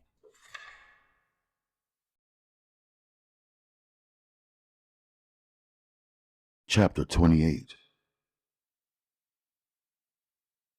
Beyond a doubt, the black team moved with the idea, energy, effort, and precision that we would be the champions of the junior division of the Hustlers League. Ricky Santiago was so confident and certain that he prepared 24-karat gold championship rings for each of the 11 members of the team. The rings had never been mentioned at the start of the league, with the other rewards being offered to the top players. None of us expected them, and they were not ordinary rings that could be purchased from a catalog, a retailer, or a trophy shop. Coach Vega, one afternoon after another rigorous practice, let the whole team walk but held me back. Panama Black, the team captain, Machete, and each team member, minus Dolo, were used to Vega holding me back and then requiring me to put in extra time, extra laps, extra suicides, extra layups, extra squats, and extra dribbling and handling exercises, as though he was trying to force me to repay the team for the time and the practices I had missed while I was traveling. A few times, some of my teammates stayed back to watch him overwork me. Although my teammates saw me loved and welcomed me back, I knew they were secretly satisfied that I was being punished and trained twice as hard as they were. I didn't mind. On that particular afternoon, the coach held me back. Something out of the ordinary occurred. Oye, dame decirte una cosa. I want you to meet my boss tomorrow outside of Junior's restaurant at noon, okay? Vega told me. For what? I asked. Don't ask. Just do it. On the corner of Flatbush and Fulton, I waited in my sweats with my ball in my grip as usual. I didn't see him. It was 12:12. Caught off guard and slipping, I smiled when I finally recognized he had been there all along, seated in a ride that was the opposite of any whip I ever saw him push or even lean on. It was a 1972 Oldsmobile Delta 88. No rims, just wheels, not blacked out and customized, but with the windows spray painted black, like it was done by an amateur artist or a small child. His driver's side window didn't ease down. It staggered, revealing that the driver was rolling it down manually. That's you? I said, not as in asking him if he was himself, but verifying if he was the same man I knew pushing that piece of car where he was seated in the driver's position. Get in, he said. I did. There's a time and place for everything, he said, once I was seated on the ugly black velvet cushioned seats. He pulled off. Moments later, on a f***ed-up block in Bed-Stuy, he pulled over, then parked in front of an abandoned building. First stop, he said, and we both got out. Hold up, I told him. This ain't a ballpark. It's not the address you gave me for your vending machine delivery either. Looks like there's no business between you and me right here, I said. He smiled. You gave your word, he said. Remind me, I said, but I was 100% doubt. You owe me a game of chess on a broken down board in a broken down place. Now, if you want to back out, just let me know, he said calmly in his casual denim wear, and I noted it was my first time seeing him out of his Gucci loafers or Todds and into Air Force Ones, Uptowns. He's already playing chess, I thought to myself. Between his jalopy and his clothes, this f***up block, and the broke-down building he chose, it was his method of intimidation and mind control. That had to be the reason he didn't notify me in advance that today was game day. I'm sure he gave himself the time to prepare and sharpen his game and his psyche. I had only managed to get in one session of practice with my man Marty Bookbinder. I had phoned him, placed an order for a book and a map, and then invited him to meet me at a Queen's Cafe I had carefully chosen one evening to deliver my package and play a couple of games of chess. He accepted eagerly. Let's go, I told him. We walked. Everything with this dude is a test, I thought. Reverse aromatherapy. The place stunk of mildew and dog-ish and some other odor I didn't recognize. Thought, if he had to go through all of this, maybe his chess game is no good. Then I warned myself not to underestimate him because maybe that was part of what he wanted me to do in his setup. On a cardboard dollar store board, on a rickety card table, in an empty room without walls, on cheap metal folding chairs. I could hear footsteps and movement above and below me. He needs me to feel uncomfortable and surrounded and filled with fear of the unknown. I had no fear. The championship games between the two top teams in the junior league were a week away. He had a vested interest in not doing anything to damage his investment. I took some deep breaths. On the tabletop, he flipped the hourglass, and it was on. He had the white pieces, the first move. I was silent while he thought, and even as he advanced his pawn. After a few minutes of play, I realized that he would say something each time it was my turn just to throw me off. Think on it. Or, careful now. Or, are you sure you're going to want to do that? On my simplest moves, he would even comment, you give up your pawns too easy. You should appreciate them more. I checked how we would maneuver to hold on to his pawns, even allowing one move where he sacrificed his knight to save one of them. Ultimately, I had lost each of my pawns except one, but held on to my queen, one knight, two bishops, and one rook. Half an hour later, I ate up his rook using my bishop. He devoured my bishop using his queen, but then his king was left open except for the two pawns guarding him. I advanced my black knight and said, check.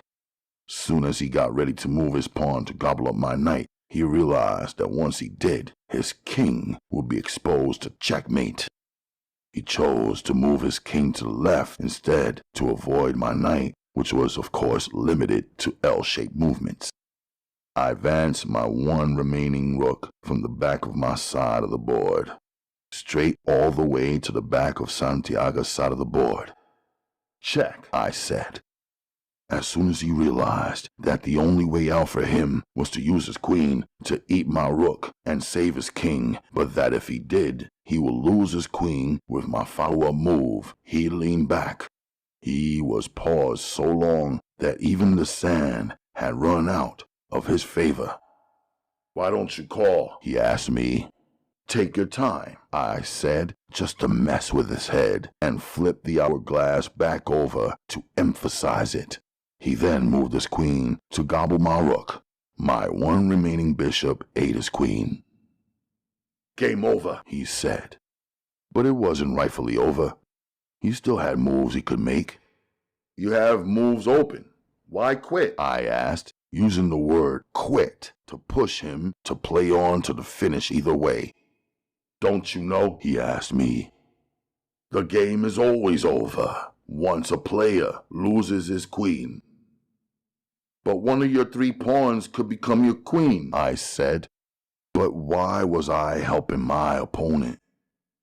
A pawn can only pretend to be a queen, but only a queen is the queen, he said. It sounded to me like this was his philosophy on life. You want to talk about life, or do you want to play the game? I baited him. Our first game ended in a stalemate. Rematch? I asked him. He accepted, and we began. But at a certain point, I purposely let him have it. He looked at me hard. Sloppy move, he said.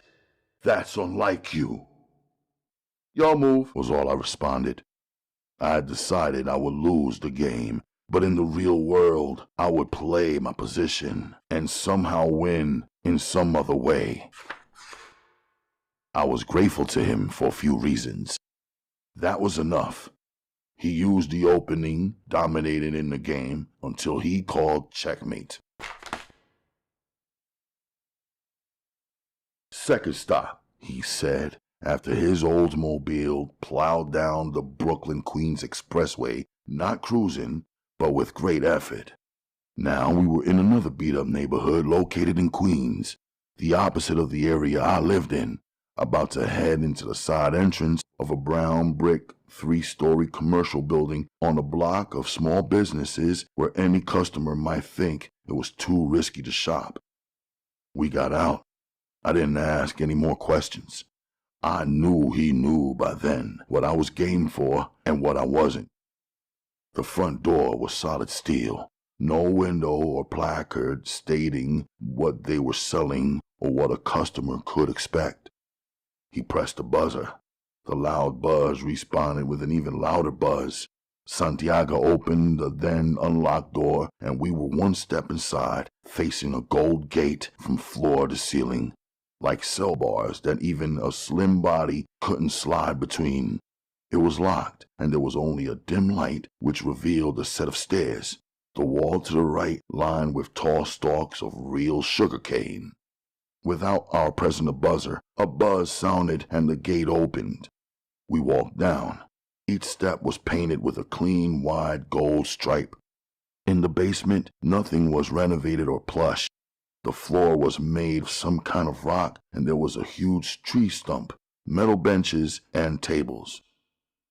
My man Khan, Santiago said, introduced me to a brown-skinned man who had a 3-foot-long ponytail, longer than a horse's and beyond his backside. It almost concealed the long, thin scar that ran across the back of his neck that confirmed that someone had once tried to cut his head off. He survived murder. His hair was not manly, but his mannerisms were. His voice was rough, but he sang his words to an unfamiliar rhythm similar to Jamaican, but not Jamaican. I could tell. He had to see the confusion in me as my mind tried to place him as having originated from either Pakistan, India, Bangladesh, or Kashmir. His name was Khan, and that is definitely a Muslim name. Guyana Indian, he said without me asking, and he pointed to the small model flag of Guyana he had posted on a drink-mixing stick and mounted on one of his tables. Me grew up rough like the African. He pushed his fist forward and bumped knuckles with Santiago. When he withdrew his hand, I saw his fingers were worn and ragged and some of his fingertips burnt. Looked like he had either tried to sear off his fingerprints or he had strangled a few men who all had thick, muscular necks. Maybe one of them was the one who had tried to chop off his head. He's one of my champions, Santiago told him, referring to me. I'm gonna need 11 rings, 24-karat, dark gold. Size his finger, Santiago told him. Khan makes jewelry with the same kind of passion that you play ball, he said to me. The Indian pulled from his jeans buckle loop a set of about 30 steel rings and chose one out of all of them. It fit exactly on my finger. See what I mean? Santiago asked me. Precision. Then he reached into his denim shirt and pulled out a Ziploc bag. My mind prepared for the worst because of what Amir's father had once mentioned to us about the Hustlers League. I started suspecting and speculating that it was cocaine or crack in the Ziploc. But it wasn't. That's 15 ounces of gold, 425.24 grams, Santiago said, handing it to Khan. I checked it out. It looked like the light brown sugar Mauma used in some recipes. Got it from your guy in the DD, Santiago said to him. Ira the Jew or Levi? Khan asked. Ira, he's the most trustworthy of the two, Santiago said. I knew then that DD stood for Diamond District. Of course I had been there, in many of the shops, wholesalers and retailers in Midtown Manhattan.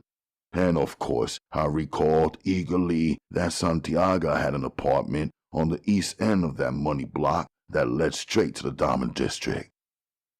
Khan took the bag and hit an intercom button. A young girl, about Naja's age, quietly stepped down the stairs and without words rolled up Khan's ponytail and pinned it in place with a pure gold, uniquely crafted barrette that looked like it came from some royal family's treasure chest.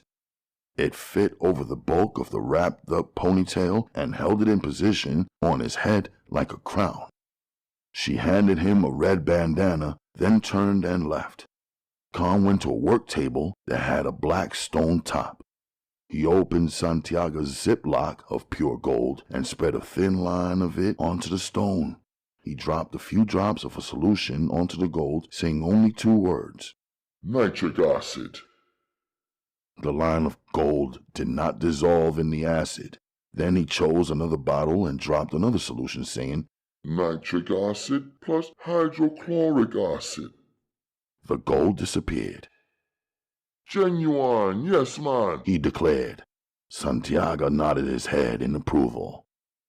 Khan was a chemist, a genius scientist in an urban laboratory customized especially for him. Unlike any jeweler I had ever encountered, Khan made his jewels by hand, from scratch, like a baker making a pineapple upside-down cake. Taking inventory now, in his space was a gas tank and an oxygen tank and a huge container plastered with a red warning sticker that said sulfuric acid. There seemed to be enough items down there that with one tiny mistake, the whole building would explode and be leveled. Santiago observed me staring at the sulfuric acid and said suddenly, It's lethal. Burn the skin right off your body in 20 seconds or less.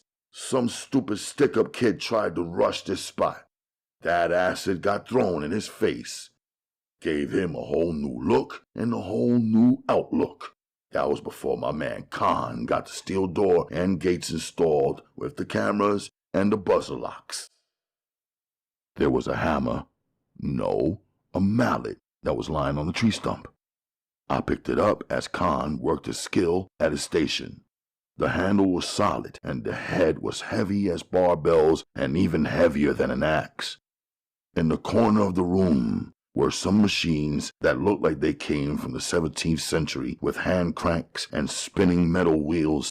He had metal saws and heavy sharp shears and every version of pliers, some thick enough to trim bushes or to pull fingers out of their sockets, and some tiny enough to pick up the tiniest of diamonds.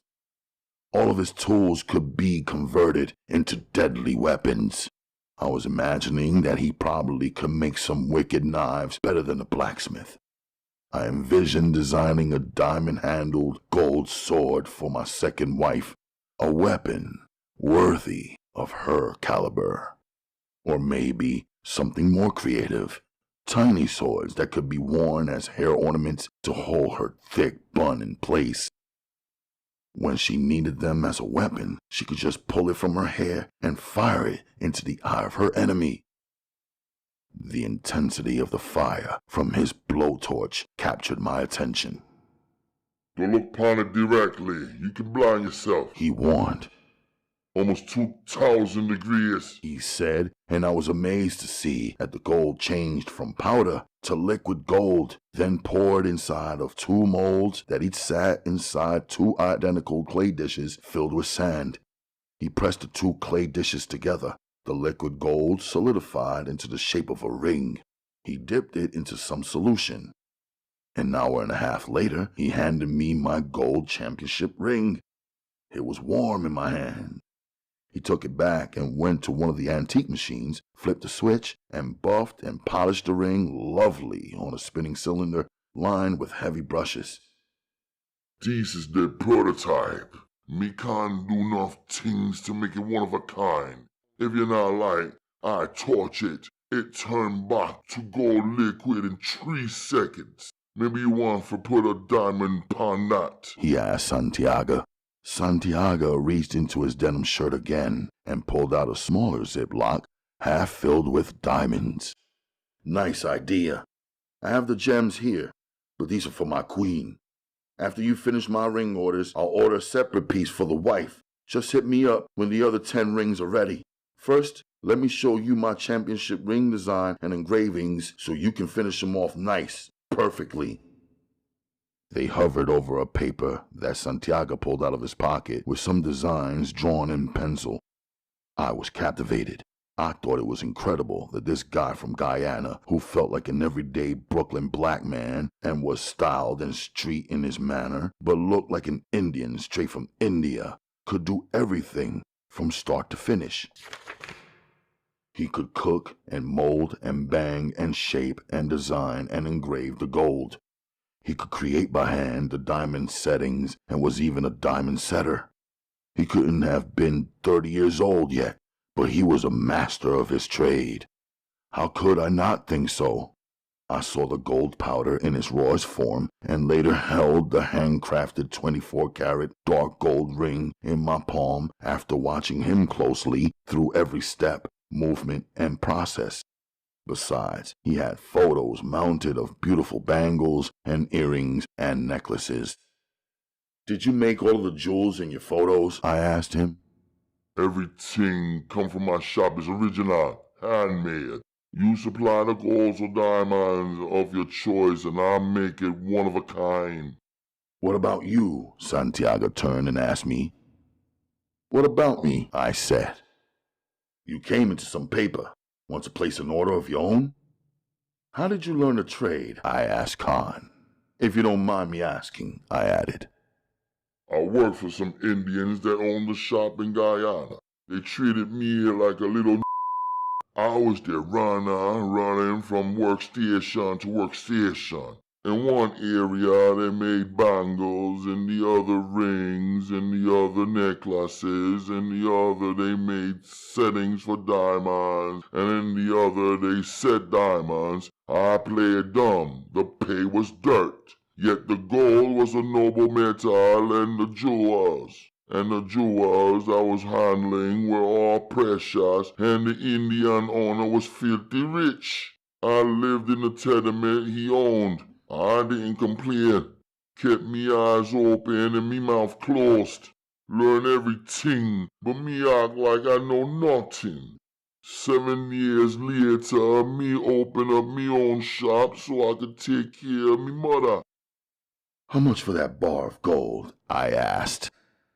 Depends on the weight.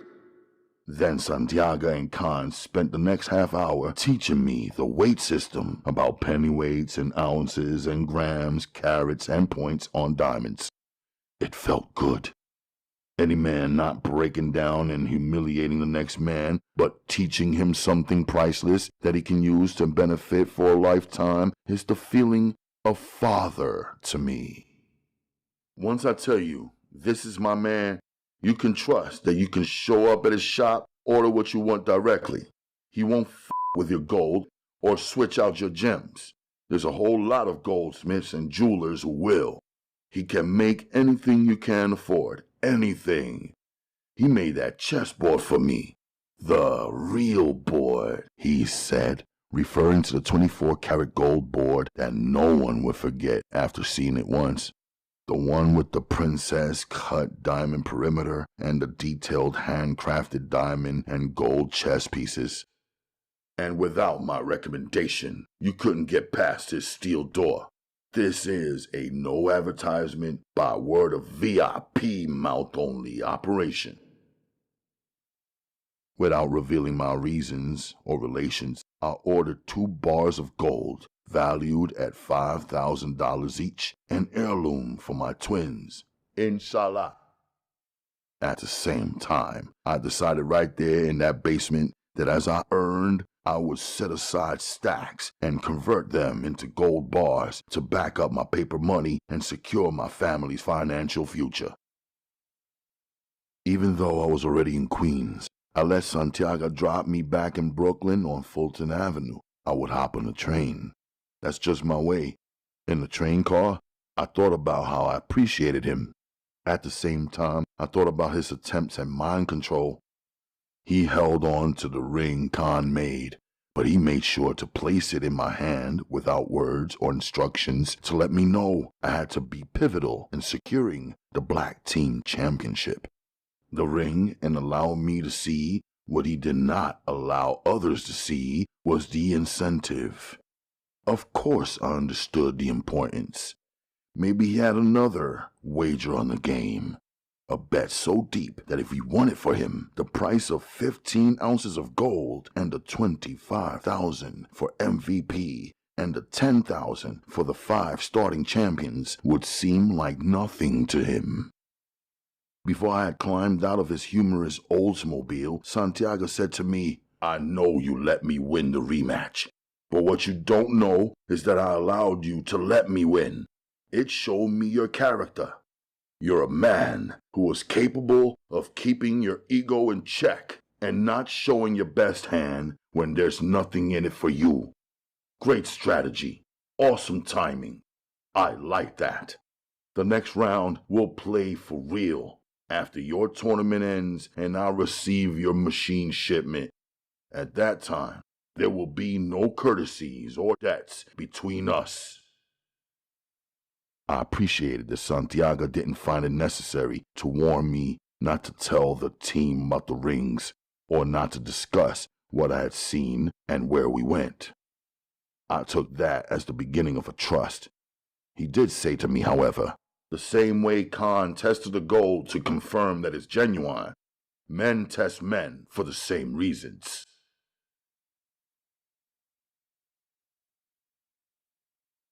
July 4th in Do or Die, Bed-Stuy, Brooklyn, on Kingston Avenue and Herkimer Street, the championship game.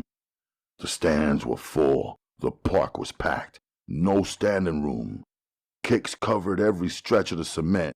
Kids climbed the fence, reached the top, and stayed squatting there. Their friends were riddled in between, all the way down to the bottom, fingers clenching the fence wiring and faces pressed to see in. It was only 11 a.m., but the hood was wide awake, cleaned up nice, and fresh dressed for their holiday. Full families were out in anticipation of seeing their sons battle for the highest prize that wasn't money, but recognition. The red team entered the same way they had entered every game, a team of individuals only connected by the fact that they each wore something red. They didn't have uniforms. However, that day, their coach, who was the opposite of Coach Vega, had gotten his shit together and had outfitted his top 5 players in red and white Nike Dunks and the rest in red Converse weapons. His squad, known for being wildly disorganized and explosive, were also unpredictable. They were the only team in the league where one of their players turned around in the heat of the game and punched a member of his own team in the face for not passing the ball to him at the exact time he was open and had the shot. They were known for playing football, basketball, fouling and tackling, blocking and knocking opponents out. They'd rather take the personal or team foul, technical or otherwise, as long as they won the game. But that style got them through the playoffs and straight into the championship game as the only team that could face the undefeated black team. Navy blue Jordans with the metallic swoosh hugged all 10 pairs of feet on the black team. Black starter jerseys with navy blue numbers and all black shorts, that's how we were doing it. The crowd was on our shit for our style. The girls mad excited and their mamas more excited. In the intensity of the adrenaline rush, I was calm. I had sent my whole family to Martha's Vineyard. It wasn't my original plan, but my second wife had said some words that moved me. I also had figured out that I needed it to be only me and my ball and the hoop in my mind. Oh yeah, I got something to say, man. Listen up. This is what we work for, okay? Think of everything you sacrifice. Time, sweat, summer jobs, and even coño to bring you to this fucking moment, okay? Go out there and make me look good. Coach Vega said, his signature line. Team owner Ricky Santiago was too charged to sit. He stood up front in his white tailored leisure suit and white crocodile Gucci loafers and Gucci sunglasses, surrounded by a few men who couldn't with his look. On the blacktop, the captain and starting red team guard Amir Nickerson was my enemy and my best friend. He had fire in his eyes and the power of the charismatic underdog. He riled up the crowd to cheer for him, then turned to his teammates and threatened them. Familiar with his ways and watching his gestures, I knew. Jump ball, and I have thrown away all friendship and allegiance for the next 2 hours. Big Mike tapped the ball best. Panama swiped it, threw it to me, and I slam dunk. It was psychological. Vega had said we needed our first game 2 points to be intimidating, to deflate the Reds' egos. Having watched the Red team during the playoffs, he said they hustled hard, were skilled and physical, but not thinkers.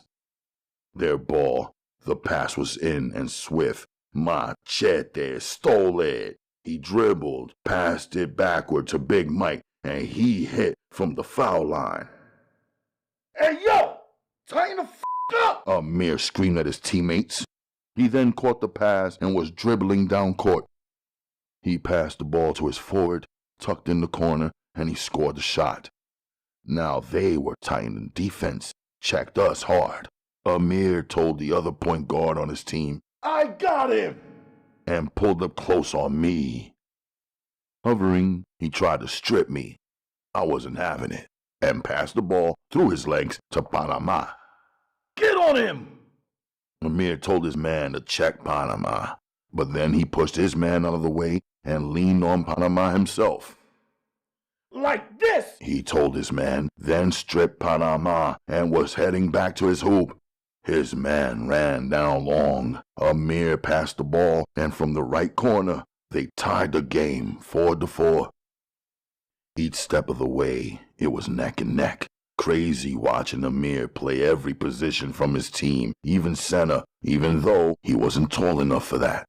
Amir was smacking Panama shots and trying to check me at the same time. As I watched, I plotted to just run him, shake him down till he was out of breath. That's why there's a team. One man can't play every position and shouldn't have to. The first quarter ended 28-27. Panama complained that Amir was riding him and we needed to switch it up. Midnight, you and I will play forward position, give Machete and Jaguar the point guard position for a quarter just to confuse them. Big Mike, I need you to smack their balls back like volleyball. Don't let them near the hoop. Machete, you check that crazy rep point guard, their captain.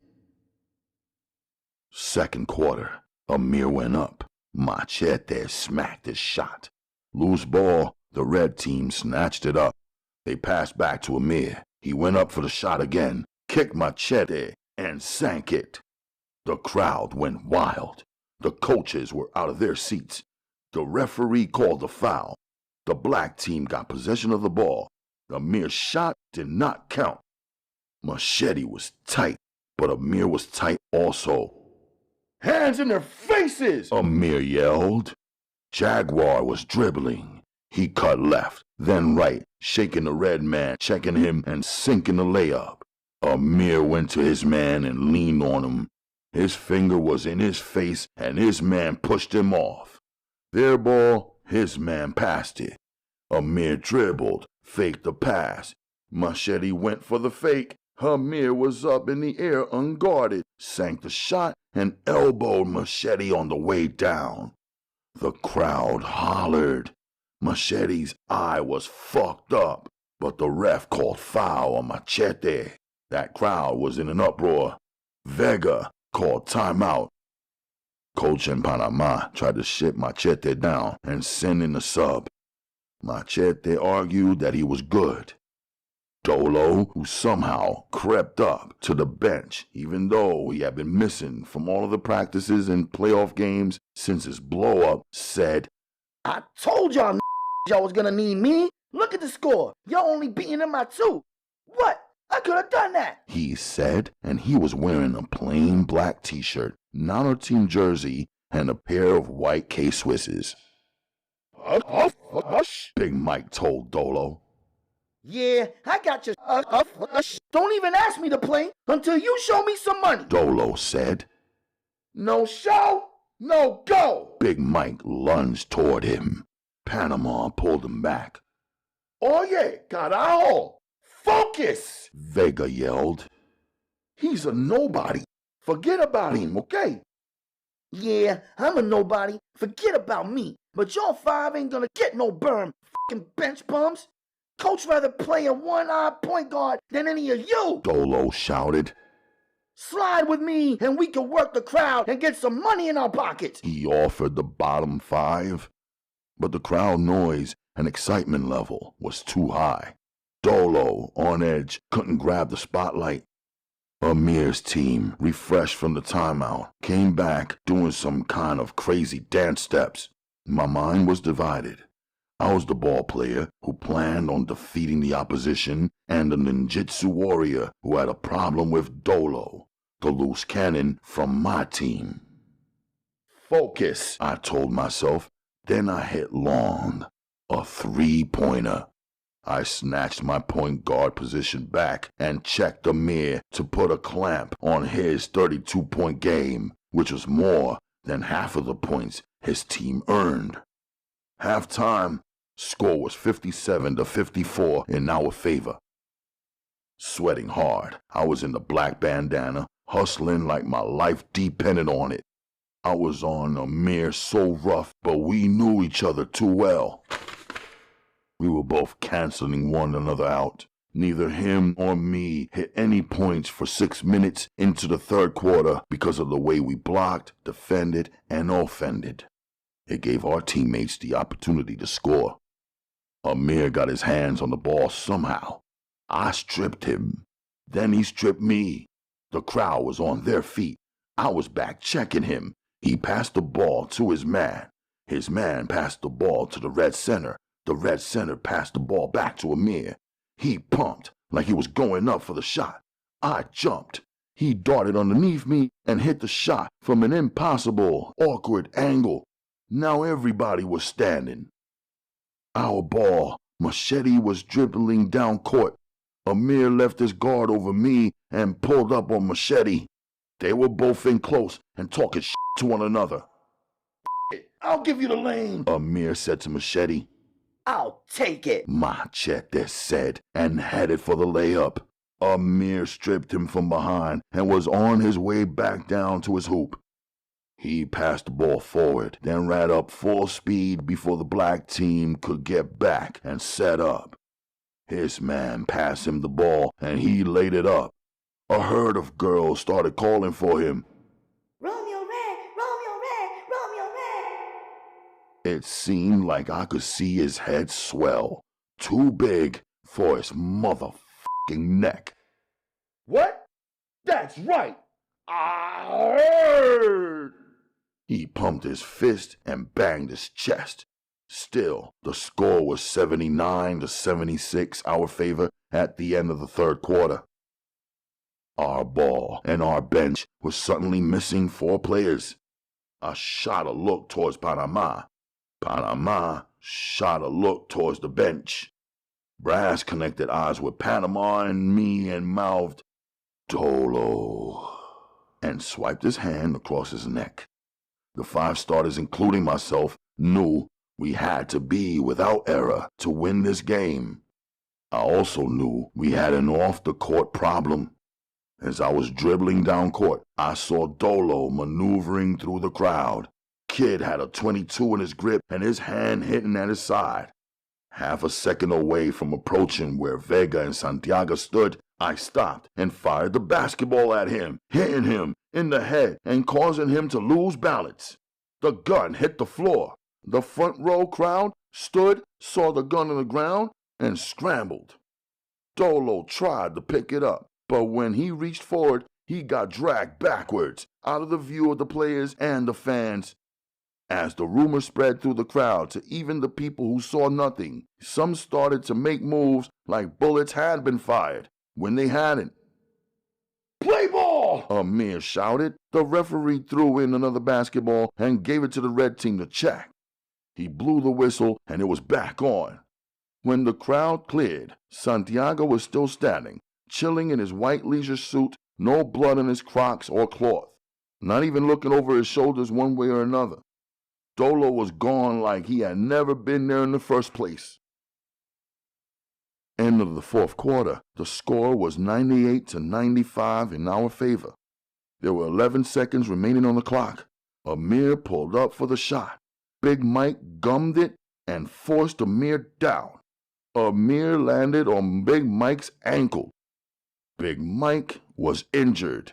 He howled like a baby but drew the foul. He couldn't be subbed. Braz didn't play center. Tower was gone. He shot from the line and missed twice. Amir sneered and grabbed the rebound. He passed the ball. His man hit the shot from the corner. It was 98-97 in our favor. 7 seconds left on the clock. We checked the ball. I had 3 Reds guarding me and no opening. I bounced down the time clock. Jaguar was open. I passed the ball to him. The 3 Reds flew towards him like flies, smelling ish. He saw the tackle coming, jumped, and hit the three-pointer. Game over. The black team won. In the heat of the victory, the crowd flooded the court. The ball players were mixed in the middle. The referees and coaches were all blowing their whistles. The red team lifted Amir onto their shoulders and started a Brooklyn chant. When the crowd was finally pushed back, the red team gave the black team no dap. They wouldn't line up to offer the black team that sportsmanship-like handshake. Instead, their center lit a blunt and started smoking at center court. The red and black team owners came out half court along with both coaches. Santiago and the red team owner, both dressed to the nines and moneyed men who I had never seen before, shook hands with no animosity. Then both coaches shook hands. The emergence of the older men with the clout and the money and control over the purse brought both the crowd and the players to a hush. Amir broke ranks and approached Santiago for a handshake. Santiago raised Amir's hand and said, "MVP." The crowd cheered. The red team mobbed Amir. Without a megaphone, Santiago began speaking. The weight of his reputation caused a sudden silence. Without a doubt, this youth right here got that Brooklyn struggle, hustle, and fight in his blood, even though my squad, the black team, earned the victory. The crowd cheered at the mention of our team. I feel good awarding this man the MVP title, Santiago announced. Amir and I didn't acknowledge one another like we had agreed for the whole playoffs and championship game. We kept our communication off court. We both played our best game. We both got what we wanted. Amir has said to me when I first returned from Asia, "Man, I'll be mad as a motherfucker if you come back after being gone for a month and win that motherfucking MVP."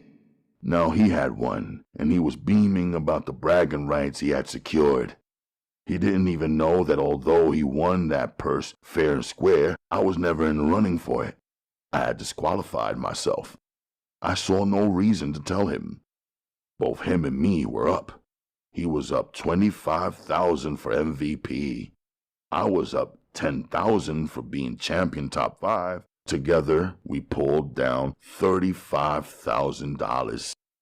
Divided 3 ways between Amir, Chris, and me, we were all 3 up $11,667. That's friendship. Back in my sweats, after our on-the-court celebration, I ducked out. Everybody had to clear out anyway.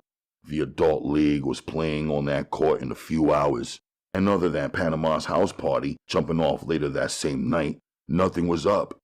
The money-getting ceremony was top secret. Each starter trusted that we would get that call from Coach Vega right after the holiday weekend. As Vega put it, "Oh yeah, you should be glad you don't know where the real celebration takes place, okay? And that the money gets handed over after all the hype dies down, okay? Otherwise, you will be a target. This is Brooklyn, okay? Don't be stupid. Don't sleep." Soon as I took one step towards leaving, Bangs, who was standing in the back of where the crowd wrapped around the black team, began moving in my same direction. I couldn't miss her. She was wearing the bright white tee with the navy blue letters that said Milkshake. She tried to lock eyes with me. I wouldn't let her. Instead, I moved swiftly without looking back. I had to catch the LIRR to Penn Station and the 2:15 Amtrak to Massachusetts, then hop on the ferry boat to link back with Uma, my wives, and my sister. Of course she followed me. She's a runner, more comfortable running than walking. She stepped onto the LIRR and said, You wasn't running for me, right? I just wanted to see you and talk for a minute. "Why did I tell you about your clothes?" I said. I was doing good for a long while, but you didn't come back. She said. "So what happened?" I asked. If I was going to do it that way, I was only going to do it for you. What's the sense of me dressing the way you like to see me if I can't see you? She said. I just looked at her. Her body was right, but her mind was never ready. You look beautiful to me, Superstar. She said. I took off my black sweat jacket and put it on her. She had to cover up. "Why milkshake?" I asked her. 'Cause it's thick and sweet, like me, and it jiggles a little. She said. I smiled, but not on purpose. Naturally. I didn't want to encourage her, yet she was so honest in her misunderstandings about herself. She hugged me. I didn't embrace her. "And what do you want the men who see that you're thick and sweet and that you jiggle a little to do?" I asked her. Oh, they would know, even if I didn't have milkshake on my tea. You the only one who don't know. She said. At least you don't act like it. I zipped up my sweat jacket to cover her breasts. "How's your daughter?" I asked. I'm trying to get her off my but she won't let me. She said.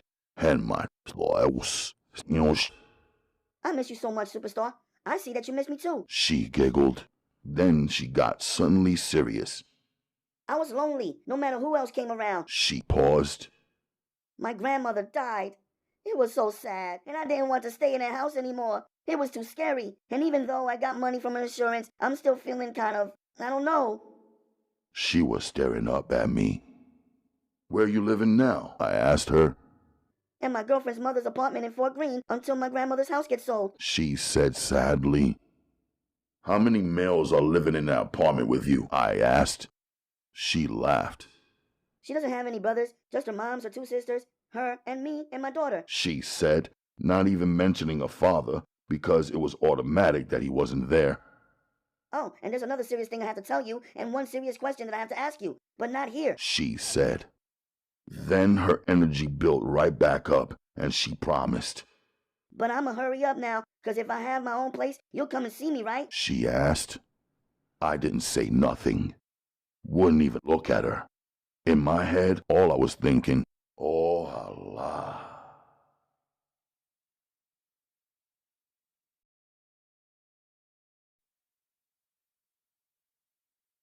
Chapter 29. Unexpected, I was not a passenger on a passenger ferry with other passengers whose destination was the same as mine, Martha's Vineyard. Instead, I was on a pretty private yacht named American Dream, owned by its captain, Clementine Moody. The aerodynamics of the body were nice and sleek. However, it was the interior that was fully fine and fresh. Cherry wood floors and the cockpit wooded out as well.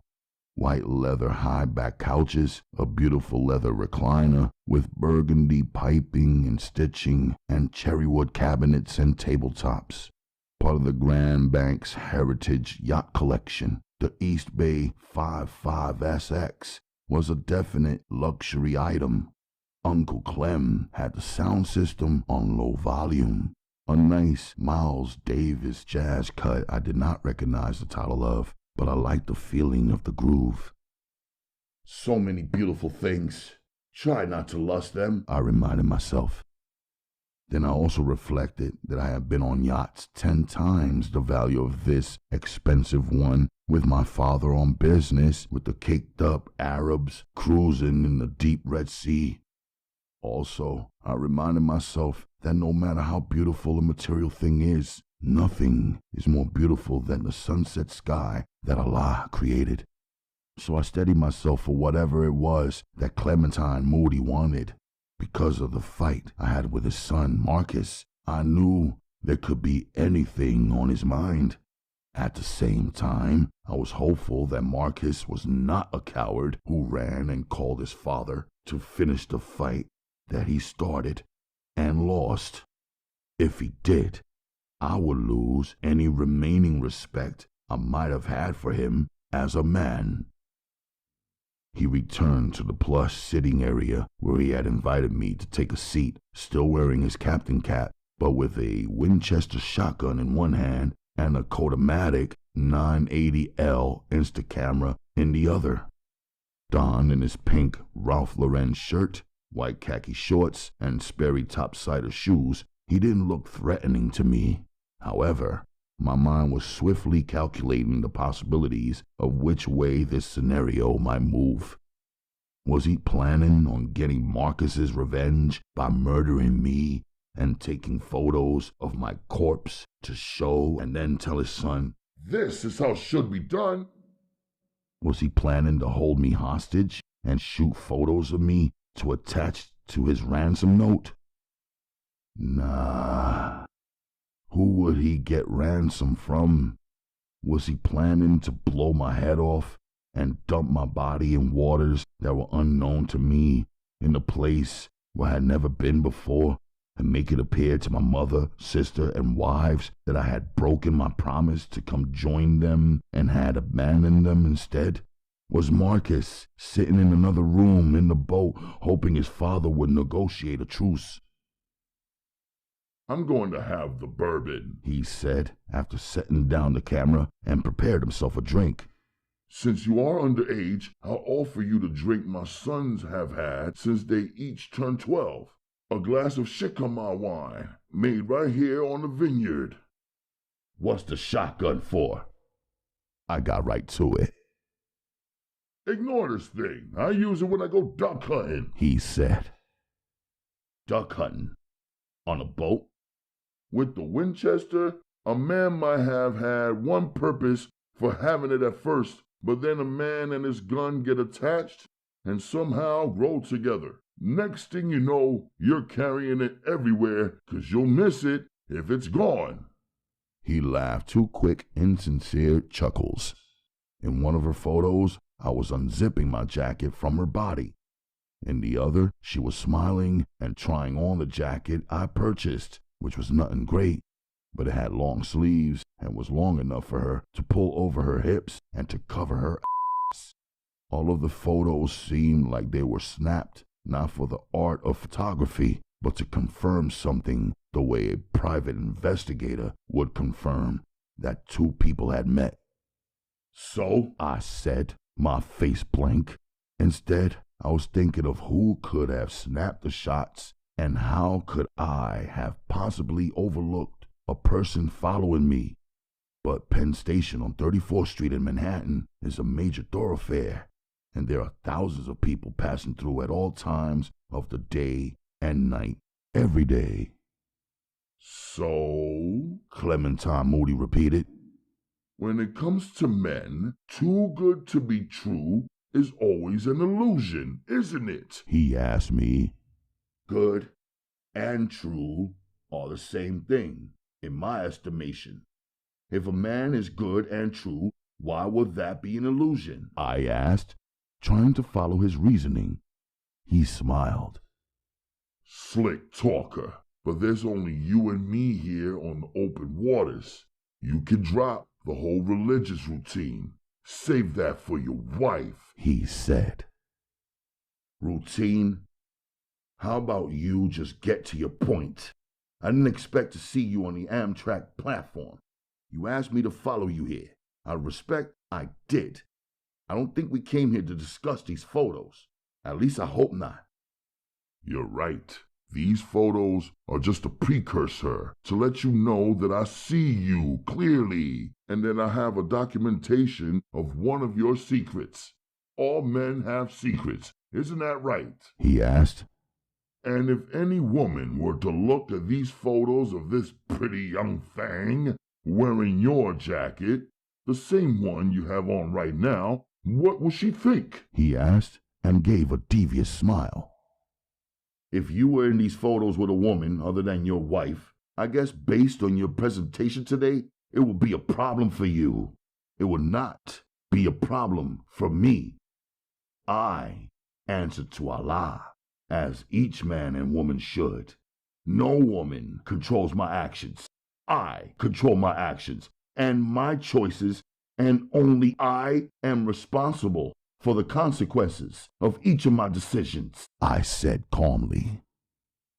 This is the first July 4th in more than a decade where my whole family has not been together in the same place at the same time. In fact, my wife and your mother and family, all of the women, are up here at the vineyard together. My sons, I had to hold them back, break a huge tradition of family gathering that we have always looked forward to. I don't know what you are accustomed to because you and me are really strangers thus far, but I won't allow you to cause me any losses without collecting the debt, he said, sipping. Debt, I repeated. I understand numbers. Speak to me in numbers. That way, I can follow the conversation, I told him. You might be a good businessman like you say that you are. You might even be swift with numbers. But remember, son, you are too young to be wise. Wisdom comes very slowly through years of effort, of making mistakes, of feeling the pain, sometimes even the torture of the reality of life. In business, wisdom comes after making some great decisions and then some foolish decisions and paying the price of your losses. Men who have gone bankrupt one time oftentimes become the wisest businessmen.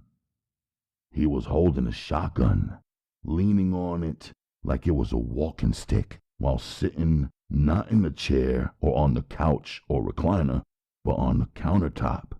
I took it as him wanting to stay posed in a higher position than me and reinforcing his pose with his weapon. I didn't have my 9, but I was confident that my skilled hands and feet were more than sufficient to handle this older man, to disarm him. It would only be self-defense. I had no plan to attack or injure him in any way.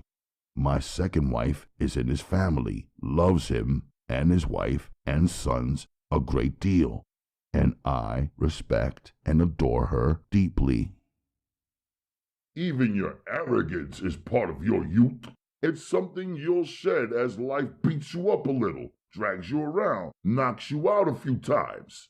If you were older and wiser, you will know that your arrogance is going to be a major setback, a pitfall, a ditch you dug for yourself, he said.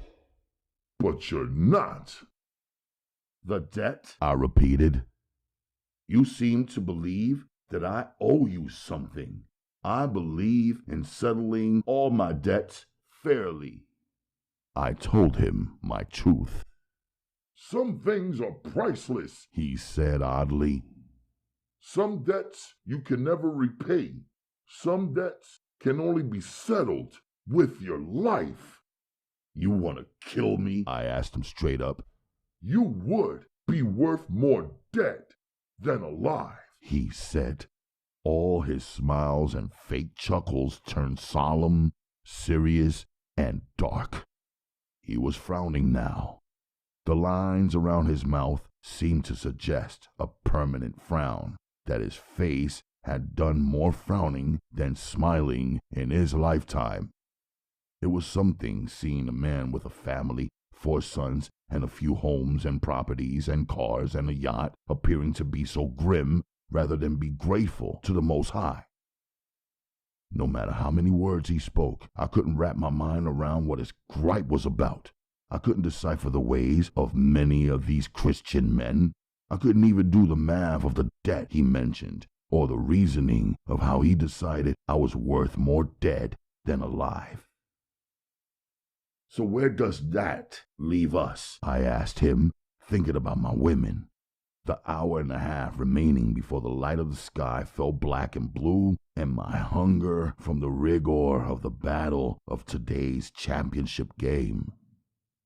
Have you ever known a person hanging on to life by a thread, waiting on a kidney, a liver, a heart? He asked out of nowhere. No, I haven't. What do you think will be more valuable, my yacht or your kidney? Don't know, I said. You're right. You don't know. That's exactly what I've been saying here. You don't know anything. You're too young to know anything. I could sell both of your kidneys, your heart, liver, eyes, and even your bone marrow. I could sell strips of that pretty black skin you have to a patient that understands the pain of fire, because he or she has 3-degree burns and needs skin grafting. I could sell your bones to a medical school that just happens to want bones to display for their anatomy course. I could sell every drop of your blood and even your fingers and toenails, your tongue and intestines. Are you starting to understand why you are worth more dead than alive?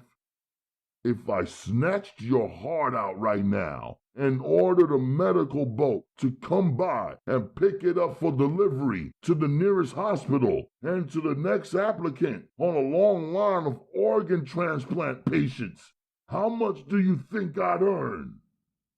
He smiled an evil smile. Clementine Moody. His name was perfect. I reminded myself of his degrees from the University of Pennsylvania and Harvard School of Business, and that Chiasa had said that he had been a hospital administrator a long time ago. Now he was involved in some private venture that no one spoke about specifically. Is that what you do? You said before that you work as a high-priced consultant. Do you decide who is worth more dead than alive and then kill them and snatch out their heart and other organs and sell them? I'm no murderer. I have high ethics, so only a fraction of your answer is correct.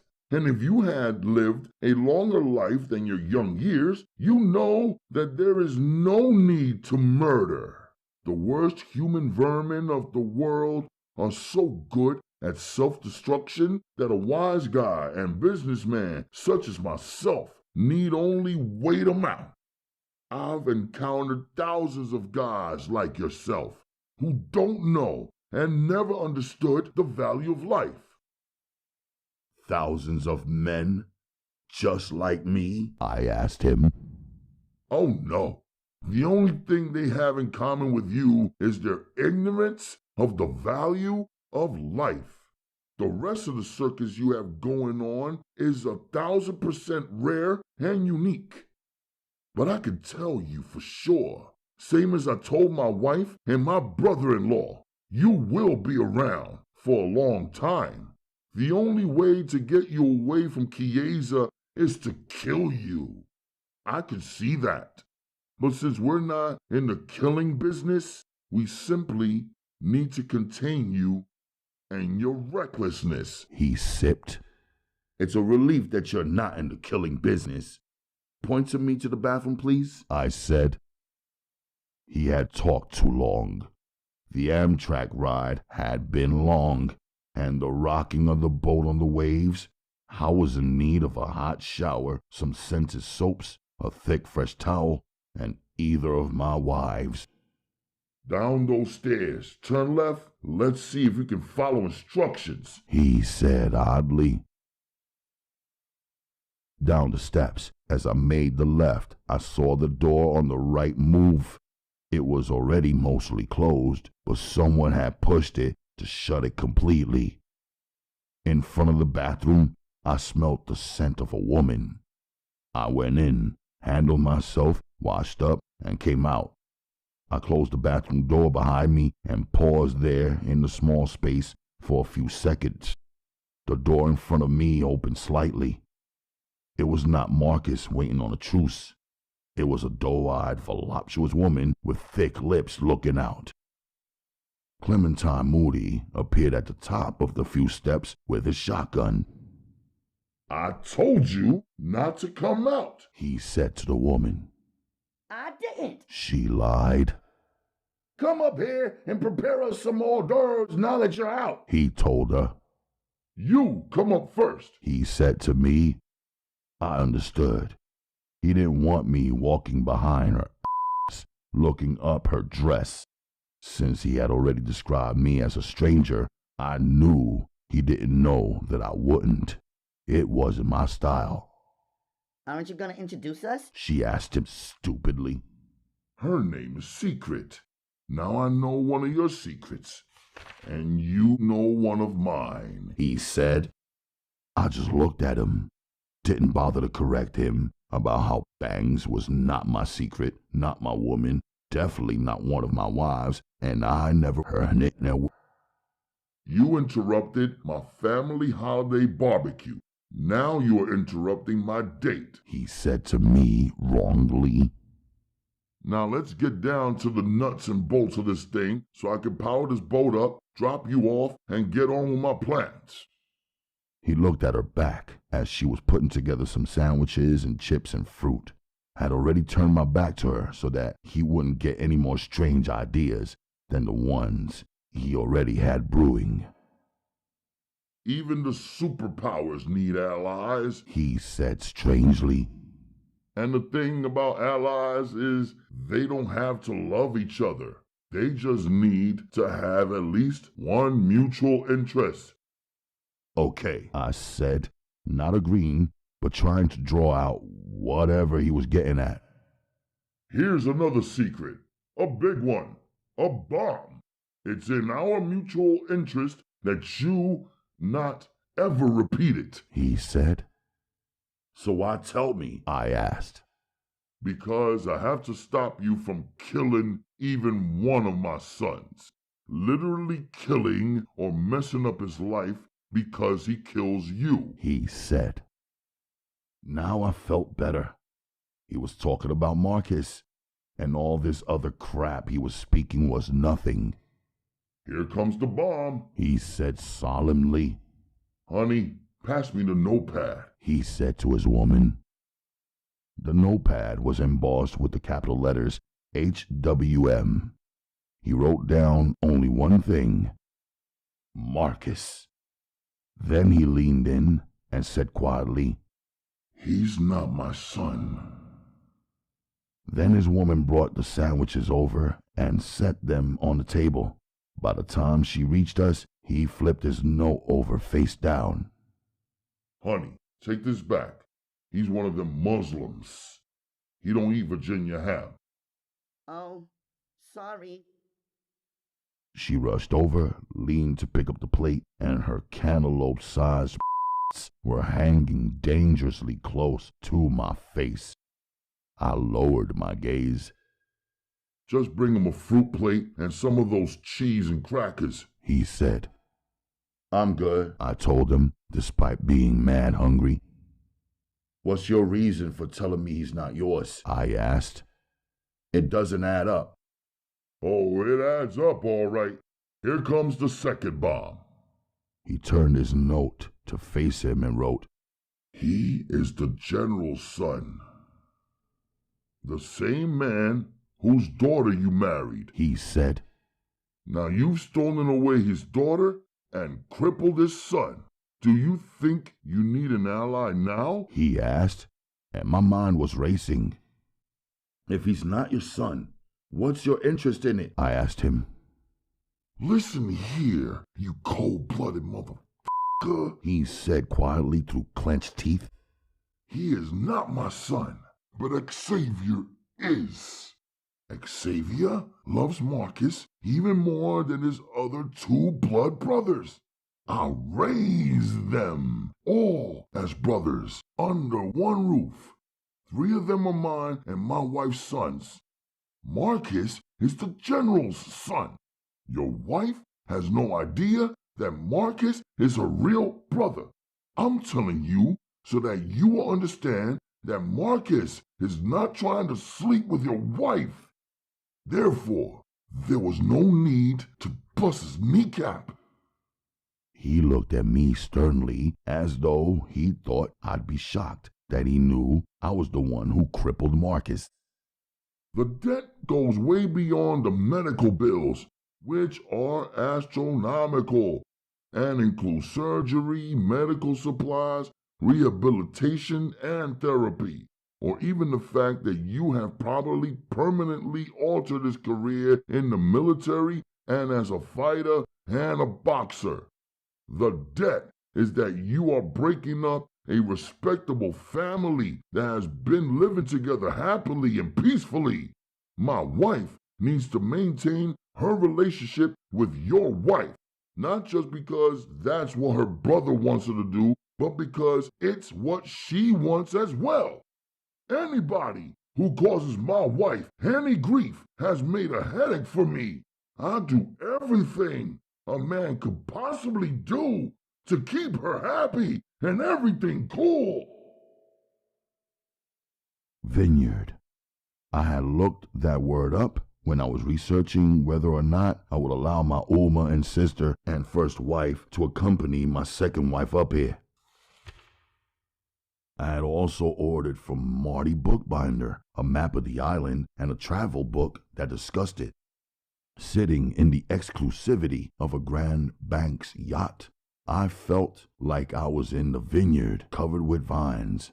Vines trail and creep and climb and wind themselves around a person, place, or thing. They clasp themselves on and hold tight, all connected. Vines are an entanglement. Sounds like you think Marcus is an innocent victim.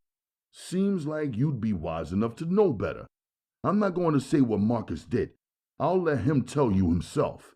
And since you are a wise elder and a businessman, you must know, and you must have raised him to know, that if men gamble, there are big and small risks involved and that you may suffer greatly. So there is no debt between you and me, Dr. Moody. You want peace for your wife? I want peace for my wife. As long as none of your sons don't offend me or my women, I'll be good to them, like a brother. My religion is not a routine or a circus. My objective is family, and the young lady in the photo is not one of my wives. Any woman who is my woman is my wife. If she is not my wife, I do not I said to him, man to man. Imagine if I told you that the woman here on my yacht, he said, nodding towards the curvaceous woman in the blue silk dress, was not my woman. She turned around and smiled. And that I never touched her, or as you say. Then he smiled at me. Darling, take your plate and wait for me downstairs. I won't be too long. He got rid of her. She shot him a look of boredom right before she left. I understood. I was even more bored with him than she was, I'm sure. See, that's the thing about wisdom. If you were older, you'd realize that the good, smart girl is the one you marry. The good time girls are the ones you have a good time with for a few hours or days or weeks or whenever it benefits you. Keep them hidden. Don't tell them or teach them nothing. Not even your home address or telephone number. Your wife is smart. You don't need the good time girls to be smart. They just need to be ready to give you what you want. A good time. He dragged out those last 3 words like a drawl. How you want it, and to do whatever you say. If you try and marry all of the women you lust, you'll give yourself a horrible migraine or a catastrophic heart attack. Shake off that arrogance. One wife is more than enough, and if you didn't adore this pretty young dang who's standing right next to you smiling in the photo, then you wouldn't be a man, now would you? I remained silent.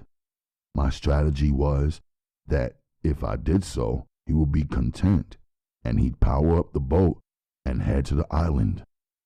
He was eating his ham sandwich, cutting it into sections of 4 and dabbing his mouth with a napkin each time he finished a portion.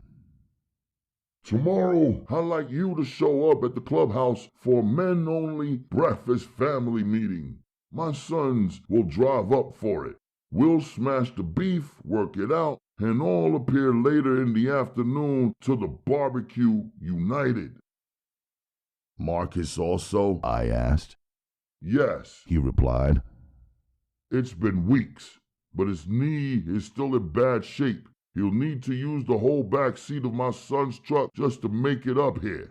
Xavier's already up here. He came in the first-class car of the same train you arrived in today. This is his camera. He snapped these shots. Just happened to see you. Gave me a call and interrupted my plans for the day. But he's my son, so I had to show up. He's very angry. He loves Chiasa a lot, and he thinks you are making a fool out of her. Is that right? Was all I said. He really doesn't want to lose Chiasa. He already injured Marcus, his hero, but Xavier is my son. I can control him. What do you expect to happen at this breakfast? I asked him. My boys will listen to me no matter what.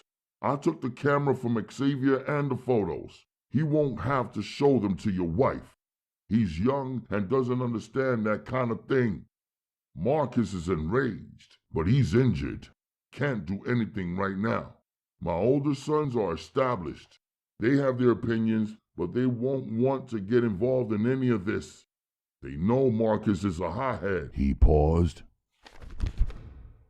I need you to get in line. Lose that killer energy. Let go of some of that arrogance. Give me your word not to use violence ever again within the family, and definitely not in a family setting. You might not like it, but like I said, allies need only one mutual interest to appear standing side by side, and you and I and my sons and Marcus all have one: your wife. Measuring Clementine Moody's words, I was quiet. I didn't want to headbutt with him. Definitely didn't want to be drawn into a continuous debate either. Weighing it out, I knew I held the ace card. My second wife had already told me that she would walk away from all of them, although she didn't prefer to do so. Therefore, me working it out with the men in her family was something I could do as a consideration for her and for no other reason. I thought Uncle Clem, despite being paid, PhD'd up, and successful in his business, quote-unquote, was a joke and an illusion. As he steered his yacht to Martha's Vineyard, I thought closely about how, in my first encounter with him, his wife, Aunt Tasha, spoke passionately about church and Christianity. She spoke about how shocking and uncomfortable it made them each feel that Chiasa is now a Muslim. She said that she and her husband and an entire family attend church and talked about how important the Christmas Eve worship was for them. Yet, Clementine Moody seemed to have very low regard for faith. That was burning me up. Standing behind the captain's chair, where he was seated, I asked him, "Is your Christian faith a routine?" He took his time. I hope that meant he was giving it some honest thought. Religion is for women. For men who have families and who love their wives, we go to church to appease them. Our role in the church is the same as our role in the world, to handle the business. Looking over the new dark waters, I thought to myself, no matter how long I remain in America, I'm a foreigner. Men who don't worship the maker of all souls, men who go to church only to shut their wives up. Strange. Men who claim Christianity, but who are uncomfortable with the boundaries and limitations of Christianity, then disregard all of the rules about how a Christian should live life. Strange. Married Christian men who say they love, honor, provide, and protect their one wife, but only if they have the option to disrespect, hide, and abort their seeds in the women who they desire to while being married, low, and strange. Men who reach high positions in this country and who enjoy the respect of hundreds of thousands, and even sometimes millions of people as they run amok. And what about my second wife's father, the general? Why would he give his son up to another man to raise and claim? Why would he hide his seed and only claim his daughter? Strange, strange, strange was all I could come up with. Why did the general hand you his son? I had to ask. Because Marcus was a mistake he made with a good time girl. The girl showed up at our house one afternoon, 9 months pregnant, and had the baby on our front lawn before she could even reach the doorbell. My wife and the general are biological brother and sister, and emotionally and in every possible way, they are closer than twins. My wife loved baby Marcus because he was her brother's son, and believe me, she verified it first. She's a doctor. I love my wife. She wanted to keep the baby. The general wanted a clean slate, a do-over. My wife wanted to make that possible for him. Soon as Tasha got attached to Marcus, his mother came and snatched him back, not because of love, but because she needed to hold on to him and get that pitiful welfare check. But when Marcus turned 10 years old, he put himself on a bus and showed up at our house looking for his father. We took him in and raised him as our son. He's had the same luxuries as our boys, but different DNA and personality. Even military school failed to change that. He's hot-tempered and short-sighted like his senseless mother, and he's got a heavy chip on his shoulder. He knows who his real father is. His mother told him. The fact that the general didn't claim him and doesn't interact with him has been a thorn in his heart. Every crazy thing he ever did or may ever do in the future is just him acting out over his father. A son who is a quote-unquote mistake is unheard of for me. A man grown enough to spill his seed in a womb who wants a do-over. Oh Allah. I washed and made a prayer on the deck of that yacht before leaving. As Muslims, we do not pray to be seen. At the onset of prayer, after we have cleansed ourselves, we clear our minds to set ourselves straight and to purify our intent. I'll admit, though, I wanted Clementine Moody to see the prayer, to see a man who may sajah, bring his knees to the ground and presses his forehead to the earth in complete submission to Allah. I thought that perhaps if a man could understand that true believing Muslim men submit only to Allah, they might rethink mistaking the way we carry ourselves, limit ourselves, and what exactly we feel entitled to as arrogance.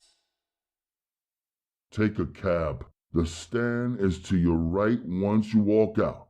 You never saw me today, Clementine Moody said as I left. and you never rode with me on any yacht. Chapter 30.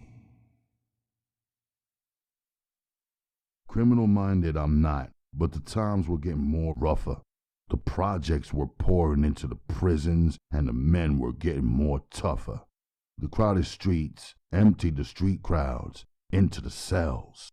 Hotter than July, even the heat was getting more meaner. More felons now than misdemeanors, and the mood was intensely tense in this city of men. You have a visitor, the CO called out. His gaze fell on me. Not me, I said, seated in the guard cipher. Ricky Santiago, the CO said, and the locked up looked up, stood up, and paid close attention to the name of the man. Even the CO seemed to know. Paused in a squatting position, only my mind was moving swiftly. Do or die, Ricky Santiago? One of Daquan's captains named Walkie Talkie said slyly. Black, you better take that. I raised up for my own reasons, after reaching my own conclusions. I took my walk for the first time to visitation. My first time up here, Santiago said. Mine too, I replied, my natural smile breaking out naturally. What can I do for you? I asked him. He smiled, then laughed a reluctant, restricted, but real laugh.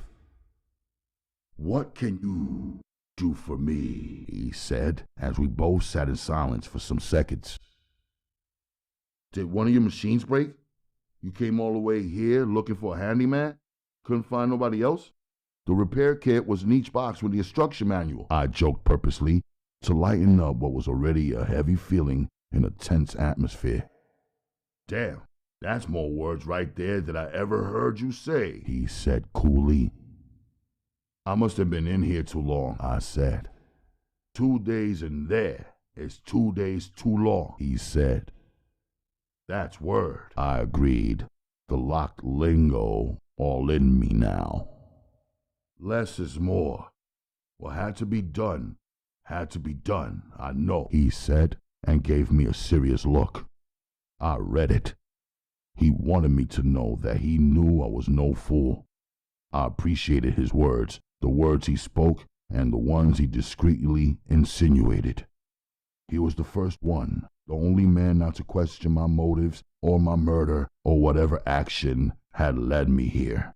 The first one to know, without knowing any of the details of my imprisonment, that a man who had all that I had earned and that Allah had allowed me would never just throw it all away without reason.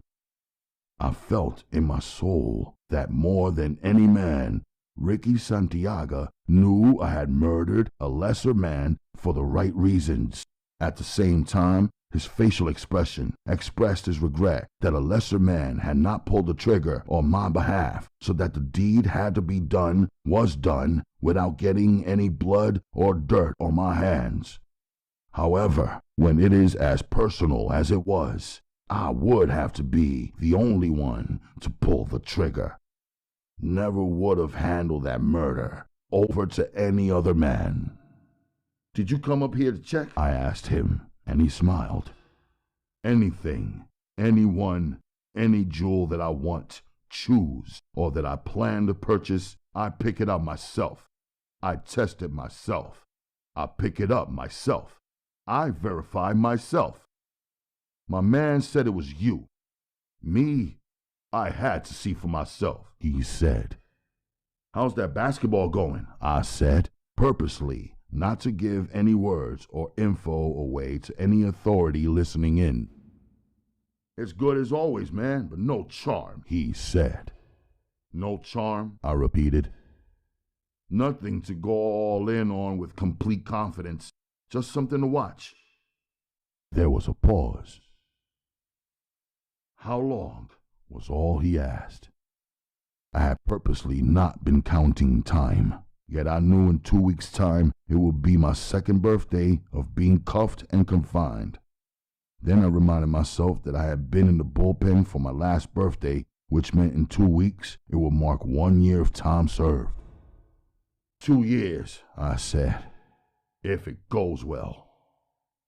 Good man in a bad situation, so he never knows what he or they will do, right? He stated.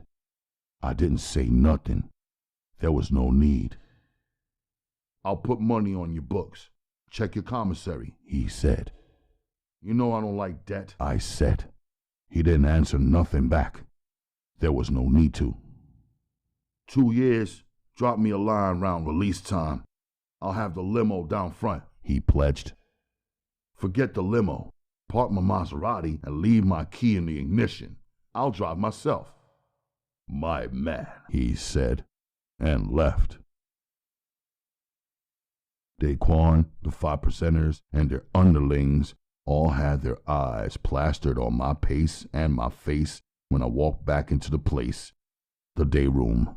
It looked like they expected me to report back on my VIP visitor, do or die Ricky Santiago. They had been huddled, watching Murder, She Wrote like they usually did. They'd each tried to solve the crime first. It was just one of Daquan's several competitions, the kind that could be held and managed in a jail setting. Don't watch me, I told them. Watch the TV. The guy in the top bunk, I never referred to him as my cellmate or as my Sully, as many men do. The same way that Chris and Amir and I built a 9-foot wall around my queen's home, I built an invisible but solid wall between me and him, even though we were both forced to share a sink, a toilet, and a very small space.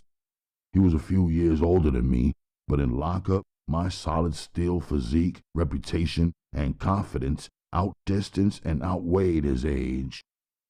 Soon as he arrived in my cell, after the last guy was evacuated, I read him my rules. Don't look at me. Don't ask me any questions. Don't touch my things. Don't talk. Stay out of my way. Clean up behind yourself immediately. He obeyed.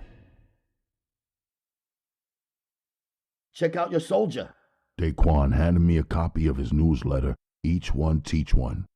It was only 1 page, with stories printed at the print shop on both front and back sides. I flipped it, scanning the 2 photos as well as the article titles. What am I looking for? I asked him. Back page, bottom right-hand corner. He told me. I read it. 16-year-old adolescent petitions the Rikers Island Jail Administration for permission to marry and wins. For the first time ever, a youth in the Rikers Island Robert Donovan Adolescent Jail has gained permission to host a wedding and marry his 18-year-old girlfriend in a jail ceremony. The inmate, who is a minor and therefore cannot be named or photographed, waged a 9-month campaign to marry his girlfriend. His first hurdle was to win the permission from his mom, his legal guardian. Her signature was a requirement on the marriage license. That was the part of the process that took the longest, quote unquote, according to Community Relations Counselor Brian Jones. The small ceremony will be hosted on Saturday, August 1st, 1987. I looked up. Daquan had his arms folded in front of him. My soldier? I repeated. The soft dude who you gave the knowledge, wisdom, and understanding. My brother said he did a 180. You know Deshaun don't respect or acknowledge a man who can't master himself. You told him that, I said. Then I was thinking about Lavidicus. Kid owe you his life. You're the father to his style, Daquan declared. Allah Dulila was all I thought. If a man strives with a good intent and all of his heart and mind to overcome his trauma and his challenges, there is a reward in it. Then I thought of how the article said the first hurdle was his mother. I could not imagine that she would have been against her son taking a wife when before that ever happened, he was being abused and conquered and disrespected by men she brought around. I wondered if she preferred her son the way he was before, or if she admired the outcome of his efforts to overcome a very difficult situation and circumstance. Tell Deshaun I say good looking now. I handed him back the newsletter. You keep it. Hand it to the next man. Deshawn said. As I folded it, I noticed a black and white photo of a pretty female. Of course I would notice. She had clear eyes that shined and nice brown skin without cosmetics. Sister Lisa, Daquan said. She's coming up here to speak. Speak to who? I asked. All of us, whoever signs up for the program. This is my joint. I got the community relations counselor to invite her up. For what? I asked, not believing there was any reason to invite women into this filthy city of men. 'Cause she's bad. She's young. She's smart. She's a poor righteous teacher and civilizer of the 85. But most importantly, she runs these camps for the babies. Ask any god up here who got seeds. They all know her. He said. She's an Earth? I asked. Earth was what the gods call their women. They call their mothers their old Earth and their women their Earth. Non-cipher. She's not in the 5%, not in the Nation of Islam, not even a Muslim. I heard she works for the church, but she ain't no nun, and she ain't no joke or nothing like that. Sign up, check her out. You'll only understand once you see her in person and hear her speak. I took a second look at the photo and read the article. I was curious. Besides, it broke up the regular rhythm and routine, and I was part of a captive audience. The mentioning, murmuring, maneuvering, and movement of men around the arrival of this one girl to Rikers Island was extraordinary to me. It was an unexpected, powerful momentum. Men jockeyed to be included, but the number of inmates who could attend topped off at 300. They raised it to 350. When an inmate got suddenly bailed out or moved out or had court appearances and trial dates, the next man would jump for the ticket that he vacated. I was calm and cool. Thought it was somehow funny. Couldn't guess what she would say or do that appealed to the beasts of the jungle. Saturday finally arrived. Us prisoners were filed in and lined up. No chairs. I don't know what the authorities were expecting, but I knew from experience they get agitated whenever large groups of men are moving. Whenever large groups of men are united around anything, even if it is harmless and good for them. Whenever large groups of men are excited, in the gym were all of the COs we were accustomed to seeing, but doubled. Ones that usually worked the shift after the others were all here at the same time. Then there was the special forces all riot geared up. Their shields and chemical sprays and sticks and heavy boots and their f***ed up attitudes, postures, and dispositions. I was leery watching them watching us, and even more so hearing 350 men speaking in hushed tones all at once. The door swung open. She was blocked from being seen by the COs who walked her in.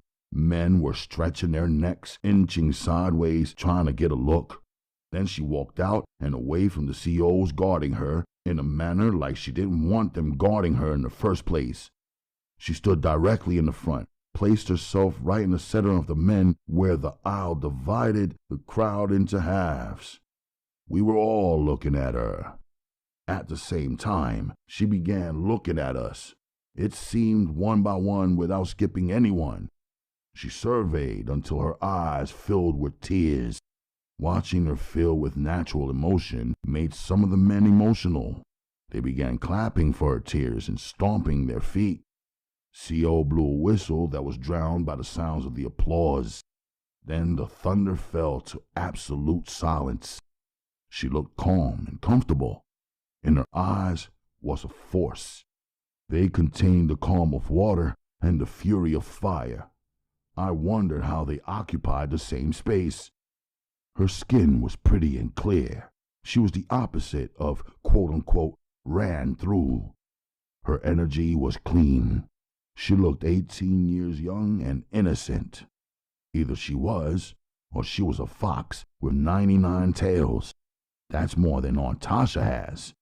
I smiled at the thought. I love you, she said, and the men cheered as though it was their first time ever either hearing or believing those words. Maybe both. I love you, Not because I am naive, not because I lack intelligence, not because I am unaware that some of you have done wrong on purpose and others of you have done wrong by mistake, and still some have been wrongly accused.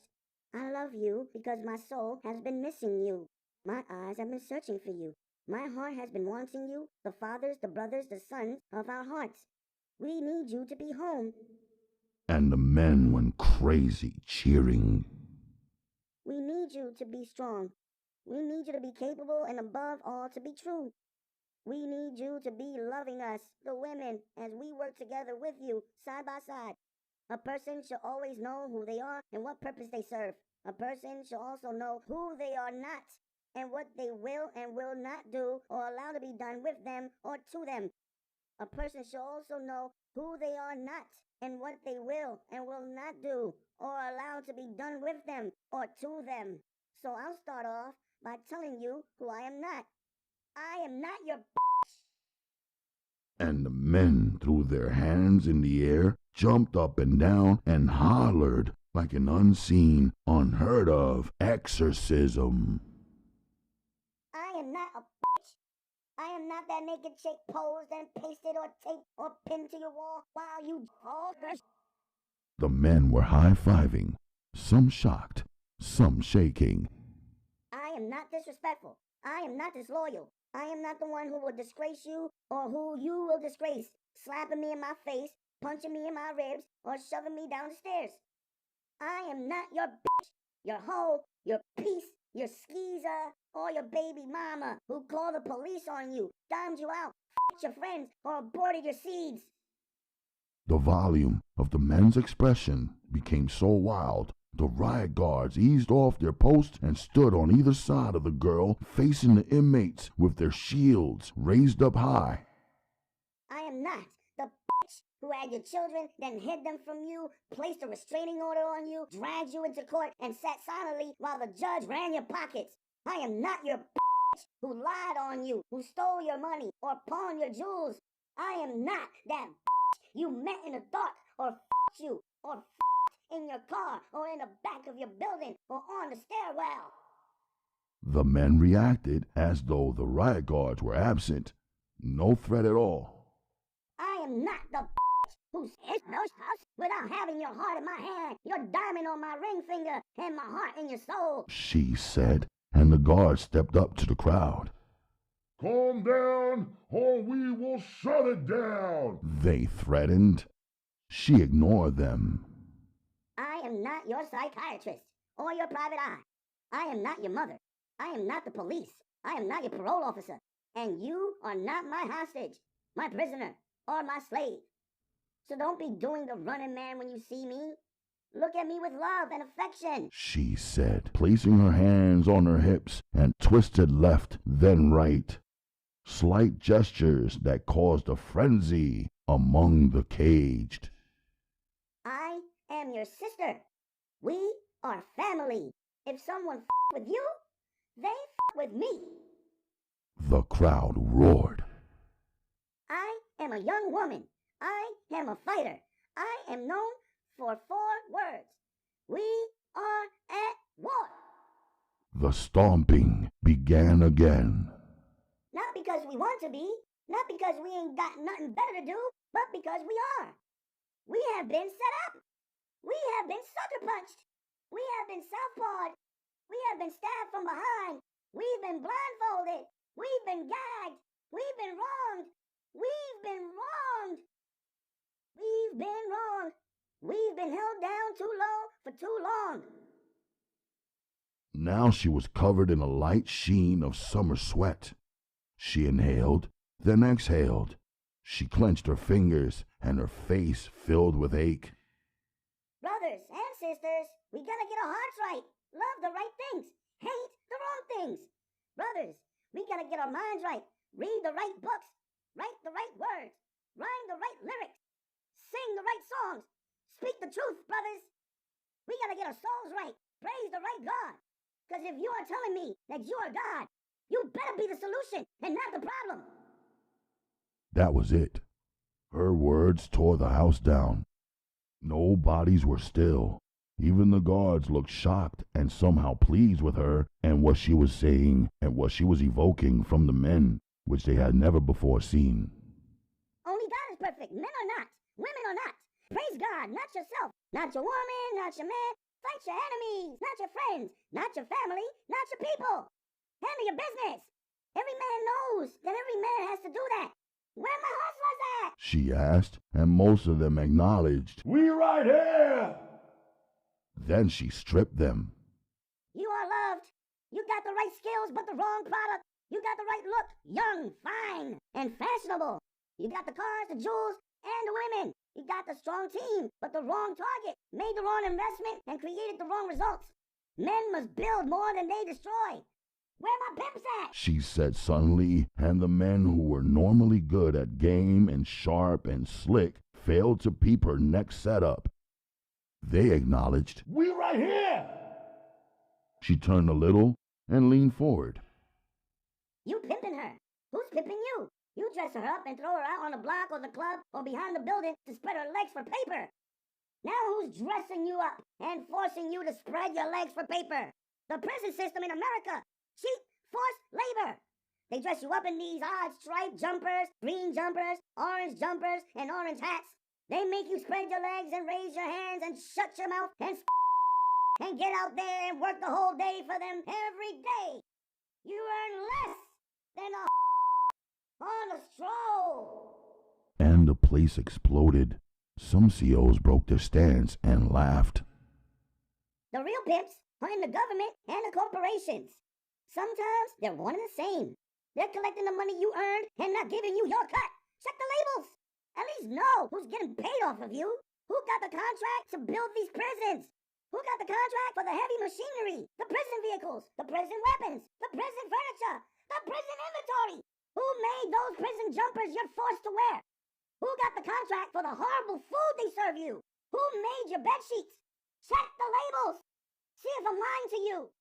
You were supposed to be our army, but the only ones you fighting is yourselves. Men divided by race, culture, faith, and language, all getting pimped by the same politician, the same entities, all cooperating with the same scam. Look around the room. All blacks and Latinos. Latinos and blacks. All Africans and Latinos, Latinos and Africans. All African men. Even the African and Latino COs are caught up in the color scheme. She said, and the room went to a hush. They think you're probably the enemy. You think they're the enemy. They got the same problems you got. They think you're the product. They got the wrong product. But both groups are getting pimped by the same true pimps. CO can't pay his rent same as you.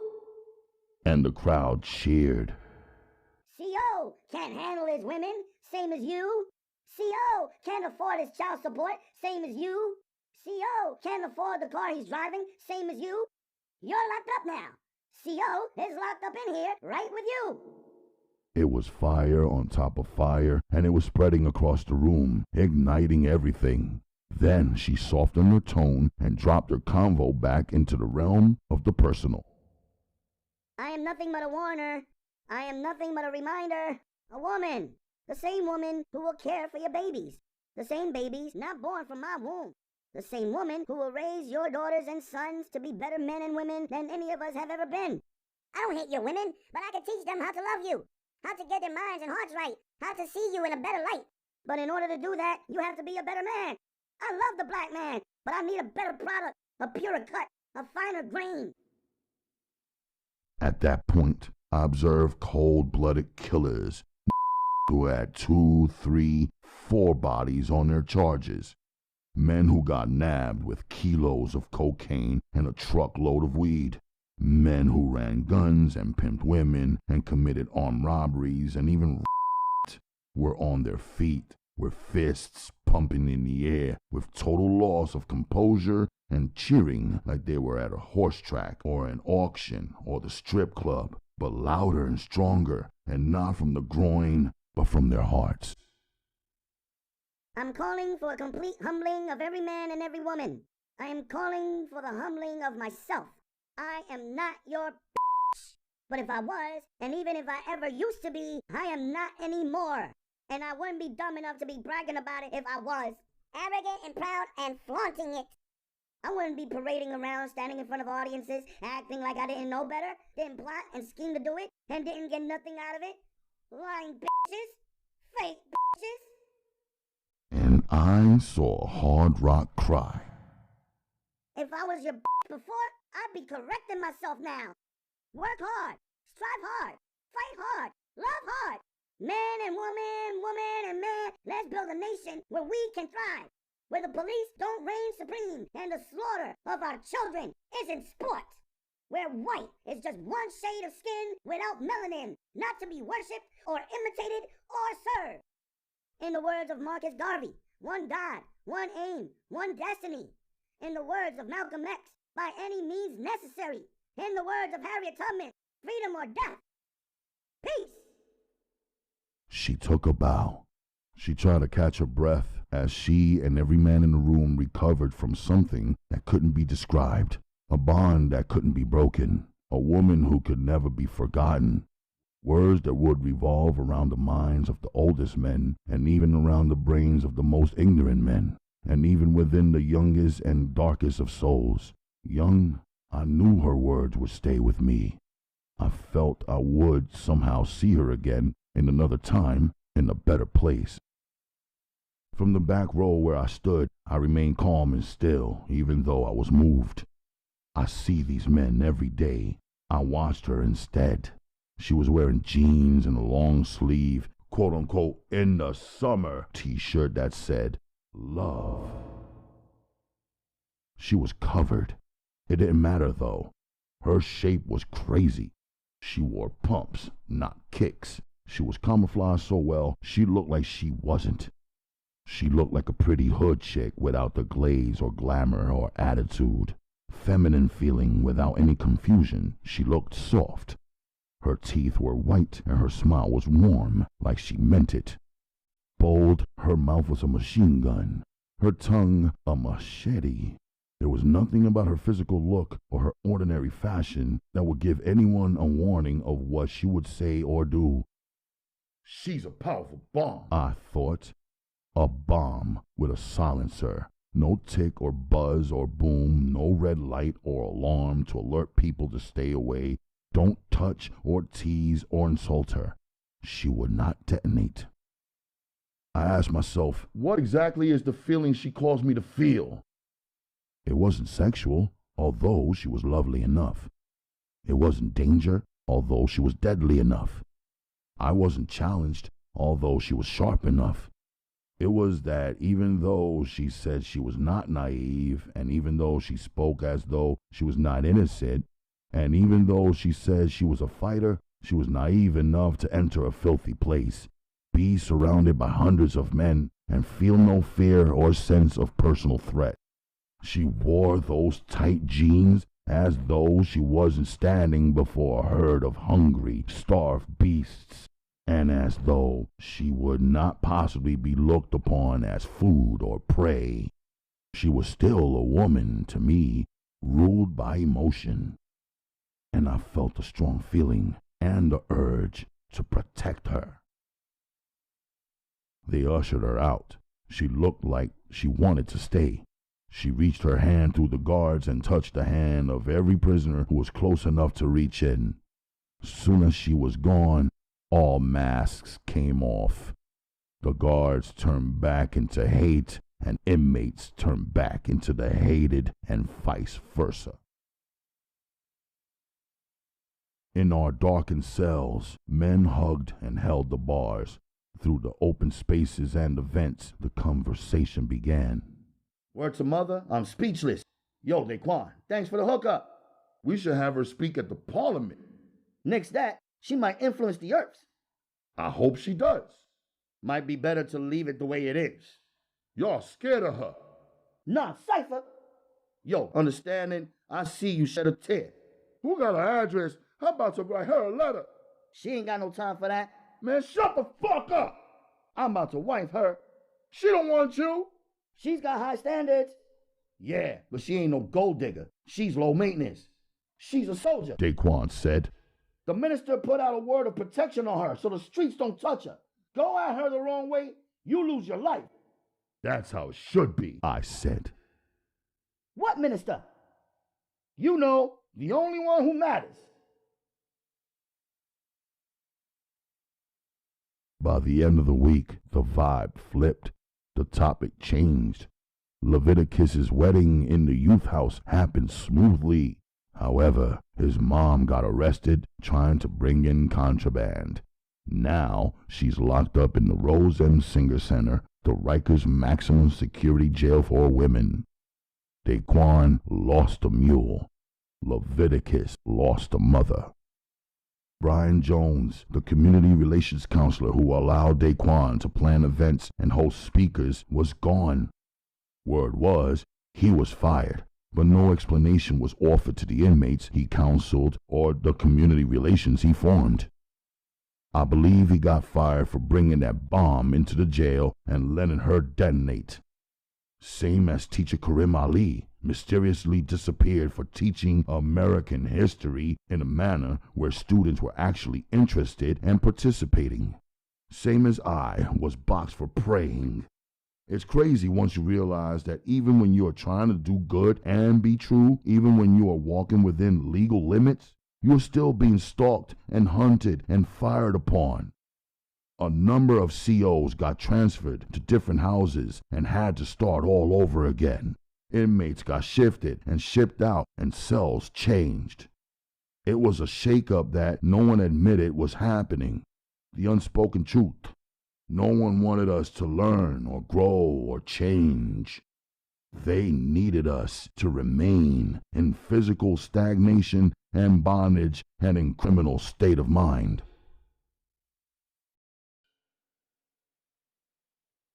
Chapter 31. Pack your things, an unfamiliar CO ordered me. Then he handed me a Department of Corrections issued heavy coat, hat, and boots. So I knew I was going to a very cold place.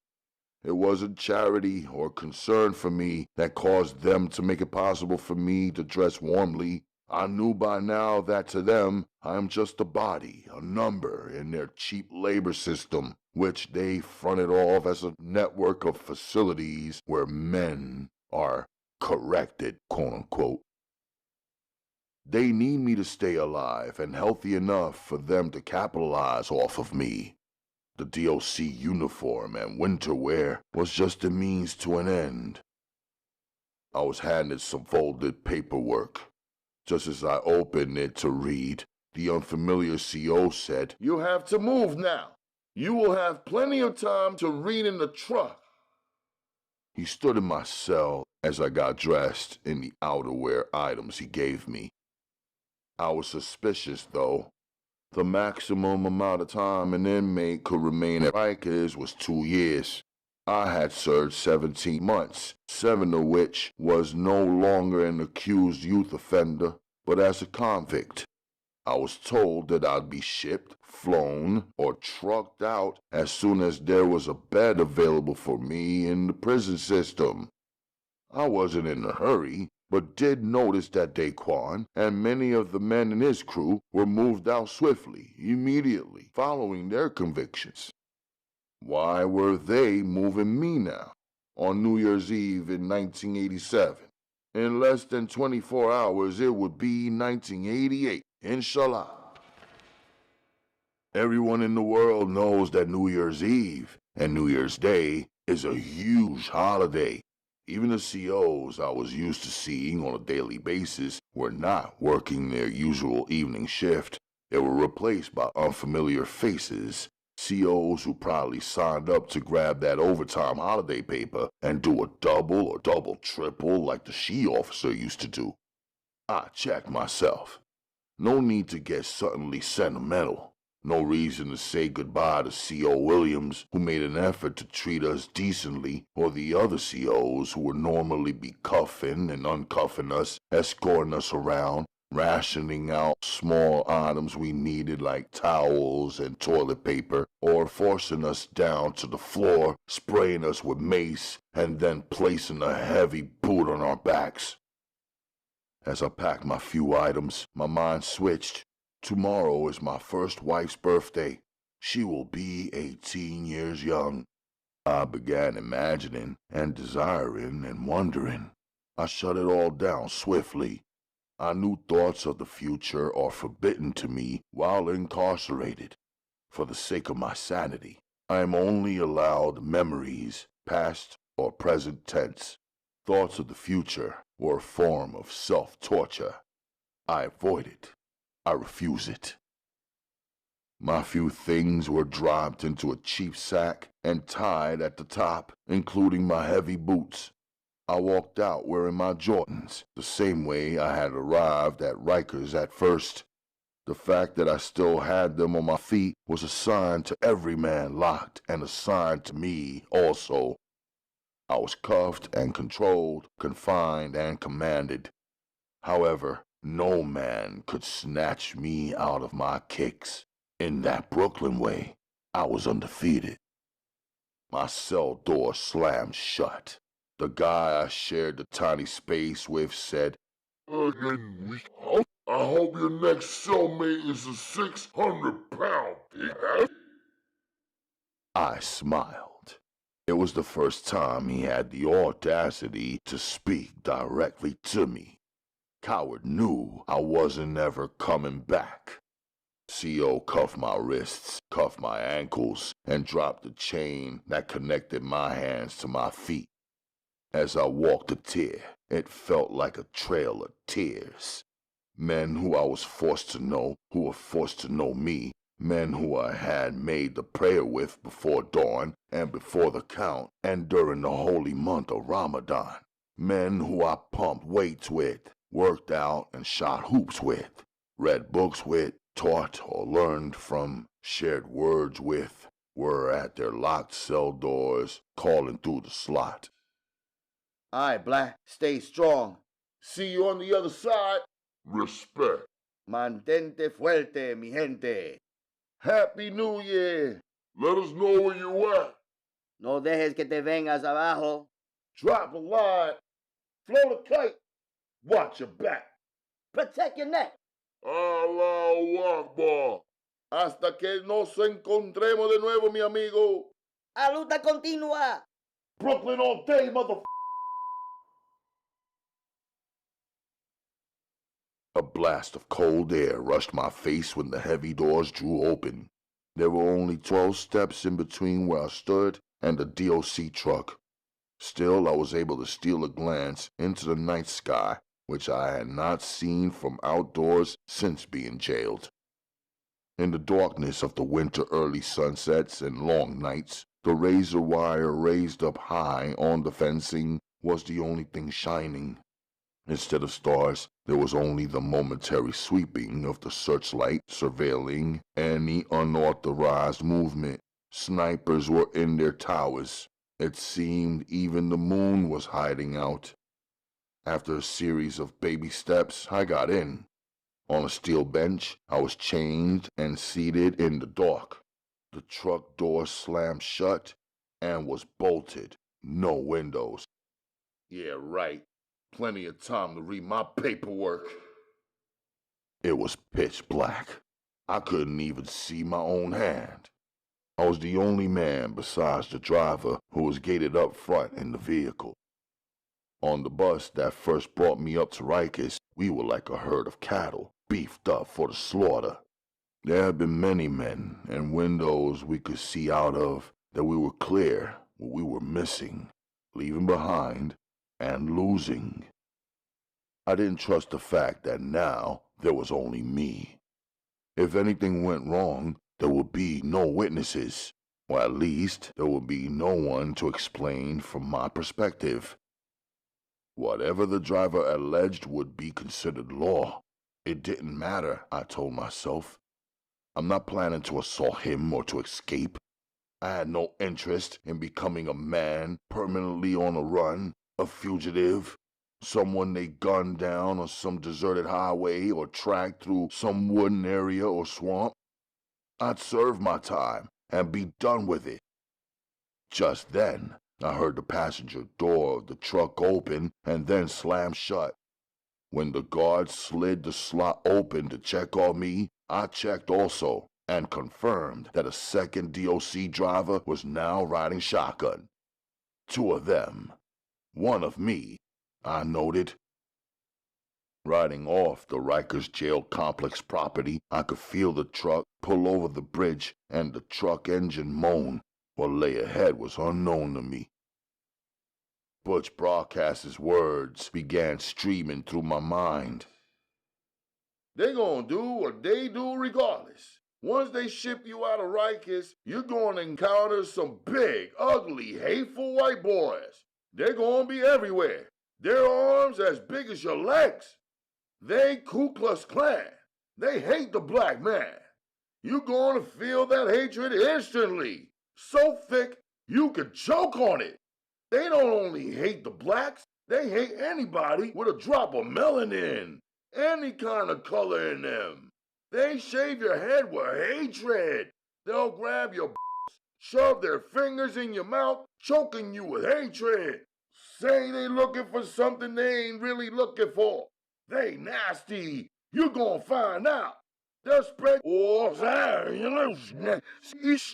fingers, with mop sticks, with error, 'cause they can. And 'cause they want to. And 'cause they hateful and jealous of you. In a one-on-one conversation with him once in the yard, I asked him if he minded if I asked him a question. He replied, Go ahead. You so quiet, I thought maybe you knew everything already. Nah, that's not it. But I see from your jail number that you first got knocked a long time ago. I'm not asking you what they accused you of or convicted you for. I'm just curious. If a man does time in all the prisons you say you done time in, what makes that man keep coming back? He just looked at me. Every time I got arrested, tried and convicted, then served any time and got released, I said to myself and to anybody who would listen, I'm never coming back. Never gonna do time, never gonna get locked up again. But turned out everything I do is illegal. If I'm just sitting on my porch, cops roll by, eyeballing me like there's something wrong with that. I'm like, damn, this is my mother's house. F it. If I stand up, they watching me. 'Cause according to them, I must be about to do something wrong. If I walk down the street, the cruiser's slowly rolling up behind me. They lower the window, ask me a stupid question like, Butch, what are you doing out here? I turns around slowly, knowing if I turn too quickly, they're gonna gun me down. I gives them the only answer they already know. I live right there. Seems my answer was illegal, 'cause they calling me a smartass. Jumping out the cop car, telling me to spread my legs and put my hands on the car. Next thing I know, I'm in the back of the car with my hands cuffed behind my back for resisting arrest. I gets to the station, they booking and beating me.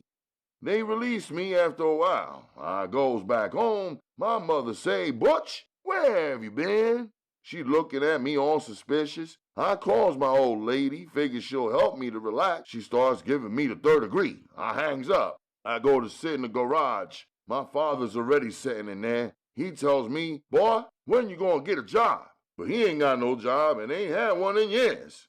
I wants to get a job, but I figure as soon as I walk outside, the whole story starts at the beginning again, and it does. Small town works that way. I get a job at the car wash or washing and buffing cars at the local car dealer or the gas station. Here comes the police rolling through asking my boss, why you got Butch up here for? Boss starts looking at me sideways. I ain't done nothing but been wiping down cars all day for little tips. Couple of days later, he finds a reason to fire me. I'm walking back home. Cops rolling up behind me asking, what you got in your hand? I don't say nothing. They could see it's my beer. You're supposed to have that in a brown bag, they says. It is in the brown bag, I tell them. Then how come we can see that it's a Colt 45 that you're drinking? Then I says, if you can see that, why you ask me what I got in my hand? Butch threw his hands in the air. That's how I became Butch Broadcast. Now, instead of me waiting to be questioned by my mother, questioned by my old lady, my pops, the police, the judge, the parole officer, I just always say out loud what I'm doing, what I see, where I'm going, where I've been, what's happening, and what happened. People think I'm doing it for them. Really? I'm just reminding myself. I gotta remind myself. Otherwise, everybody will have me thinking and believing that I actually am a criminal who did something wrong. So, you're not a New Yorker? Don't matter, son. It's the same everywhere. I've been locked up everywhere. That's how I figured out. It's not just me. It's a conspiracy. Everything a black man say or do, even how we talk and walk or sit and chill, it's considered a crime. I didn't say anything in response to his story. I was thinking, though, that he had to be leaving something out. He couldn't have been locked up in all these places for complete innocence, and no man is innocent. I wasn't expecting a confession. At the same time, I'm young, but not slow or gullible. I know what you're thinking. You thinking I had to have done something wrong to get locked up repeatedly. He smiled. Well, you're right. After a while, I figured out if I didn't do crime, no one would respect me. Why should I live my life as a suspect for no reason? At least, if I get out of there and start making real moves and make money, if I could live a little, feel a little freedom. But they do what they do because no matter what I do, they gonna do what they do regardless. Man, when I switched it up on them and actually turned to a life of crime, my mother stopped treating me like a toddler. I gave her money. You should have seen her smile. It was all good then. My father respected me once I got my guns, and even moved this out the garage so I could park my 1966 Mustang coupe once I took him for a ride to the liquor store in it. My old lady. I had chicks lined up on the corner acting like they wasn't lined up on the corner just waiting for me to drive up and choose one of them. Even the police showed me more respect for making them at least have to figure out my hustle, catch me red-handed, and get to take something from me of value once they finally caught up with me and made the arrest. 'Cause you know, they always steal something from the crime scene. You know that, right? Or I could say, young black. Which is what he called me. Once I played the role they obviously had casted me as maybe from birth, everyone around me was more satisfied than they ever was when I was honest and struggling. So I just kept running the hustles, no matter the territory. They kept locking me up, no matter the territory. It was better than a slow, unjust death as a good guy who gets no respect, whose life is all lows and no highs. I thanked him for his time and replayed his words. My take on it was that he believed, based on his experiences in life, that a black man, any black man, has no choice but to play a scripted inferior position as either the pauper or the gangster, nothing else. He saw the police as the government, their arms and their armies, and their prisons and their prison keepers as being all-powerful. So powerful that they could direct the destiny of men based on the complexion of a man's skin. I didn't take it lightly. I considered it. As a deadly martial artist whose hands and feet and mind are trained and powerful, in lockup I had been faced with some situations and had learned some things that as a free man I did not know, had not felt, or even considered before. How does one man prevail in a physical battle when being inside of a wild mob or haphazard riot that is happening at the same time the mob itself is surrounded by men armed with shields, boots, and batons and chemical weapons? Is surrounded by men armed with shields, boots, and batons and chemical weapons? Furthermore, how does a confined and cuffed man locked in a room with unconfined and uncuffed authorities bent on not fighting but f***ing the allowed prevail? I wondered if what broadcast said What happened in prison was the absolute truth, an excuse, an exaggerated fear, or just the way he sees it. I can only remove the sting of Butch's words and experiences and the threat of his predictions of what awaited me and any man headed to any prison in the United States of America with words of prayer. I recited the Fatiha. I also recited the 113th Surah of the Holy Quran, which is called the Dawn in English and Al-Falaq in Arabic. It is a prayer for protection from evil. Then I said to myself, only Allah is everywhere. Only Allah is all-powerful. Fear no one but Allah. I inhaled and exhaled, getting both my body and my mind right and ready, and hardening my heart even more than before. The girl was right. We are at war, not because we want to be, just because we are. The cold cut through the cloth of the DOC coat. The cold raised up and spread out through the steel bench I was seated and chained on for hours. It caused my bottom half to begin to freeze and then numb. The cold froze up the uninsulated truck walls. I began tapping my feet on the floor to get my blood circulating. The cold cuffs were scraping against my ankles. At least I could feel that, I said to myself. I knew when the cold became so intense that I couldn't feel anything, I'd suffer from frostbite, hypothermia, or even some kind of gangrene. Sensei had taught me many methods of torture, how the body reacts, and what a ninja should and could do in those circumstances, especially when he could not immediately escape the conditions and causes. I was tapping my feet and clapping my hands together, tiny motions because of the cuffs. I couldn't warm my hands beneath my armpits to regain circulation in my fingers because of the cuffs. My face felt stiff. I needed the ski mask, not for no nefarious deed, but to guard my face and ears from the freeze. I could feel the truck angling as though it was climbing a hill. It became clear that it was not simply one hill, and perhaps not a hill at all. We were climbing a mountain, I believed, and I could feel the effect of the elevation of the intensity of the cold and the air quality as I took deep breaths. On an incline, the truck jerked, then slid and spun. Maybe there was snow or ice.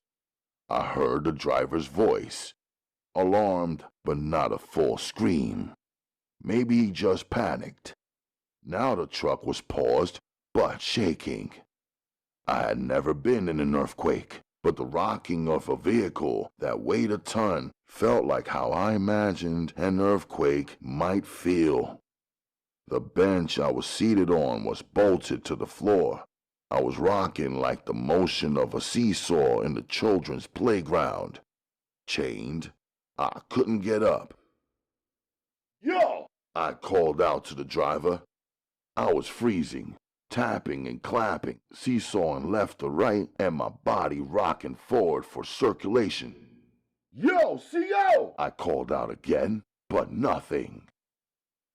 I heard at least one of the front doors open. Good, I thought, but then I didn't hear the door shut. I couldn't hear no talking. 3 minutes lapsed. I was shifting for the few inches that the chain would allow, trying to get some circulation to my vital organs. I tried balancing my feet on my toes and bouncing them a bit. Suddenly, I heard the guard unbolting the back door. Finally. Black snorkels. The hoods were zipped, concealing their faces, all but the eyes. But I could see their broad shoulders and M16 assault rifles strapped on, which they held with both hands. A third man, unarmed, walked in my line of vision from around their right side. I was waiting for their order. I was chained to the bench, freezing, and now that the doors were unlocked, I'm even colder. But I could see the stars shining brightly in the night sky. It looked like a different sky than the one that loomed over Rikers, which was now hundreds of miles and hours behind where we were. The one who walked around back did a 180. No one was saying anything. He returned seconds later with some industrial tool shaped like pliers or branch clippers. He approached cautiously. I didn't know why. His team had the arsenal and his back. Instead of climbing up and getting in the truck where I was, he stood outside, leaned in to unlock the chains that strapped me to the bench and snapped them with the clippers, which cut them like they were soft as butter. Jump out, He ordered, waved me to come out as all three men stood a few steps back like I had a hand grenade in my grip or something. I knew I was headed to a maximum security prison and that I had committed a murder. It seemed to me, however, that they were expecting some violent reaction from a serial killer with superpowers who could, while frozen, cuffed, and chained, knock out 3 mountain-sized men, 2 holding heavy. My body creaked as I stood slowly, the cuffs iced around my ankles and wrists. I stood up. My feet were frozen and steady, but the truck still rocked from side to side. It was painful to take one tiny step, but of course I did. I felt the truck falling. The unarmed man ran towards me and grabbed my chain and pulled me forward as the truck fell backward and made the noise of metal slamming against rock, crashing. As the truck tumbled, the unarmed guard reached down to the ground to help me to my feet, but the DOC-issued coat I was wearing was stuck to the slab of ice I was lying on. pull your arms out of the coat, He ordered me, but my brain felt frozen, and my movements were slow motion. He yanked me out of the coat and off the ground, using the dangling chain like a leash. Standing up, unable to control my shivering.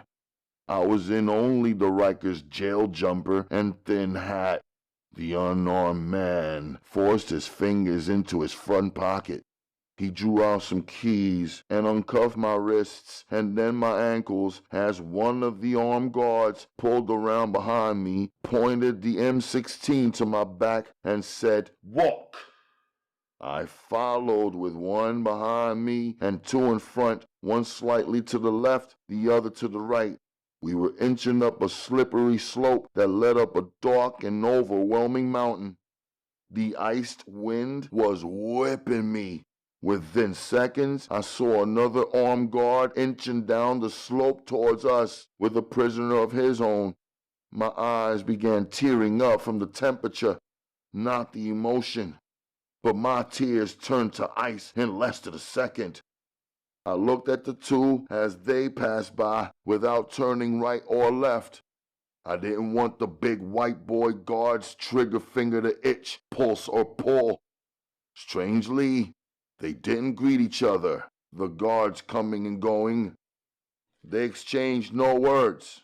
Once we reached around the bend of what was an iced road in a mountain pass, there was another truck parked as close to the rocks and as far from the drop down the mountain as possible. There was no lettering or logo on that truck, not even the DOC insignia. The back door was already opened. The guard pressed the button and the ramp eased out. "Walk up," one of the armed guards told me. I did. He climbed in after me. There were 2 benches, one on the left side, one on the right. After retracting the ramp, he sat across from where he signaled me to sit, with his weapon on ready. I saw a closed tool chest and an industrial-sized, stuffed black trash bag. I imagined it held body parts of a defiant prisoner. The unarmed guard slammed the door shut, and I heard it lock. I was back to complete blackness. I heard someone climb in on the driver's side and the ignition started. I heard the heat switch on, even in the area where we were seated, unlike the unheated truck that drove me from Rikers. But of course I couldn't feel it yet. That was good. I knew it wouldn't be safe for me to go from extreme freeze to a forced heated hot. We sat idling for more than 10 minutes. It was true what broadcast had said about brain freeze. My thoughts were not flowing like normal. I was unable to juggle the facts of what was happening in the moment, and unable to put them in a logical order backed up by reason, or at least a strong hypothesis. 15 minutes in, I was just beginning to feel the presence of heat. I heard the armed guard seated across from me moving around a bit. Suddenly, he flashed a spotlight on my face that pierced through the darkness and caused my eyes to squint from the shock of switching from blackness to a powerful direct light. I knew then that he wanted to see me and my facial features, but did not want me to be able to see him. It worked. All I could do was look away until my eyes could adjust. My unfrozen temperature tears were careening down my face. He probably thought I was crying. "Undress," was all he said. I heard some plastic rustling and the bag landed in my lap. "Put those on, then hand me your clothes," he ordered. He moved the spotlight from my face down to my feet. I assumed that's how he planned to monitor my movements.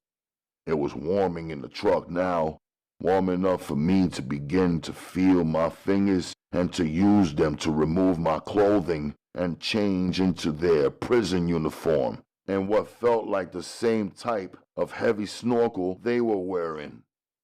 I set my mind that, assault rifle or not, if this big guard tried to do anything filthy as I undressed and redressed, I was gonna kill him. I was 50% sure he wouldn't. They had uncuffed me after all, and he rescued me from being a fallen frozen fossil. However, without cuffed hands or ankles, in a minute or so, I would be capable of disarming him. Without firing his weapon, I would strike him into unconsciousness, then chill quietly.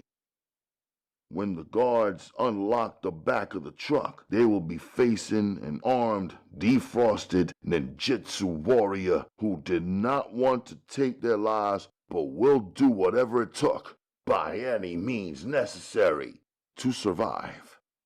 That was my plan. The girl was right. In the face of an attempt at a grandmother, if she allowed, it would be freedom or death. Swiftly undressed, the spotlight steadily aimed at my feet. I stepped into the prison jumper. It seemed to be black, although I wasn't certain, because other than the spotlight on the floor, there was only darkness. There were wool socks, quality ones like I've seen in the stores that specialize in winter sports and winter wear for camping, mountain climbing, and a variety of seasonal activities. There were gloves, thick insulated ones. There was a real wool hat and heavy boots. I sat them on the floor where the spotlight was aimed. High-Techs or Vask, I thought. The boots were either brand. I speculated but couldn't see or read any labels. I stared down at my Jordans. They were made for cement-like on the streets of New York. They were for basketball courts, indoors or outdoors, for dribbling and faking players out, for shooting and jumping, for flying and dunking, not for mountain climbing or sliding on sheets of ice or snow. That was precisely why I couldn't feel my toes. It only made sense for me to leave them to the side and step into the heavy boots. I already knew that once we reached the prison intake, my Jordans would be confiscated. Rikers was jail. Things were allowed in jail that would never be allowed in prison. I picked up my Jordans, tied the laces from both kicks together, and retired them. "Put them in a plastic bag," the armed guard ordered. I dropped everything in there except my kicks. "The tennis shoes also," he said. I knew then that he wasn't from the state of New York, who were referred to Jordans as tennis shoes. He had to be a down south farm dude, a countryside white boy.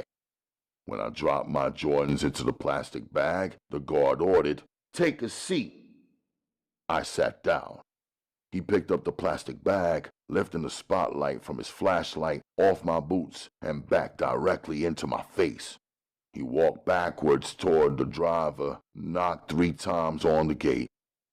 The passenger side guard opened the slot, and the plastic bag was handed off to him.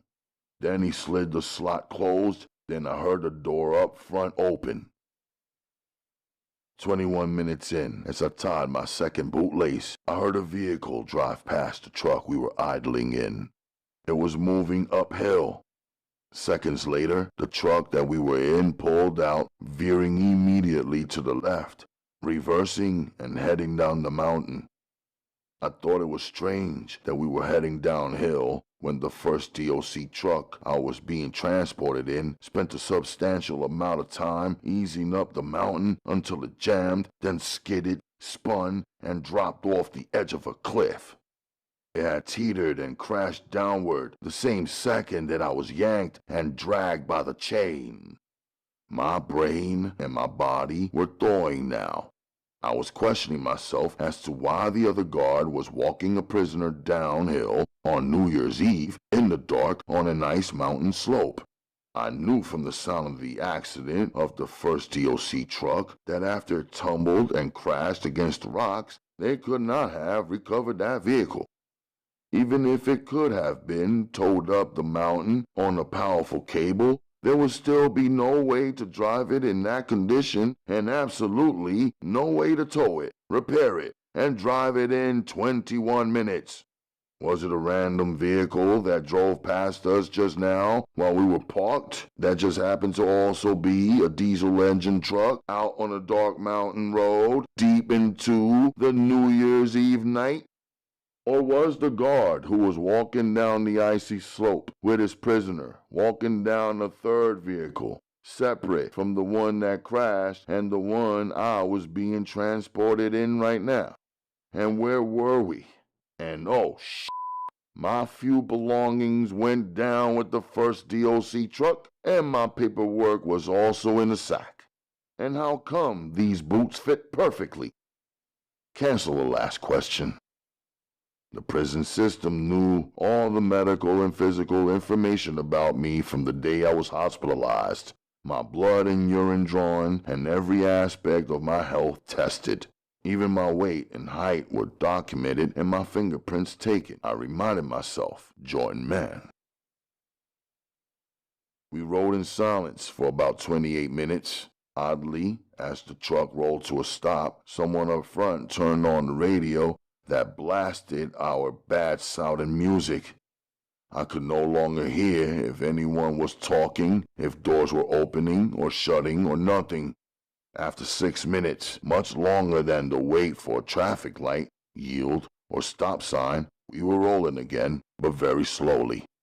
The truck would stop here and there.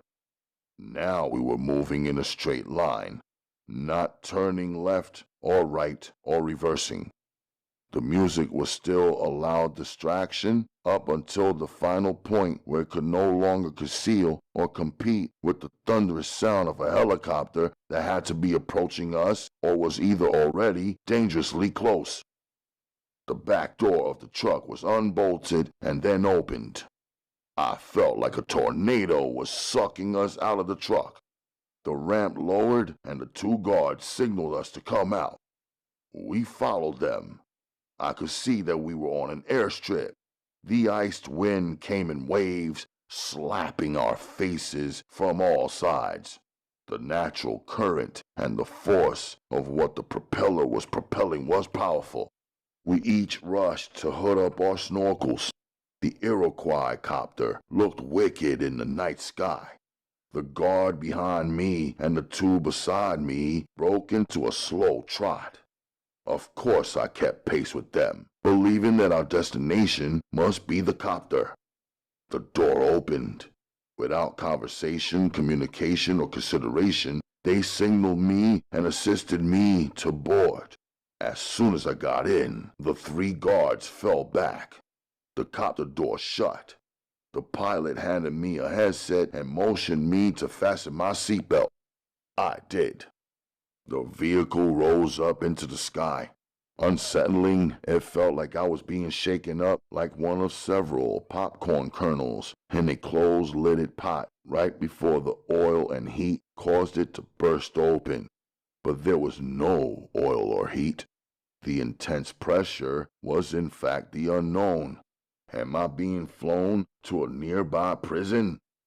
Whatever the case, I was dry without water, which I was accustomed to being without, from lights out until early morning breakfast, but I was also without sleep. At the same time, I was experiencing the rush of adrenaline that comes when being reduced to cuffs and chains and then faced with the uncertainty of correctional officers with M16s. Unarmed COs with shields and sticks, mace, and an unlimited range of authority was more than enough. The headset I wore dulled the deafening sound of the copter, which was speeding at 150 miles per hour, but it did not eliminate it.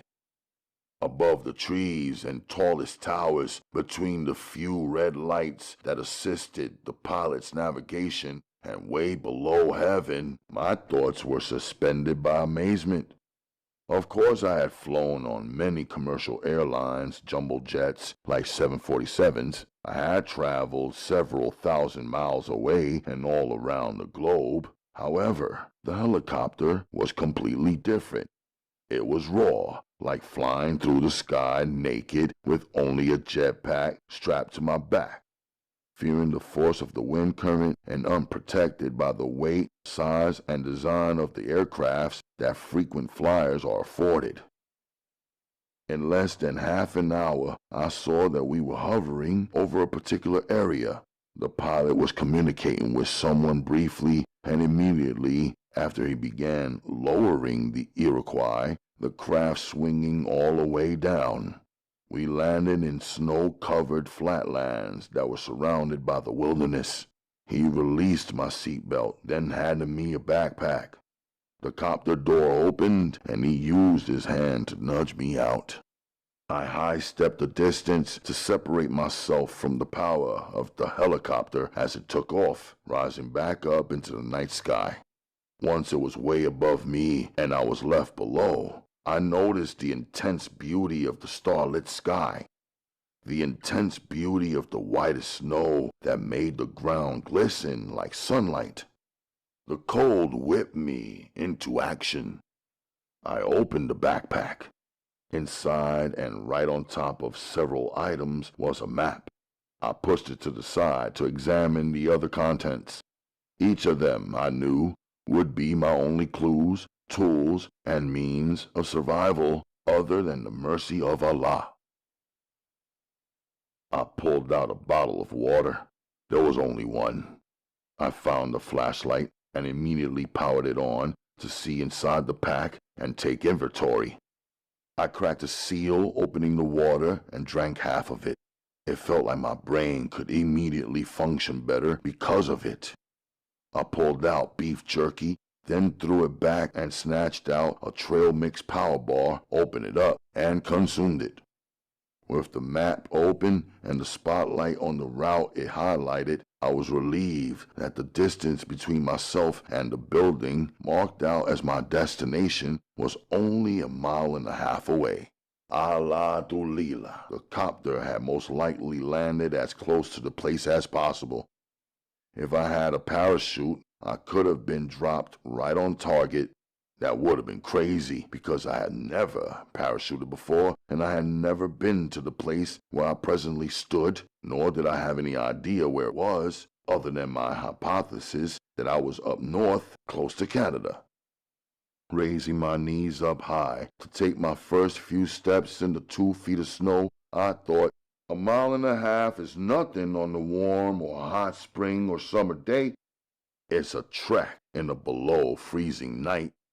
Holding the compass, I was headed in the northeastern direction. Shining the light on the snow, I checked for tracks of vehicles or even footprints.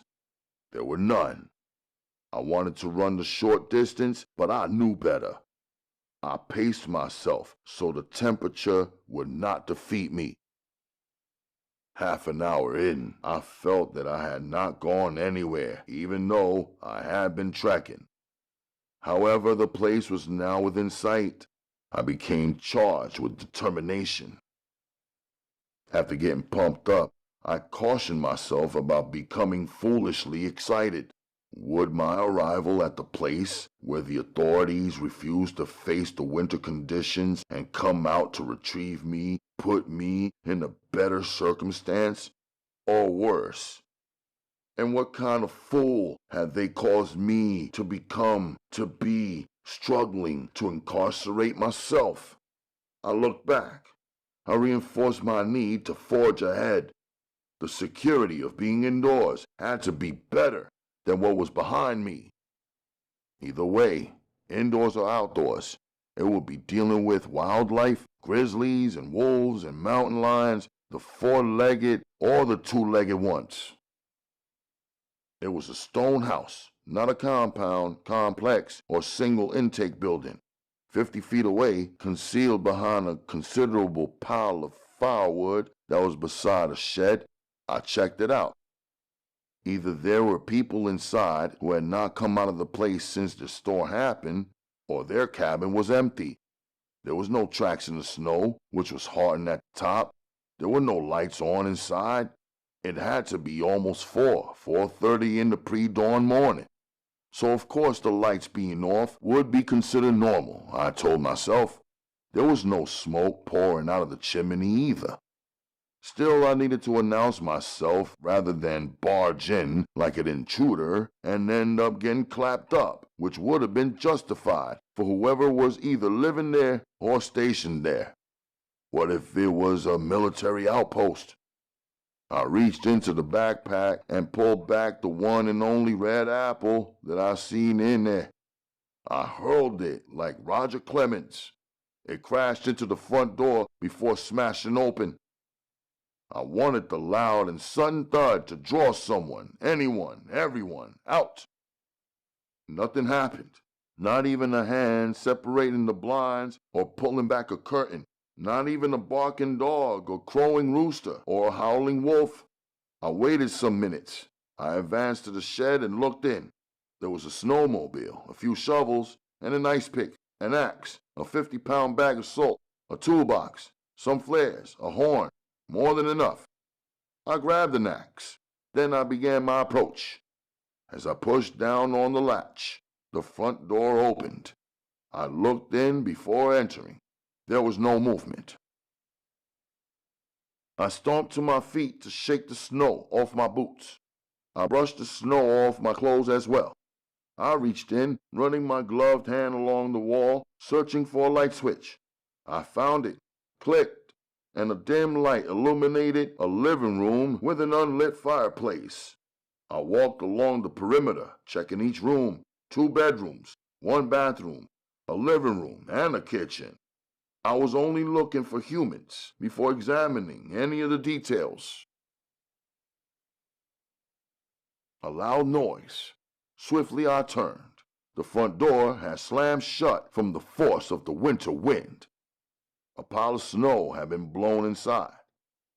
If the loud bang of that heavy door didn't wake up any sleepers, there are no sleepers in here, I thought. Or maybe that is what someone wanted me to think, I cautioned myself. The first floor is clear. I approached the staircase leading up. Removing my backpack, I pulled out a AAA battery and threw it upstairs to provoke a sound, reaction, or any kind of movement from any living thing. No sound or movement. There couldn't be anyone here unless it was a calm and cool, well-trained enemy laying in the cut for a sneak attack. Pressing one foot down on the first step, I checked to see if it would creak. It didn't. There was a rug runner lining each stair. I headed up. On the second floor landing, I walked right into a network of spider webs that spread across my face and somehow got in my mouth. Pause. I wiped it away. Now, I was sure that there was absolutely no one here. Furthermore, that no one had been here for at least a few days. Why was I dropped here by helicopter? What type of setup is this now? There was a master bedroom and two smaller bedrooms on either side, as well as a full bathroom. Hadn't seen a private bathroom and walk-in shower in a long time. Couldn't even imagine it. Heard CO's voice in my ear giving me only 3 minutes to clean my entire body. A ladder laid against the wall in one of the side bedrooms piqued my attention. I walked in, saw it was situated between an uncovered entrance on the ceiling, a third level, but there was no staircase that led up to a third floor. I dropped my backpack and removed my snorkel and hat and used the ladder to climb up, my hands still gloved. Dark, but the moonlight and gleam from the white snow coming through the window gave it some visibility. It was a furnished bedroom, a loft style with slanted ceilings. Looked lived in, but abandoned. I flipped the switch. A mirage. That's what I thought it was. When I was 6 years young, traveling through the desert with my father, I learned the meaning of that word. My father, who owned all of the finest luxury vehicles, had no qualms about leaving them parked on our estate, undriven for days and even up to a week. He is a walker. At times, he walked long distances because he is also the son of a walker. My southern Sudanese grandfather would not ride in any vehicle. He believed that if there was a place that his legs could not get him to, he did not need to be there. Southern grandfather also believed that when a man does not constantly use his God-given limbs, he is setting himself up for a downfall. So things that other people saw as progress and advancement, like cars, trains, and planes, my grandfather saw as problematic. Riding in cars, sitting in planes and trains, your legs are not moving, He would say. Those foreigners with all of their inventions will die young. Southern grandfather predicted. But I will live on beyond 100 years. Watch, you will see, He told the children of the village. My father was grandfather's 19th child. He loved science, technology, innovations, and inventions. The only thing he loved more than that was his father. So he found ways to please his father while pursuing his studies. In fact, pleasing his father while pleasing himself caused my father to become a skillful thinker and negotiator, an expert in the art of compromise. Ever since my father was young, he planned to leave the village and become part of the global movement toward progress. Before he left to travel to Khartoum to study at the university, he gifted his father an imported European race bike that the whole village admired. He said to Southern Sudanese grandfather, "Now you will ride, but your legs will be moving." Southern grandfather gave my father a warm smile and a great embrace. Then he gifted my father a pair of handmade shoes that he crafted himself. Southern grandfather told father that if these shoes do not bring him back to the place where he started, he is lost and in the wrong place. Even though my father had his own mind and made his own miracles and achieved and built his own businesses and properties, every now and then, he would do as his father did. Not because his father ordered him to do so, but because he saw his father do it. So he did it. As a consequence, every few months or so, I would see my father preparing to walk and walk and walk and walk. Because he is my father, I walked also. He didn't order me to join him. I followed because I saw him do it. He walked, so I walked. One time on a long journey through the desert at 6 years young, I felt like we had walked 1,000,000 kilometers. I tried to keep up with him, but I was way behind. Could see him and our camel, but couldn't seem to catch up. I wondered why he did not turn around to see that I was that far behind, or why he had not invited me to ride a camel. But he also was not riding a camel, so I didn't ask. I didn't want to say that I couldn't keep up any longer. I didn't want to complain that this time the walk was too long, or ask him to stop and wait, or even take a break for a while. Thirsty, tired, and with an intense growing hunger, I remained silent and kept walking. When my mouth became so dry and I couldn't taste my own saliva, I endured. Allah Dulila, I heard myself saying. When I saw the river up ahead, I wanted to wash, swim, cool off. I dismissed my tiredness and ran until I caught up with my father and even passed him by. When I did, my father did not order me to stop. He didn't say one word. I ran until my body just collapsed. With the side of my little face pressed into the heated sand, I could see my father, tall, calm, and cool, just strolling his long strides. When my father reached where I was laid out, unable to move, he squatted down to the earth and began laughing. His teeth were whiter than ivory, his white thobe glistening in the desert sun. Son, why were you running so fast? He asked me. The river, I said, coughing a dry cough. water. I murmured and pointed. He laughed again. My father squeezed the canteen and water splashed all over my face before I took a drink. It was a mirage. You were only seeing what your eyes and your heart wanted to see. But son, the river is not there. It never was. I sat up refreshed from the water he gave me. All I saw then was desert, no river or trees or shade from the power of the Sudan sun. Your father's not a mirage. I am right here. Trust your father. If you are tired, speak up and say so. If you are hungry or thirsty, say so. Don't allow your desire to please your father or your desire for anything at all cause you to rush into a place that is not safe. That is not real and cannot help you. Allah has given you a father as a guide and a protection until you are the age of man. Once you become a man, you will know then to always be prepared because anything can happen.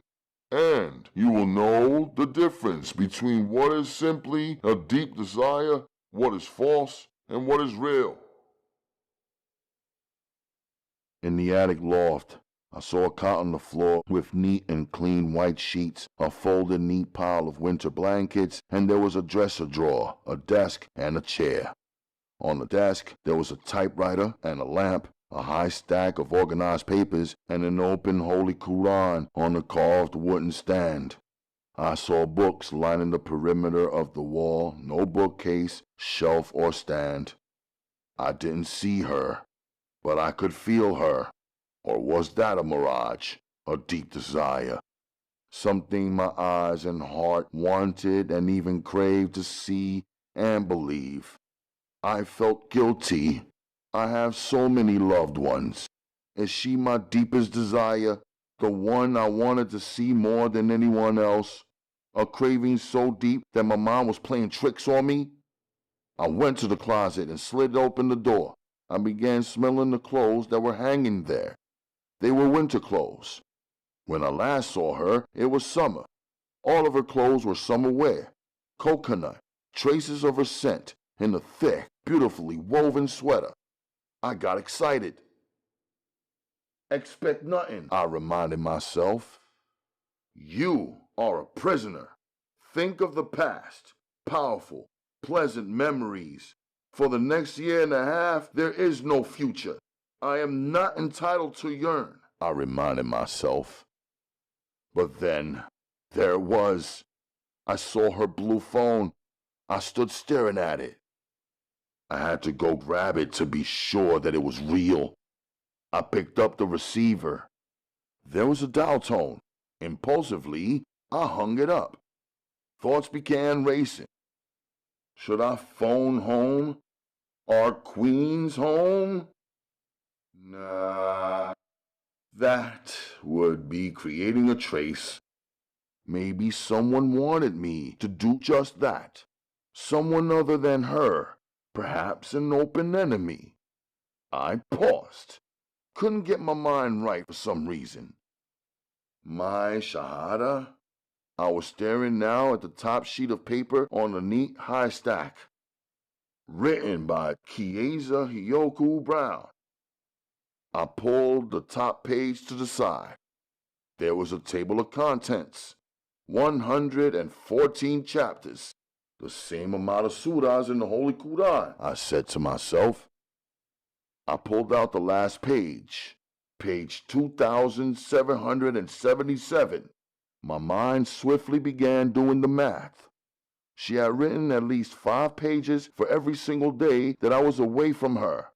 My cold heart began cracking. I flipped to the first page of her first chapter. Of course, her long life story about her young life began with her father. The chapter was titled, The General's Daughter. My eyes began reading her opening sentence. What to do, Daddy? Even if you kill my husband, I will still be a Muslim woman. No honest person receives an understanding and a feeling in their soul and then turns back from it. I could hear her soft-spoken voice, her powerful words expressed so sweetly, and then there was a sharp threat to him. Bring him home to me, Daddy. That is the only thing that you can do for me, and if you will not do that, I don't want anything more from you forever, not even words. Then I knew.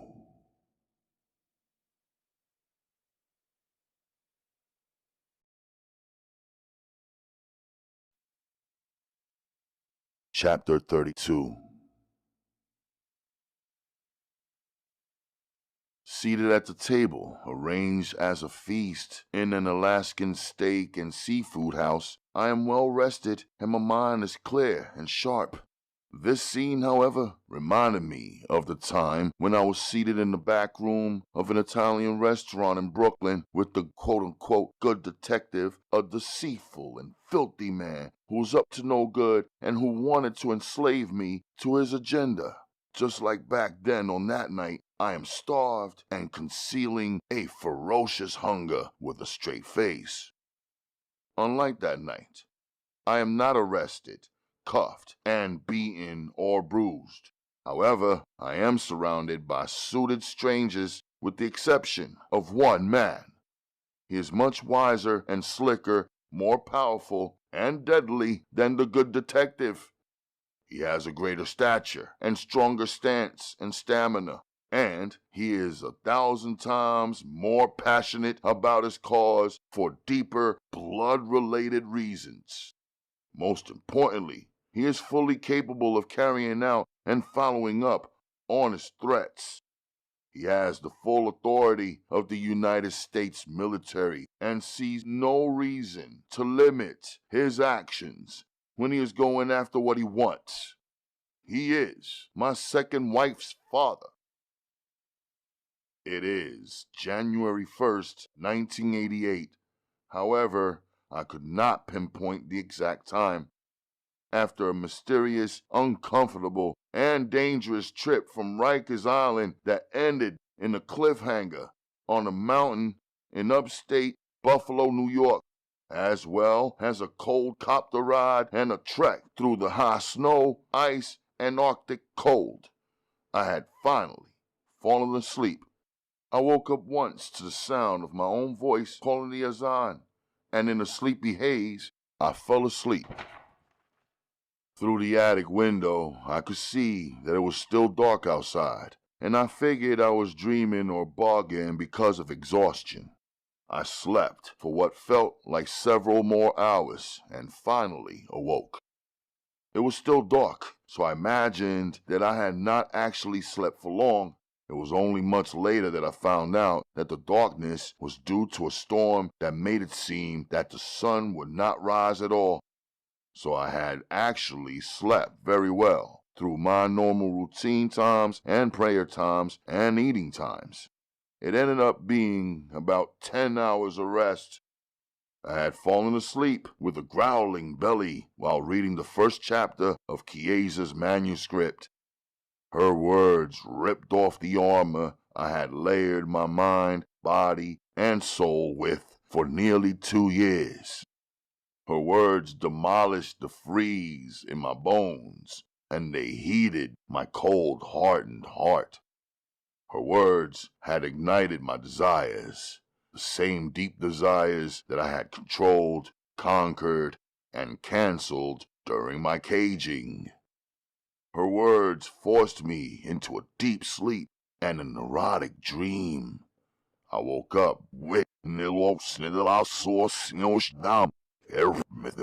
wouldn't lay down for an extended amount of time. It would not settle for anything less than her touch, the pushing and plunging and pleasure of her a tight but warm and moist space where we expressed our mutual love. I was up. I knew I needed to recover my discipline, restraint, and alertness. I needed to collect my composure and restore my warrior stance for the possible approaching threats and realities. After all, I was in an unknown space riddled with unanswered questions. The most severe ones were regarding my legal status. Am I a prisoner or am I a fugitive? Is there a warrant for my arrest? Is there a manhunt underway for my capture? As I had laid on my back on a mattress on the floor, dressed with sheets that carried her scent, in a room in a house made of stones, surrounded by nothing but snow and ice and the wilderness, I wondered, was I rescued? Am I free? Could a daughter's subtle demand to the father who adored her actually cause a powerful man to deploy his trucks, helicopter, arsenal, and assassins? And if she was the trigger, what would happen next? How far would her father go, and how far had he gone so far beyond what I could possibly see or know or imagine? Before I could decode the past 24 hours, I heard the rumblings of a Hummer. I leapt up, then watched through the window. As soon as I confirmed that it was her father, the general, arriving alone in the vehicle, I dropped down from the secluded space where she had her clothes, blanket, and books, her bed, desk, and dresser, and her writings, and hardly anything else. I securely closed the lid that sealed it and removed the ladder, pushing it into a side room.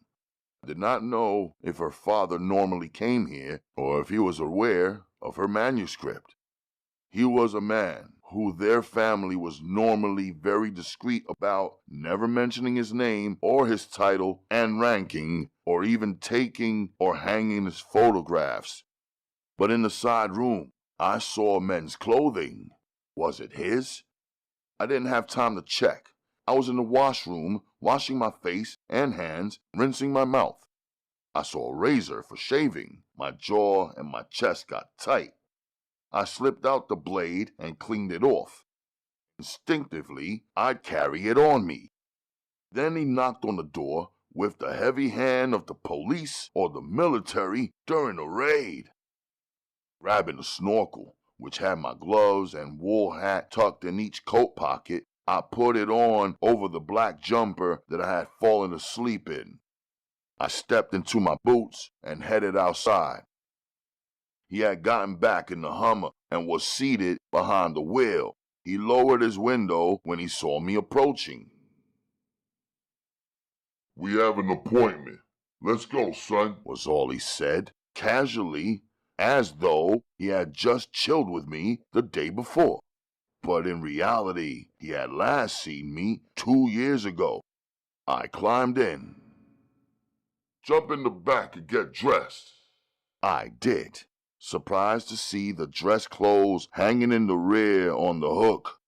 I was clean-shaven, head and face, but my body was not showered.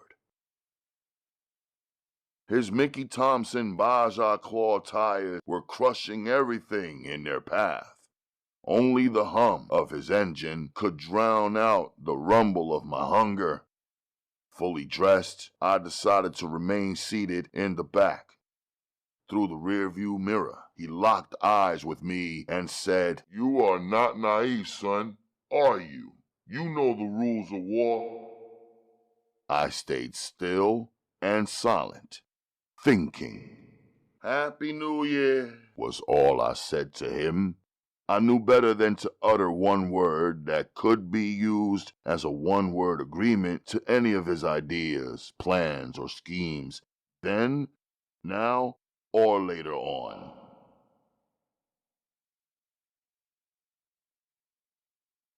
So, you are the general's son. Pleased to meet you. A well-suited European woman in her 30s, introduced as Ursula, said as she sipped from her water glass. I know fathers are demanding and rarely compliment their sons, so I'll have to say that your performance on the SATs was outstanding, almost perfect. They were above the scores of our average students, which is quite high, and equivalent to the scores of our top 3 students in a class of 120. Indeed. A dark blue-suited white man who had been introduced as Roy said, We are excited to have recruited you and are fully prepared for you to enter our academy next week after the holiday break. And because of the preeminence of your father, we have all assembled here on the great holiday. Fortunately for us, it's late afternoon. Otherwise, we may have had to disappoint your father after a night of cheers. They all laughed. You already look like a soldier, An older white man introduced as Tom commented. You are already as silent as an elite global soldier must be. So true. The dark-suited Roy said. Normally, such silence is achieved only after our specialized training. The fact that you are already silent has me feeling a little less necessary. They each laughed. It's either that, or he has some ominous secret to hide, he added. Nonsense. The European woman said. Look at who his father is. He obviously has been in training for years. Then she turned towards me and said, There is no need for you to feel burdened. Only the top brass gathered around this table will know your roots, and we won't tell a soul. She promised. We don't want the other students to feel that you're getting preferential treatment.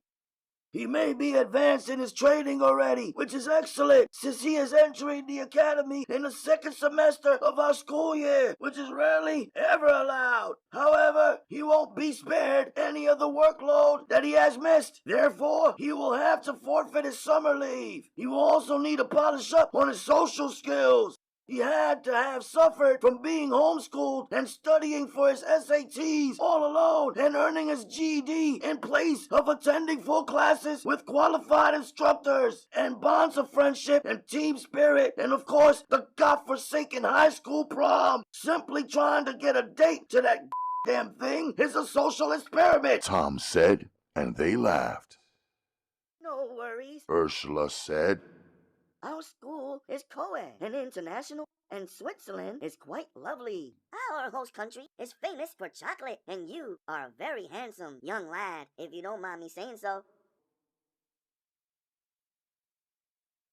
Back in the blacked-out black Hummer, plowing through the storm-dark roads, he had his huge hand gripping the shift stick tightly.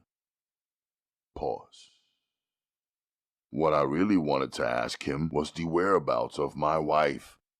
I knew that he knew that she is my great love and deep desire, also his only daughter, his ace card, and the only reason me and him were together, and that I was riding shotgun with a military man.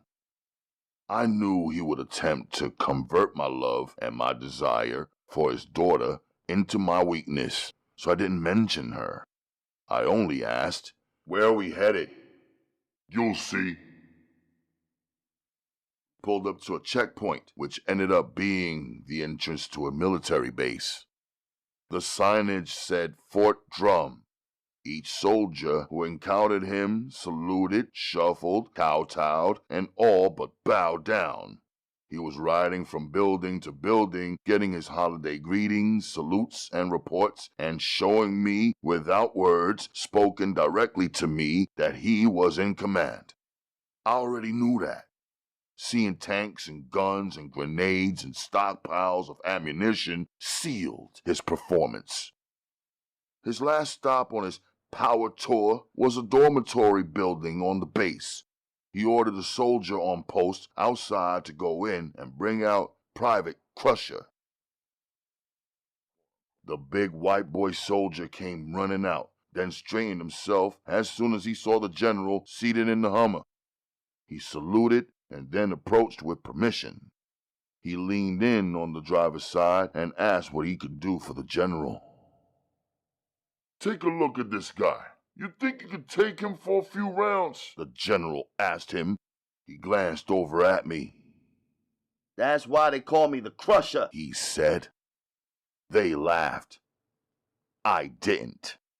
Easily, I'd fight him. I'm not military trained, but these guys weren't street fighters. These guys didn't come straight out of Rikers and probably would never survive if they did. What do you say, son? The general asked me. Anytime, I said solemnly. Whoa! Let's go! Let's ring in the bloody new year, the Crusher said. Not tonight, the general intervened. He's got other things to do tonight. I just swung by so you could see your next challenge and get prepared. I'm the champ that whooped that big boy over in Little Siberia, General. I'm already prepared. This guy was excited, hyped up like he just shot up steroids. You're dismissed, Private, the general said. Crusher left in an instant. I grabbed that guy out of the jaws of Little Siberia. You know where that is? The general asked me as he did a 180 and drove off the base. Nah, I said. That's the prison where you were supposed to go to last night. That Amora, maximum security, Clinton Correctional Facility, a place where the worst sons of bitches in the region are housed and conquered but never corrected. He was looking straight ahead. So was I. Just remember that during our negotiation, he said suddenly. Negotiation? I repeated, really, to myself. The one you and I are about to have, he said. We rode in silence after those words. My mind was heavy. There were too many X factors. I needed to line up my thoughts before the negotiation. I began to do so for my own good. His daughter is my wife. I won her hand in marriage from him, fair and square.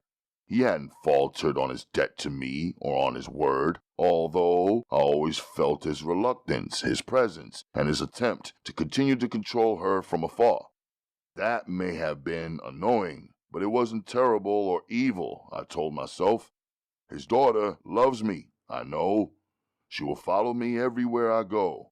She will follow me wherever I go and whatever choices I make. Even if she disagrees with me, she will yield and give way. Only in an instance where something conflicts with her faith would she fight and resist. I'd never go against her faith. Her faith is my faith. On the one hand, I have the general by the neck because I have his daughter. But why should our marriage be a problem to him? Is it only her conversion to Islam that he finds so disturbing?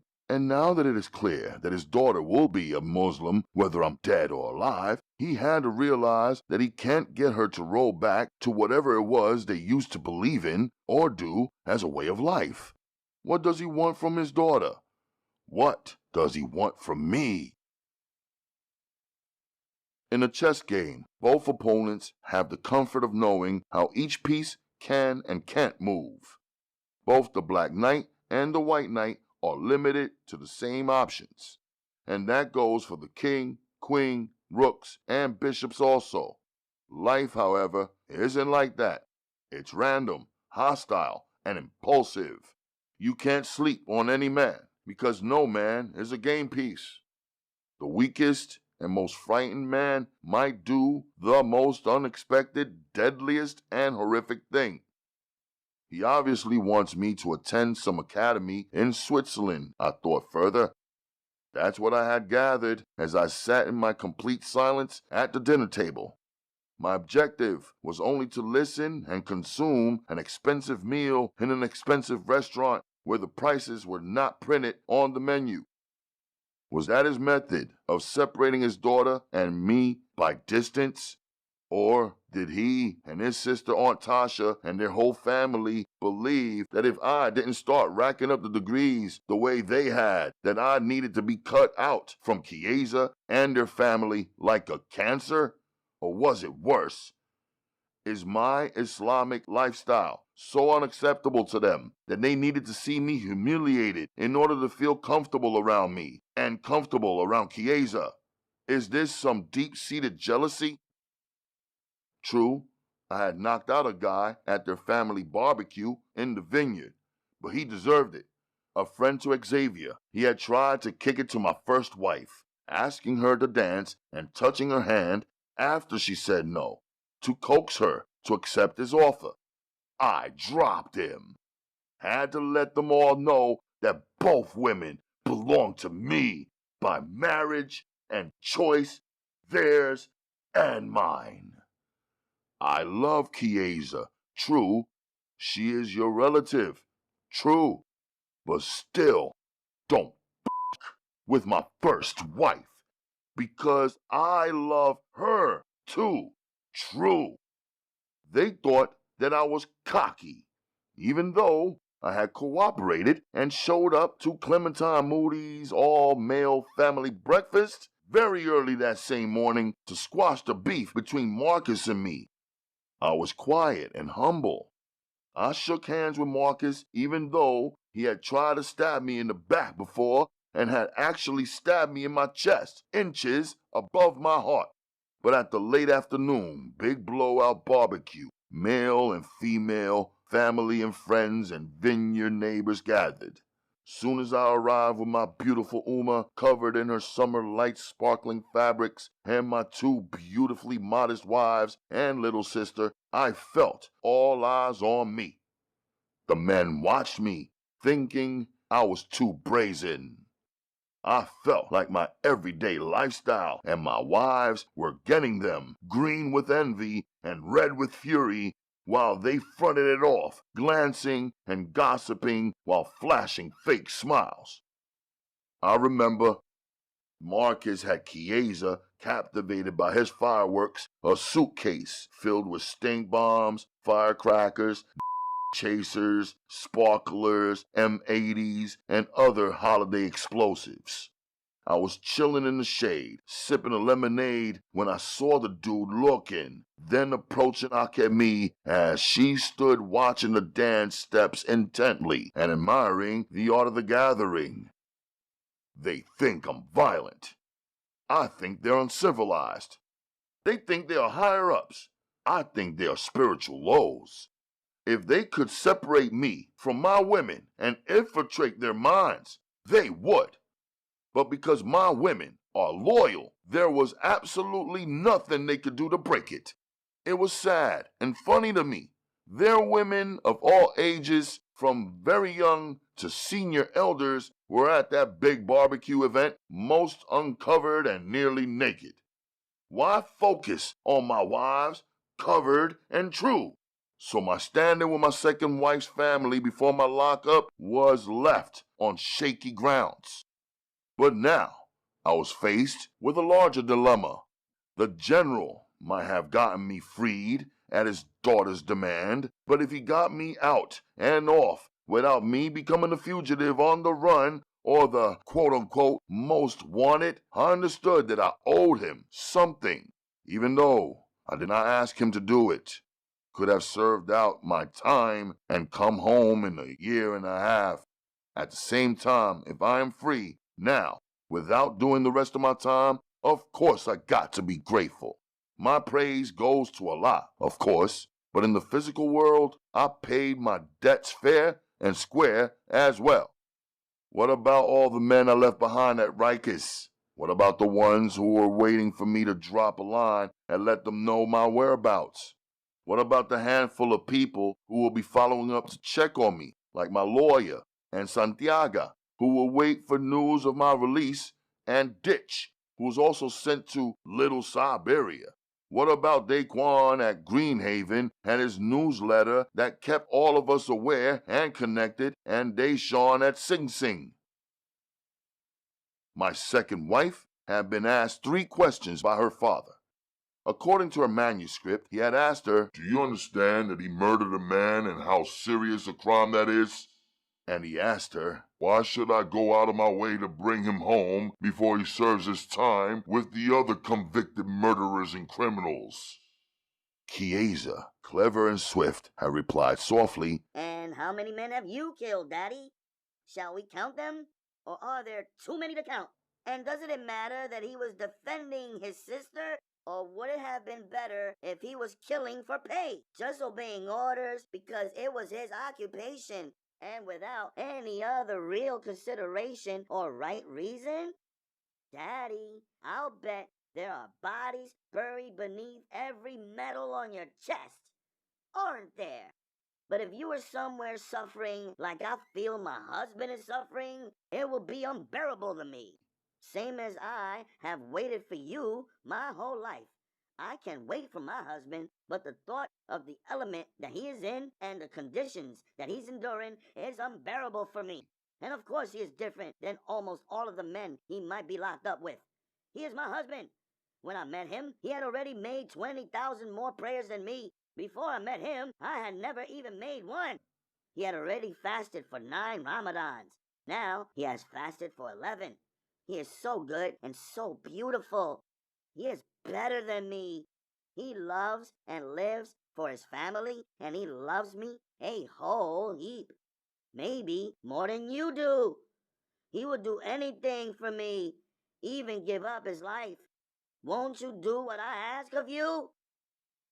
"He has another wife," the general had reminded her.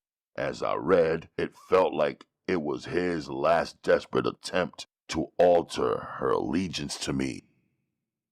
"Yes, she is his wife, and she is my wife too." I doubted that the general had read her manuscript. Now that I think about it, though, perhaps he was aware of its existence. Perhaps she had used it with the accuracy and precision of her knives and hit the bull right in his eye, so to speak. Perhaps she had threatened him with it. After a lifetime of not being photographed and under the protection of his family to keep everything concerning him private, he must have wanted to stop the autobiography of the general's young daughter from being published. Maybe it pushed him to the point that at the threat of losing his daughter's loyalty, he felt the shame of abandoning Marcus, his son. Maybe I was somehow ruining his quote-unquote do-over. The off-road vehicle rode rugged off-road. We maneuvered over ice and rocks and sticks and even veered around a massive elk. After a bit of a journey, we arrived at a miniature, oddly shaped log cabin in the wilderness. There was a Jeep already parked there below the towering trees. Again, I had no idea what was going on. He climbed out the Hummer. I followed. I observed that the tiny place had a weird chimney. It was just a pipe popping out through his roof. The smoke was pouring upwards and then dispersed by the intensity of the cold air. A woman, maybe about 22 years young, opened the door and stood in the doorway. She wore a colorful kimono with no socks or stockings or anything to shield her from the cold. As we entered, I realized that she was wet but seemed unfazed by the intermingling of two extremely different temperatures. She rushed us into the warmth. Happy New Year! She said enthusiastically, and in a manner and a tone that led me to believe this was not her first meeting with the General. The cabin ceiling was so low, the General, who stood 6'8", had only 2 inches remaining above his head. I also was strangely close to the ceiling. She was not. I'll take your coats. You may hang your clothes right there. She pointed out a row of metal hooks lodged in the wall. We both removed our coats and suit jackets. I was following his lead. He began unbuttoning his dress shirt and removing it as well. I paused. Come on, son. When in Rome, do as the Romans. When in Alaska, do as the Eskimos. When in Buffalo, do as the Buffaloes. He chuckled. This place is a Mookie, an Alaskan-style steam bath. You've had a hard run for a long time. You'll need this to extract all that filth from your skin. Even though we were not in Alaska, the General seemed to like Alaskan things. I noted that fact and the possibility that he is either currently stationed there or had been stationed there for some extended period of time. Maybe that's why he was at ease in the Buffalo freeze. He was down to only his boxers and about to come out of those. I adjusted my mind. I moved it right past my recent past and beyond the jail and perversities that I never knew or considered existed before going to jail and observing. I settled my mind way back in the Sudan, in the memory of my southern Sudanese grandfather. He was a huge black-skinned man, same as the General. Grandfather was blacker than black, and shaded even deeper than the General, who was surely black too. In the Sudan, men washed side by side at times in the flesh. It was natural and clean. There with no suspicions or threats or even a remote thought of anything else. Fully naked now, both of us men, the General and me, duck-walked to pass through the door that led to the next room, which was only 5 feet in height. The floor and the ceiling and the walls were all made of wood. We eased out of our duck squat and sat on a long wooden bench facing the wooden stove that was percolating. The metal pipe that sat in the middle of it ran all the way out through an opening in the roof and was so hot it was turning red. In this room, both of our heads were touching the ceiling. Is it too hot for you, son? He asked me. I didn't say anything. I was adjusting, breathing in the moist heat. I felt this swirling in my lungs and was breathing it back out as all of my pores were opening. I knew he was using that statement to have a double or triple meaning. I knew he was trying to break me, get me under his wing and control, not kill me. But I'm from the desert. I'm from the Sudan, the land of the blacks, home of the original pyramids, even before Egypt, which was previously known as Kemet, the land of the black-skinned pharaohs, and the region of the prophets Moses, Jesus, and Muhammad, peace be upon them, for those who don't truly know. When it gets too hot for you, lie down, he said. I got this place reserved for 2 hours. You should be good, clean, smoked, and steamed by then. He laughed, and the deepness of his voice echoed. Crouched there on the bench, sweat pushing out of our pores and glazing our faces and bodies and even soaking our toes, he said, Let's begin our negotiation. Let's do that, I responded. Even I was eager. I wanted the information, the verdict, and the conclusion. I'd rather be beside his daughter, nude and moist and wet. You realize that you are not in the same position as you were before when you won, and I allowed you to leave Asia with my 16-year-old daughter, he said. Right, I agreed, purposely brief. You realize that you committed a serious crime, murder, and you are a convict. I was in the middle of serving my time for that conviction when your people came, locked and loaded and interrupted. He turned and looked at me hard and grimaced. Ungrateful. You should be glad my people came and interrupted you. Or did you grow accustomed to living like a beast? I'm not confirmed that you have rescued me. You may have sunk me into a deeper legal problem. Convince me. While you're at it, please tell me exactly what you want. He was quiet. As the steam rose, shrouding his face, he looked like a gorilla in the mist. At the same time, he resembled my father. His looks, not his content or his style. Son, call it whatever you like, but it is what it is. Since you have no negotiation etiquette, I'll give you the harsh bottom line. You are a prisoner of war. Do you know what that means? In this war between you and me, you've lost this battle. You know the rules of war, son? When you lose something of great value. Something precious to you. The best outcome for a loser is that he becomes a hostage, a servant, a slave, or a dead man. He pulled a thick string that caused a bell to ring, then moved off the bench and lay out flat on the floor. The swinging door that separated the steam room from the dressing room pushed open. The blonde-haired, blue-eyed young white woman walked in, completely nude and carrying a bucket filled with some fluid. She used a wooden bowl to scoop the liquid and began pouring it all over the general's body from head to toe. It was water. From his grunting out his relief and pleasure, I knew it was cool to cold water to lessen the intensity of the steam heat. Lay down, son. You gotta learn when to lay down, he said.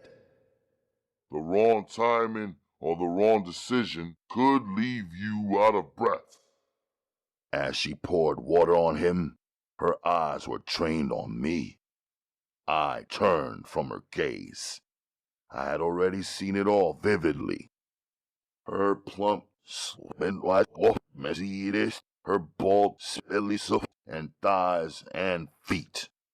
She's a trick, I said to myself.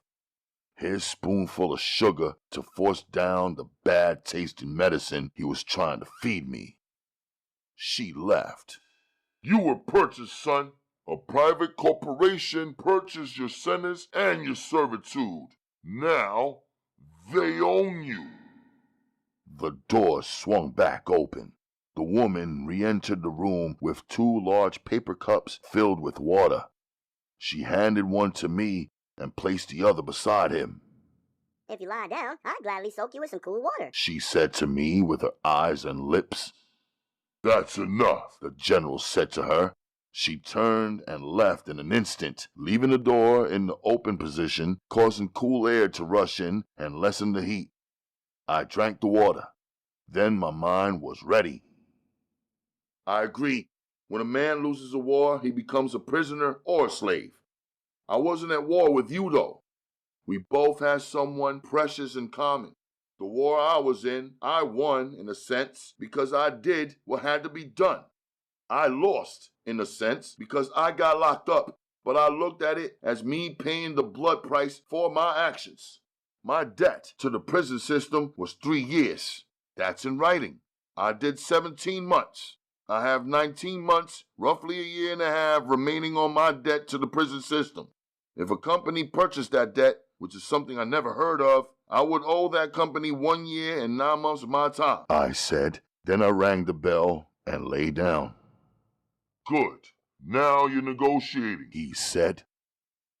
The naked girl reappeared and began pouring the cool water over me from head to toe. It was a relaxing feeling in a tense time. She left. Your debt was 1 year and 9 months without incident, he said.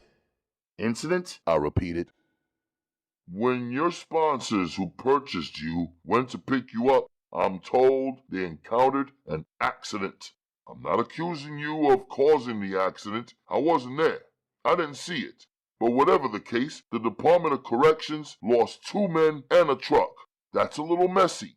Your sponsor's team contacted me, not the local police or prison authorities. In less than 30 minutes, I deployed my team to clean up the scene.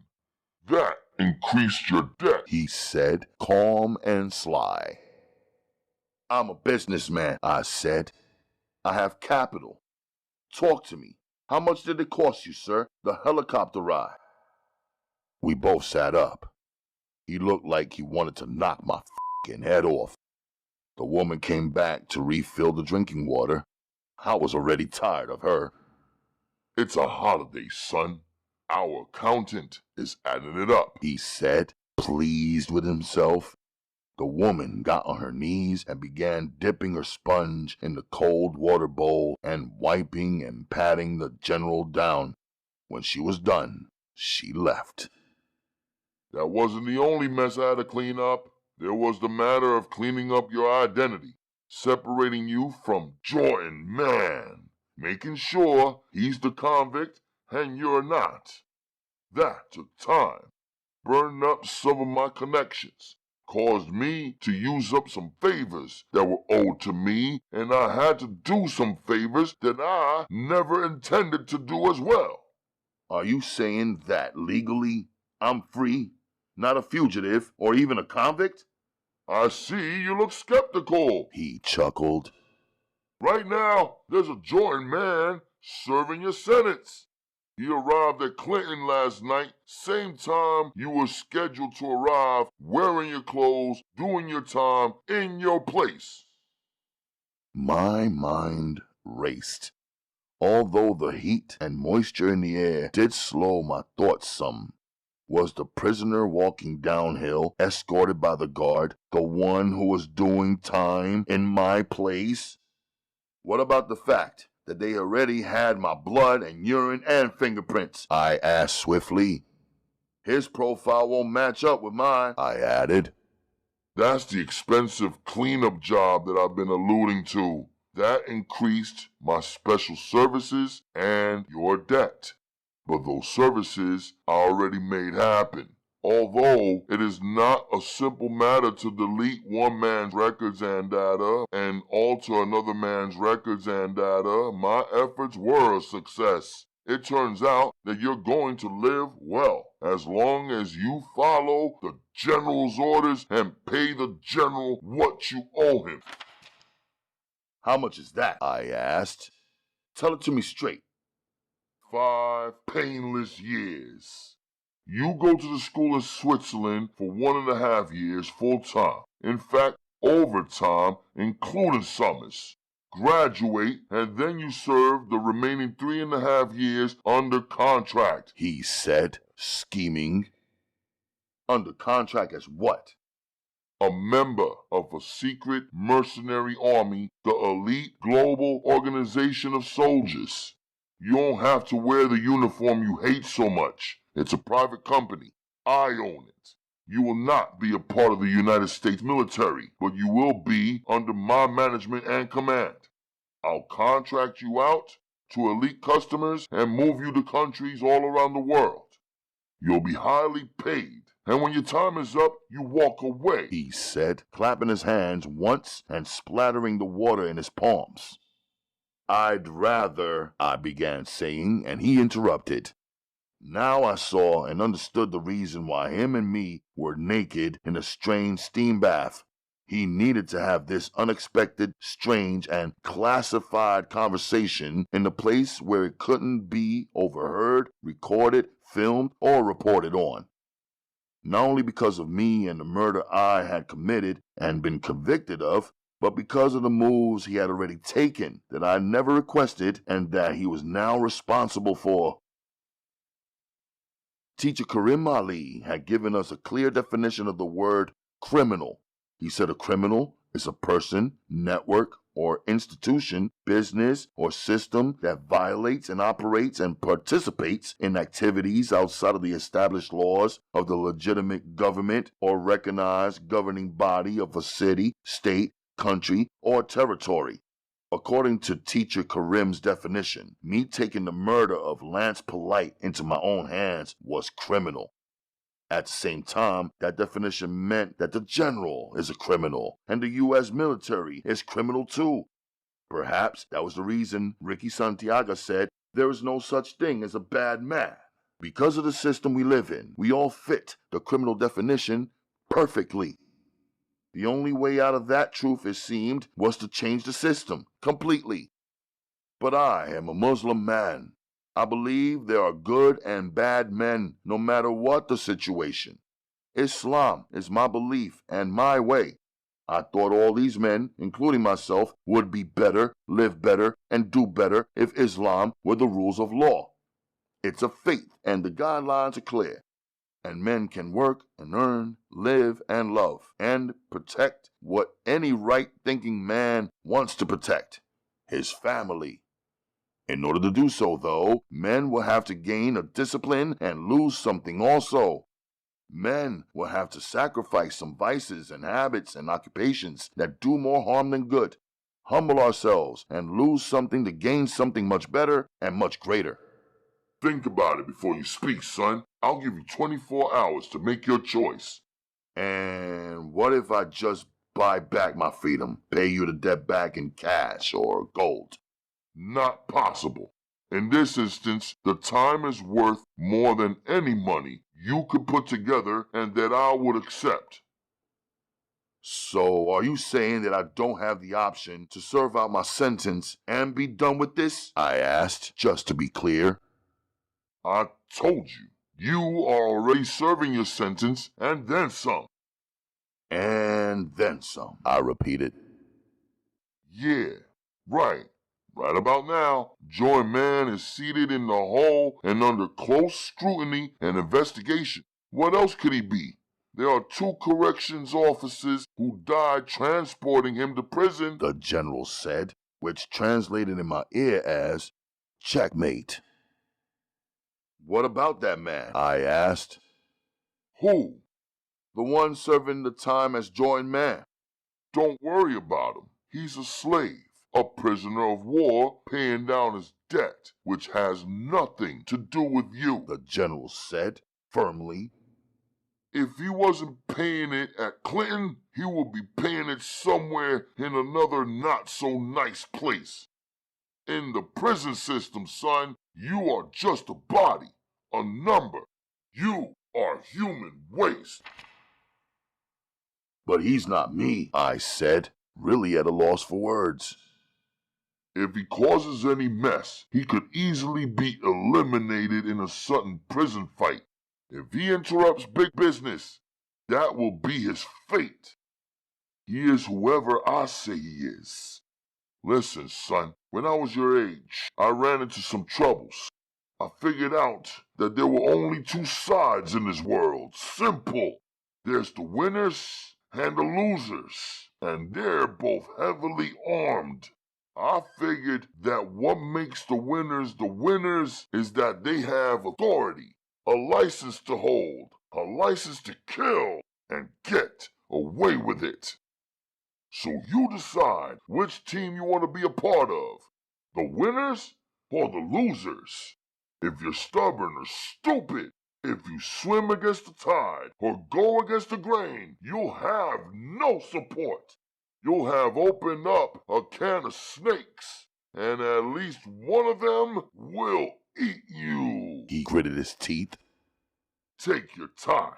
You have 24 hours, he threatened politely. I had voices streaming through my thoughts. My own voice, the voices of my father and grandfather, Teacher Karim Ali's voice, Santiago's, Daquan's, and the voice of that girl who gave that speech in the jail. Seated in the back of the Hummer on impulse, I did what she recommended. Check the label, she had said. I pulled down the black jumper I wore this afternoon. I flipped the collar and checked the label. It had the letters HWM embossed on it.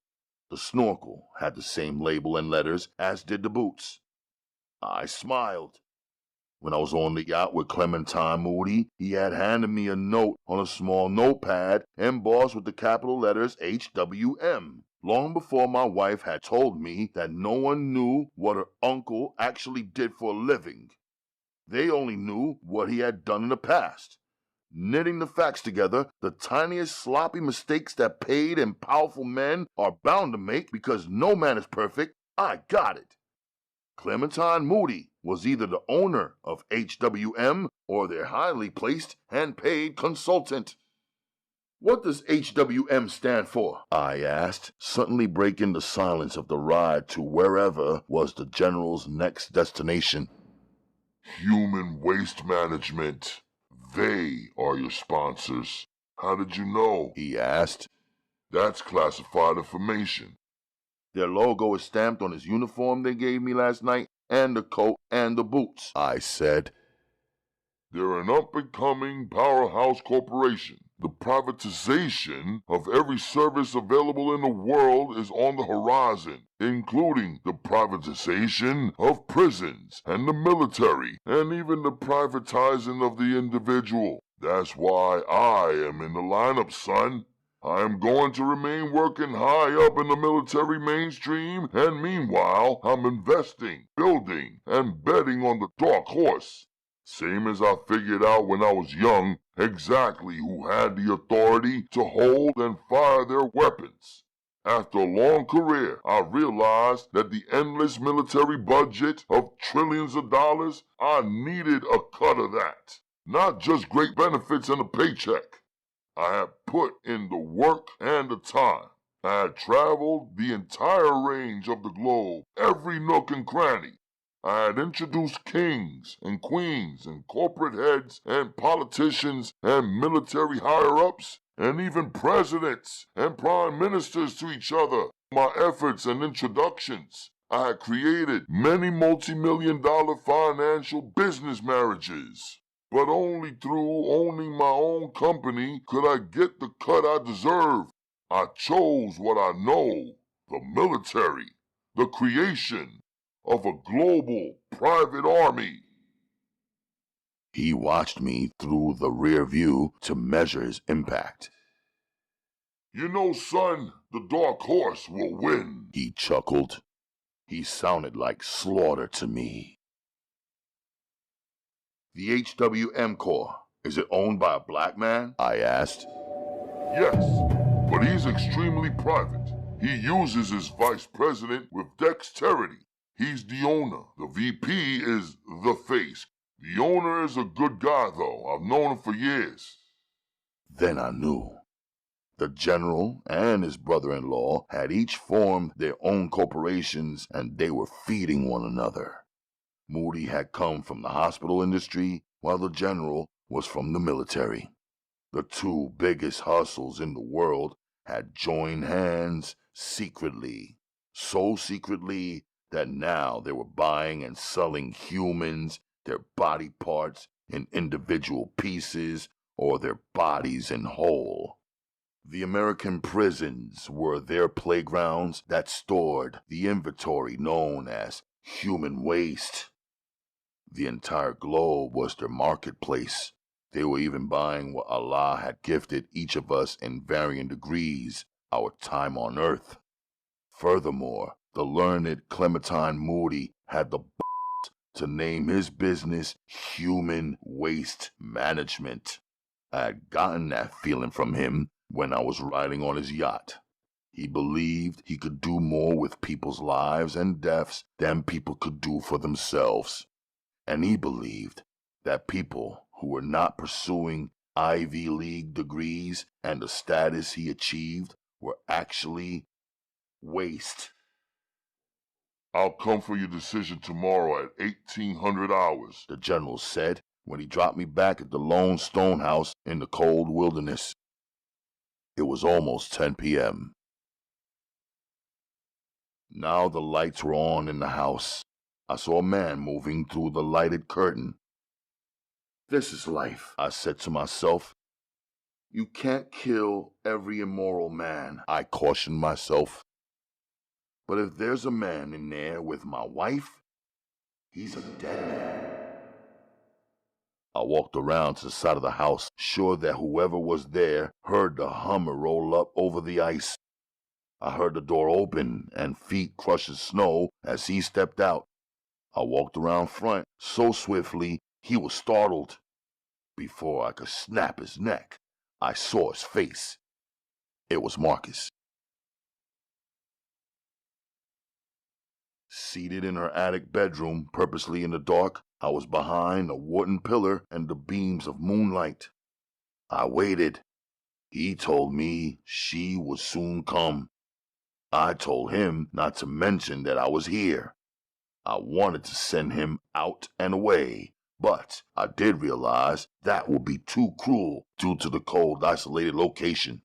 Aside from that, he seemed less crazy than before.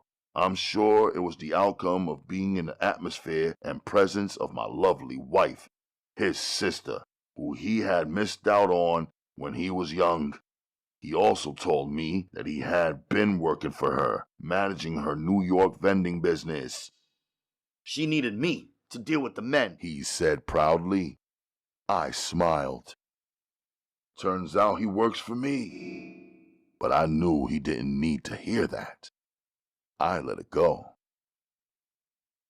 I heard a vehicle roll up. I didn't look. She always saw too much.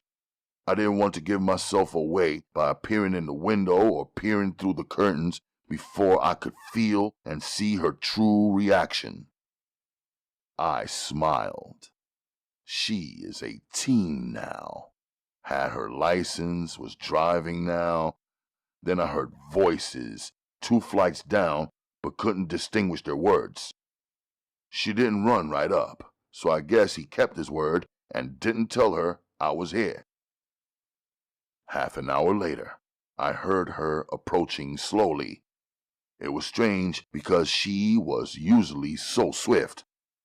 When she finally appeared, she was carrying something on her back. I stood still as a statue. She turned to pull out a dresser drawer, and I saw my baby on her back. Allah Dulila. My racing heart was beating now like a war drum, so loud I thought she could hear it. She placed our baby in the drawer after laying a blanket inside of it.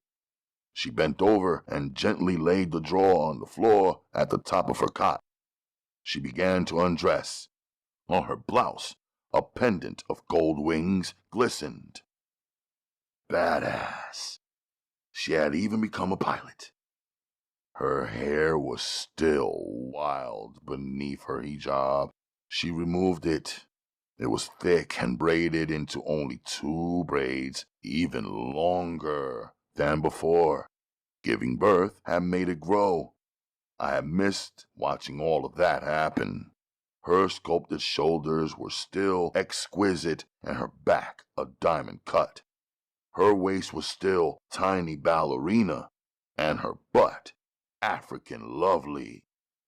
Still training, she had made that happen. She must still be shooting her bows and arrows. Her arms were lean and tight. She turned around and leaned back against her dresser. Her milk and honey breasts and hips more beautiful than heaven. If you only knew, she said softly, and tears fell from her smoky gray eyes. You wouldn't tease me by staring from over there. Come over here and love me.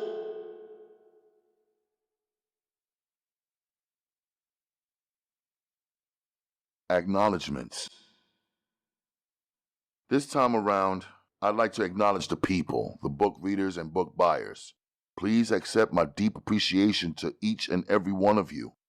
Specifically, I'd like to thank every single youth and student who has taken it upon himself or herself to ask for, find, and buy my novels, even when your teachers have either refused or failed to assign or provide them to you.